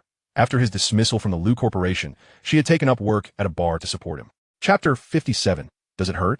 Xiangyang's extravagant lifestyle was beyond what her bar salary could sustain. Subsequently, he suggested that she could sell herself or pursue affluent individuals. Su Ming could scarcely believe her ears as he uttered those words. She refrained from confronting him about his feelings for her, as he had declared that if she couldn't earn money, they would break up. Ultimately, she found herself on this path. The root of all her misfortune was Cen Wan. Had it not been for her, she and Xiangyang would not be in such dire straits. Regaining her composure, Su Ming called out to Li Jingtao with a feigned innocence. As he turned his attention to Cen Wan, he was about to speak when Shun Jianyu interjected, Mr. Li, as our partner, I must caution you that this woman beside you harbors many ill intentions. Do not fall prey to her deceit. Li Jingtao's Futin Su Ming. Then turned to Shun Jianyu, what do you mean? After the incident at the bar, he was wary of antagonizing Shun Jianyu, regardless of his previous dissatisfaction. He had to endure it now. Hearing Shun Jianyu's warning, Su Ming's hands clenched tightly, panic flooding her expression as she implored Li Jingtao, her eyes brimming with tears. Tao Ge, please don't listen to her nonsense. They are in cahoots, merely seeking to embarrass me in front of you. Shun Jianyu dismissed Su Ming with a glance, viewing her as a mere jester unworthy of her time. Having navigated the professional world, she had encountered countless women like her, lacking in ability, filled with jealousy and a desire for revenge, and adept at underhanded tactics. She addressed Li Jingtao, Mr. Li, she is the daughter of the Cen family, the young mistress of the Lu family. Even if you haven't met her, you must have heard of her. Li Jingtao nodded, indeed. Shun Jianyu continued. Now you have met her. This lady before you, is she? Li Jingtao appeared momentarily stunned. Su Ming's palms grew clammy with anxiety as Cen Wan coldly regarded her. The last person you deceived in this manner was Zhang Jia. To label Su Ming as clever would be an understatement. She had employed the same tactic twice. Yet, to deem her foolish with subpar methods would be inaccurate, for she understood the art of manipulation. Su Jitong, observing the unfolding drama, seemed to relish the spectacle, buoyed by the presence of her bodyguards. At this moment, Li Jingtao comprehended the situation. A woman had nearly ensnared him, and in the vastness of Kyoto, who dared to offend the Cen and Lu families? His gaze shifted to Su Jitong, and this lady? He recognized that her identity must be equally significant. Shun Jianyu looked towards Su Jitong, who nodded in affirmation. Shun Jianyu simply stated, Su family. Though it was merely 2 words, Li Jingtao grasped the implication instantly, nearly prostrating himself in gratitude to Shun Jianyu. Had it not been for her warning, he might have inadvertently offended 2 of Kyoto's most prominent families. Li Jingtao inclined his head slightly towards Shun Jianyu. Miss Shun, my gratitude. Shun Jianyu replied, no need for formality. Li Jingtao opened his mouth. Miss Shun, I apologize for that night. Shun Jianyu had merely sought to secure the contract that evening, now that the agreement was signed and they were partners. She had no desire to dwell on past grievances. Shun Jianyu shook her head. It's nothing. Su Ming, unable to maintain her composure any longer, realized she had lost this round, and with no money to show for it, her hatred for Cen Wan intensified. Why did it seem that everyone stood by her side? Even Xiang Yang was entranced by her. Were it not for Cen Wan, she and Xiang Yang would not have found themselves in such a predicament. Li Jingtou, noticing her grip on his arm, forcefully shook her off, vile woman. He had come out for a bit of fun, yet had nearly fallen into this woman's trap, being used as a pawn. Su Meng bit her lip, shaking her head repeatedly. Tao, go, I didn't. I swear, you must believe me. In a final act of desperation, Su Meng pleaded, but Li Jingtao regarded her with disgust. You wretched creature. Tao Ge, I truly had no idea she was. Su Meng's words were cut short as Cen Wan interjected. Her interest piqued. You truly did not know? You betray your own friends. Is there anyone you wouldn't betray? Su Meng glared at Cen Wan, lashing out with curses. Vile woman, what are you pretending for? You three are not saints either, mere shameless harlots. Cen Wan approached her. Was the last lesson insufficient? I have no desire to engage with you today, yet you insist on throwing yourself into the fray. With a resounding slap, Cen Wan struck Su Meng across the face, catching her completely off guard, leaving her head ringing. Does it hurt? Cen Wan inquired, as Su Meng regained her senses. She was about to unleash another tirade, but Cen Wan denied her the opportunity, landing another slap. Cen Wan found it perplexing. It was as though Su Meng had a fixation on her. Despite knowing she couldn't win, she still sought to clash head-on. Su Meng's eyes burned with rage as she lunged at Cen Wan. Cen Wan stepped back, and Li Jingtao seized Su Meng by the wrist, throwing her to the ground. If you wish to live, then leave at once. Su Meng glared fiercely at Cen Wan as she scrambled to her feet and charged at her once more. Su Zitang, having lost her patience, summoned her bodyguards. Li Jingtao bid farewell to Shun Jianyu as he departed, his demeanor towards her having undergone a complete transformation. Wan, a familiar voice rang out, and Cen Wan turned to see Lu Beixun approaching her. As she prepared to leave the bar, Cen Wan had sent Lu Beixun a message, and after waiting for a while without seeing her, he had come to find her. Lu Beixun's expression darkened as he observed Su Meng's sullen demeanor. What brings you here? Cen Wan questioned. I came to find you, Lu Beixun replied, scrutinizing her intently. Are you injured? Cen Wan shook her head, no. Lu Beixun's gaze turned icy as he glanced at Su Meng before shifting his attention to Su Zitang. I will have someone deal with this. Su Zitang note that. And Lu Beixun messaged He. The group departed together, leaving behind several bodyguards and Su Meng. Su Meng struggled momentarily before finding herself unable to break free. What do you intend to do? No one paid her any heed. Su Zitang and Shun Jianyu, displaying their perceptiveness, departed first. Cen Wan turned to Lu Beixun. It seems Su Meng has developed an obsession with me. How many times has this been now? Lu Beixun inquired. This is the second time we've encountered each other at the bar. Cen Wan, concerned about Lu Beixun's worry, added, I wasn't bullied. Tang Tang brought bodyguards. During the previous encounter, Tang Tang and the innocent one had also come to her aid. Lu Beixun's expression remained grim. So it is. Cen Wan raised her hand to gesture. I just slapped her twice like that. Honestly, I didn't want to hit her, but she insulted Tang Tang and Xiao Bailian. She observed Lu Beixun's expression. Last time, when Tang Tang and Xiao Bailian defended me, I naturally couldn't allow her to insult my close friends. Lu Beixun clasped her hand, gently rubbing her palm with his fingertips. Does it hurt? Cen Wan smiled and shook her head. Not at all. I just don't know if Su Meng's face hurts. Her smile was innocent, reminiscent of a naive girl, yet her heart held a cunning darkness. Chapter 58. The Late Stage of Double Standards. Lu Beixun looked at the seemingly pure-hearted girl before him with gentle eyes, pinching her cheek playfully and wrapping an arm around her waist, drawing her into his embrace. You troublesome little thing. Stepping out of the bar, leaving the warmth behind. The chilly night air reddened Cen Wan's nose as she sniffed. Lu Beixun opened his coat, enveloping her within its warmth. Are you cold? Cen Wan wrapped her arms around his waist. Not all. In the frigid night, their bodies intertwined. The heat of each other's embrace made the cold feel non-existent. Cen Wan gazed up at the sky. I wonder when I will see the first snow this year. I want to watch it with you. Very soon. Lu Beixun escorted her to the car, where the heater was already on, dispelling the chill from their bodies. Cen Wan had not eaten much that evening, and now her stomach audibly protested. Through the car window, she spotted a hot pot restaurant nearby, her lips curling into a smile as she turned to Lu Beixun. Do you like hot pot? On such a cold night, indulging in a hot pot was a delightful prospect. Lu Beixun did not answer her directly, but instead asked, Do you want to eat? Cen Wan nodded, observing his expression. When he said nothing, he leaned over to fasten her seatbelt and started the car. As they passed by the first hot pot restaurant, just when Cen Wan thought he had no intention to stop, the car halted in front of another one. Lu Beixun remarked, This place has a decent flavor. Cen Wan inquired, Have you eaten here before? Yes, Lu Beixun replied. I came once with Ji Hua and Xiao Yan. He wasn't particularly fond of hot pot, and had barely eaten during his last visit, but he sensed that Cen Wan would relish this flavor. Upon entering the hot pot restaurant, they were led to the second floor by a server. As they ascended, Cen Wan spotted two familiar figures, who seemed to be engrossed in joyful conversation. It was Su Jitong and Shun Jinyu, whom she had just parted with not long ago. Cen Wan was about to call out to them when Shun Jinyu spoke up. Don't be deceived by Lu Beixuan's stern demeanor. He's actually a perennial jealous type. Shun Jinyu took a sip of her milk tea. Last time I visited to find Princess Wan, the look he gave me was something you can't imagine.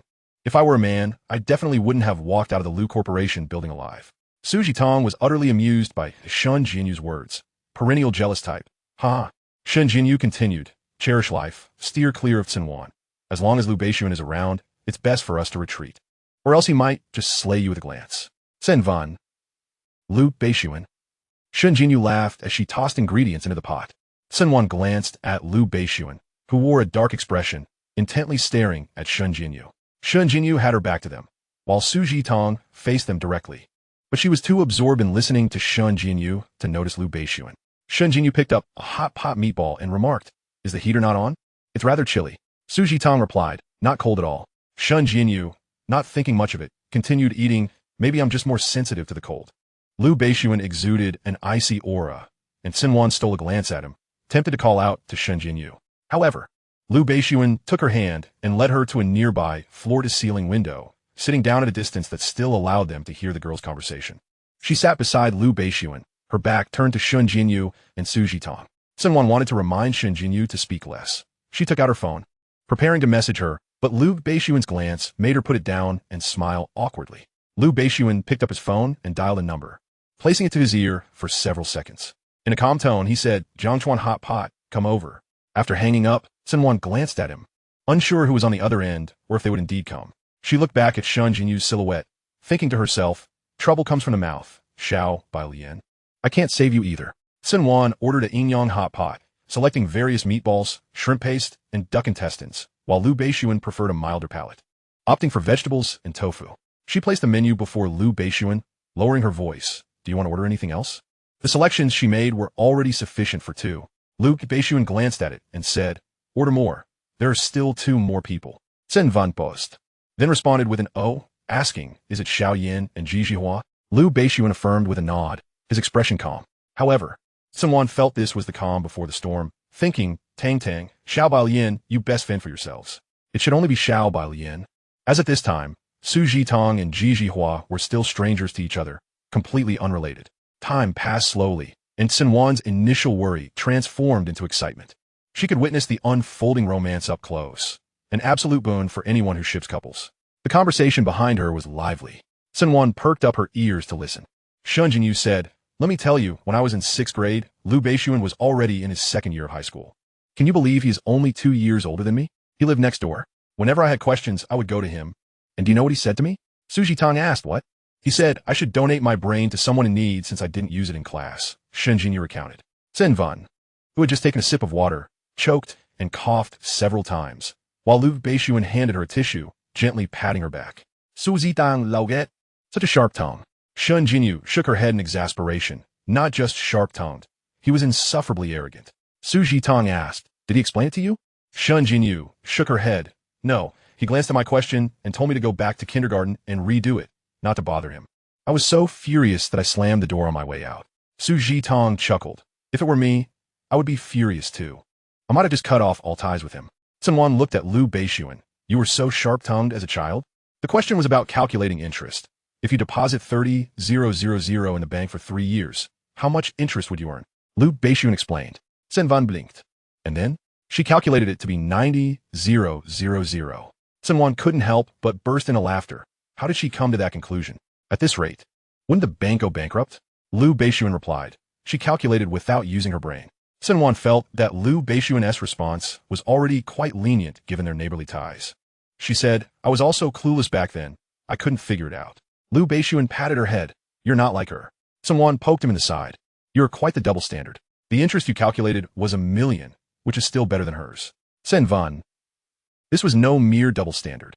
It was the late stage of double standards, utterly hopeless. As the dishes began to arrive, Cen Wan stood up to prepare the dipping sauce. But Lu Beixun grasped her wrist. "I'll do it. You stay seated." Chapter 59. There are more than just this one thing you should apologize for. Lu Beixun went to prepare the dipping sauce, while Cen Wan turned to look at Shen Jinyu, cheerfully calling out, "Xiao Bai Lian."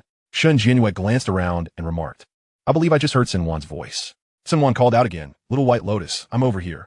Only then did Shen Jinyu turn around, her expression one of astonishment. "When did you arrive?" Su Jitong also looked over. Cen Wan laughed, 30,000 saved over 3 years, with an interest of 90,000. Shen Jinyu could no longer find humor in the situation. With Cen Wan present, Lu Beixun must also be around. Having shared so much, it was likely that everything had been overheard. She searched for Lu Beixun's figure and spotted him by the condiment station in the corner. Shen Jinyu concluded that she could no longer enjoy this hot pot meal. Casting a resentful glance at Cen Wan before picking up a nearby trench coat and draping it over her arm, grabbing her bag and heading toward the exit. As she walked, she turned back to Su Jitong, saying, "Miss Su, let us reschedule our meeting. You should fend for yourself." Su Jitong had previously echoed Shen Jinyue's remarks, but had refrained from saying much, leaving it to Lu Beixun to decide. Su Jitong opened her mouth to remind her, "Watch where you're going." Huh? Shen Jinyue was completely oblivious. With a loud thud, she collided into someone, the impact of her nose nearly bringing tears to her eyes. The familiar scent rendered her momentarily frozen as she stiffly turned around to find Xiao Yin staring directly at her. Shen Jinyue opened her mouth, intending to apologize, but words failed her as tears welled in her eyes from the pain of the collision. To an outsider, it might appear as though she was being bullied by the man before her. Cen Wan had already noticed Xiao Yin, but chose not to speak. For how else could she ship this couple? She discreetly took out her phone, finding the perfect angle to capture a couple of photos that exuded a certain ambience. Though the presence of Ji Jihua beside Xiao Yin felt somewhat superfluous, Cen Wan gestured to Ji Jihua, beckoning him over. Perhaps feeling out of place, Ji Jihua approached her, and as soon as he left, Cen Wan snapped several more photos. Shen Jinyu came back to her senses. "I'm sorry." Xiao Yin regarded her with a flat tone. "What incident are you referring to?" "The collision and that other matter." Xiao Yin cast a cold glance in her direction. "There are more things you should apologize for." His words pierced Shen Jinyue's heart, creating a moment of awkwardness. At that moment, Lu Beixun approached with a plate of dipping sauce, breaking the tension. "Come sit." He looked over at Xiao Yin. Xiao Yin did not spare Shen Jinyu another glance and walked away. Just as Shen Jinyu was about to leave, Lu Beixun called out to her, "Shen Jinyu, come back." Shen Jinyu shot him a resentful glare. "I have something to do." "Something to do now?" Lu Beixun's expression darkened. "It's too late." At this moment, Shen Jinyu was entirely convinced that Lu Beixun had overheard everything she had just said. Truly a stroke of misfortune to provoke this devil of a man. Yet, was there anything she had said that wasn't the truth? She stood frozen in place, and Lu Beixun observed her. "Is hiding really useful? You were just enthusiastically chatting with Miss Su about me. What's the matter? Are you backing down now?" "Su Zitang Mevili, what's it?" Shen Jinyu shot Lu Beixun a glare, gritting her teeth. "Who's backing down? The word back down doesn't exist in my dictionary." After uttering this, Shen Jinyue's bravado faltered. "I really do have something to attend to." Cen Wan approached Shen Jinyu. "Let us eat together. You have to face it eventually, right? If you can't even take that step for yourself, how can you win him back?" Cen Wan spoke in a voice only the two could hear, and Shen Jinyu glanced at Xiao Yin, feeling a bit hesitant. In truth, Cen Wan understood well that Lu Beixun was creating an opportunity for them. "Let us go." Cen Wan grasped her arm, leading her forward. The two tables merged into one, and Lu Beixun chose a 6-person table, facing each other, 3 on each side, perfectly arranged. Cen Wan sat in the middle, with Su Jitong to her right. Before Lu Beixun had taken his seat, Shen Jinyu looked to the left of Cen Wan, and then across the table. Xiao Yin sat in the center, with Ji Jihua to his left, leaving only the seats beside Xiao Yin and to the left of Cen Wan available. Her gaze fell on the seat to the left of Cen Wan. She knew it was Lu Beixun's, but feeling cornered, she steeled herself and sat down there. As soon as she did, several pairs of eyes turned toward her. Lu Beixun stood beside her with a sullen expression, looking down at her. "Shen Jinyu, get up." Shen Jinyu braced herself. "I'd rather not." Ultimately, she could not withstand Lu Beixun's piercing gaze and stood up from her seat, hesitantly moving to the opposite side. She cast a glance at Xiao Yin before slowly taking her seat. Cen Wan and Su Jitong exchanged smiles, and Cen Wan nudged Su Jitong with her elbow, lowering her voice to say, "Look at the one across from you. Compared to your little wolf dogs, which is better, the little milk dog or him?" Having already been introduced, the man sitting opposite her was Ji Jihua. Su Jitong subtly glanced over, her gaze colliding with Ji Jihua's profound black eyes, causing her to momentarily freeze before diverting her gaze back to Cen Wan. "Mediocre." Not as good as my little wolf dogs. Cen Wan said nothing, waiting for Su Jitong to face the reality of her words. Only Su Jitong knew she was lying. The man before her, in both looks and the aura he exuded, was on an entirely different level compared to the little wolf dogs or little milk dog she mentioned. It was time to settle some scores. Lu Beixun turned his attention to Shun Jianyue, speaking in a flat tone devoid of emotion. I'm sharp-tongued and conceited, am I? Shun Jianyue awkwardly forced a smile and shook her head. You misheard me. 30,000 saved for 3 years, yielding an interest of 90,000. Lu Beixuan's lips curled slightly, his gaze cold as he looked at her. Should I feel pity for your teacher or for the bank? Shun Jianyue gritted her teeth. Lu Beixuan. Unbeknownst to her, the corners of those around her had subtly lifted. Su Jitong, who had never been a diligent student, chuckled, looking at Shun Jianyue. You're better than me. 30,000 saved for 3 years, and my calculated interest is only 30,000. As Su Jitong finished speaking, a silence enveloped the table for a few moments, revealing that she was not the only one. Su Jitong remembered the question well. She had been caught not paying attention in class and had been called to the board to solve it. When she finally calculated the answer, the math teacher had nearly fainted from anger, struggling to articulate his reprimand. Because of this problem, the math teacher had given her an entire paper filled with interest calculations. Someone glanced at Shun Jianyue and then at Su Jitong. I'm not too bad at studying, just physically. I once crawled to finish the 800-meter run. Lu Beixuan's gaze softened as he looked at her, entirely different from how he regarded Shun Jianyue. Are you still proud of that? 1-1? Not really, Cen Wan replied. I was just concerned that Tang Tang and Little White Lotus would feel awkward. Su Jitong interjected. I'm not awkward. The only one feeling awkward is Shun Jianyue. Shun Jianyue stole a glance at Xiao Yan, who had already lost the smile he once wore. Chapter 60. I like wolf dogs. Lu Beixuan hardly touched his food, his gaze consistently on Cen Wan. As the vegetables in the pot cooked, he would place some of her favorite items on her plate, pour her drinks, and peel shrimp for her. Su Jitong shook her head, teasingly remarking, in the face of dog food, hot pot seems tasteless. Sitting beside Xiao Yan, Shun Jianyue felt uncomfortable and hardly ate, frequently stealing glances at him. Upon hearing Su Jitong's comment, she quietly echoed, exactly.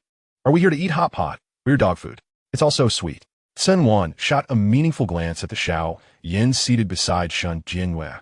If you put in a bit more effort, you could also join their ranks. Shun Jianyue was well aware of the implications in Cen Wan's words. She couldn't muster the courage. Su Jitong laughed, playfully asking Shun Jianyue, I have little wolf dogs, little milk dogs, sunny ones, and gloomy ones. Which do you prefer? I can introduce you. Su Jitong truly embodies a fearless spirit.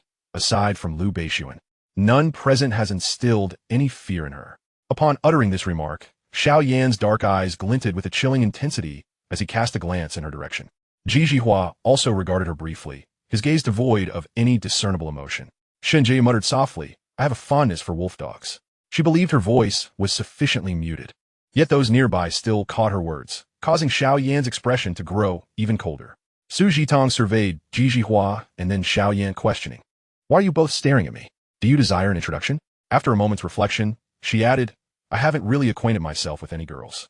Su Jitong understood the implication behind Xiao Yan's gaze. Cen Wan nudged her with her elbow, quietly warning, don't court disaster. Su Jitong responded with a reassuring glance, signaling that she was aware of her boundaries. Cen Wan wasn't merely concerned about Su Jitong's provocation of Xiao Yan. Rather, her future boyfriend sat right across from her. And here she was, casually mentioning her preference for wolf dogs and puppies. Cen Wan shook her head in resignation as she observed Su Jitong, then glanced at Xiao Yan and Jihua, pondering how 3 taciturn men could possibly forge a friendship. Was it through silent exchanges of glances, or perhaps through unspoken thoughts? Turning her attention to Lu Beixuan, who had just peeled several shrimp for her and placed them on a plate before removing his disposable gloves, she leaned closer and whispered, I don't fancy any of the types that Tang Tang mentioned. Lu Beixuan lowered his gaze to her, and Cen Wan blinked playfully. She grasped his hand and, with her fingertip, inscribed 4 characters in his palm, I like you. After finishing her message, she met Lu Beixuan's gaze, offering a silent smile. So do I. Lu Beixuan replied gently, tousling her hair affectionately. Finish what's on your plate before it gets cold. He handed her the chopsticks, treating her with the care one might afford a child. Shun Jiyu, feeling a pang of envy, reminisced about her own time with Xiao Yan, recalling how effortless it had been to be with him. During their outings, she never had to think. If she merely glanced at a dish, he would invariably serve it to her.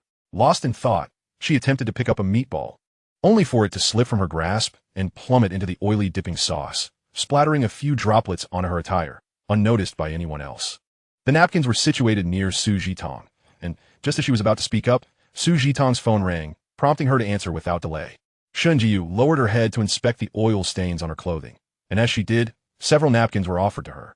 She looked up, momentarily startled, only to find Xiao Yan's expression inscrutable. After a prolonged silence, he impatiently inquired, "Would you like me to help you clean that?" Before Shen Jiyu could respond, she quickly accepted the napkins, murmuring her thanks. She bent down to dab away the few drops of oil, which were hardly noticeable against the dark fabric. Cen Wan's eyes sparkled as she observed the scene, thoroughly engrossed in her ship's dynamics. Meanwhile, she couldn't help but feel exasperated at her future boyfriend's aloofness, especially when Su Jitong was right there engaged in a phone conversation. Finally, the call ended, and Cen Wan seized the opportunity to ask, "Who was that?" Su Jitong set her phone down, replying, "Just a flirtation. He'll be picking me up shortly." Cen Wan raised an eyebrow, discreetly gauging Ji Jihua's reaction, but his face remained impassive. She breathed a sigh of relief. Su Jitong casually remarked, "Why do you keep glancing at Ji Jihua when you talk to me?"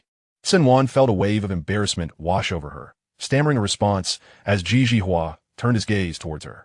Just then, Lu Beixun broke the awkward tension, stating, "No need for rescue." Cen Wan agreed, but she couldn't shake the feeling that Lu Beixun was privy to more than he let on. As she focused on her food, Shen Jiyu piped up, "Su Jitong and Ji Jihua seem rather faded, both having Ji in their names." Su Jitong lifted her eyes to Ji Jihua, acknowledging quite a coincidence. Yi Zvihua, who had been relatively quiet, merely offered a subdued As the hot pot meal concluded, it was time to disperse. Su Jitong bade farewell to Cen Wan as she exited the restaurant, heading toward the car parked by the roadside. Cen Wan, watching her leave, felt a surge of frustration, exclaiming, "Su Jitong, take it easy." Su Jitong waved her off, well aware of her own boundaries and confident that nothing untoward would occur with her flirtation. Yet, Cen Wan wished she could temper her behavior just a tad in front of her future boyfriend. Lu Beixun wrapped his arm around her waist, drawing her closer as he tightened his grip, expressing his dissatisfaction with a gentle pinch. "Let's head home." Throughout the evening, Cen Wan was either lost in her shipping fantasies or focused on them to the point of neglecting him. Cen Wan turned to Shen Jiayu, who had driven to the venue and consumed quite a bit of alcohol. She realized returning home was not an option for her. Glancing at Xiao Yan, she started to devise a plan, saying to Shen Jiayu, "Little White Lotus, you've been drinking tonight. How do you plan to get home?" Upon hearing Cen Wan mention her drinking, Shen Jiayu shot a guilty glance at Xiao Yan and quickly denied, "I haven't had anything." She had already intended to take a taxi home, but Cen Wan's comment caught her off guard. Cen Wan blinked innocently. "You did drink, and rather a lot." Shen Jiayu retorted, "You sound just like a bad person." Lu Beixun forcibly led Cen Wan away, stating, "She doesn't need your concern. There's someone else looking out for her." Cen Wan interjected, merely assisting. She sensed that Shen Jiayu was particularly anxious about Xiao Yan discovering her drinking, and throughout the meal, it became evident to her that Xiao Yan harbored feelings for Shen Jiayu. Chapter 61, A Web of Deceit. Lu Beixun fastened Cen Wan's seatbelt and drove off. After a few minutes, he parked by the roadside, leaving Cen Wan puzzled. He unbuckled his seatbelt, grasped her chin to prevent her from reacting, and leaned down to kiss her.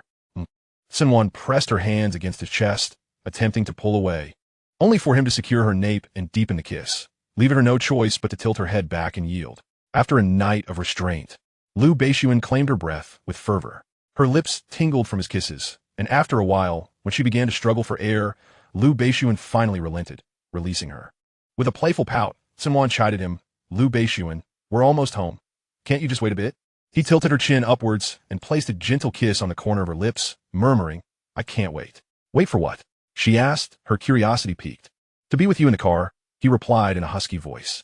Cen Wan was momentarily speechless. His gaze brimmed with desire as he awaited her response. Respecting her boundaries, he would never pressure her if she expressed reluctance. Just when he thought she might decline, Cen Wan finally spoke. "All right, let us head home first." Lu Beixun caressed her cheek tenderly, starting the engine and driving away. Throughout the journey, Cen Wan felt a mix of nerves and shyness. They had explored many places together, and the car was not an uncomfortable setting. Besides, she had been so absorbed in her shipping fantasies that she had indeed overlooked him. Meanwhile, at the hot pot restaurant's entrance, only Shen Jiayu, Xiao Yan, and Ji Jihua remained, with Shen Jiayu feeling somewhat flustered in Xiao Yan's presence. Ji Jihua announced, "I'm leaving now." Xiao Yan responded with a faint hum. Subsequently, only she and Xiao Yan remained at the entrance of the hot pot restaurant. It was late at night, and the streets were almost deserted. A cold wind swept past, prompting Shen Jinyu to wrap her coat tighter around herself as she glanced at Xiaoyan. I'll be leaving now, you too. She hesitated, ultimately deciding to finish her thought, make sure to head back early. Xiaoyan paid her no heed and instead inquired, have you been drinking? Sen Qianju instinctively replied, no, I want the truth. After a moment of contemplation, Shen Jinyu finally admitted, I have. Xiaoyan let out a sarcastic laugh. Shen Jinyu, you truly haven't changed at all, still weaving tales. Shen Jinyu opened her mouth to retort, but found herself at a loss. She was indeed a woman of many falsehoods. Bowing her head, she stared at the ground in silence for quite some time. After a brief glance at her, Xiaoyan stated, I'll see you home. Shen Jinyu kept her gaze lowered. Avoiding his eyes, no need. Do as you wish. After uttering those words, Xiaoyan turned to leave, but instead, he walked over to a nearby bus stop, sat down, and lit a cigarette. Shen Jinyu looked over. The glow of the ember flickered, obscuring the smoker's expression. She stared blankly in that direction. Minutes later, as the cigarette burned down to its end, he remained seated. Shen Jinyu took a step towards him. Standing before him, Xiaoyan lifted his gaze to meet hers. Shen Jinyu parted her lips, but said nothing, instead squatting down before him, looking up and calling his name, Xiaoyan. The name, etched deep within her heart, brought tears to her eyes the moment she spoke it. Summoning her courage, she wrapped her arms around his waist, pressing her cheek against his abdomen. After countless days and nights, she finally embraced the man she had longed for. Clinging to him, all her grievances cascaded forth. Xiaoyan, I haven't been well these past 2 years. I'm not happy. I've worked day and night without respite. He never gives me a moment to breathe, constantly belittling me. By now, she was sobbing uncontrollably in his embrace, her tears blurring her vision. Xiaoyan, I'm so tired I had no choice. My father didn't give me any options. Sorry, truly sorry. Xiaoyan gazed down at her head, tenderly stroking her hair, fully aware of all she spoke of. Shen Jinyu trembled slightly, quietly weeping in his arms, as if trying to cry away all her grievances. Xiaoyan let her hold him, quietly observing her while gently patting her head. 10 minutes later, at a hotel near the hot pot restaurant, the two shared an impassioned kiss. Xiaoyan wrapped his arm around her waist, pressing their bodies closely together, while Shen Jinyu entwined her arms around his neck. Tilting her head to kiss him, with one hand, Xiaoyan swiped the room card. The door swung open, and he gently ushered her inside, pinning her against the door as it closed behind them. Their bodies pressed tightly together. Shen Jinyu's coat slipped to the floor as she reached to remove Xiaoyan's jacket, eliminating the barrier that separated them. Shen Jinyu found herself on the soft bed, her cheeks flushed from his intense gaze. That night, Xiaoyan was anything but gentle, and she could only furrow her brow and endure. All sounds were swallowed by his kisses. At the Lu residence, Lu Beixun donned his clothes and lifted the petite woman curled up in the passenger seat, brushing away the tears at the corners of her eyes. Cen Wan delivered a playful punch to his chest. Lu Beixun, you scoundrel. To him, her exhausted punch felt like a mere tickle. Yes, I'm a scoundrel. If you're still upset, feel free to hit me a few more times. Leaning against him, Cen Wan's eyelashes fluttered slightly. It's not that I'm angry.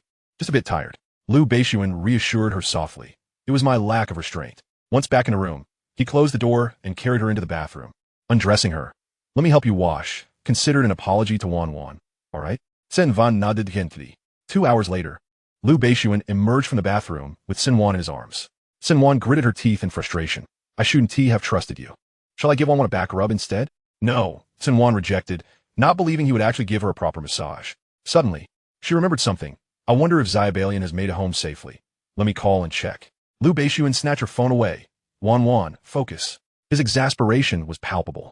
If you can think of others at a time like this, I might as well do something else to keep your attention. I want to ask, Cen Wan replied. Focused, truly focused. Afraid that her little waist might flee, she dared not inquire about Shen Jinyu any further. This man's stamina was truly formidable. Ultimately, her focus led to being devoured. Lu Beixun leaned closer, his warm breath tickling her ear as he whispered, Wan, tomorrow is a day off. Shall we continue? Cen Wan looked up and playfully bit his collarbone. Lu Beixun, you're such a beast. Indeed, I am a beast. He lightly nibbled on her earlobe. I want to feast upon this little white rabbit of yours. At 4 a.m, with tear-streaked cheeks, Cen Wan fell into a deep slumber. Lu Beixun tenderly kissed the corner of her lips, covered her with a blanket, and embraced her from behind. In her dreams, Cen Wan mumbled, beast, scoundrel. Lu Beixun chuckled softly. Who is the bad one? Lu Beixun.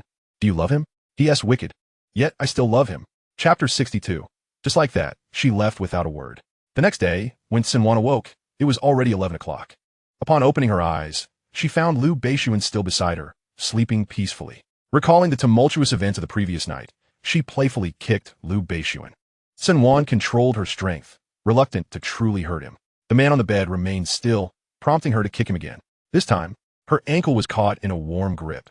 The moment she stirred in his embrace, he was already awake. Lu Beixun opened his eyes, a subtle smile gracing his features. Wan, good afternoon. Good grief, Cen Wan thought, attempting to withdraw her foot, but Lu Beixun held it firmly. Embarrassed and annoyed, she glared at him. Beast, let go of me. Has Wan forgotten? Forgotten what? Cen Wan pondered. She hadn't forgotten anything. Lu Beixun released her ankle but wrapped an arm around her waist, pulling her into his embrace, speaking with a teasing tone. Wan said, as long as I want it, you'll give it to me. Lu Beixun leaned closer, his voice low and playful. Why is Wan still angry? Cen Wan. She had forgotten that detail. Could she take back her words now? Just waking up, her cheeks flushed from his teasing. She pressed her hands against his chest. Speak without getting so close. I can hear you clearly. Also, I'm not truly mad at you. She murmured softly. I just can't bear to. Her voice was barely above a whisper, but Lu Beixun heard her, a smile tugging at the corners of his lips. Cen Wan pushed against him. Let go of me. Not a chance. Just then, her phone rang. Cen Wan glanced at it, answering the call while Lu Beixun still held her close. She looked at him, her voice tinged with grievance. Mom, Lu Beixun is bullying me. Switching to speakerphone. Her mother's voice crackled through the phone. What? How is that scoundrel bullying you? Make him answer the phone. Cen Wan shot a smug look at Lu Beixun. Mom, Lu Beixun says I'm fat and one tea let me eat. Her mother responded. That scoundrel. Where's he? Cen Wan handed the phone to Lu Beixun with an innocent expression. Mom wants to talk to you. Lu Beixun didn't take the phone, but simply said into it. I'm here. You little rascal, getting bold. Are you? Lu Beixun's mother launched into a tirade, and after scolding him, she hung up. Lu Beixun looked at Cen Wan, chuckling softly as he ruffled her hair. Feeling better? Cen Wan nodded slightly, lifting the quilt and stepping out of bed. Let's see if you dare to bully me again. I have my mother backing me up, while you do not. A triumphant smile adorned Cen Wan's face. Is that so? Lu Beixun replied with a smile. I believe a visit to my parents is in order today. The parents Lu Beixun referred towards Cen's father and mother. Cen Wan bit her lip and climbed back onto the bed, straddling him, her hands gripping Lu Beixun's neck, though she exerted no force. How shameless can you be? Lu Beixun chuckled. Compared to you, I think I'm quite decent. Cen Wan released her grip, leaned down, and playfully nipped at his collarbone before hastily descending from the bed, storming into the bathroom and slamming the door shut with a resounding bang. Lu Beixun touched the spot where she had bitten him, the mirth in his eyes deepening. After lunch, Cen Wan and Lu Beixun sat on the sofa, planning their afternoon outing. Just as they were about to finalize their plans, she received a message from Shen Jinyu. The message was sent to a group chat named Plastic Sisters, which included herself, Su Jitong, and Shen Jinyu. Shen Jinyu wrote, Sisters, night bar room 309. I beg you to come quickly. Cen Wan's first reaction was concern. Had something happened? Was Shen Jinyu, with her ill-fated tongue, in trouble on her way home? At that moment, her phone chimed again. This time, it was Su Jitong. I'm nearby.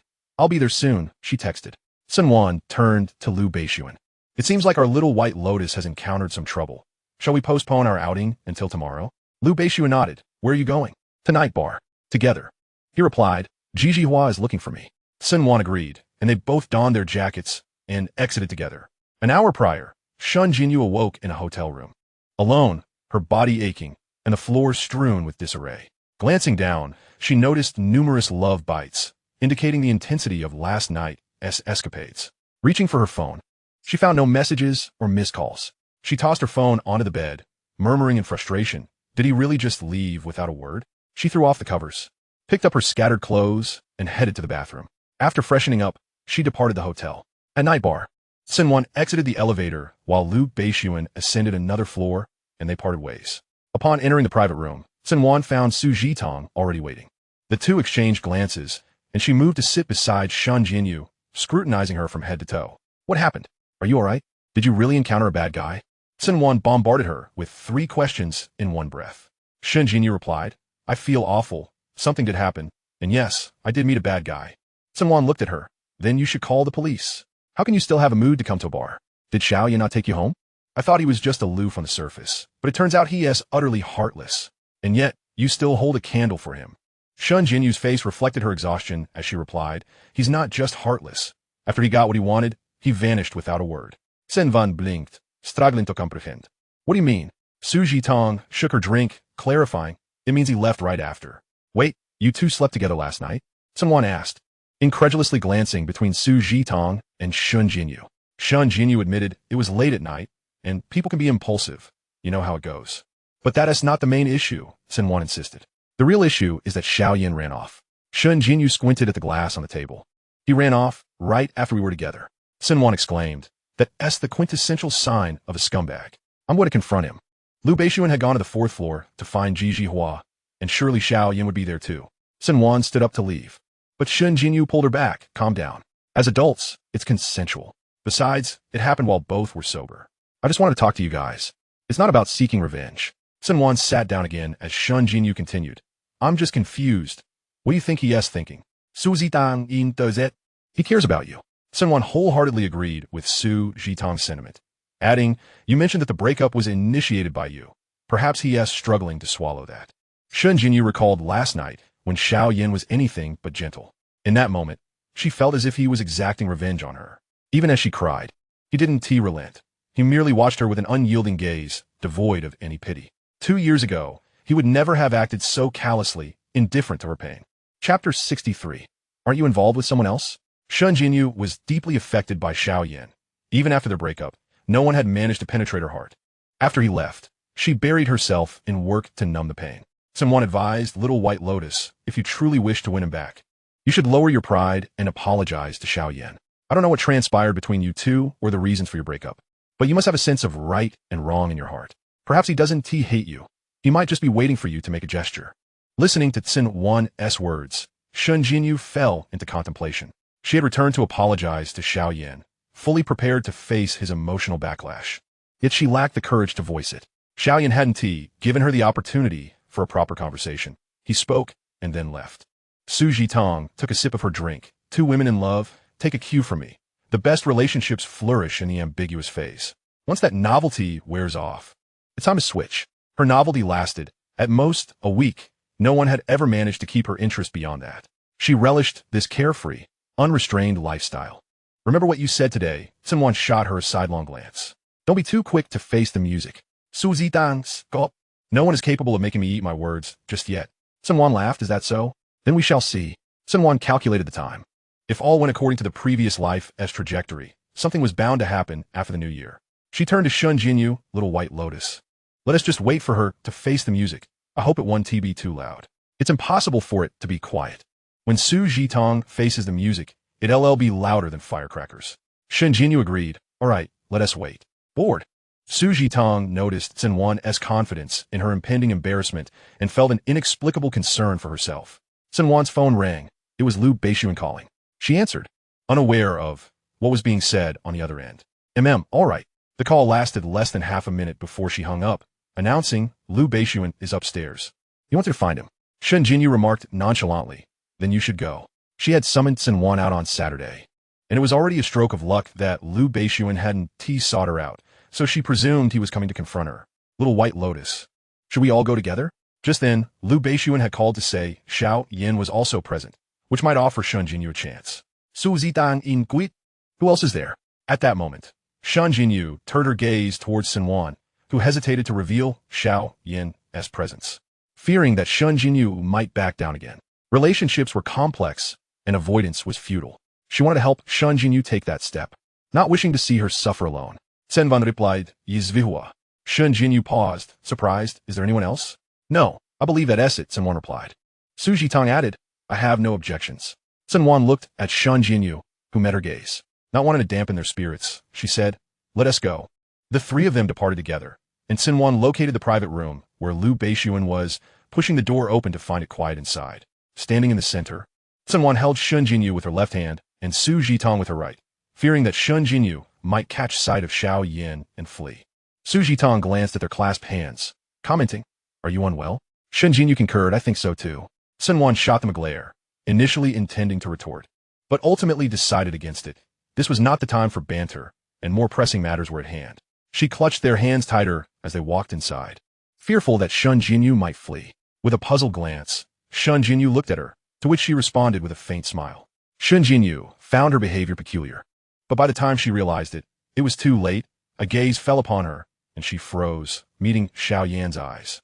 Their gaze lingered only a second before Shun Jinyu swiftly turned to leave, but Cen Wan firmly held on her arm, whispering urgently, "You can't run away. If you keep avoiding, when will the issues ever be resolved? What if he gets a girlfriend?" Shun Jinyu was taken aback. If Xiao Yan were to have a girlfriend, their problems would naturally dissipate, as there would be no need for discussion then. Yet, she still lacked the courage to face him and instinctively wanted to turn and flee. Cen Wan released her grip, saying, "You decide for yourself." The thought of Xiao Yan having a girlfriend rendered Shun Jinyu immobile. She was not one to cower. Yet now she found herself only capable of evasion. After a brief struggle, she linked her arm with Cen Wan's, declaring, "I won't run away." She stole a glance at Xiao Yan before averting her eyes. Cen Wan cheerfully greeted, "Si hu ye." Ji Huai nodded slightly in acknowledgement, while Cen Wan's gaze shifted to Xiao Yan, who said nothing as she led Shun Jinyu to sit beside Lu Beixun. The sofa was occupied by Lu Beixun and Xiao Yan, each seated at opposite ends, leaving only 2 spots in the middle. Cen Wan settled next to Lu Beixun, patting the seat beside her for Shun Jinyu to join. Shun Jinyu hesitated, unwilling to look at Xiao Yan, for sitting down would mean being next to him. There were 2 single armchairs, one occupied by Ji Huai, while Su Jitong approached and took a seat opposite him. Just as Shun Jinyu hesitated, Xiao Yan broke the silence. "What's wrong? Is there a needle on the sofa?" Cen Wan interjected. "Can we not have a proper conversation?" Su Zitang Vimak. I've never met such an articulate man before. She glanced at Ji Huai and then at the 2 couples on the long sofa, pondering whether they were here to showcase their romantic entanglements. Were they not going to leave any space for single individuals? Well, she was single, but she was unsure about Ji Huai's status. Cen Wan shot Xiao Yan an annoyed look, then turned to Shun Jinyu. After a few seconds, Shun Jinyu finally sat down beside her. A glass of juice was placed in front of Xiao Yan, which he pushed toward Shun Jinyu. She looked at him. His dark eyes betrayed no emotion. After a moment of contemplation, she softly murmured her gratitude. "Thank you." Cen Wan stood up, fetching 2 bottles of low-alcohol beverages, handing one to Su Jitong while retaining the other. Lu Beixun observed her, and Cen Wan waved the bottle in her hand, asking, "Am I allowed to drink?" Lu Beixun took the bottle from her, opened it, and handed it back, saying, "Go ahead." Cen Wan settled beside him, and Lu Beixun affectionately ruffled her hair, his gaze tender and affectionate. Sitting nearby, Su Jitong felt as though she was being force-fed dog food. She turned to Cen Wan and said, "Could you leave some space for single dogs like me?" One offered juice, the other twisted caps. She pleaded, "Please show some kindness." As the conversation about juice unfolded, Shun Jinyu glanced at Xiao Yan, inadvertently locking eyes with his dark gaze. Xiao Yan questioned, "What are you looking at?" Shun Jinyu shook her head and diverted her gaze. Cen Wan raised an eyebrow at Su Jitong. "Aren't you supposed to have a fling?" Su Jitong took a sip of her drink. "Well, my fling isn't here. If he were present, this room would be too cramped to accommodate them all." Her statement drew several focused stares. Looking around, she questioned, "What are you all staring at me for?" Cen Wan watched her with amusement. In Chapter 64, A Supreme Melody, Su Jitong mused that she had spoken the truth. Her romantic interests indeed filled this room. Did they not believe her? After much contemplation, she awkwardly cleared her throat and suggested, "If you don't believe me, I could call him over. Just don't blame me if you have nowhere to stand." Silence followed her proposal, prompting Su Jitong to nervously rub her nose. Cen Wan chimed in, clearly a scoundrel. Xiao Yan added, "It's hard to disagree." Ji Huai merely hummed in agreement. Su Jitong vehemently disagreed with the label of scoundrel, feeling the need to defend herself. "What makes me a scoundrel? We're all adults here, engaging willingly. I only have one fling at a time. I'm not juggling multiple affairs." Lu Beixun, who had been silent until now, spoke up, casually embracing the young woman beside him. "Is there really a difference?" Su Jitong shot him a glare, thinking he rarely spoke, but when he did, it was infuriating. Unable to retort, she suppressed her frustration. This was intolerable. Her gaze landed on Ji Huai, who had just made a sound of agreement. He was the culprit. Crossing her arms, she looked at him with a mournful expression. "Ji Huai, what was that for? What do you have to add to the couple's conversation?" Ji Huai replied, "I wasn't joining in." His expression was calm and devoid of emotion. "It's just a fact." Su Jitong was nearly exasperated to the point of wanting to scream. Were they not going to leave her any dignity? She downed her drink in one go and muttered under her breath, "Just bully this single dog, why don't you?" Lu Beixun lounged lazily against the back of the sofa, one arm around the petite woman beside him. Cen Wan leaned against his arm. Noticing Su Jitong's expression of silent suffering, whispered to Lu Beixun, Don't you think Su Jitong and Ji Huai would make a great couple? Lu Beixun looked at her, his hand gently stroking her hair. If you say they're a match, then they are. Cen Wan sensed his half-heartedness and decided to take a gamble. Let us make a bet. If Su Jitong ends up with Ji Huai, you must grant me a wish. If not, then I'll grant you one. Are you brave enough? Cen Wan schemed internally, confident that she would win this wager. All right. Lu Beixun chuckled softly, his eyes filled with affection as he observed the smug expression on the young woman in his arms, playfully pinching her cheek. Watching Cen Wan and Lu Beixun's affectionate interaction, Su Jitong shook her head, then picked up the microphone and selected a song. As the prelude began to play, she announced, "Allow me to showcase my vocal prowess. It's definitely concert-worthy." Cen Wan laughed, glancing at Lu Beixun. Concert-worthy? We rarely hear that. Shun Jinyu braced herself. She had heard Su Jitong sing before, and it was an experience best left unspoken. Stealing a glance at Xiaoyan, she found herself again caught in his dark gaze and awkwardly cleared her throat. Shouldn't you prepare yourself? Xiaoyan merely continued to stare at her, silent. Shun Jinyu opted not to elaborate further. As Su Jitong began to sing, she waited until the climactic part to join in, causing the audience to cringe at her pitch. Cen Wan felt the urge to cover her ears, but was halted by Su Jitong's protest. "Cen Wan, if you dare cover your ears, I'll cut ties with you." Cen Wan forced a strained smile and lowered her hands, thinking to herself that this was truly a supreme melody. "Don't block out the noise." Lu Beixun whispered in her ear, then covered her ears with his hands. Cen Wan chuckled at him. Su Jitong, gritting her teeth, exclaimed, "Lu Beixun, you're ruining our sisterly bond." Lu Beixun replied, "I believe your singing is sufficient to destroy it without my help." Su Jitong. She insisted on finishing her song, and once it was completed, she turned off the music and slumped onto the sofa, taking a sip from her drink. "Is my singing really that bad? You all look like you could squish a fly with those furrowed brows." Lu Beixun lowered his hand from covering Cen Wan's ear. Xiaoyan interjected, "How could it possibly be subpar at concert level?" Su Jitong, unable to discern that this was meant as a compliment, shot a glance at Xiaoyan. "Shut up, scoundrel." She then turned to Shun Jinyu. "What do you think? Am I a good singer?" "They have no taste." Shun Jinyu awkwardly smiled. "You sound great. If you hold a concert, I'll definitely be there to support you." Su Jitong nodded, quite pleased with Shun Jinyu's appraisal. "You truly have the most refined taste." Xiaoyan, observing Shun Jinyu, wore an expression tinged with amusement. "Really sounds good?" Shun Jinyu bit his lip, remaining silent, but nodded. Xiaoyan said no more, his gaze shifting back to Su Jitong. "Did you just call me a scoundrel? What do you mean by that?" At the moment Xiaoyan posed this question, Shun Jinyu tensed, clutching her hands tightly. Su Jitong, with her glass poised at her lips, halted, looking toward Xiaoyan. After a moment, she replied, "You know exactly what you did." This time, Cen Wan aligned herself with Su Jitong, echoing, "Tang Tang is right. You know what you did." Xiaoyan, bewildered, turned his gaze to Shun Jinyu. "What are they talking about?" Shun Jinyu, biting her lip, shook her head in resignation. "You truly don't know?" Xiaoyan asked. Shun Jinyu shook her head again, stuttering, "Not that I don't know." Xiaoyan reached out, pulling Shun Jinyu into his embrace. "You better not know." The long-forgotten gesture made Shun Jinyu's nose tingle. In the past, Xiaoyan often held her this way. The warmth of his body and his familiar scent made her long for it. Cen Wan looked at them with a gleam in her eyes, as if witnessing a beloved couple come to life, while Su Jitong could only sigh at the abundance of dog food, lamenting, "I guess we won TB needing dinner tonight." Still caught up in their couple dom, Cen Wan chimed in, "Are you on a diet?" Su Jitong shot her a glance.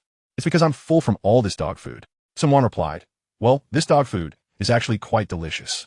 Next time, if there are no single wolves or puppies around, please don't call me." "Thank you," Su Jitong stated. Cen Wan glanced at Ji Huai for a few seconds before turning back to Su Jitong.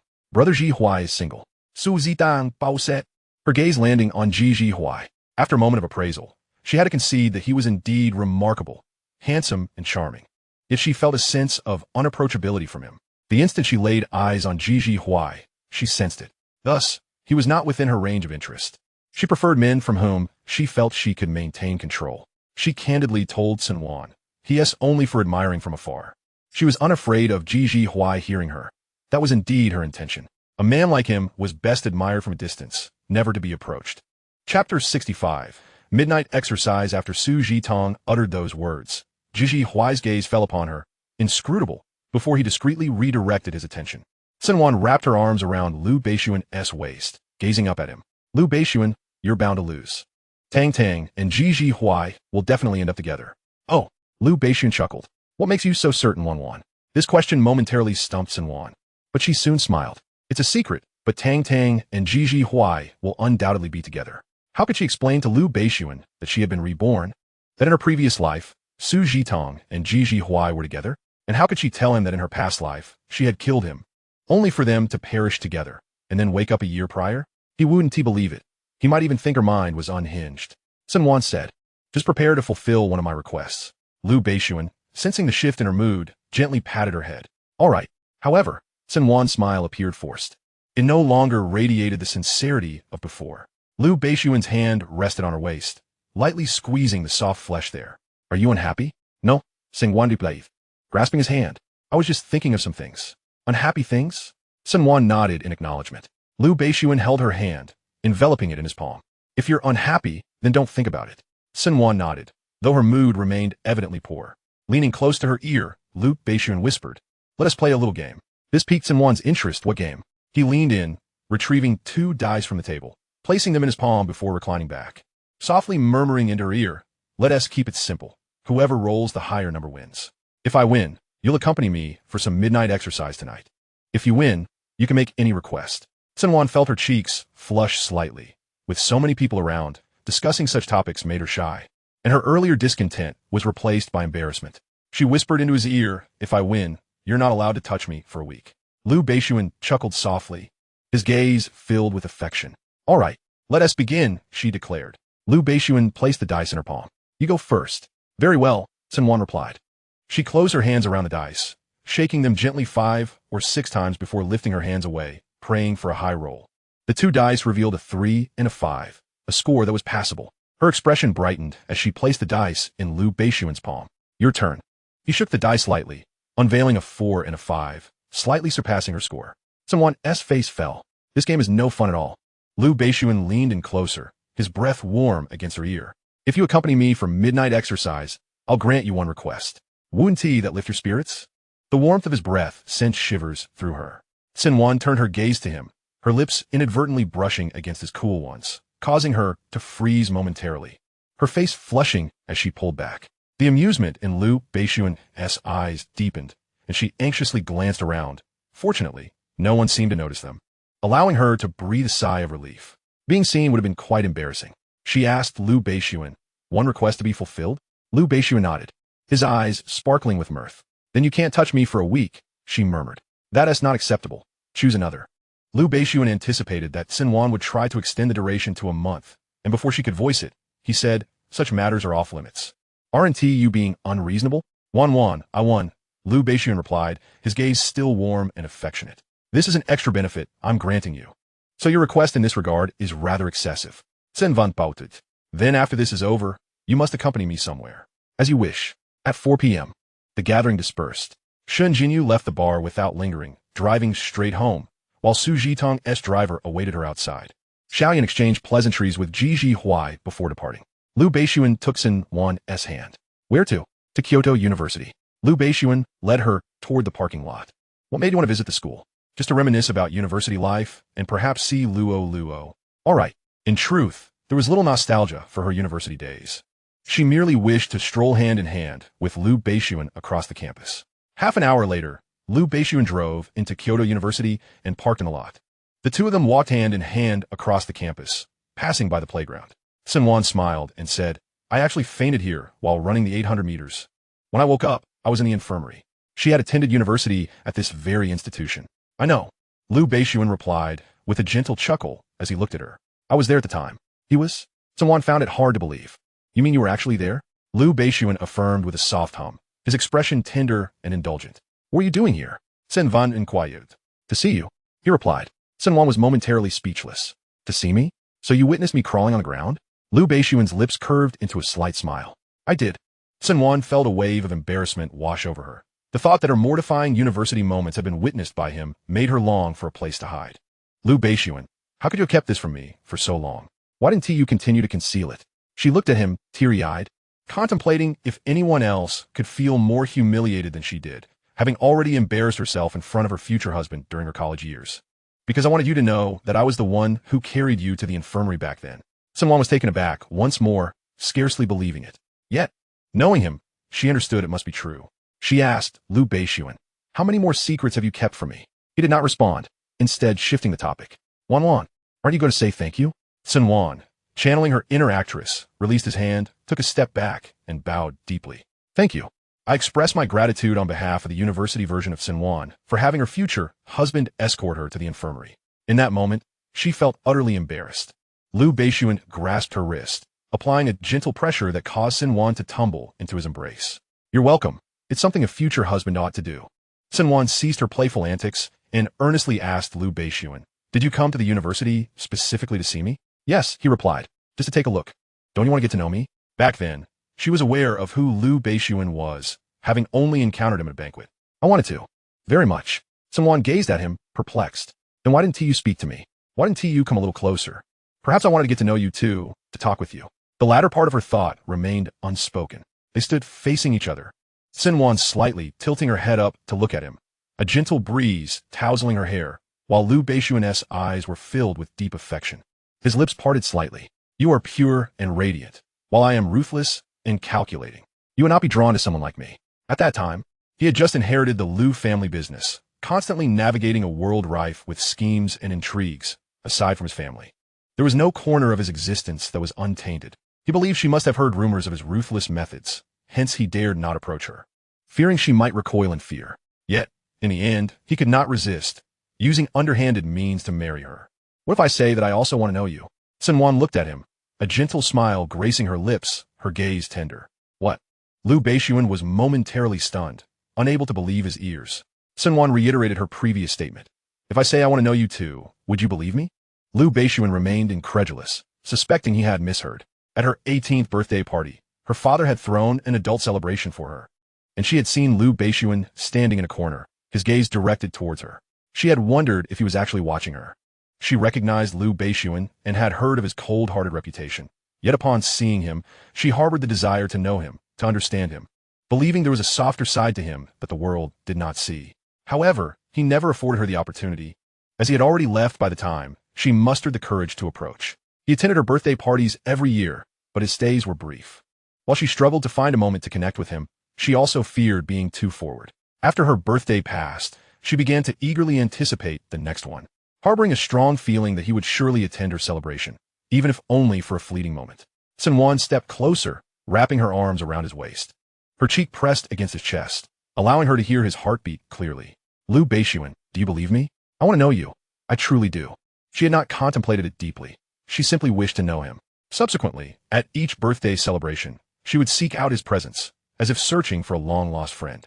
You say you want to know me? Lu Beixun spoke slowly, his voice tinged with astonishment. Yes, I want to know you, Cen Wan affirmed. At my 18th birthday party, I saw you, but by the time I looked back, you had already gone. You always stayed for only a short while. After I finished greeting my elders, you would be gone by the time I turned to look for you. I wanted to see more of you. Lu Beixun embraced her tightly. Then why didn't you come find me? Come to your house? Or visit my company? Cen Wan couldn't help but laugh. Wouldn't that make you think I was crazy? Not at all. I was just at school. Cen Wan explained. My father protected both me and Luo very well, never allowing us to attend other events. He only invited familiar faces to birthday parties, so I could only see you during those annual celebrations. By the way, did you know my father well back then? Yes, Lu Beixun replied. We had a long-term partnership. Cen Wan sighed silently. We missed out on several years together. If only she had been brave enough to take that step toward him. Later, when her family faced upheaval and she discovered that her betrothed was him, she found it somewhat easier to accept. Though there were no feelings involved, being with anyone would suffice. Having lost those years, Lu Beixun too felt regret. Yet, he comforted Cen Wan, saying, It's all right. We have a long journey ahead of us. Yes, Cen Wan leaned against his chest, her voice muffled. We have so much time, a long road to traverse, and many more birthdays to celebrate together. She whispered softly, Lu Beixun, I love you, and it is not out of guilt.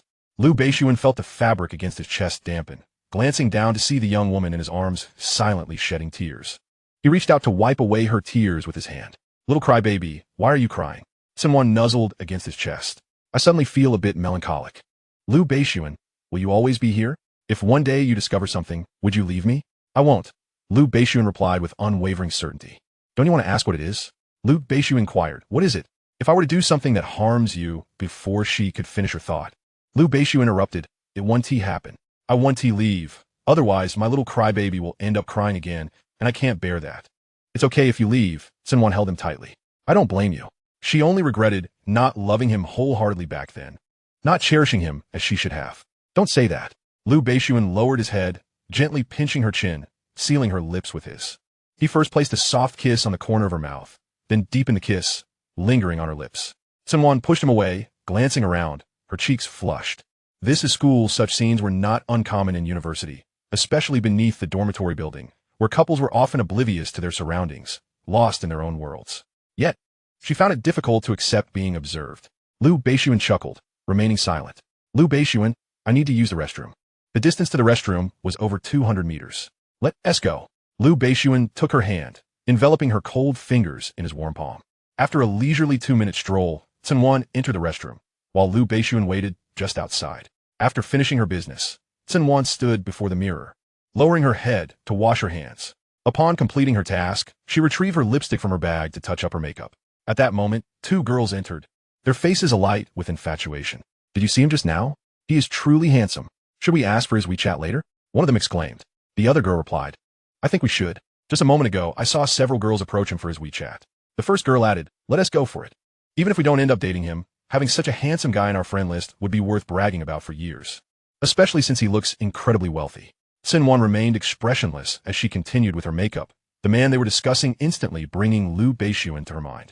Once she finished, she exited the restroom, and as expected, found the 2 girls standing in front of Lu Beixun, phones in hand. Their expressions a mix of infatuation and shyness. Another pair of girls lingered 3 meters away, eager to join in. Realizing her husband was being admired, it was time for her to assert her claim. Cen Wan walked towards Lu Beixun, exuding a composed elegance. Reaching his side, she linked her arm with his and smiled. Darling, have you been waiting long? The 2 girls, caught off guard, looked on in disappointment, their expressions revealing their dismay. She is, one of them started, but Cen Wan interrupted, I am his wife. With a polite smile, she added, we're already married. Chapter 67, Hands Off Him. The 2 girls' faces fell, unable to hide their disappointment. I'm sorry to have disturbed you, they said, before turning to leave. Cen Wan nodded slightly in acknowledgement as they walked away. She turned to Lu Beixun, teasingly remarking, if I hadn't come out, were you truly going to give him your WeChat? Absolutely not, Lu Beixun replied, pulling her into his embrace. I just overheard several girls in the restroom discussing you. Cen Wan smiled, truly, my husband is quite the charmer. Naturally, she only had eyes for the best. Why aren't you feeling jealous? Lu Beixun looked at her, a hint of grievance in his gaze. I'm not jealous, Cen Wan replied, standing on her tiptoes to plant a kiss on the corner of his lips. Because I know you wouldn't give it to them. And you wouldn't let me feel jealous. He knew exactly how to ensure she felt secure. Lu Beixun chuckled softly, leading her on a stroll around the campus. Students passing by couldn't help but steal glances at the pair, as their striking compatibility painted a picturesque scene. The girl's radiant smile and the man's gentle, adoring gaze were reminiscent of a romantic drama come to life. The onlooking university students couldn't help but wonder when they might experience such sweet love themselves. Just then, Cen Luo messaged her, having finished her class and ready to grab a meal, suggesting they meet at the cafeteria. When Cen Wan and Lu Beixun arrived, Cen Luo had already ordered dinner and reserved a table.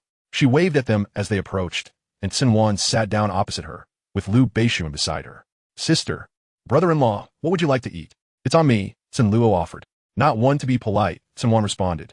2 portions of the best food in the cafeteria, please. Cen Luo surveyed the options, her gaze landing on a particular window. How about spicy hot pot? She suggested. Cen Wan glanced at Lu Beixun, knowing he was fond of hot pot.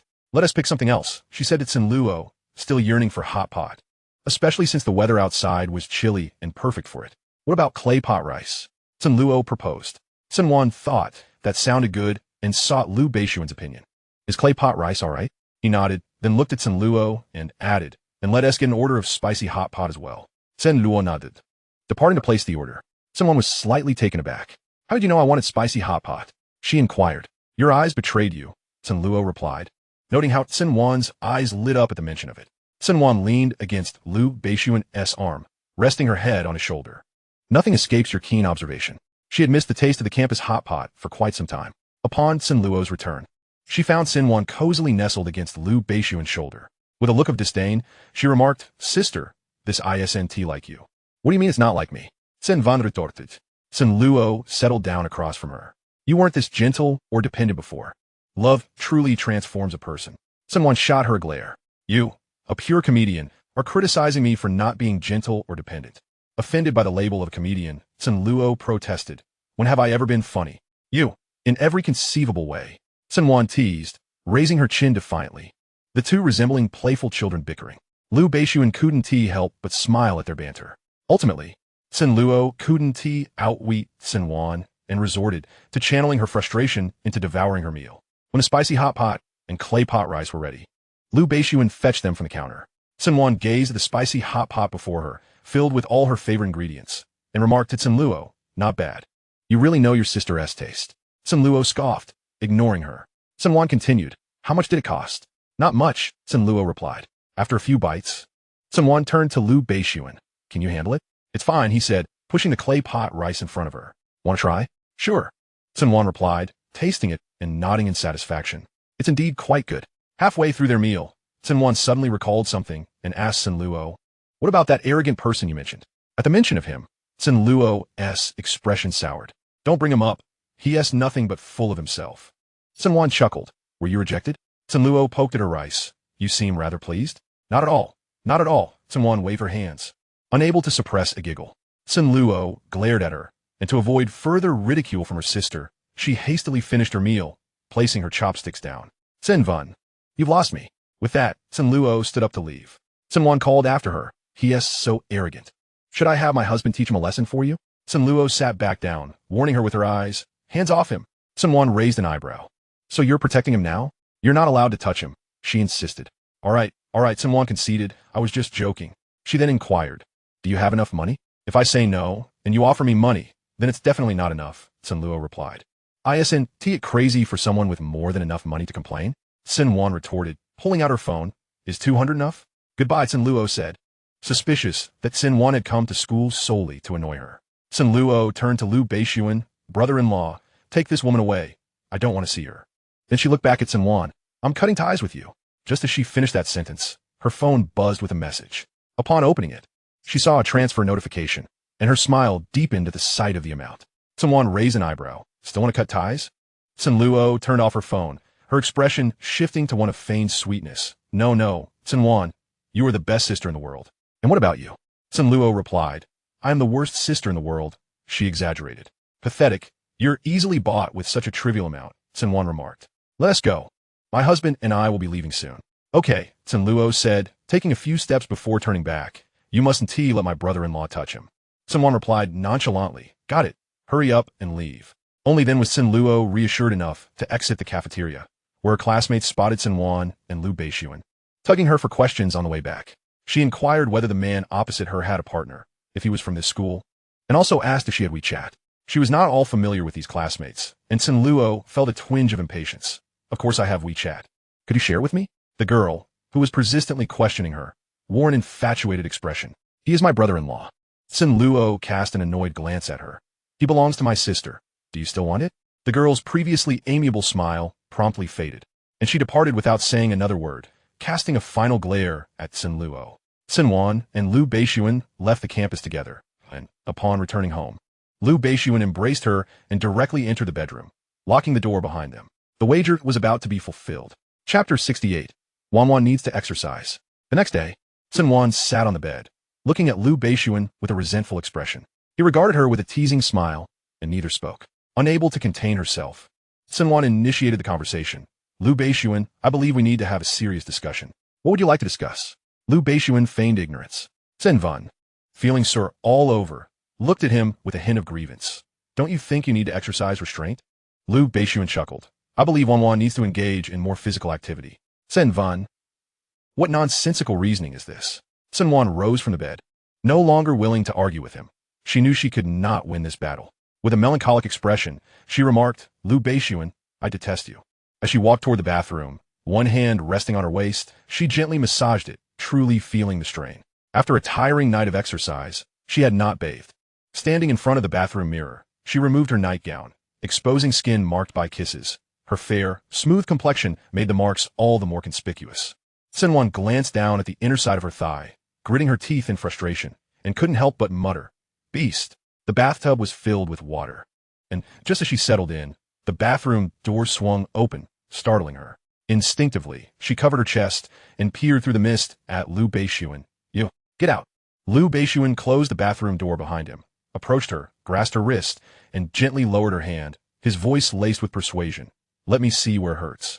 Cen Wan gazed at him, inexplicably allowing him to proceed. His hands were not idle, causing her cheeks to flush as she playfully admonished him. Lu Beixun. His voice was low and husky. Cen Wan grasped his wandering hand. Are you intent on embarking on the path of the beast? Lu Beixun chuckled softly, ceasing his teasing. No more jesting. Wash up, and then we'll have lunch. He stood up, shedding his clothes, causing Cen Wan's gaze to linger on his abs, making her swallow hard. She asked, what are you doing? Taking a shower. Cen Wan. Words escaped her as she stammered. Can't you wait until I finish? Her eyes betrayed her. Despite her words, her gaze remained fixated on him, secretly marveling at his physique.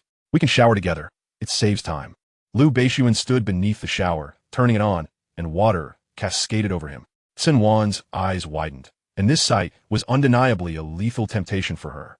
She had never truly observed him before. Previously, during their escapades, she had been too distracted to appreciate his form. Those abs, she counted them, and there were 8. No wonder he never seemed fatigued at night. Wan, do I look handsome? Caught in the act, she turned her face away in discomfort. Not handsome. Lu Beixun chuckled. Your eyes are far more honest than your little mouth. Caught out, Cen Wan urged him, flustered. Hurry up and finish washing. After Lu Beixun finished, he donned a bathrobe, reached down, and lifted her from the bathtub, standing her under the shower to rinse her off. Cen Wan's cheeks flushed. You go out. I can manage myself. Lu Beixun merely smiled in response, rinsing her off, wrapping her in a bathrobe, and carrying her out of the bathroom. Cen Wan wrapped her arms around his neck, murmuring softly, You really are a beast. Indeed, Lu Beixun replied, lowering his gaze, in front of Wan. I do not wish to be human. This remark left her speechless. Lu Beixun untied her bathrobe, helping her dress, observing the myriad of kiss marks adorning her skin. A faint smile gracing his lips. Cen Wan sighed in exasperation. Lu Beixun, I am not disabled.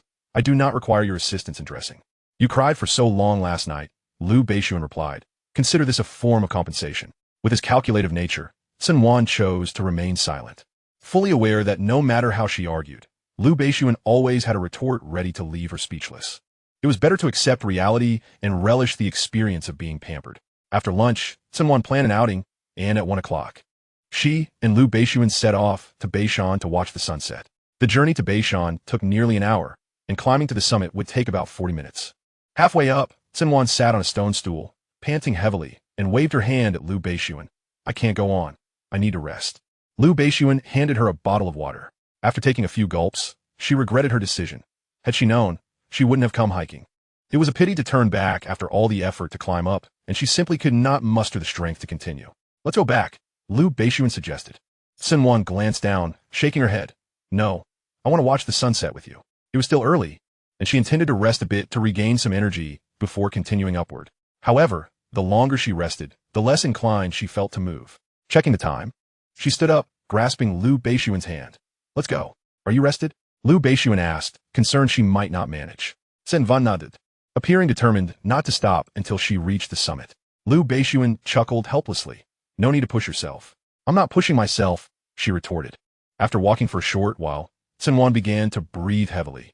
Lu Beixun halted, and she looked at him in confusion. What's wrong? Lu Beixun released her hand, stood in front of her with his back turned, and bent slightly. Hop on. Cen Wan stared at his back, momentarily taken aback, and refused. No, you'll get too tired. It's dangerous. I can walk. Lu Beixun regarded her. Don't you trust me? Not really, Cen Wan replied, taking his hand. I just don't want you to tire yourself out. Lu Beixun smiled at her. You don't believe in my stamina? Cen Wan.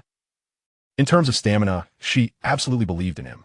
Finally, Lu Beixun bent down, and she climbed onto his back, wrapping her arms around his neck.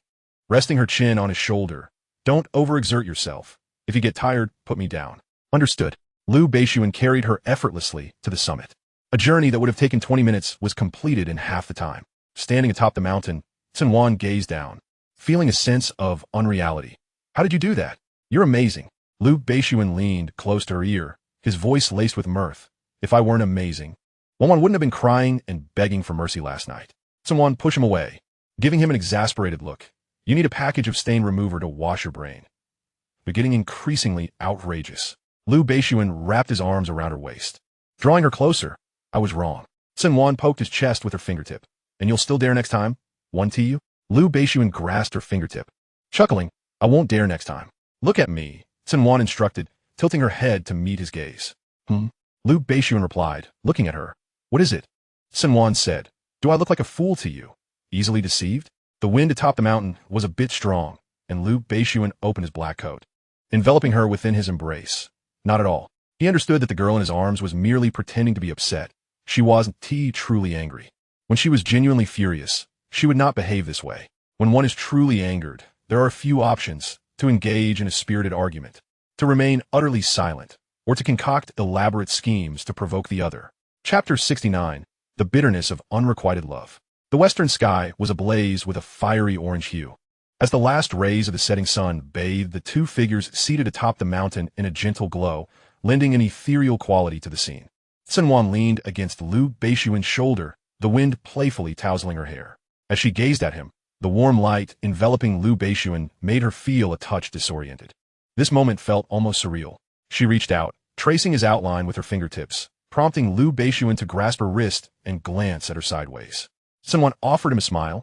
Shall we take a photograph? Certainly. Cen Wan retrieved her phone, switched to the front-facing camera, and aimed it at herself and Lu Beixuan. Hesitating to press the shutter button, she looked at Lu Beixuan, placing two fingers at the corners of his lips and gently urging, could you smile for me? Lu Beixuan never hesitated to fulfill her requests, and a faint smile graced his lips. Cen Wan nodded in satisfaction.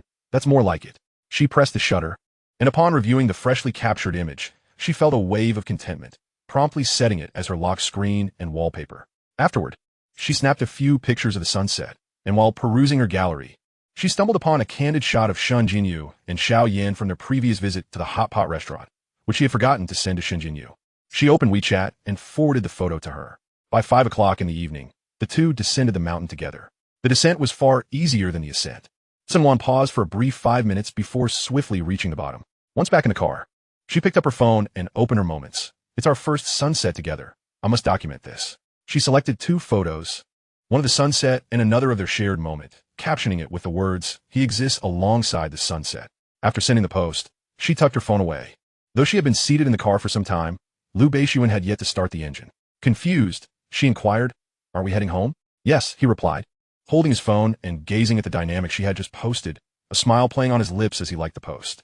Cen Wan leaned over to catch a glimpse of his screen, teasingly remarking, you're not driving just to see my moments, are you? Lu Beixuan did not deny it, merely responding with a hum before finally switching off his phone and starting the car.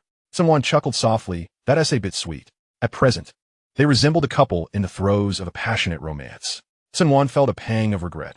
Others embarked on their love stories with a bouquet of flowers, eventually leading to marriage or parting ways if things didn't work out. She and Lu Beixuan had gone straight to obtaining their marriage certificate and planning their wedding, having only shared 2 solitary dinners in between. He was not one for words, and during their meals, he had scarcely spoken, making her perceive him as rather cold at the time. Cen Wan asked Lu Beixuan, if there's a next life, would you still want to be with me? Of course, he replied without a hint of hesitation. Then I hope that in the next life, I can meet you first, harbor an unrequited love for 4 years, and then we can begin our romance with a bouquet of flowers before marrying. What do you think? Not a good idea, Lu Beixuan countered. Unrequited love is quite bitter. I would find you first. Cen Wan felt a heaviness in her heart. Had she not seen what he had written in his notebook, she would have been oblivious to the fact that someone had loved her for 4 years. That someone was the very person she had once yearned to know and understand. She replied, Lu Beixuan, I don't mind enduring some bitterness, as long as it ends with you. Don't speak foolishly. Lu Beixuan redirected the conversation. What do you want for dinner tonight? I'll cook for you. Anything you make is fine. I'm not picky. While waiting for the traffic light to change, Lu Beixuan affectionately ruffled her hair, his expression tender. Why are you so well-behaved today? When am I not well-behaved? Cen Wan responded with a hint of playful defiance. Every day, you're well-behaved. Once home, Lu Beixuan tidied up briefly before entering the kitchen, and Cen Wan followed suit to assist him. Initially, all was well, but as she stood behind Lu Beixuan, wrapping her arms around his slim waist, her small hands began to wander across his abdomen. Noticing his lack of reaction, she grew bolder. Lu Beixuan chuckled softly, Wan, if you keep that up, there will be no dinner for you tonight. What shall I do if I'm hungry? You can eat something else. His voice, now a touch husky, turned as he lowered his gaze to her, his fingertip gliding across her lips, but not that. The meaning in his dark eyes was unmistakable. Cen Wan understood immediately, her ears flushing a soft pink as she pushed him away. Just focus on cooking. And I won't bother you. Flustered by Lu Beixun's teasing, she retreated from the kitchen, while he chuckled softly, continuing his culinary endeavors. He realized that this little one was becoming increasingly difficult to resist. She had once done anything to win his affection. Cen Wan returned to her bedroom, flopping onto the bed and grabbing a pillow to beat against it, as if it were certain someone. Lu Beixun, can't you be a bit more reserved? Saying such perverted things in the kitchen. Beast. Scoundrel. Meanwhile, Shan Jinyu had just finished her work in her email and picked up her phone. Noticing the photo Cen Wan had sent her, she opened it and gazed at it for quite some time before shifting her gaze, murmuring to herself, quite beautiful. She saved the photo to her phone and thanked Cen Wan. Having spent yet another day indoors without a meal, she recalled her night with Xiao Yan. It had only been a day since their parting at the bar, yet she found herself missing him. Xiao Yan had hardly exchanged words with her, and she was uncertain of his feelings. Perhaps, as Cen Wan had suggested, all he desired was a clear attitude. She dismissed her wandering thoughts, entered the bathroom, took a shower, changed her clothes, grabbed her bag, and stepped outside. Today, she didn't want takeout. She planned to go out for dinner instead. Driving aimlessly for quite some time, she inadvertently found herself at the Jiangchuan hot pot restaurant. Sitting in her car, she stared at the restaurant's sign, a little lost in thought. She typically avoided greasy food at night, yet today, she craved hot pot. After parking, she grabbed her bag and entered the restaurant. As she walked in, a server greeted her. Hello, how many people? Just one. There were seats available on the first floor, but she paid no mind and headed straight to the second floor. She had intended to sit at the table where she had previously dined with Xiao Yan, but was occupied by a boy who appeared to be around 17 or 18. She approached a neighboring table and was about to place her order when the boy stood up, waving his hand and calling out, "Cousin, over here." Following the boy's gaze, she spotted Xiao Yan instantly and hurriedly lowered her head, shielding her face with her hands. She had no idea if Xiao Yan had seen her. Bowing her head so low that she nearly hid beneath the table, she attempted to diminish her presence. Xiao Yan walked over, his gaze landing on the figure at the neighboring table, a subtle smile playing on his lips before sitting down across from the boy. This position allowed him a clear view of the person next door. Chapter 70. What do you take me for? Shen Jinyu couldn't help but ponder the peculiar twist of fate. She had merely wished to enjoy a hot pot meal. Was it really necessary for it to unfold like this? Glancing beneath the table, she thought about how, if it weren't for the fear of being deemed eccentric, she would have long since crawled under the table to hide. It was utterly exasperating. Why hadn't she checked the calendar before venturing out? She usually ordered takeout. Why had she felt the urge to go out today, only to run into Xiao Yan? Sitting across from Xiao Yan was his cousin, Qi Jin.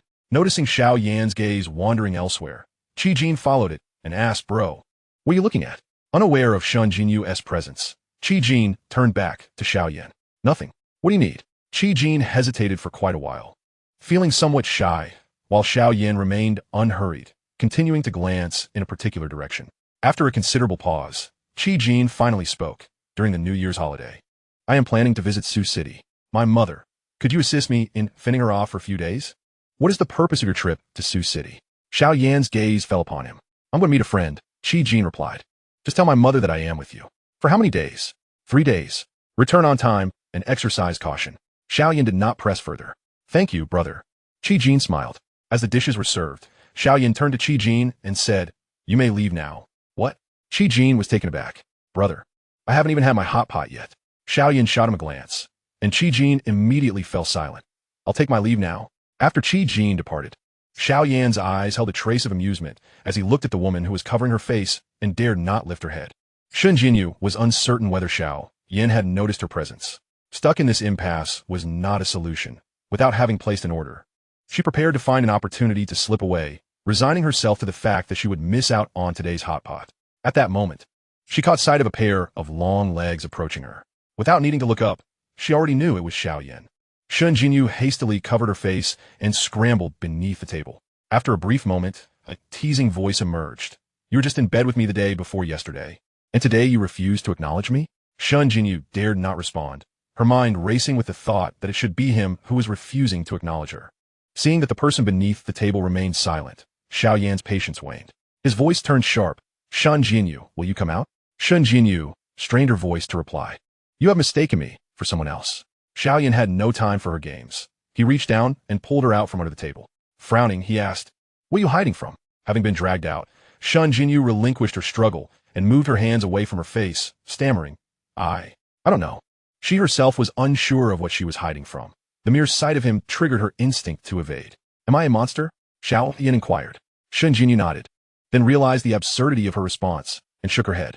Am I a monster to you? Xiao Yan released her, returning to his seat and regarding the motionless Shun Jinyu. Come here. To eat hot pot together? Shun Jinyu blurted out. I have something else to attend to. I must take my leave, she said, turning to depart, not daring to glance back at Xiao Yan. After taking 3 steps, his cold voice rang out behind her. Shun Jinyu, if you leave today, I will never forgive you. His tone was frigid, devoid of any warmth. Upon hearing his words, Shun Jinyu halted, too fearful to take another step forward, terrified that Xiao Yan would truly never forgive her. Staying rooted in place, her fingertips twitched at her sides. She neither advanced nor turned back.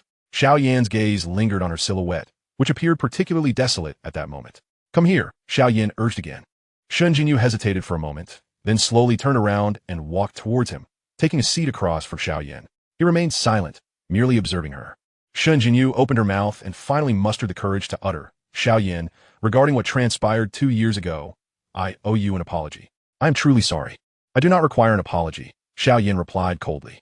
I want you to tell me why you rejected me. 2 years prior, she had ended their relationship with the clumsy excuse of infidelity.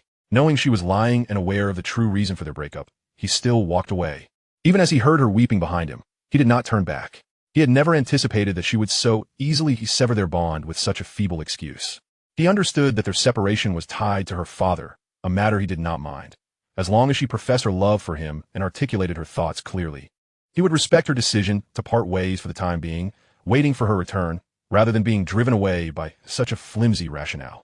With her head bowed, Shun Jinyu's eyes reddened as she confessed, My father had me investigated. When he learned of your existence, he forced me to break up with you. I did not agree. Xiao Yan, I truly did not. She lifted her gaze to meet his, her eyes glistening with unshed tears, struggling to hold them back. A few days later, my father collapsed and was diagnosed with a brain tumor, requiring urgent surgery. He coerced me. He compelled me to end things with you, or he would refuse the surgery. Her eyes glimmered with tears. My mother begged me, pleading with me to sever ties with you. I had no choice, truly no choice. As a child, she had naively believed that being an only child in a family meant happiness, a life filled with love and affection. Yet she was mistaken. Her father had always been exceedingly strict, demanding that she excel in all endeavors. He constantly reminded her that the future of the Shun family rested upon her shoulders. She recalled a time in the 3rd grade, a period when she was filled with youthful exuberance. After failing a math test, she returned home with the paper, only to be met with her father's wrath as he struck her palm with a ruler and ordered her to kneel in the courtyard. Her mother watched with tearful concern, yet dared not intervene. That night, rain poured down, soaking her completely. She had felt hatred, resentment, and considered rebellion, but later learned that her mother had encountered complications during childbirth, rendering her unable to bear more children. In that moment, she resolved to acquiesce. Shun Jinyu murmured softly, Xiao Yan, I did not wish to leave you, but regardless of how my father treats me, he is still my father, and I cannot disregard him. Tears streamed down her cheeks uncontrollably. Why are you crying? Xiao Yan questioned, his dark eyes reflecting a flicker of compassion. You found another man to force me away. What do you take me for? Shun Jinyu hastily wiped her tears, attempting to feign strength. I am not crying. I have learned my lesson. Xiao Yan paused before adding, I am the one who was rejected. What do you have to feel aggrieved about? Shun Jinyu retorted, I am not aggrieved. Xiao Yan lowered his head to order food. Why have you returned? To find you. Shun Jinyu spoke her heart, unwilling to conceal anything. While placing his order, Xiao Yan glanced at her. Are you so certain I have been waiting for you? Are you not afraid I have a girlfriend? You do not, Shun Jinyu asserted. Xiao Yan scrutinized her. You investigated me. Shun Jinyu averted her gaze, feeling guilty. I was just gathering information. Simultaneously, she indirectly admitted to having looked into him. Xiao Yan did not seem angered. He continued to place his order, opting for a dual-flavor hot pot, selecting dishes that were all her favorites, her preferences etched in his memory. Chapter 71. Must you torture me? Shun Jinyu remained silent for a while before speaking again. Xiao Yan, regardless of whether you require an apology, I must express my remorse for my past actions. I am genuinely sorry. Rising to her feet, she declared, I must take my leave. Come here, Xiao Yan commanded, his voice devoid of any emotion. Shun Jinyu hesitated, but ultimately obeyed, walking over to him. Just as she reached his side, he grasped her wrist and pulled her sharply, causing her to land on his lap. She was momentarily stunned. You? The familiar scent enveloped her, and she found herself momentarily dazed by Xiao Yan's presence. Xiao Yan's hand encircled her waist. How much longer do you intend to keep me waiting? Waiting for me? Shen Jinyu stared at him in disbelief. Otherwise, do you think I have refrained from seeking a girlfriend these past 2 years for no reason? Xiao Yan's hand moved upward, resting on her ribcage, applying slight pressure. Shen Jinyu furrowed her brow, the pain causing her to gasp. Xiao Yan, that hurts. Endure it, he instructed, pressing down again. If it doesn't hurt, you won't learn. What do you want from me upon your return? Shen Jinyu's brow furrowed tighter, the gentle pressure on her ribs causing discomfort. She lowered her head, opting for silence. When she failed to respond, Xiao Yan pressed down once more, this time with noticeably less force. Only then did Shen Jinyu speak. I beg you for forgiveness, Xiao Yan. I wish to be with you. Over these 2 years, I have not liked anyone else. I am now capable of standing on my own, managing the company effectively, and my father will no longer constrain me. Shen Jinyu looked at him, her eyes misty. Xiao Yan, could you grant me another chance? In that moment, the words she had long held back finally escaped her lips. Observing your demeanor. Xiao Yan gestured for her to sit beside him. If I relent too quickly, it would be quite embarrassing for me. Though Xiao Yan did not explicitly state it, Shen Jinyu understood that he had already forgiven her. She gazed at Xiao Yan, her tears flowing uncontrollably, despite her desire to remain composed. Xiao Yan chuckled helplessly, reaching out to wipe her tears away, his touch lacking gentleness. How many times have you cried while eating? She was not typically one to weep. She had only cried for one man, Xiao Yan. Tentatively, Shen Jinyu linked her arm with his, resting her head softly on his shoulder. A faint smile graced Xiao Yan's lips as he attempted to withdraw his hand, but she clung to him more tightly. He turned his gaze towards her. Shen Jinyu. I have not yet forgiven you. Shen Jinyu whispered, we've already fallen asleep. Is it too much to ask for a hug? How could it not be excessive? Xiao Yan replied, you think a few kind words will suffice? Do I not deserve some dignity? Shen Jinyu retracted her hand, feeling a surreal moment wash over her. It seemed that seeking his forgiveness was not as arduous as she had anticipated. He was rather easy to appease. She inquired, then how can I make things right? Just tell me what to do. As the dishes arrived, Xiao Yan placed the food into the pot, knowing that Shen Jinyu preferred lighter fare in the evening. He added her favorite ingredients to the clear broth while continuing his task. He asked, still smoking? Shen Jinyu felt a pang of guilt. No, really not. Just occasionally. You need to quit, Xiao Yan said. During those 2 years I was away, no one was there to keep tabs on you. So you must have smoked quite a bit, right? Not excessively, Shen Jinyu admitted, her own words making her uneasy. Throughout those 2 years, whenever she thought of him, she would smoke, imagining how he would scold her if you were there. Can you truly quit smoking? Xiao Yan pressed. Shen Jinyu nodded earnestly. I can. She recalled the night she saw Xiao Yan smoking at the bus stop. I noticed you smoke as well. I'm different. I have self-control. Shen Jinyu said no more. Being by his side, it mattered little whether there was a cigarette or not. During their hot pot meal, Shen Jinyu ate a little while Xiao Yan merely watched her, which made her feel somewhat uncomfortable. Why aren't you eating? Not hungry. Shen Jinyu simply acknowledged this with a sound of understanding. After finishing their meal and stepping out of the hot pot restaurant, the warmth dissipated and Shen Jinyu shivered, trailing behind Xiao Yan, who maintained a distance of 2 steps ahead. She halted. Xiao Yan. He paused, turning to look at her, just as a figure lunged forward, crashing into his embrace. Xiao Yan was momentarily taken aback. Chuckling. Why the sudden boldness? Shen Jinyu wrapped her arms around his waist, holding him tightly. Xiao Yan, I miss you. Please hold me. Xiao Yan reciprocated her embrace. Where's the car? Shen Jinyu replied, just ahead. He led her over to the vehicle, the keys. Shen Jinyu handed him the car keys. Aren't you driving? Xiao Yan casually affirmed that he was driving from the other side, then ushered her into the passenger seat. What are you dawdling for? Aren't you cold? Shen Jinyu pressed her lips together in silence as he fastened her seatbelt. Xiao Yan walked around to the driver's side, entered the car, secured his own seatbelt, and glanced at her. Are we going to your place or mine? Huh? Shen Jinyu was momentarily taken aback. Without waiting for her response, Xiao Yan stated, then we'll go to my place. By the time Shen Jinyu processed this, the car had already started and she grasped the seatbelt. What are we going to do at your place? A glimmer of mischief flashed in Xiao Yan's eyes. Should we head to a hotel instead? Shen Jinyu was speechless. Xiao Yan chuckled softly. After making me wait so long, shouldn't I receive some form of compensation? 20 minutes later, they arrived at the villa in the southern suburb. Shen Jinyu was tossed onto the soft bed as Xiao Yan leaned over her, pinning her down. Shen Jinyu, kiss me. Her eyes glimmered with a hint of crimson as she wrapped her arms around his neck, tilting her head to kiss him. Xiao Yan endured her advances, offering no response. Shun Jinyu's long legs entwined around his slender waist as she closed her eyes, planting a gentle kiss on the corner of his lips. She opened her eyes to meet his gaze. Xiaoyan, must you torment me so? Is that what you want? Xiaoyan grasped her chin. Beg me. Shun Jinyu reached to unbutton his shirt, but was stopped by his grip on her wrist. Shun Jinyu, I want you to plead with me. Driven to the brink of desperation, her eyes glistened with unshed tears as she clung to his neck, her voice soft and pleading. I beg you. Xiaoyan's gaze burned intensely into hers. Beg me for what? Give it to me. Upon uttering this phrase, Xiaoyan captured her lips forcefully, and as he took the lead, she could only surrender to his advances. Moments later, he released her lips. Shun Jinyu, if you dare seek comfort from another man to provoke me, for any reason, you shall not have it easy. What do you intend to do to make my life difficult? Xiaoyan tightened his grip on her neck. I could bind you to the bed. You know what I would do? With that, he leaned down to kiss her again, dominating her breath. Their clothes lay in disarray on the floor, and the room was thick with an intimate atmosphere. In the early hours of the morning, Shun Jinyu leaned against Xiaoyan, who wrapped his arms around her, kissing her gently on the ear. Are you full now?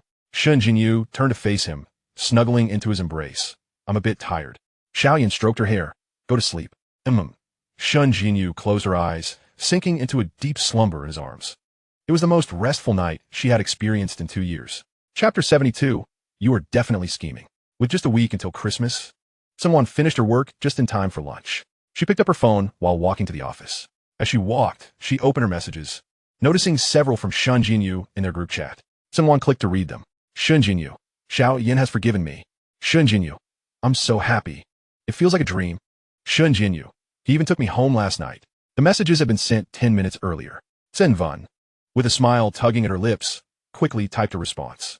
Cen Wan, did you sleep with your ex-boyfriend again? Shun Jinyu. Cen Wan, so what is your relationship now? This time, there was no immediate reply. As Cen Wan pushed open the office door, Shun Jinyu's message finally came through. Saying Hyunyu, ex-boyfriend or lover? It seems there is no clear relationship. Xiaoyan didn't Tease say we're back together. Cen Wan, little white lotus. Can't you be a bit more assertive? In just a few days, you've slept with your ex-boyfriend twice. Cen Wan, I told you to give him an attitude, not to sleep with him. After sending the message, Cen Wan muttered under her breath. Xiaoyan is such a scoundrel, always bullying my little white lotus. So engrossed in her replies, she only noticed Lu Beixun had approached her when she looked up. Cen Wan furrowed her brow, wrapping her arms around Lu Beixun's waist.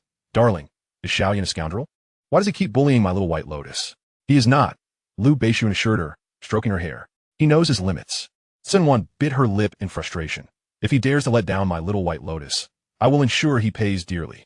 A thought struck her, and she added, Little white lotus seems so astute, yet why does she always suffer when it comes to Xiaoyan? Lu Beixun gave her waist a gentle squeeze. Wan, don't you think you've been overly concerned about this lately, neglecting me? Cen Wan looked up at him and smiled. I'm worried about little white lotus being taken advantage of. Since you said that, I can relax. Just the other day, I was shipping a couple, but now it feels like my own cabbage has been taken. However, she merely said this. As long as little white lotus was happy, that was what mattered. That night in the rain, when she saw little white lotus at the bus stop, it broke her heart. Lu Beixun grasped her waist and placed her upon the desk, leaning down to seal her lips with fervent fervor. This was the office located on the upper floor of the administrative department, typically devoid of visitors aside from he. Cen Wan entwined her arms around Lu Beixun's neck in response. As she gazed into his eyes, a smile threatened to escape her lips. This man was so possessive that even the slightest hint of jealousy over a delicate white lotus flower stirred within him. Truly, he was the reigning king of jealousy. With a playful glint in her eyes, Cen Wan smiled as Lu Beixun withdrew from her lips, inquiring, What is so amusing? She tilted her head back and pecked him lightly on the lips, teasing, the eternal king of jealousy. Lu Beixun responded with a nonchalant silence, lifting her into his arms as he made his way to the lounge, stating, Knowing I am the eternal king of jealousy, should I be punished for feeling jealous, Wan? After uttering these words, a sense of foreboding washed over Cen Wan. Darling, I'm hungry. It's time for lunch. Lu Beixun cast his gaze upon her, leaning down to gently nip at her earlobe. Have a little something first. We'll eat in a bit. Cen Wan attempted to reason with him. This is the office. You can't behave like this. Lu Beixun feigned ignorance. What can't we do? Not that kind of thing, Cen Wan murmured, lowering her head to avoid his gaze. He chuckled softly above her. The entire company belongs to me. If I say it's permissible, then it is. Cen Wan found herself tossed onto the bed. After watching the sunset yesterday, she had grown too weary and slept early, while Lu Beixun had refrained from disturbing her, holding the girl in his arms, exercising restraint throughout the night. He leaned over her, pinning her hands above her head, and kissed her neck with a flurry of tender pecks. Cen Wan struggled momentarily, but ultimately succumbed to her fate. "Have you locked the lounge door?" she asked. "No one will interrupt us." Lu Beixun rose, unbuttoning his shirt. One hand slid beneath her waist, applying slight pressure as he shifted positions, and Cen Wan found herself draped over him. His warm hands enveloped her waist, the heat seeping through her knitted top. She sat upright to scrutinize him. His brow was slightly furrowed, as if suppressing something. "Take off your clothes," Lu Beixun said, his lips parting slightly. She hesitated, and upon noticing her reluctance, he softly called, "Baby." His voice bore a hint of pleading, prompting Cen Wan to glance at him helplessly. "I can only spare you an hour," Lu Beixun acknowledged with a husky grasping her waist. His dark eyes bore into hers as he quietly urged, "Baby, you do it yourself." Cen Wan felt her cheeks flush under his gaze. With a frown, she leaned over him, her body rendered utterly pliable. Lu Beixun's low chuckle resonated, and, as she playfully swatted at him, she admonished, "Lu Beixun, no laughing." His hand wove through her hair, gripping the back of her head as he pressed down, their lips meeting once more. With no avenue for retreat, she could only passively endure. An hour later, Cen Wan gathered her discarded clothing from the floor, while Lu Beixun lounged against the headboard, an amused expression dancing on his lips as he observed her. She shot him a glare before retreating to the bathroom with her clothes. Moments later, Lu Beixun strolled to the bathroom door, twisting the knob only to find it locked. He chuckled, bemused by her caution, likening it to a defense against a wolf. Unperturbed by the commotion, Cen Wan hummed in response, ignoring him. Upon exiting the bathroom, she discovered Lu Beixun had laid out lunch on the coffee table in the living room. As she emerged, his gaze lingered on her for a fleeting moment before he smiled, his eyes softening with affection. "Come eat." Cen Wan shot him a resentful look, remaining motionless. Noticing her inaction, Lu Beixun chuckled again, coaxing, "It's all your favorite." Only then did she approach, settling onto the carpet and picking up her chopsticks, eating in silence while disregarding Lu Beixun. He seated himself behind her, wrapping an arm around her waist with gentle pressure, urging her to sit atop his lap. Cen Wan glanced at him, choosing silence as she continued her meal. "Are you upset, Wan?" he asked, resting his chin on her shoulder. "I'm not," she replied, though her hunger was undeniable. "I'm so hungry. Aren't you going to eat?" "We'll eat later." As she mulled over their earlier escapade in the bedroom, she recalled the drawer containing necessary precautions. "Lu Beixun, you must have been plotting this for a while," she exclaimed. Lu Beixun lightly pinched her earlobe, conceding, "I can't deny that." She had suspected as much. There was no way it was a spur-of-the-moment decision. "You're truly wicked, Lu Beixun. Does Wan love me?" Cen Wan picked up a shrimp and fed it to him, declaring, "Not at all. Wan is lying." She laughed. "I love you dearly. I've loved you for a long time. Everything I said in my past life about not loving you was a lie." She selected a piece of fish, deftly removing the bones before offering it to him. "Come, feed yourself. We must get back to work after lunch." Chapter 73. I will kill them. After lunch, Cen Wan retouched her makeup and returned to work. Upon arriving at her desk, Chang Ning regarded her with a knowing smile that hinted at mischief. Wan, why did you leave President Lu's office half an hour later than usual today?" Cen Wan recalled the tempestuous events that had transpired, her cheeks warming slightly as she endeavored to appear nonchalant. "Lu Beixun asked me to organize some materials." "Oh," Chang Ning grinned. "Was it truly just organizing materials?" Cen Wan nodded, feeling a twinge of guilt. "What else could it be? I thought President Lu couldn't bear to part with you," Chang Ning mused, her chair sliding closer to Cen Wan as she leaned in conspiratorially. "Do you remember Su Meng?" "Yes," Cen Wan replied. "What about her?" "I heard she's still with Xiang Yang," Chang Ning said. "He has been abusive towards her. A colleague mentioned seeing her on Sunday. Her hair was disheveled, and distinct handprints marred her face. She was wandering barefoot in thin pajamas during winter." Chang Ning sighed. "It's quite pitiful. But those who are pitiful often have their own faults." Cen Wan recalled her last encounter with Su Meng at the bar and inquired, "Do you know what she is doing for work now?" "I heard she can't find a job," Chang Ning divulged. "It seems no reputable company wants her. So she resorted to working at a bar. But then, for reasons unknown, she offended someone and was let go. Without a job, she had no source of income, and her savings were dwindling, leading to struggles with basic living expenses." After a moment of contemplation, Cen Wan remarked, "I ran into Su Meng at the bar once. She tried to spike my drink." "No way," Chang Ning gasped, "so devious. I almost felt sorry for her just now. No wonder she and Xiang Yang are a match made in hell. They deserve each other." Suddenly remembering something, Chang Ning looked at her and asked, "Did you drink that spiked drink?" Cen Wan shook her head. My friend almost did. TSK, TSK, TSK, that is quite the comeuppance. Chongming leaned back in her chair. Living a life of moderation, avoiding conflict, and simply existing is the true path. I'll just continue being a working-class citizen until I pay off my debts. Those lacking ability should either strive harder or accept mediocrity. Cen Wan glanced at her phone, noticing a message from Shun Jinyu. Shun Jinyu, I'm just a failure. I have no resistance against Xiao Yan.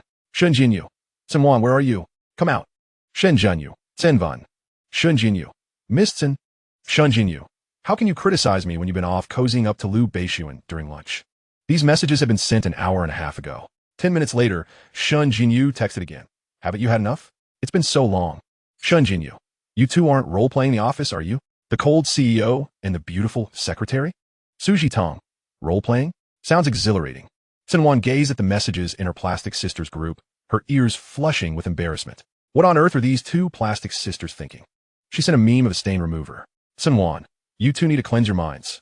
Cen Wan, this is a plastic sisters group, not a casual driving group, all right? Please mind your words. Suji Tang. I just kicked a flirtatious partner.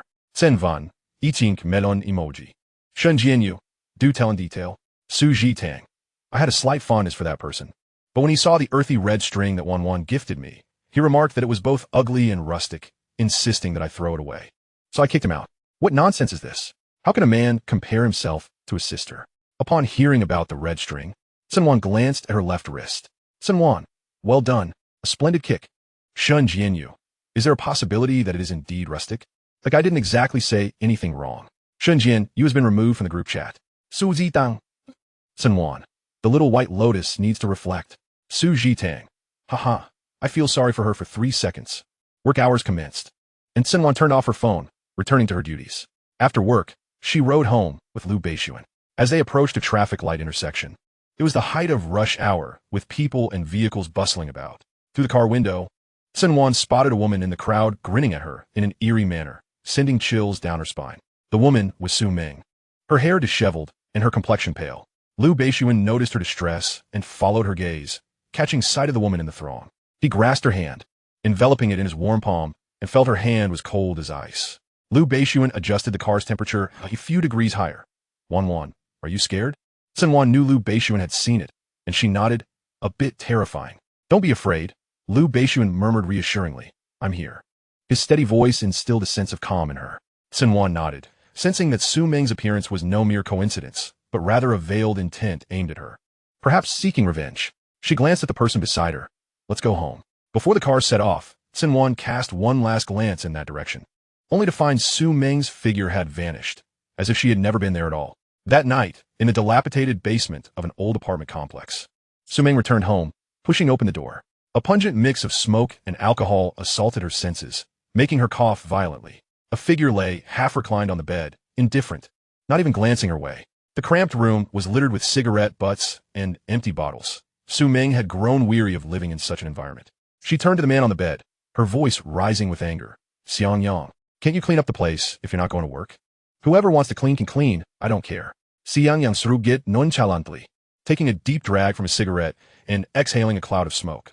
What did you just say? That I don't work? Who has to blame for that? ISNT it because of you, you filthy bitch. I was doing just fine at work, and you went and provoked that wretched woman. Now look, we're just waiting to starve. Su Ming was incensed. I provoked her? If you didn't have other intentions towards her, how would I have provoked her? After a few seconds, Su Ming calmed herself and approached the bedside. Xiang Yang, let us move to another city. I just want to live a simple life. I don't want anything else, just your love. Xiang Yang irritably shook her hand off. Are you dreaming? Do you think Lu Beixun's power is limited to just Beijing? If he doesn't want you to have a good life, it's pointless to escape anywhere. Su Ming collapsed onto the floor, her gaze vacant. After a moment, she suddenly stood up, agitated. I will kill Lu Beixun, kill that wretched Cen Wan. Is it the only way we can live a good life together? Xiang Yang laughed derisively, as if hearing the greatest joke. Do as you wish, just don't drag me down with you. Su Ming's expression turned fierce. Wait for me. I will kill them. With that, she began to clean the room. The next day, Su Ming woke early to apply makeup, her look bold and exquisite. Xiang Yang observed her, a lewd smile creeping onto his lips. Who are you trying to seduce this time? Bring back some money for me to spend. I'm out of cash for drinks and cigarettes. Su Ming put on her earrings and stood up, glancing at him. Got it. With that, she grabbed her bag and left. Recently, an affluent older man had been utterly enchanted by her, neglecting even his wife and children. As she closed the door, she cast a glance at Xiang Yang. This man did not love her, had no status, and was pathetic. Yet she loved him and yearned to build a good life with him. However, as long as Lu Beixun and Cen Wan were alive, they could never live in peace. Why should she and Xiang Yang be cooped up in a basement rental while Lu Beixun and Cen Wan resided in a villa, attended by servants? She could not accept it. Everything she was enduring was thanks to Cen Wan. Sooner or later, she would send Cen Wan to hell, ensuring her utter ruin and disgrace. Su Meng's eyes gradually hardened with malice. Cen Wan awoke, pushing aside the covers and trudging into the bathroom, her dark circles evident. She had endured a nightmare the previous night, dreaming that Su Meng had transformed into a ghost, standing at the foot of her bed with a sinister grin. Her face smeared with blood, droplets splattering onto Cen Wan's own. In the early hours, she had been jolted awake, terrified to go to the bathroom, clinging tightly to Lu Beixun for comfort. Ultimately, he had carried her to the bathroom, waiting by the door until she finished. Afterward, she nestled back against him, holding him tightly. When they returned to bed, her sleepiness had vanished, and Lu Beixun had engaged her in exercise, eventually tiring her enough to fall asleep. Cen Wan, lethargically brushing her teeth, was joined by Lu Beixun, who wrapped his arms around her waist from behind, gazing into the mirror. Wan, those dark circles are quite prominent. I'm giving you a day off to rest at home, all right? Her back pressed against his chest. She could feel his heartbeat resonating softly as he spoke. With toothpaste foam at her lips, she looked at Lu Beixun's reflection in the mirror, a melancholic expression crossing her face. Whose fault is it that I have dark circles? Lu Beixun chuckled softly. It's my fault, but ultimately, didn't you manage to sleep soundly in the end? Shameless, Cen Wan retorted, rinsing her mouth. I don't need a break. I can go to work. She grabbed a washcloth and dried her face, turning to face Lu Beixun. Lu Beixun, I truly believe you should exercise some restraint. It's for your own good. They say excessive desire can be harmful to a man's health. You could suffer from dysfunction and other ailments. For the sake of your health, you should hold back. Cen Wan lightly poked him in the chest with her fingertip. Lu Beixun smiled as he held her finger. If the baby doesn't let me touch, then I can only take cold showers. It's easy to catch a cold in winter. Cen Wan withdrew her finger. Forget it. I can't win against you. I concede.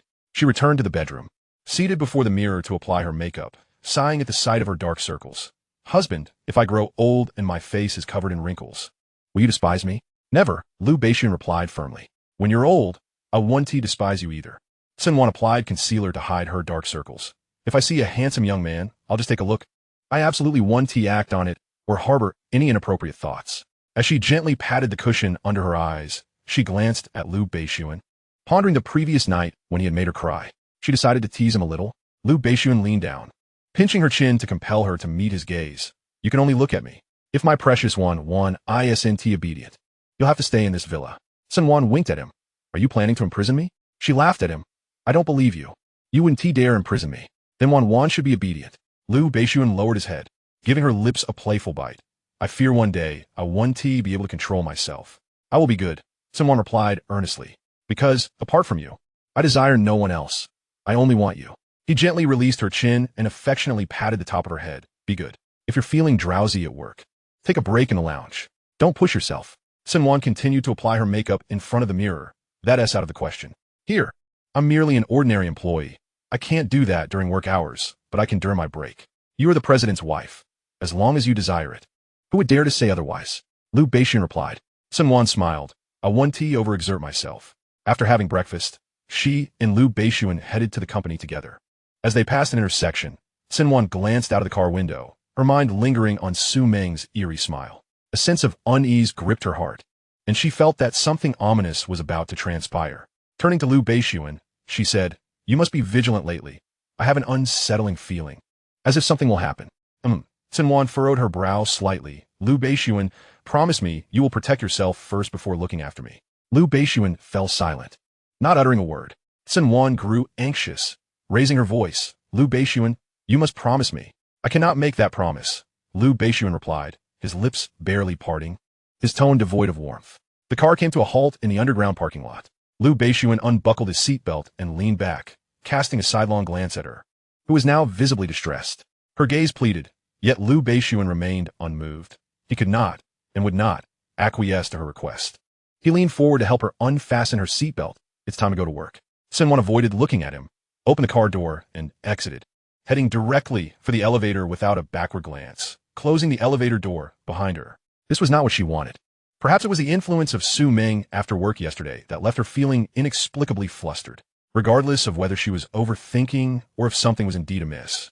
She only hoped that no matter what happened in the future, he would prioritize his own safety before hers. Cen Wan stared at the elevator door, biting her lip. She should not have walked away from him without saying anything. When the elevator arrived, she did not step out, but instead closed the door again and pressed the button for the basement level. The red numbers flickered, and her heart raced with anxiety, uncertain if he had taken another elevator upstairs. The elevator reached the basement and opened its doors, revealing Lu Beixun standing outside, his figure tall and straight, clad in a black suit, exuding an air of cold detachment. In that moment, upon seeing her, his aloof demeanor softened. Cen Wan slowly approached him, taking his hand. "I'm sorry, I acted impulsively just now. My mind was in disarray, and I didn't mean to be upset with you." She lowered her head. "I shouldn't have left without waiting for you. I know you're not truly angry with me," Lu Beixun said, his hands slightly opening. "Come here. Let me embrace you, my dear." As soon as he finished speaking, Cen Wan leaped into his arms, holding him tightly. Lu Beixun's warm hand rested on her back, gently kneading. "Don't overthink it. You might just be exhausted from work lately. During the New Year holiday, I'll take you somewhere to relax." "Where shall we go?" Cen Wan inquired. "Wherever you wish to go," he replied. "As long as you are with me, anywhere is fine." Cen Wan smiled. "You decide." In the elevator, Cen Wan asked Lu Beixun, "Why can't you promise me?" "There is no reason," he replied. "Only when you are well can I be well." Cen Wan's lashes fluttered, her heart heavy with emotion. She thought the same way. Only when he was safe could she find peace. She felt she owed him a debt from their past life that could not be repaid. In this lifetime, all she wished for was his safety and happiness. "Lu Beixun, you have no idea how much I love you." She gazed at him, her eyes glistening with unshed tears. "You may not promise me, but I must make it clear. If anything were to happen to you in the future, I would not want to live." Cen Wan knew that Lu Beixun cared deeply about her feelings. Her words were sincere. If something were to happen to him, she would not wish to live. On the other hand, she hoped he would consider his own well-being for her sake. Lu Beixun cupped her face, resting his forehead against hers. His low voice tinged with reproach. "Do not speak such nonsense. I am not being nonsensical. I've already died once. I am not afraid," Cen Wan blurted out impulsively, realizing her mistake only after the words left her lips. Her mind raced for a way to amend her words, but nothing came to her. She observed Lu Beixun's expression, which had grown significantly colder. He stared at her in silence, and just then, the elevator doors opened. Lu Beixun cast her a glance before striding out of the elevator without waiting for her. Cen Wan watched his tall silhouette, pondering whether this was what they referred to as the wheel of fortune turning. Seated behind his desk, Lu Beixun emanated a chilling aura, his lips pressed together, his gaze fixated on the date displayed on the computer screen. In his previous life, he had prepared a way out for her. She could have retreated unscathed. What had truly transpired afterward? What had she done that led to her demise? Was it Su Xiao's doing, or was it something else? In this life, her hatred for Su Xiao was palpable. Did she know the truth? He had speculated before, but had never deeply contemplated it until now. The thought was almost unbearable, and he tugged at his tie in frustration, rising to look out the floor-to-ceiling window. It was still before work hours when Cen Wan went to fetch a cup of water. On her way, several colleagues inquired whether she had quarreled with Lu Beixun. She replied that there had been no argument, but her colleagues were clearly skeptical. One remarked, "It's common knowledge that President Lu is a devoted husband. If there was no argument, why would he leave so abruptly?" A few kind words would surely suffice to soothe him. The sight of Lu Beixun turning on his heel had been witnessed by a colleague passing by, and soon it spread like wildfire, with the entire floor believing she had quarreled with him. Cen Wan forced a smile, refraining from further explanations as she returned to her desk. With a sigh, Chong Ning, noticing her low spirits, asked, "Did you really argue with President Lu?" Cen Wan sipped from her cup.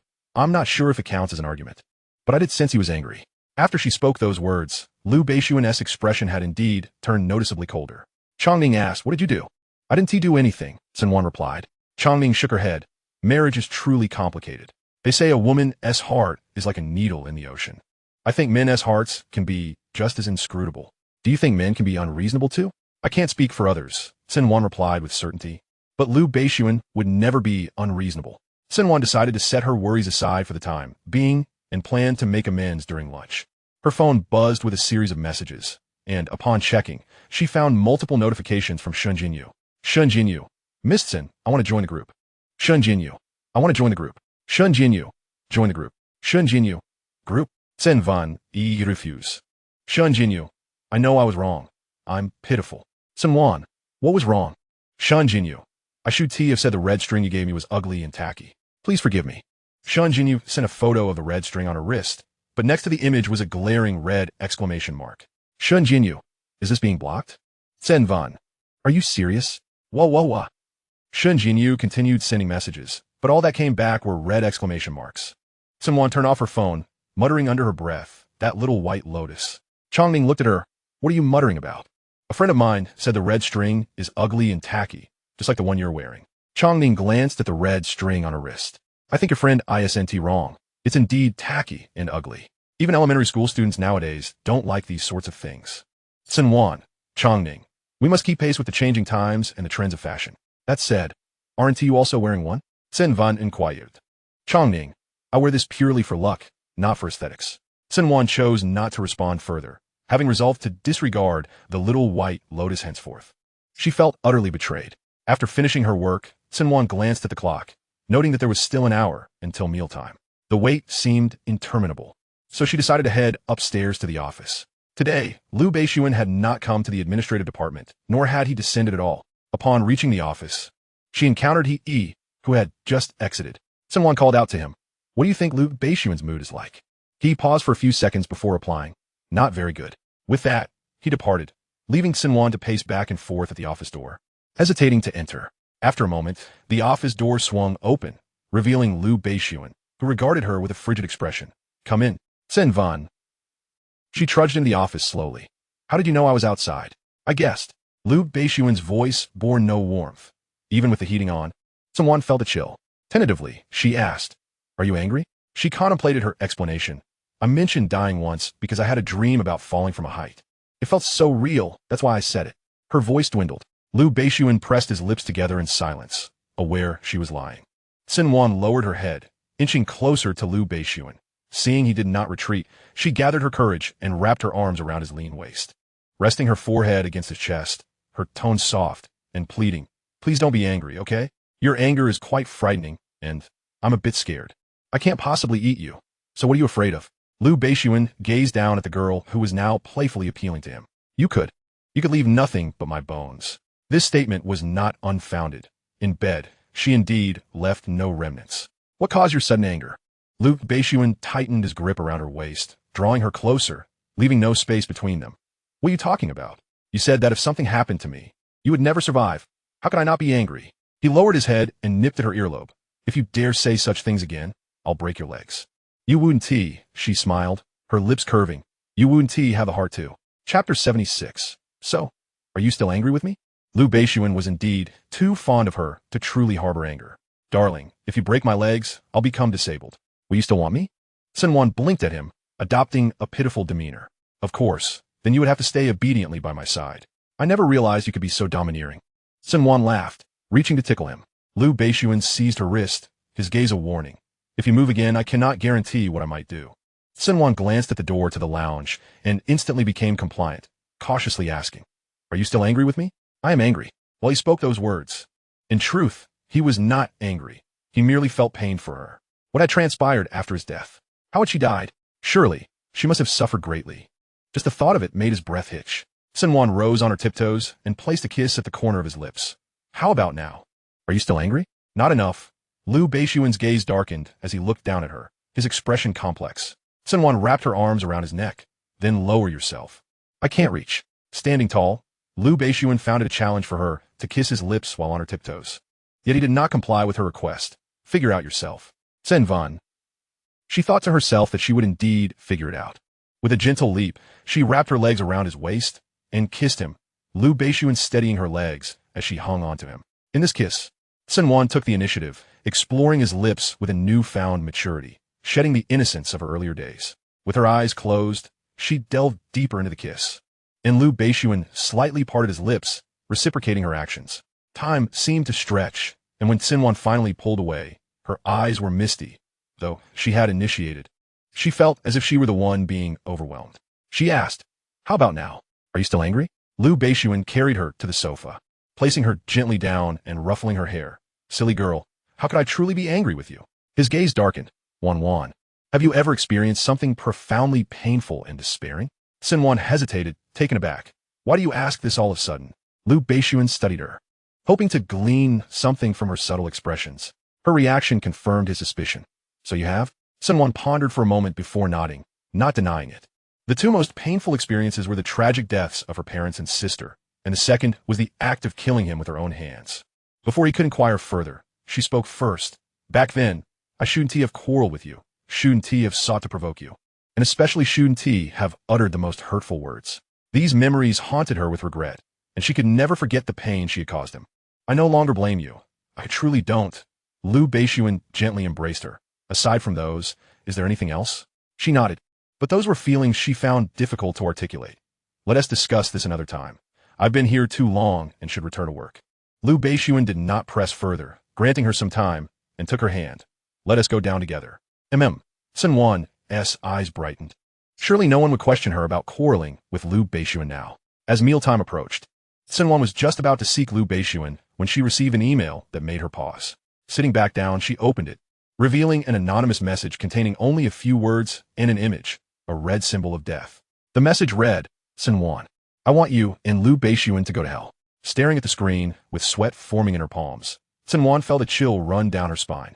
Had this email merely targeted her, she might not have been as frightened, but the inclusion of Lu Beixun's name sent a wave of dread through her. Ning, noticing her daze, glanced over and saw the image on the screen. Who is this person? Cen Wan shook her head, harboring suspicions but uncertain. I don't know. Ning patted her back in consolation. Perhaps it's just a prank. Don't worry. We live in a society governed by law. Cen Wan replied. Let us go eat. All right. Before leaving, Ning advised. I think you should tell President Lu about this. Be cautious when going out. I know. Don't worry. Cen Wan sat at her computer for a long while, unable to think of anyone other than Su Ming. What would she be up to? Her gaze remained fixated on the image on the screen, oblivious to the figure behind her, whose expression darkened further. Cen Wan turned to see him. Feeling flustered, what are you doing here? Lu Beixun had not found her in the office, and had come looking for her. His eyes were cold as he shut off the computer screen, gently stroking her hair. Are you scared, Wan? Had she not seen Su Ming's sinister smile at the intersection, she might have thought it a mere prank, but this was undeniably serious. Let us eat first. Lu Beixun took her hand, leading her back to the office, where he sent a message to He. After lunch, Lu Beixun did not allow Cen Wan to return to work. Instead, he picked her up and carried her to the bedroom, gently placing her on the bed. No work. Rest well this afternoon. Cen Wan, having heeded Lu Beixun's advice, obediently remained in the lounge. However, her mind wandered, and her insistence on working not only rendered her inefficient, but also prone to errors. Lu Beixun leaned down and placed a gentle kiss at the corner of her lips. Whispering, I will be outside. Once you wake, you may come find me. All right, she replied. As Cen Wan lay down, Lu Beixun tucked the blanket around her and sat beside her, waiting until she drifted off to sleep before quietly exiting the lounge. He remained in the office, fearing that his dear one might awaken in fright, only to find herself alone. He was seated at Cen Wan's desk, having received a message from Lu Beixun that prompted his arrival. He opened Cen Wan's computer and glanced at an email. When Ning returned from lunch and spotted He, she was slightly taken aback and approached him, asking, Assistant He, are you searching for a document? No. He replied nonchalantly. His slender fingers danced swiftly across the keyboard, revealing lines of code on the screen that Ning could not comprehend. After a few glances, she fetched a cup of water to prepare for her work. As the workday progressed, Cen Wan had yet to emerge. She inquired, Assistant He, where's Wan? Madam has taken the afternoon off, Ning replied. She acknowledged this with a no, and proceeded to gather the documents that Cen Wan was scheduled to handle that afternoon. Beginning her tasks, half an hour passed, and Cen Wan's computer screen returned to normal. He stood and prepared to leave, while Ning glanced at him, pondering why such serious individuals as Lu Beixun and his assistant seemed to regard laughter with disdain. Was it only through solemnity that great achievements could be attained? He traced the email sending address to a villa in the western suburbs and investigated the owner, a 43-year-old man named Wu Zhun. He discovered that Su Ming was at Wu Zhun's villa that day. Chapter 77. I will protect you with all my being. He relayed his findings to Lu Beixun, who emanated a chilling aura, his eyes cold as ice. Acquire evidence of the affair and ensure every member of the Wu family receives a copy. They are all proud individuals. Once they learn of Su Ming's existence, they will undoubtedly take action. Understood. Lu Beixun continued. Deploy a few trained bodyguards to safeguard the madam. Yes, sir. At 3 o'clock that afternoon, Cen Wan awoke, feeling slightly dazed. She entered the bathroom and splashed cold water on her face, instantly feeling more alert. Upon opening the lounge door, she caught Lu Beixuan's gaze, and in that moment his icy demeanor softened, his expression becoming tender as he regarded her. "Come here." Cen Wan approached him, and Lu Beixuan wrapped his arm around her waist, pulling her onto his lap. Her hands were cool to the touch, prompting Lu Beixuan to place his hand over hers. "Are you still tired?" "Not anymore," she replied, resting her head on his shoulder and gently nuzzling his chin. "Will my presence disrupt your work?" "Not at all." Cen Wan inhaled his comforting scent, feeling a sense of security as she grasped his hand, which was long and warm. With pronounced knuckles, "You must take care of yourself." Having lost him once, she could not afford to lose him again. He must not encounter any misfortune. "I promise." Wan. Though her earlier rest had been restless, she soon succumbed to a deep slumber in Lu Beixuan's embrace. He lowered his gaze, warmth in his eyes as he watched her, placing a gentle kiss on her forehead. He murmured, "I will protect you with all my being." When Cen Wan awoke again, an hour had passed, and she noticed Lu Beixuan still holding her. "Have I delayed your work? I can help you with it." Lu Beixuan leaned down and kissed her, playfully biting her lip as if to reprimand her. "You have not disrupted anything. Do not speak such nonsense." Cen Wan chuckled at his antics. "I won't say anything more. Is there anything you need my help with?" "No need," Lu Beixuan replied. "Just stay here with me. There isn't much work left to do. Once we finish, we can head home." "All right." As Lu Beixuan focused on his work, Cen Wan's thoughts drifted elsewhere. When he called her name twice without a response, he gently tapped her forehead. "Are you not paying attention while keeping me company? What are you thinking about?" To spare Lu Beixuan any worry, she smiled and replied, "I was just contemplating what to have for dinner. What does Wan wish to eat?" "It's cold. I would love to have the rib soup you make," she said. "Very well." Lu Beixuan paused before adding, "This Sunday is Christmas. How does Wan wish to celebrate?" Cen Wan pondered for a moment.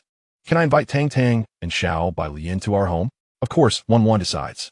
She nestled closer to Lu Beixuan, asking, "If Tang Tang and Xiao Bai Lian come, could you also invite Ji Huaige and Xiao Yin?" Lu Beixuan, well aware of her ulterior motives, replied, "Certainly." "I love you, husband," Cen Wan exclaimed, wrapping her arms around Lu Beixuan's neck and planting a kiss on his cheek. "Let us invite Tang Tang and Xiao Bai Lian over on Saturday for Christmas Eve. It's settled. And Christmas Day, I want to spend it with my husband, without any third wheels." Cen Wan clung to his neck from behind. Lu Beixuan chuckled softly. It seemed the little one had finally thought of him. "All right." Cen Wan released her hold and picked up her phone. "I'll check with Tang Tang and Xiao Bai Lian about their availability for Saturday. I've blacklisted Xiao Bai Lian. Let me remove her from my block list first." "Did she offend you?" Lu Beixuan inquired. "Yes," Cen Wan recalled. "But it's not a significant matter. Just a minor squabble among plastic sisters." She unblocked Shen Jinyu and re-added her to the group chat, sending a message. "Cen Wan, are you free? Come to my house for Christmas Eve on Saturday." "Suji Tang, I'm available." Shen Jinyu, "Miss Cen, you finally remembered I exist." "Woohoo." Shen Jinyu, "Anyway, I have no prior engagements, so I'm free." Suji Tang, "What about Xiao Yan?" Shen Jinyu, "I seriously suspect you're trying to stab me in the heart." Shen Jinyu, "I haven't seen a storm of tears since that night." Seeing Shen Jinyu's message made Cen Wan restless. "Cen Wan, what? Deceiving you for money and love, while also toying with your feelings. That's the epitome of a scoundrel." Shen Jinyu, "He didn't deceive me financially." Cen Wan, "Just wait. I'll have someone castrate him." Shen Jinyu, "No. We're adults. It's consensual." Cen Wan, "Look at your lack of ambition." Suji Tang, "Don't hang yourself on one tree. If you're with me, I'll make sure you have a different experience every day of the week." Cen Wan, "Xiao Bai Lian, don't follow Tang Tang's example. She'll eventually get a slap in the face that's louder than firecrackers." Shen Jinyu, "Ha, I'll take orders." Suji Tang, "No one has been born, yet who can make me slap myself?" Cen Wan thought of Cen Luo and sent her a message to ask if she wanted to celebrate Christmas Eve together. It wasn't long before she received a reply from Cen Luo with a thumbs-up emoji. Cen Wan began to plan, saying to Lu Beixuan, "Let's not gather with Tang Tang and Xiao Bai Lian on Friday. After work, we can go to the mall to buy a Christmas tree and some festive lights. Let us follow Wan's lead." Cen Wan's unease was overshadowed by the anticipation of Christmas. If it were to snow on Christmas Day, that would be perfect. "It might snow," Lu Beixuan replied. Upon hearing this, Cen Wan's eyes sparkled with excitement. "Really?" "Yes." Besides inviting Tang Tang and Xiao Bai Lian, she was also planning some other surprises. To avoid disrupting Lu Beixuan's work progress, Cen Wan returned to the lounge, pondering what gift to give Lu Beixuan as she racked her brain for ideas. Watches, suits, ties, and tie clips. He lacked for nothing that could be purchased with money. On her way home, Cen Wan finally conceived a gift for Lu Beixun. Darling, let us head to the mall. Upon arriving at the mall, Cen Wan said to him, wait for me a moment, I'll be right back. She did not allow Lu Beixun to accompany her, for that would spoil the surprise. As she entered the mall and emerged shortly thereafter, she held a brown paper bag in her hand. Once in the car, she mysteriously placed the bag in the back seat. Lu Beixun glanced over. What did you buy? I won't tell you just yet, Cen Wan replied. You mustn't peek. With a tone of indulgence, Lu Beixun reassured her. All right, I won't peek. Upon returning home, Cen Wan concealed the brown paper bag in the guest room's wardrobe. Time was not on her side. She was uncertain whether she could complete her project by Christmas and felt the need to hasten her pace. Later that night, as Lu Beixun drifted into slumber, Cen Wan gently lifted the covers, quietly slipped out of bed, and entered the guest room, closing the door behind her. She retrieved the brown paper bag and emptied its contents onto the bed, revealing several balls of black yarn. Thus began Cen Wan's journey into scarf knitting. A novice in this art, she had no prior experience. Taking out her phone, she searched for scarf knitting tutorials and, after watching for some time, remained unsure of where to begin. She lay back on the bed and sighed. Why is it so difficult to knit a scarf? After a while, she resumed watching tutorials, this time attempting to knit. Her movements were clumsy, and she committed several errors. 2 hours later, the small segment she had knitted was a chaotic tangle, with a thumb-sized hole. Nevertheless, she did not give up, reassuring herself that producing such work on her first attempt was commendable. Anticipating such mishaps when purchasing the yarn, she had bought extra, considering this to be practice. Once she mastered the technique, she would knit a new scarf, striving for excellence. Due to her inexperience, her progress was slow. After knitting approximately 2 centimeters, fatigue began to overtake her, her eyelids growing heavy. She fought to continue, but ultimately succumbed to sleep, the knitting needle still clutched in her hand. Lu Beixun entered the room, standing by the bed to gaze at her, a flicker of tenderness in his eyes. He gently took the knitting needle from her hand and placed it with the yarn. Leaning down, he lifted her, aligning her body properly and covering her with a blanket. Murmuring, silly girl. He wished to spare her from exhaustion and did not want her efforts to create a surprise for him to go in vain.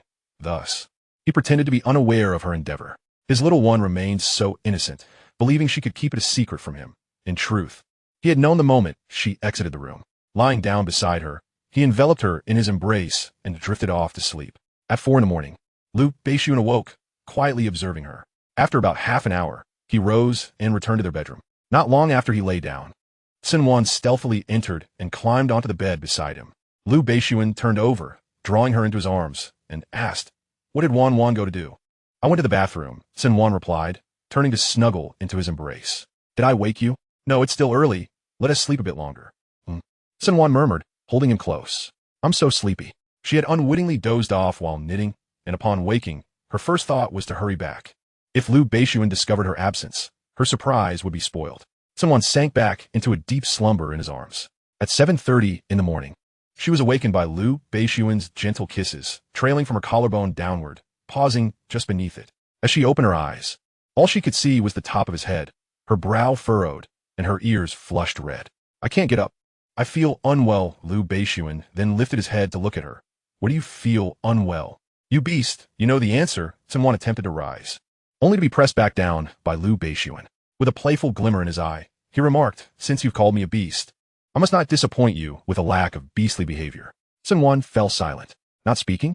Lu Beixun teased. "Then I suppose I shall continue." He leaned down, kissing her once more. Cen Wan's brows knitted tighter as she bit her lower lip, striving to suppress any sounds of intimacy. She stammered, "Lu Beixun, you should really get up for work." Lu Beixun playfully nipped at her, lifting his head without further teasing. The sharpness of the bite made her gasp, and, through gritted teeth, she exclaimed, "Lu Beixun." "Present," he replied. In the early hours of the morning, treated in such a manner, Cen Wan felt both embarrassed and enraged.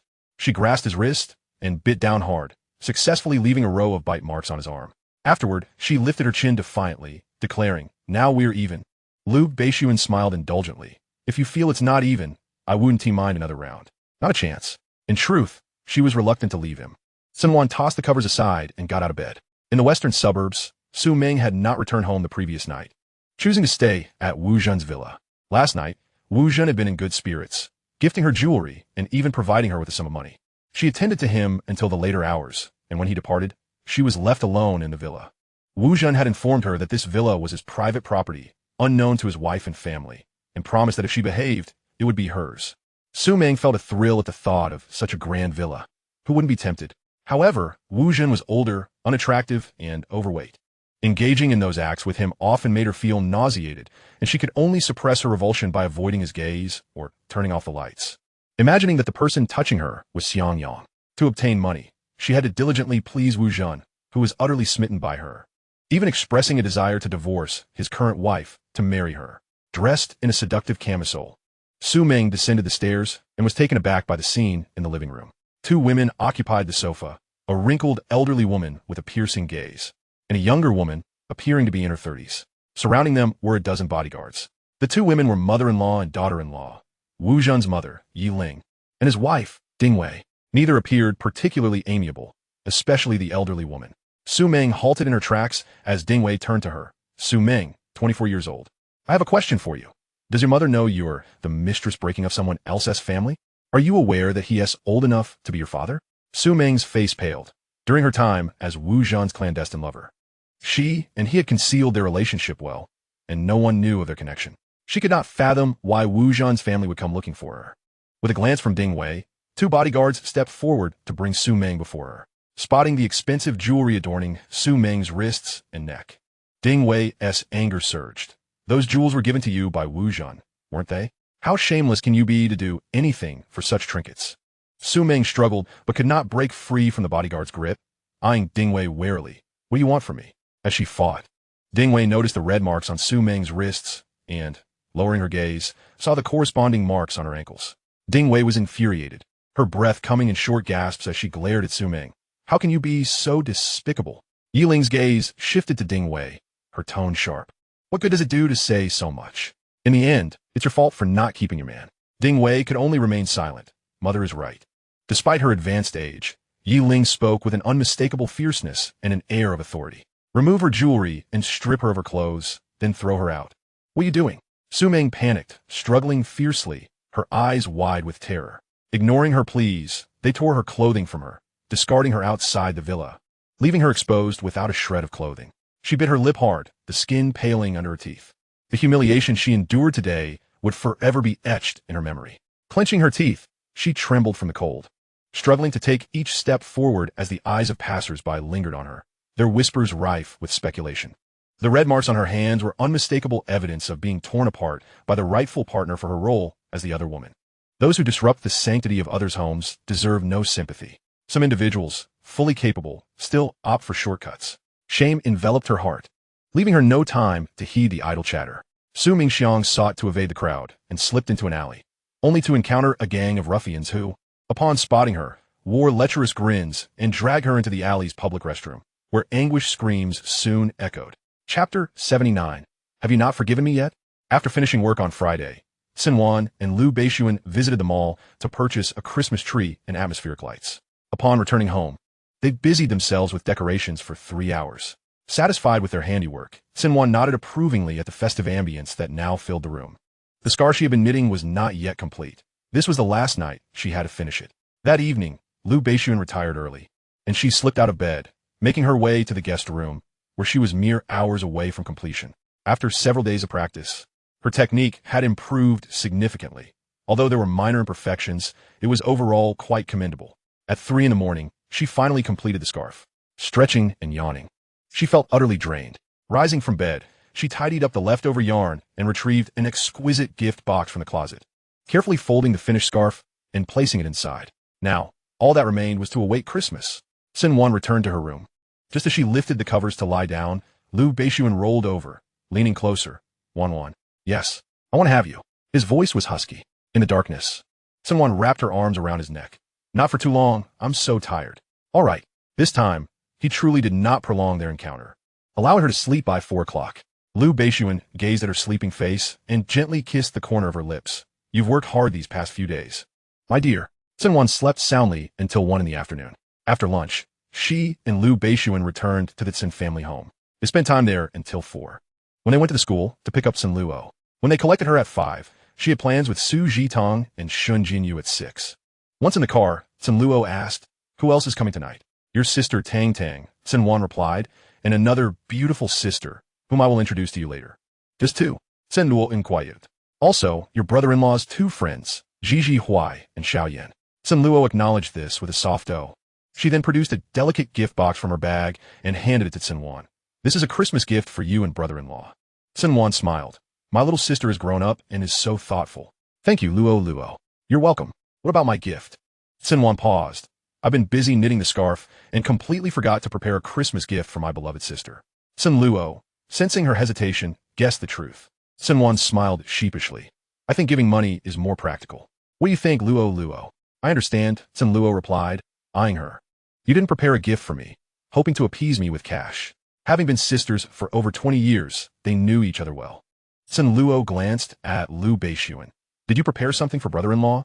Cen Wan stole a glance at the driving Lu Beixun. "No. Your brother-in-law doesn't have a gift either." Cen Wan wished to shift the topic. Lu Beixun was too astute, and she feared she might inadvertently reveal the surprise. She examined the gift box Cen Luo had given her. Luo, can I open it now?" "Go ahead." Cen Wan opened the box to find a pair of couple rings, elegantly simple, without ornate designs. "I made them myself. Don't think they're ugly," Cen Luo said. "When have I ever disliked your creations?" Cen Wan replied, taking advantage of a red light to slip the ring onto Lu Beixun's finger, then placing the other on her own. Lu Beixun glanced at the ring on his hand and thanked her. "Thank you. Brother-in-law, no need to be so polite." Moments later, Cen Luo received a substantial sum of money transferred by Lu Beixun, nearly causing her jaw to drop. "Brother-in-law, this is pocket money," Lu Beixun stated. "Isn't this too much?" Cen Luo exclaimed in disbelief. "Dad has never given me this much pocket money." Cen Wan chuckled, then hurry and "Thank you, brother-in-law." Cen Luo quickly expressed her gratitude. "Thank you, brother-in-law. You are the best brother-in-law in the world." This phrase sounded oddly familiar. Cen Wan turned to look at Cen Luo in the back seat. Cen Luo smiled awkwardly. "Cen Wan, you are the best sister in the world." Cen Wan chuckled softly and resumed her forward gaze. Upon arriving at the Lu residence, Su Jitong and Shun Jinyu were already there, waiting in the living room. Cen Luo greeted Su Jitong with a smile. "Tang Tang." Su Jitong stepped forward to embrace Cen Luo. Luo, it's been a while since I've seen you." Cen Wan introduced Shun Jinyu to Cen Luo. "This beautiful sister is Shun Jinyu. You can call her sister by Lian." Cen Luo remarked. "That doesn't sound quite right." "Who calls someone by Lian?" She muttered under her breath.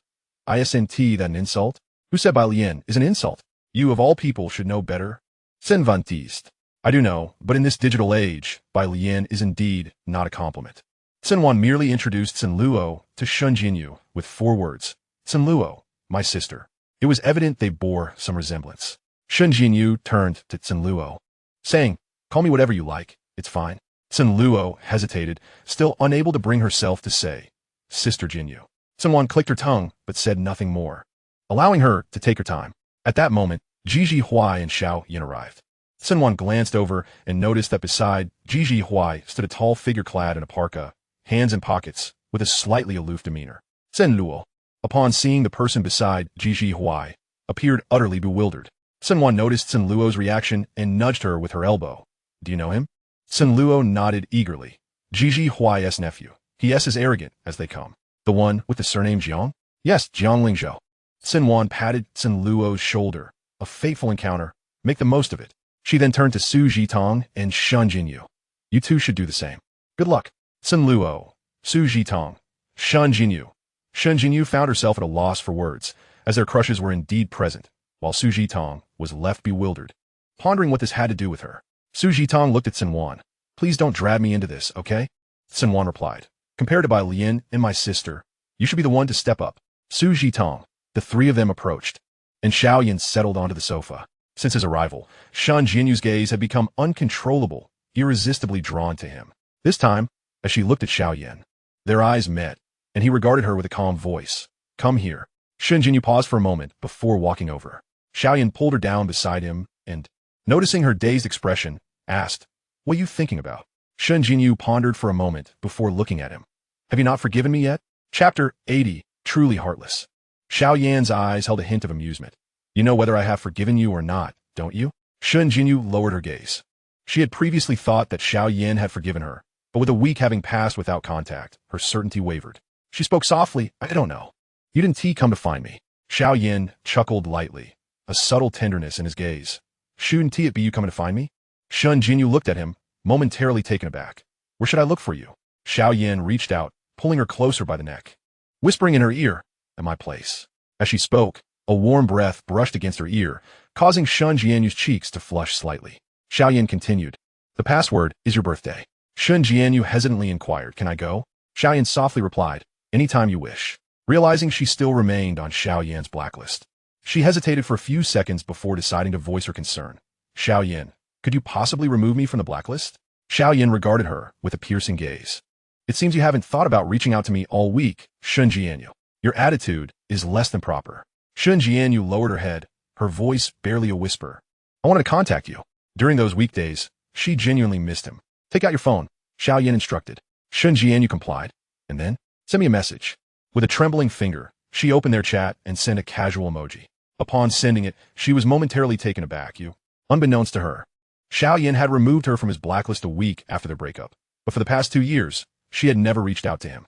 At that time, Xiaoyan thought that as long as she approached him, softened her stance, and acknowledged her mistakes, he would forgive her. How heartless it was that not a single greeting had been exchanged in 2 years. Xiaoyan spoke nonchalantly, yet his eyes darkened slightly. Shun Jianyu froze, gripping her phone tighter, her voice quivering uncontrollably. Xiaoyan, I'm sorry. For 2 years, she had believed she was ensnared in his blacklist. Xiaoyan wrapped his arms around her. So what are the plans for tonight? No plans, she replied. Cen Wan approached, casting a glance at Shun Jianyu, clicking her tongue and shaking her head. Shun Jianyu remained silent. Cen Wan turned to Ji Huai. Brother Ji Huai, feel free to sit. Her gaze then lingered on the person beside Ji Huai, squinting as if knowingly asking, and who might this be? Jiang Lingzhou, he replied. Cen Wan smiled. I've heard much about you. It's a pleasure. Jiang Lingzhou remained silent, his gaze fixated on Cen Luo. Noticing his stare, Cen Luo muttered in dissatisfaction, mimicking Jiang Lingzhou's self-introduction tone. What's so impressive about being called Jiang Lingzhou? After a few seconds, she glanced back to find Jiang Lingzhou still looking at her, prompting her to grumble, tomorrow, I'll change my name to Jiang Lingzhou too. I'll be impressive as well. Jiang Lingzhou could only see Cen Luo's lips moving without hearing her words.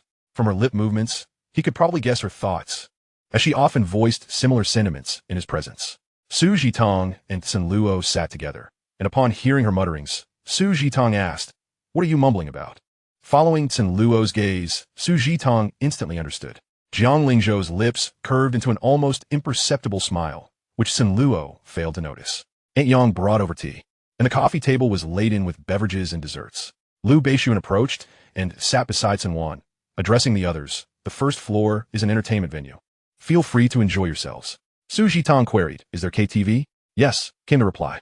Su Jitong pulled Cen Luo along. Let's go sing later.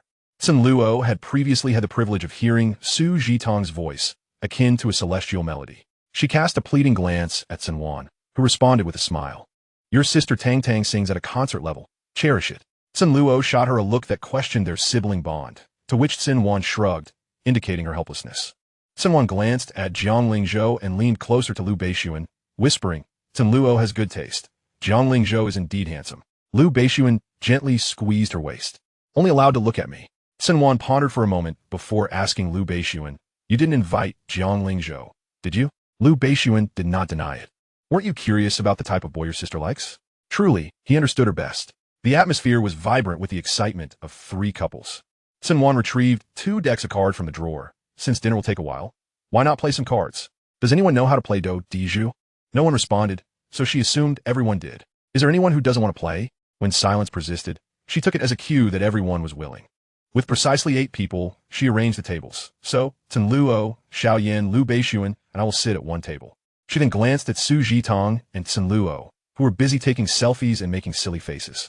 Shaking her head, she thought, useless. Her gaze then shifted to Ji Huai and Jiang Lingzhou, brother Ji Huai, Jiang Lingzhou, Su Jitong, and Cen Luo. Does that work for you? Sure. Yizvi Huai replied. Then it's settled, Cen Wan declared. Su Jitong and Cen Luo ceased their antics, Su Jitong glancing at Ji Huai, appearing indifferent. Cen Luo, however, was not pleased, casting a mournful look at Cen Wan. I want to sit with you. Su Jitong, perceiving Cen Wan's intentions, remarked, those 2 couples are flirting. Let's leave them to it and enjoy our own game. Cen Wan exchanged a knowing glance with Su Jitong, who gave her an approving gesture. Let's go, Su Jitong announced, leading the way to the card table. Ji Huai followed suit, while Cen Luo, feeling dejected, glanced back at Jiang Lingzhou before reluctantly joining in. With Jiang Lingzhou trailing behind her, Cen Wan turned to Shun Jianyu. Shall we join them? At their table, the two men discreetly went easy on the game, while the adjacent table was intensely competitive. Sun Luo continually sought to outdo Jiang Lingzhou, but often found herself losing. Just as she was about to give up, she surprisingly won a hand, her face lighting up with glee as she shot a triumphant glance at Jiang Lingzhou. Sun Luo believed her victory was due to her skill, unaware that Jiang Lingzhou had intentionally let her win. Jiang Lingzhou was her previous opponent, holding a queen and a joker, while Sun Luo had only a small joker left. Jiang Lingzhou played the queen. Sun Luo, elated by her victory, failed to notice the card Jiang Lingzhou still held. Su Jitong and Ji Huai exchanged knowing glances, choosing to remain silent. Sun Luo looked at Jiang Lingzhou, chin held high, defeated opponent. Jiang Lingzhou met her gaze without uttering a word. While shuffling the cards, Sun Luo directed a question at Ji Huai. Brother Ji Huai, do you have a girlfriend? Su Jitong couldn't help but laugh. Brother Ji Huai?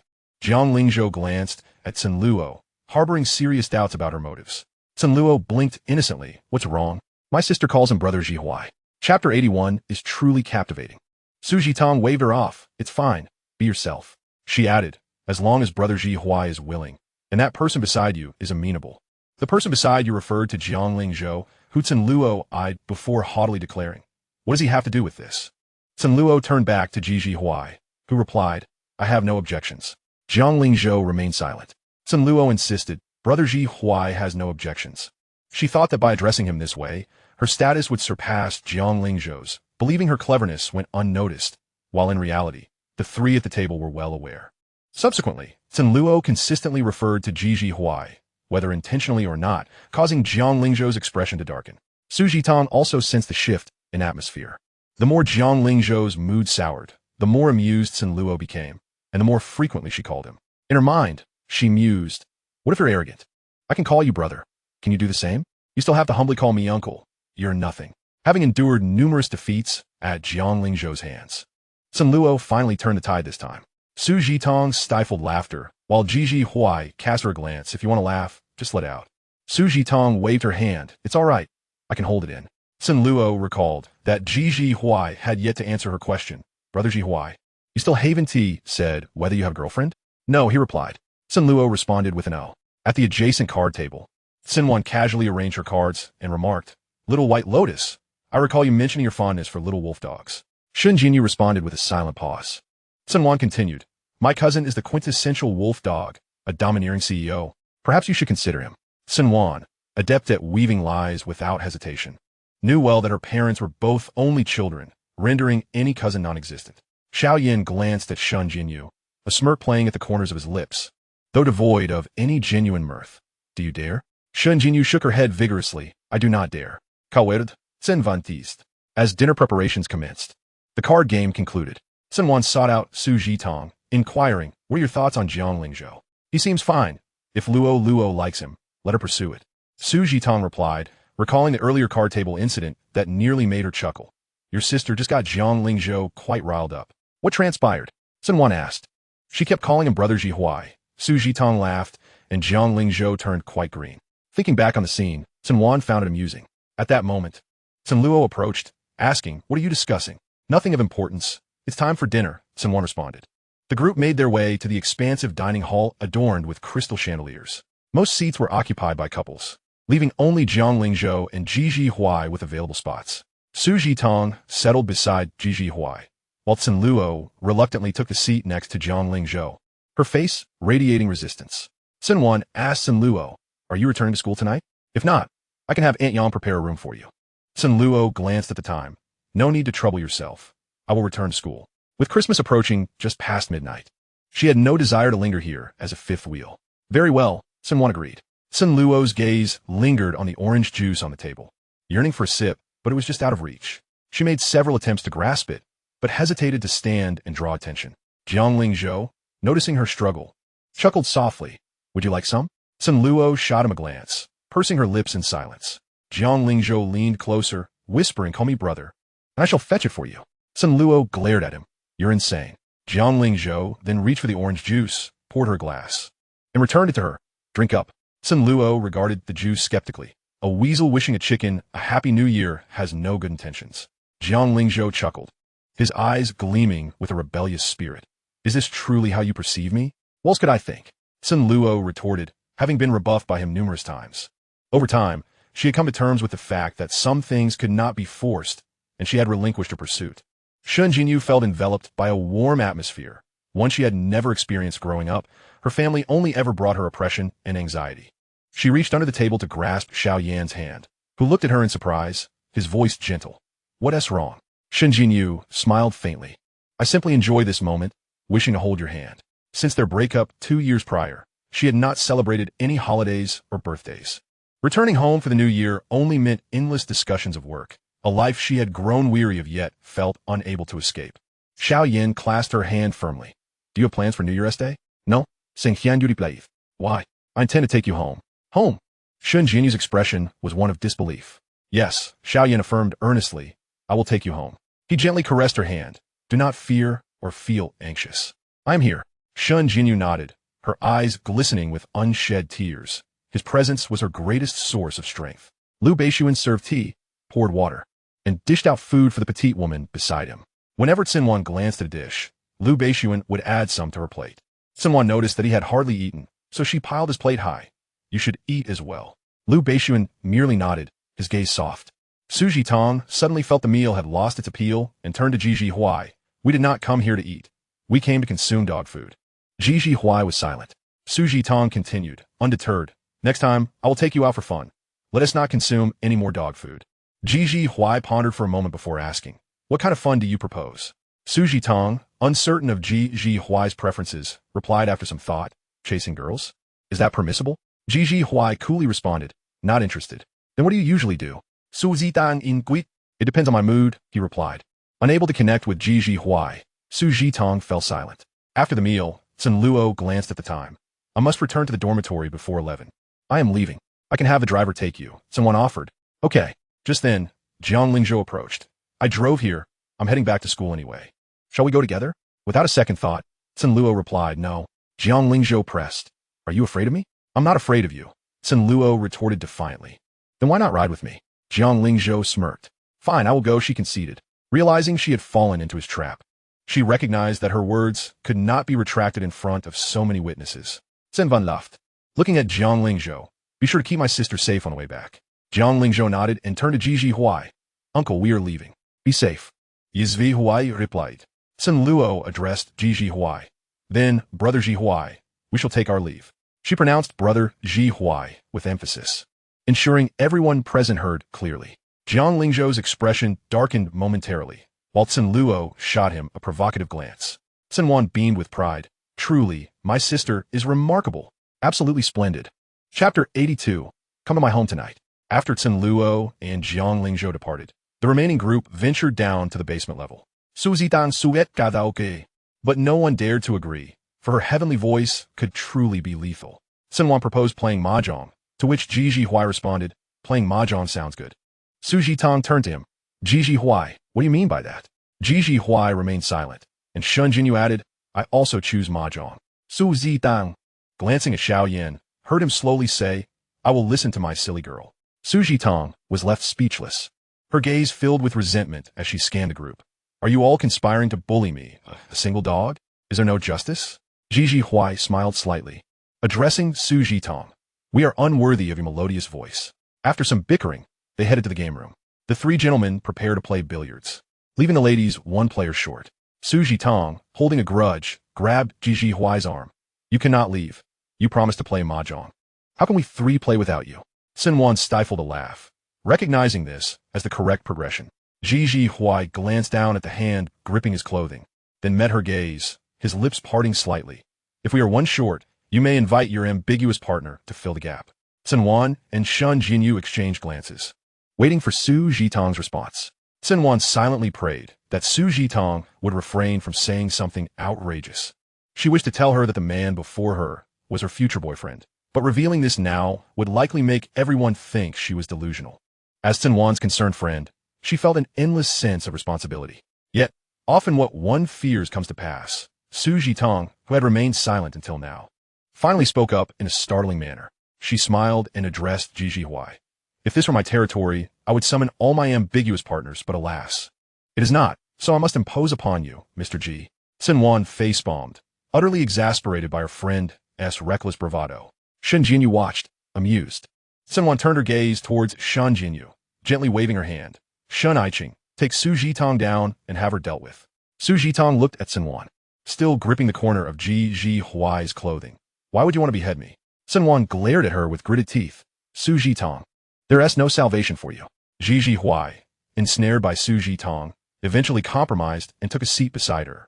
While Lu Beixun and Xiao Yin were engaged in a game of billiards outside, Su Jitong remarked, just playing cards is rather dull. Let's change the game. How shall we play? Cen Wan inquired. Playing for money is rather meaningless. Su Jitong glanced at Ji Huai, her lips curling into a mischievous smile. How about we use sticky notes? The loser sticks one on themselves, and the one who causes a loss sticks two. If you win a round, you can remove one sticky note from your face. Does that sound good? Cen Wan pondered for a moment. I have no objections. Shen Jinyu added, neither do I. Su Jitong arched an eyebrow at Ji Huai, asking, what about you? Three pairs of eyes focused on Ji Huai, who pondered briefly before responding. All right. Thus, the game commenced. Within half an hour, Su Jitong had caused Ji Huai to lose twice. In this round, Ji Huai won again, fortunately not having been the one to cause the loss, resulting in only one sticky note affixed to her face. Ji Huai picked up the sticky note, dipped it in a bit of water from a small dish beside her, and adhered it to Su Jitong's forehead, leaving her with 5 sticky notes on her face. Ji Huai remained unblemished, but this time it was Cen Wan who caused a loss, and she took it upon herself to dip 2 sticky notes in water and stick them to her own face, while Shen Jinyu also placed one on hers.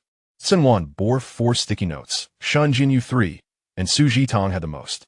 The card room was constructed of glass, and Lu Beixun glanced over through the glass, chuckling softly upon seeing the sticky notes on Cen Wan's face. Xiao Yin followed Lu Beixun's gaze, and Shen Jinyu, noticing Xiao Yin's attention, hurriedly covered her face to hide it from him. Xiao Yin smirked and commented, you really know how to have fun. After an hour of playing mahjong, the one who fared the worst was Su Jitong, her face plastered with sticky notes, leaving only her eyes visible, while Ji Huai had only a few notes. And due to her wins, she managed to peel them off again. Su Jitong was filled with regret, wishing she had never invited Ji Huai to play.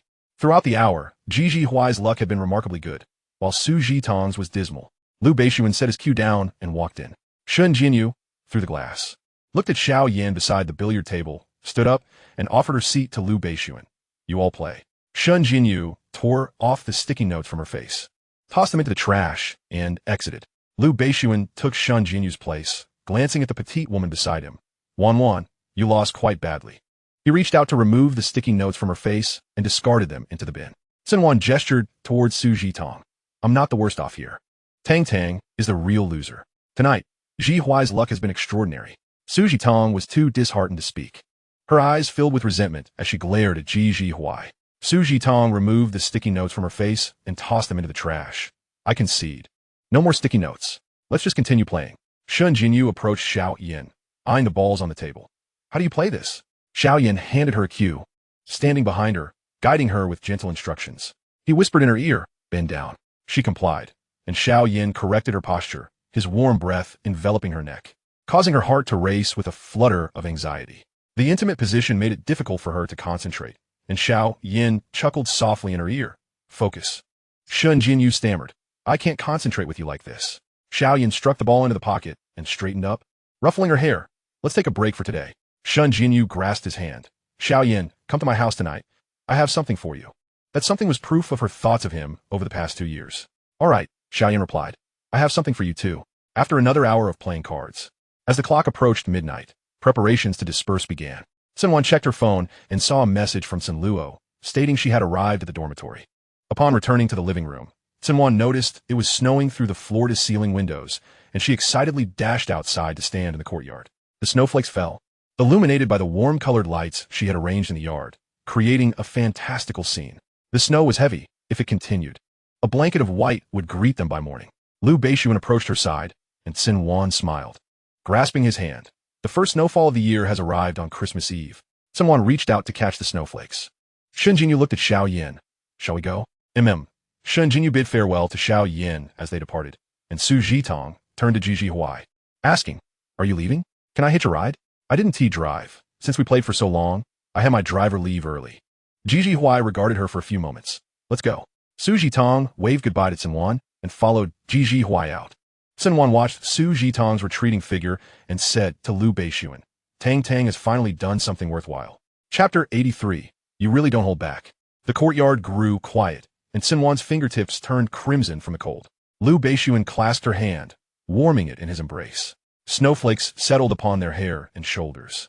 And as Cen Wan's hand lingered within Lu Beixun's warmth, a snowflake landed delicately on her eyelashes, causing them to flutter. Lu Beixun lifted her chin, planting a kiss on her eyelashes. The snowflake melted against his soft lips, and then a gentle kiss descended upon her lips. Cen Wan wrapped her arms around his neck, and the two shared a kiss amidst the falling snow.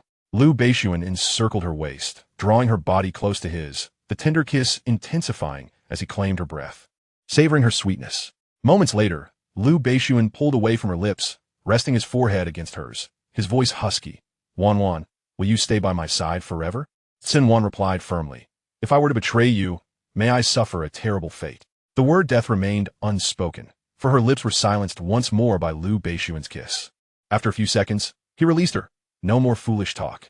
Cen Wan lowered her gaze, grasping his hand. Lu Beixun, I will accompany you through the years, never to forsake you. Lu Beixun murmured softly in response, leaning down to plant a kiss on the corner of her lips. Suddenly, Cen Wan recalled something and checked her phone, her expression turning anxious. Wait for me. She dashed back into the house, and Lu Beixun watched her flustered figure, his brow slightly furrowing as he called out from behind, slow down, don't trip. Cen Wan raced to the guest room, and in her haste, her leg collided with the corner of the cabinet, causing her to gasp in pain. With no time to dwell on it, she grabbed the gift box and hurried downstairs, hoping to make it before midnight. As she sprinted, she kept her eyes on her phone, and as she reached Lu Beixun, it struck midnight. Cen Wan slipped her phone into her pocket, raising her gaze to meet his. Husband, Merry Christmas. She placed the black gift box into his hands. Here, that's your Christmas gift. Lu Beixun looked at her, his gaze intense. Thank you, my dear wife. He lowered his head to open the box, revealing a black scarf inside. He asked, did you knit this yourself, Wan Wan? Cen Wan felt a flicker of pride. Am I not impressive? Indeed, Wan Wan is very impressive. Lu Beixun recalled the nights she had spent in the guest room knitting the scarf for him, a twinge of heartache flickering in his eyes. Are you tired? Cen Wan shook her head. Not at all. She took the scarf from the box and draped it around his neck. Do you like it? Snowflakes fell upon the scarf, and Lu Beixun gazed at it as if it were a treasure. I do. Cen Wan playfully wrapped her arms around his neck, her eyes sparkling with joy as she teased. So which do you like more, me or the scarf I knitted? Liking you and liking the scarf you knitted are not mutually exclusive, but if you had to choose one, I prefer you. This response has left me quite satisfied. Cen Wan rose on her toes and planted a kiss on his cheek. So, do I have a gift? Lu Beixun took her hand and led her into the living room, opening the drawer of the coffee table to retrieve a black velvet gift box along with a document. Placing the box before her, your gift. Cen Wan opened it to discover a necklace from the Christmas collection, a piece she recognized as a limited edition designed by a renowned designer, exceedingly difficult to obtain even with wealth. She adored this necklace, having once attempted to acquire it, and her eyes sparkled with delight. It's so beautiful. Lu Beixun took the necklace from the box and adorned her neck. Pausing for a few seconds, Wan Wan looks beautiful in anything. Outside the floor-to-ceiling windows, snowflakes drifted down, while in the living room, the girl's eyes crinkled with joy as she laughed, diving into the man's embrace. Cen Wan noticed the document on the coffee table. What is this? Lu Beixun gently stroked her hair. Just sign here. Cen Wan recalled the divorce agreement he had previously given her, and staring at the document, she froze. Asking once more, what is this? The smile on her face faded, and her eyes dimmed slightly. Lu Beixun, aware of her thoughts, spoke softly. It's a transfer agreement. Cen Wan picked up the document, realizing it was the transfer agreement for the villa. Lu Beixun handed her a pen. No matter what happens in the future, this will always be your home. It is not a shared property. It belongs solely to you. I want to sign. Cen Wan shoved the document and pen back into his hands. This is our shared home. Seeing her firm stance, Lu Beixun remained silent. Placing the document back in the drawer, his tone gentle. I know Wan Wan trusts me. I merely wish to provide you with security in our marriage. If you do not wish to sign, then you need not. Cen Wan nestled into his embrace, holding him tightly. Lu Beixun, anywhere you are, is our little home. She gazed out at the falling snow. We should be able to build a snowman tomorrow morning, right? It can keep snowing. Lu Beixun lifted her in his arms and headed towards the bedroom. It's time to sleep. Cen Wan smiled at him. Are you sure it's just sleeping? Lu Beixun looked down at her, a slight smile playing at the corners of his lips, his gaze exceedingly tender. First sleep, Wan, then we shall sleep. Cen Wan mumbled softly, I knew it. After Shun Jinyu and Xiao Yin returned home, Shun Jinyu fetched a towel and toiletries for Xiao Yin. He glanced at the towel in his hands and asked, Is there no sleepwear? There is, Shun Jinyu replied, slightly embarrassed. It's the one you didn't take 2 years ago. I just washed it after sorting through the clothes a few days ago. Do you want to wear it? When Shun Jinyu returned to her country, she had hardly brought any clothes with her. Her suitcase was filled with the items he had left behind during their breakup. What? Am I supposed to go bare? Xiao Yin chuckled, looking at her. What do you want to see? Shun Jinyu, mustering her courage, replied, I'm a bit curious. Shun Jinyu, you really have no sense of restraint. Xiao Yin laughed softly. Just bring me the sleepwear, and I'll show you properly when it's time for bed. Shun Jinyu's cheeks flushed as she walked to the wardrobe, retrieving a set of sleepwear. Xiao Yin took the sleepwear and turned towards the bathroom. But Shun Jinyu called out, Xiao Yin. He paused and looked back at her. Can I have some alcohol? Shun Jinyu asked tentatively. Xiao Yin studied her for a few seconds. Want a drink? Yes. Go ahead. Shun Jinyu inquired. Do you want some? Just grab me a bottle, Xiao Yin replied. Shun Jinyu nodded, and while Xiao Yin entered the bathroom, she went to the living room and retrieved 2 bottles of alcohol from the refrigerator, returning to the room. After opening a bottle, she took several gulps, then glanced at the wardrobe, placing the bottle down. She approached the wardrobe, opened it, and spotted a box in the corner. Pulling it out, she set the box on the carpet and opened it, revealing a trove of vintage postcards. Each postcard was palm-sized, and Shun Jinyu casually picked one up. Reading the brief words, 2 a.m., Xiao Yin, I miss you again. She returned the postcard to the box, took a few more swigs of alcohol, and by the time Xiao Yin emerged, the bottle was already empty. Chapter 84. What is our relationship now? Shun Jinyu turned to look at Xiao Yin, who was wearing the sleepwear from 2 years ago, and her thoughts drifted back to when they were still together. She rose and walked to his side. Xiao Yin, the box on the carpet is for you. I'll go take a shower first. Shun Jinyu sought an excuse to leave, fearing she would be at a loss if he examined those postcards. She retrieved a set of sleepwear from the wardrobe and entered the bathroom. With a lingering warmth of steam enveloped her. As she gazed at the condensation on the wall, Xiao Yin, towel in hand, approached the box. He sat on the carpet, staring at the box for several seconds before reaching in to pull out a postcard. The front bore a vintage design, while the back displayed neatly penned lines. Xiao Yin, I'm smoking now. If you were here, you'd surely scold me again. I want to hear you scold me, but I can't anymore. What I want to say is, I miss you. Xiao Yin's hand trembled slightly as he held the postcard, reaching for another from the box, reading intently. Today, I faced difficulties with a partner, and the contract fell through. I got scolded by my dad, cried on my bed for a while. Not because the contract failed or from being scolded, but because when I returned home, there was no one to comfort me anymore. Xiao Yin, I miss you. Today, I drank so much during a business meeting that I had a hemorrhage and was hospitalized. Xiao Yin, I miss the porridge you used to make. At midnight, it started to rain. Listening to the sound of rain outside, I found it hard to sleep, my mind filled with thoughts of you. I wonder if you have already become someone else's boyfriend. Xiao Yin meticulously examined each postcard in the box, which contained hundreds of them. By the time Shun Jinyu emerged from the bathroom, he had only gone through about 100. Shun Jinyu was drying her hair when she approached him from behind. Xiao Yin organized the postcards he had read and placed them back in the box, taking her wrist to have her sit in front of him. He took the towel from her hands and gently dried the ends of her hair. Shun Jinyu faced away from him, unaware of his current thoughts. Softly calling his name, Xiao Yin. He responded lightly, his hands still moving. Didn't you say you had something for me? He extended his hand. Shun Jinyu hesitated briefly before obediently extending her hand, at which point Xiao Yin halted his movements. She watched as he placed a ring on her ring finger, and upon seeing the ring, she was momentarily stunned, her heart flooded with indescribable emotions. This was a couple S ring that Xiao Yin had custom-made when they were together 2 years ago. When they broke up, she had returned it to him, believing he would despise her and had likely discarded it. To her surprise, the ring remained. Xiao Yin spoke softly. Your belongings have been with me for 2 years. Now, they return to their rightful owner. Shun Jinyu gazed at the ring on her finger, gently rubbing it. What about the other one? Is it still with you? Xiao Yin placed the other ring in her hand. Put on for me. He embraced her from behind, and Shun Jinyu lowered her gaze to the ring in her hand, her eyes reddening.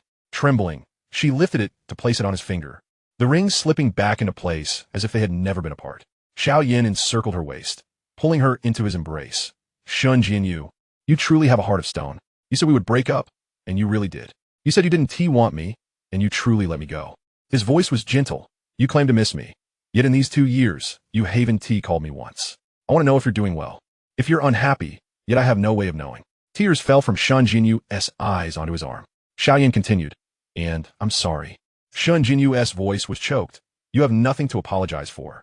Xiaoyan tightened his embrace around her. I shouldn't have taken my frustrations out on you. Shun Jinyu gently shook her head. You are not at fault. Nor do you need to apologize. It is I who have erred. Turn around, said Xiaoyan. Shun Jinyu complied. Her gaze meeting his as Xiaoyan reached out to wipe away her tears. Later, I traveled abroad to see you. What I wish to convey is that I miss you too. Shun Jinyu's expression was one of astonishment. When did you come to see me? She recalled a night after work when she had spotted his figure near her residence. But having consumed alcohol that evening, her mind had been hazy. And by the time she looked again, the area had been deserted. Given the late hour and her inebriation, she had long believed she had merely imagined it. Was it that night? She inquired. Xiaoyan softly affirmed. Shun Jinyu gazed at him, tears cascading down her cheeks uncontrollably. With a helpless sigh, Xiaoyan tenderly wiped her tears. Why are you crying again? Xiaoyan, I'm sorry. She choked. I shouldn't have sought another man to provoke you. Nor should I have ended things in such a manner. But I was frightened. I fear that if I revealed the reason, you would choose not to leave. Do you take me for a fool? Do you think I wouldn't uncover the truth? She cried vehemently, while Xiaoyan felt both helpless and pained. Shun Jinyu's shoulders trembled with her sobs as she looked at him, her eyes glistening with tears. Then you already knew. Yes, he replied.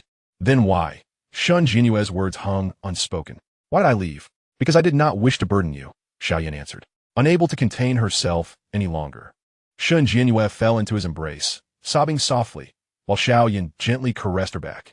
After a moment, she composed herself and lifted her gaze to him. What is our relationship now? Xiaoyan looked down at her, a hint of a smile gracing his eyes. Friends? Exes? What do you say?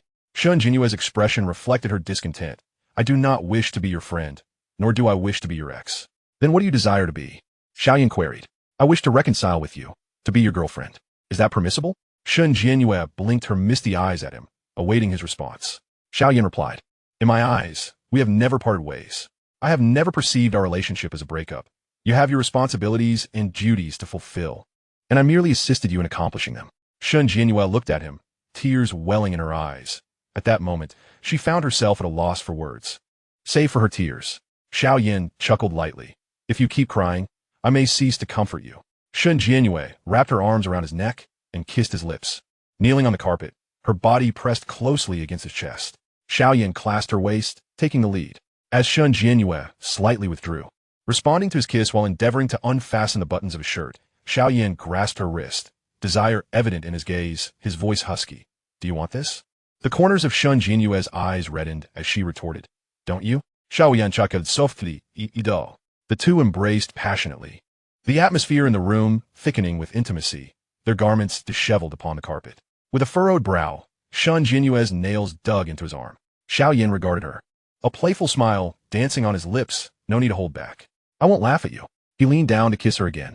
Tears streamed from Shun Jinyu's eyes, disappearing into the pillow beneath her. 2 hours later, Xiaoyan carried her into the bathroom. Let us change the setting.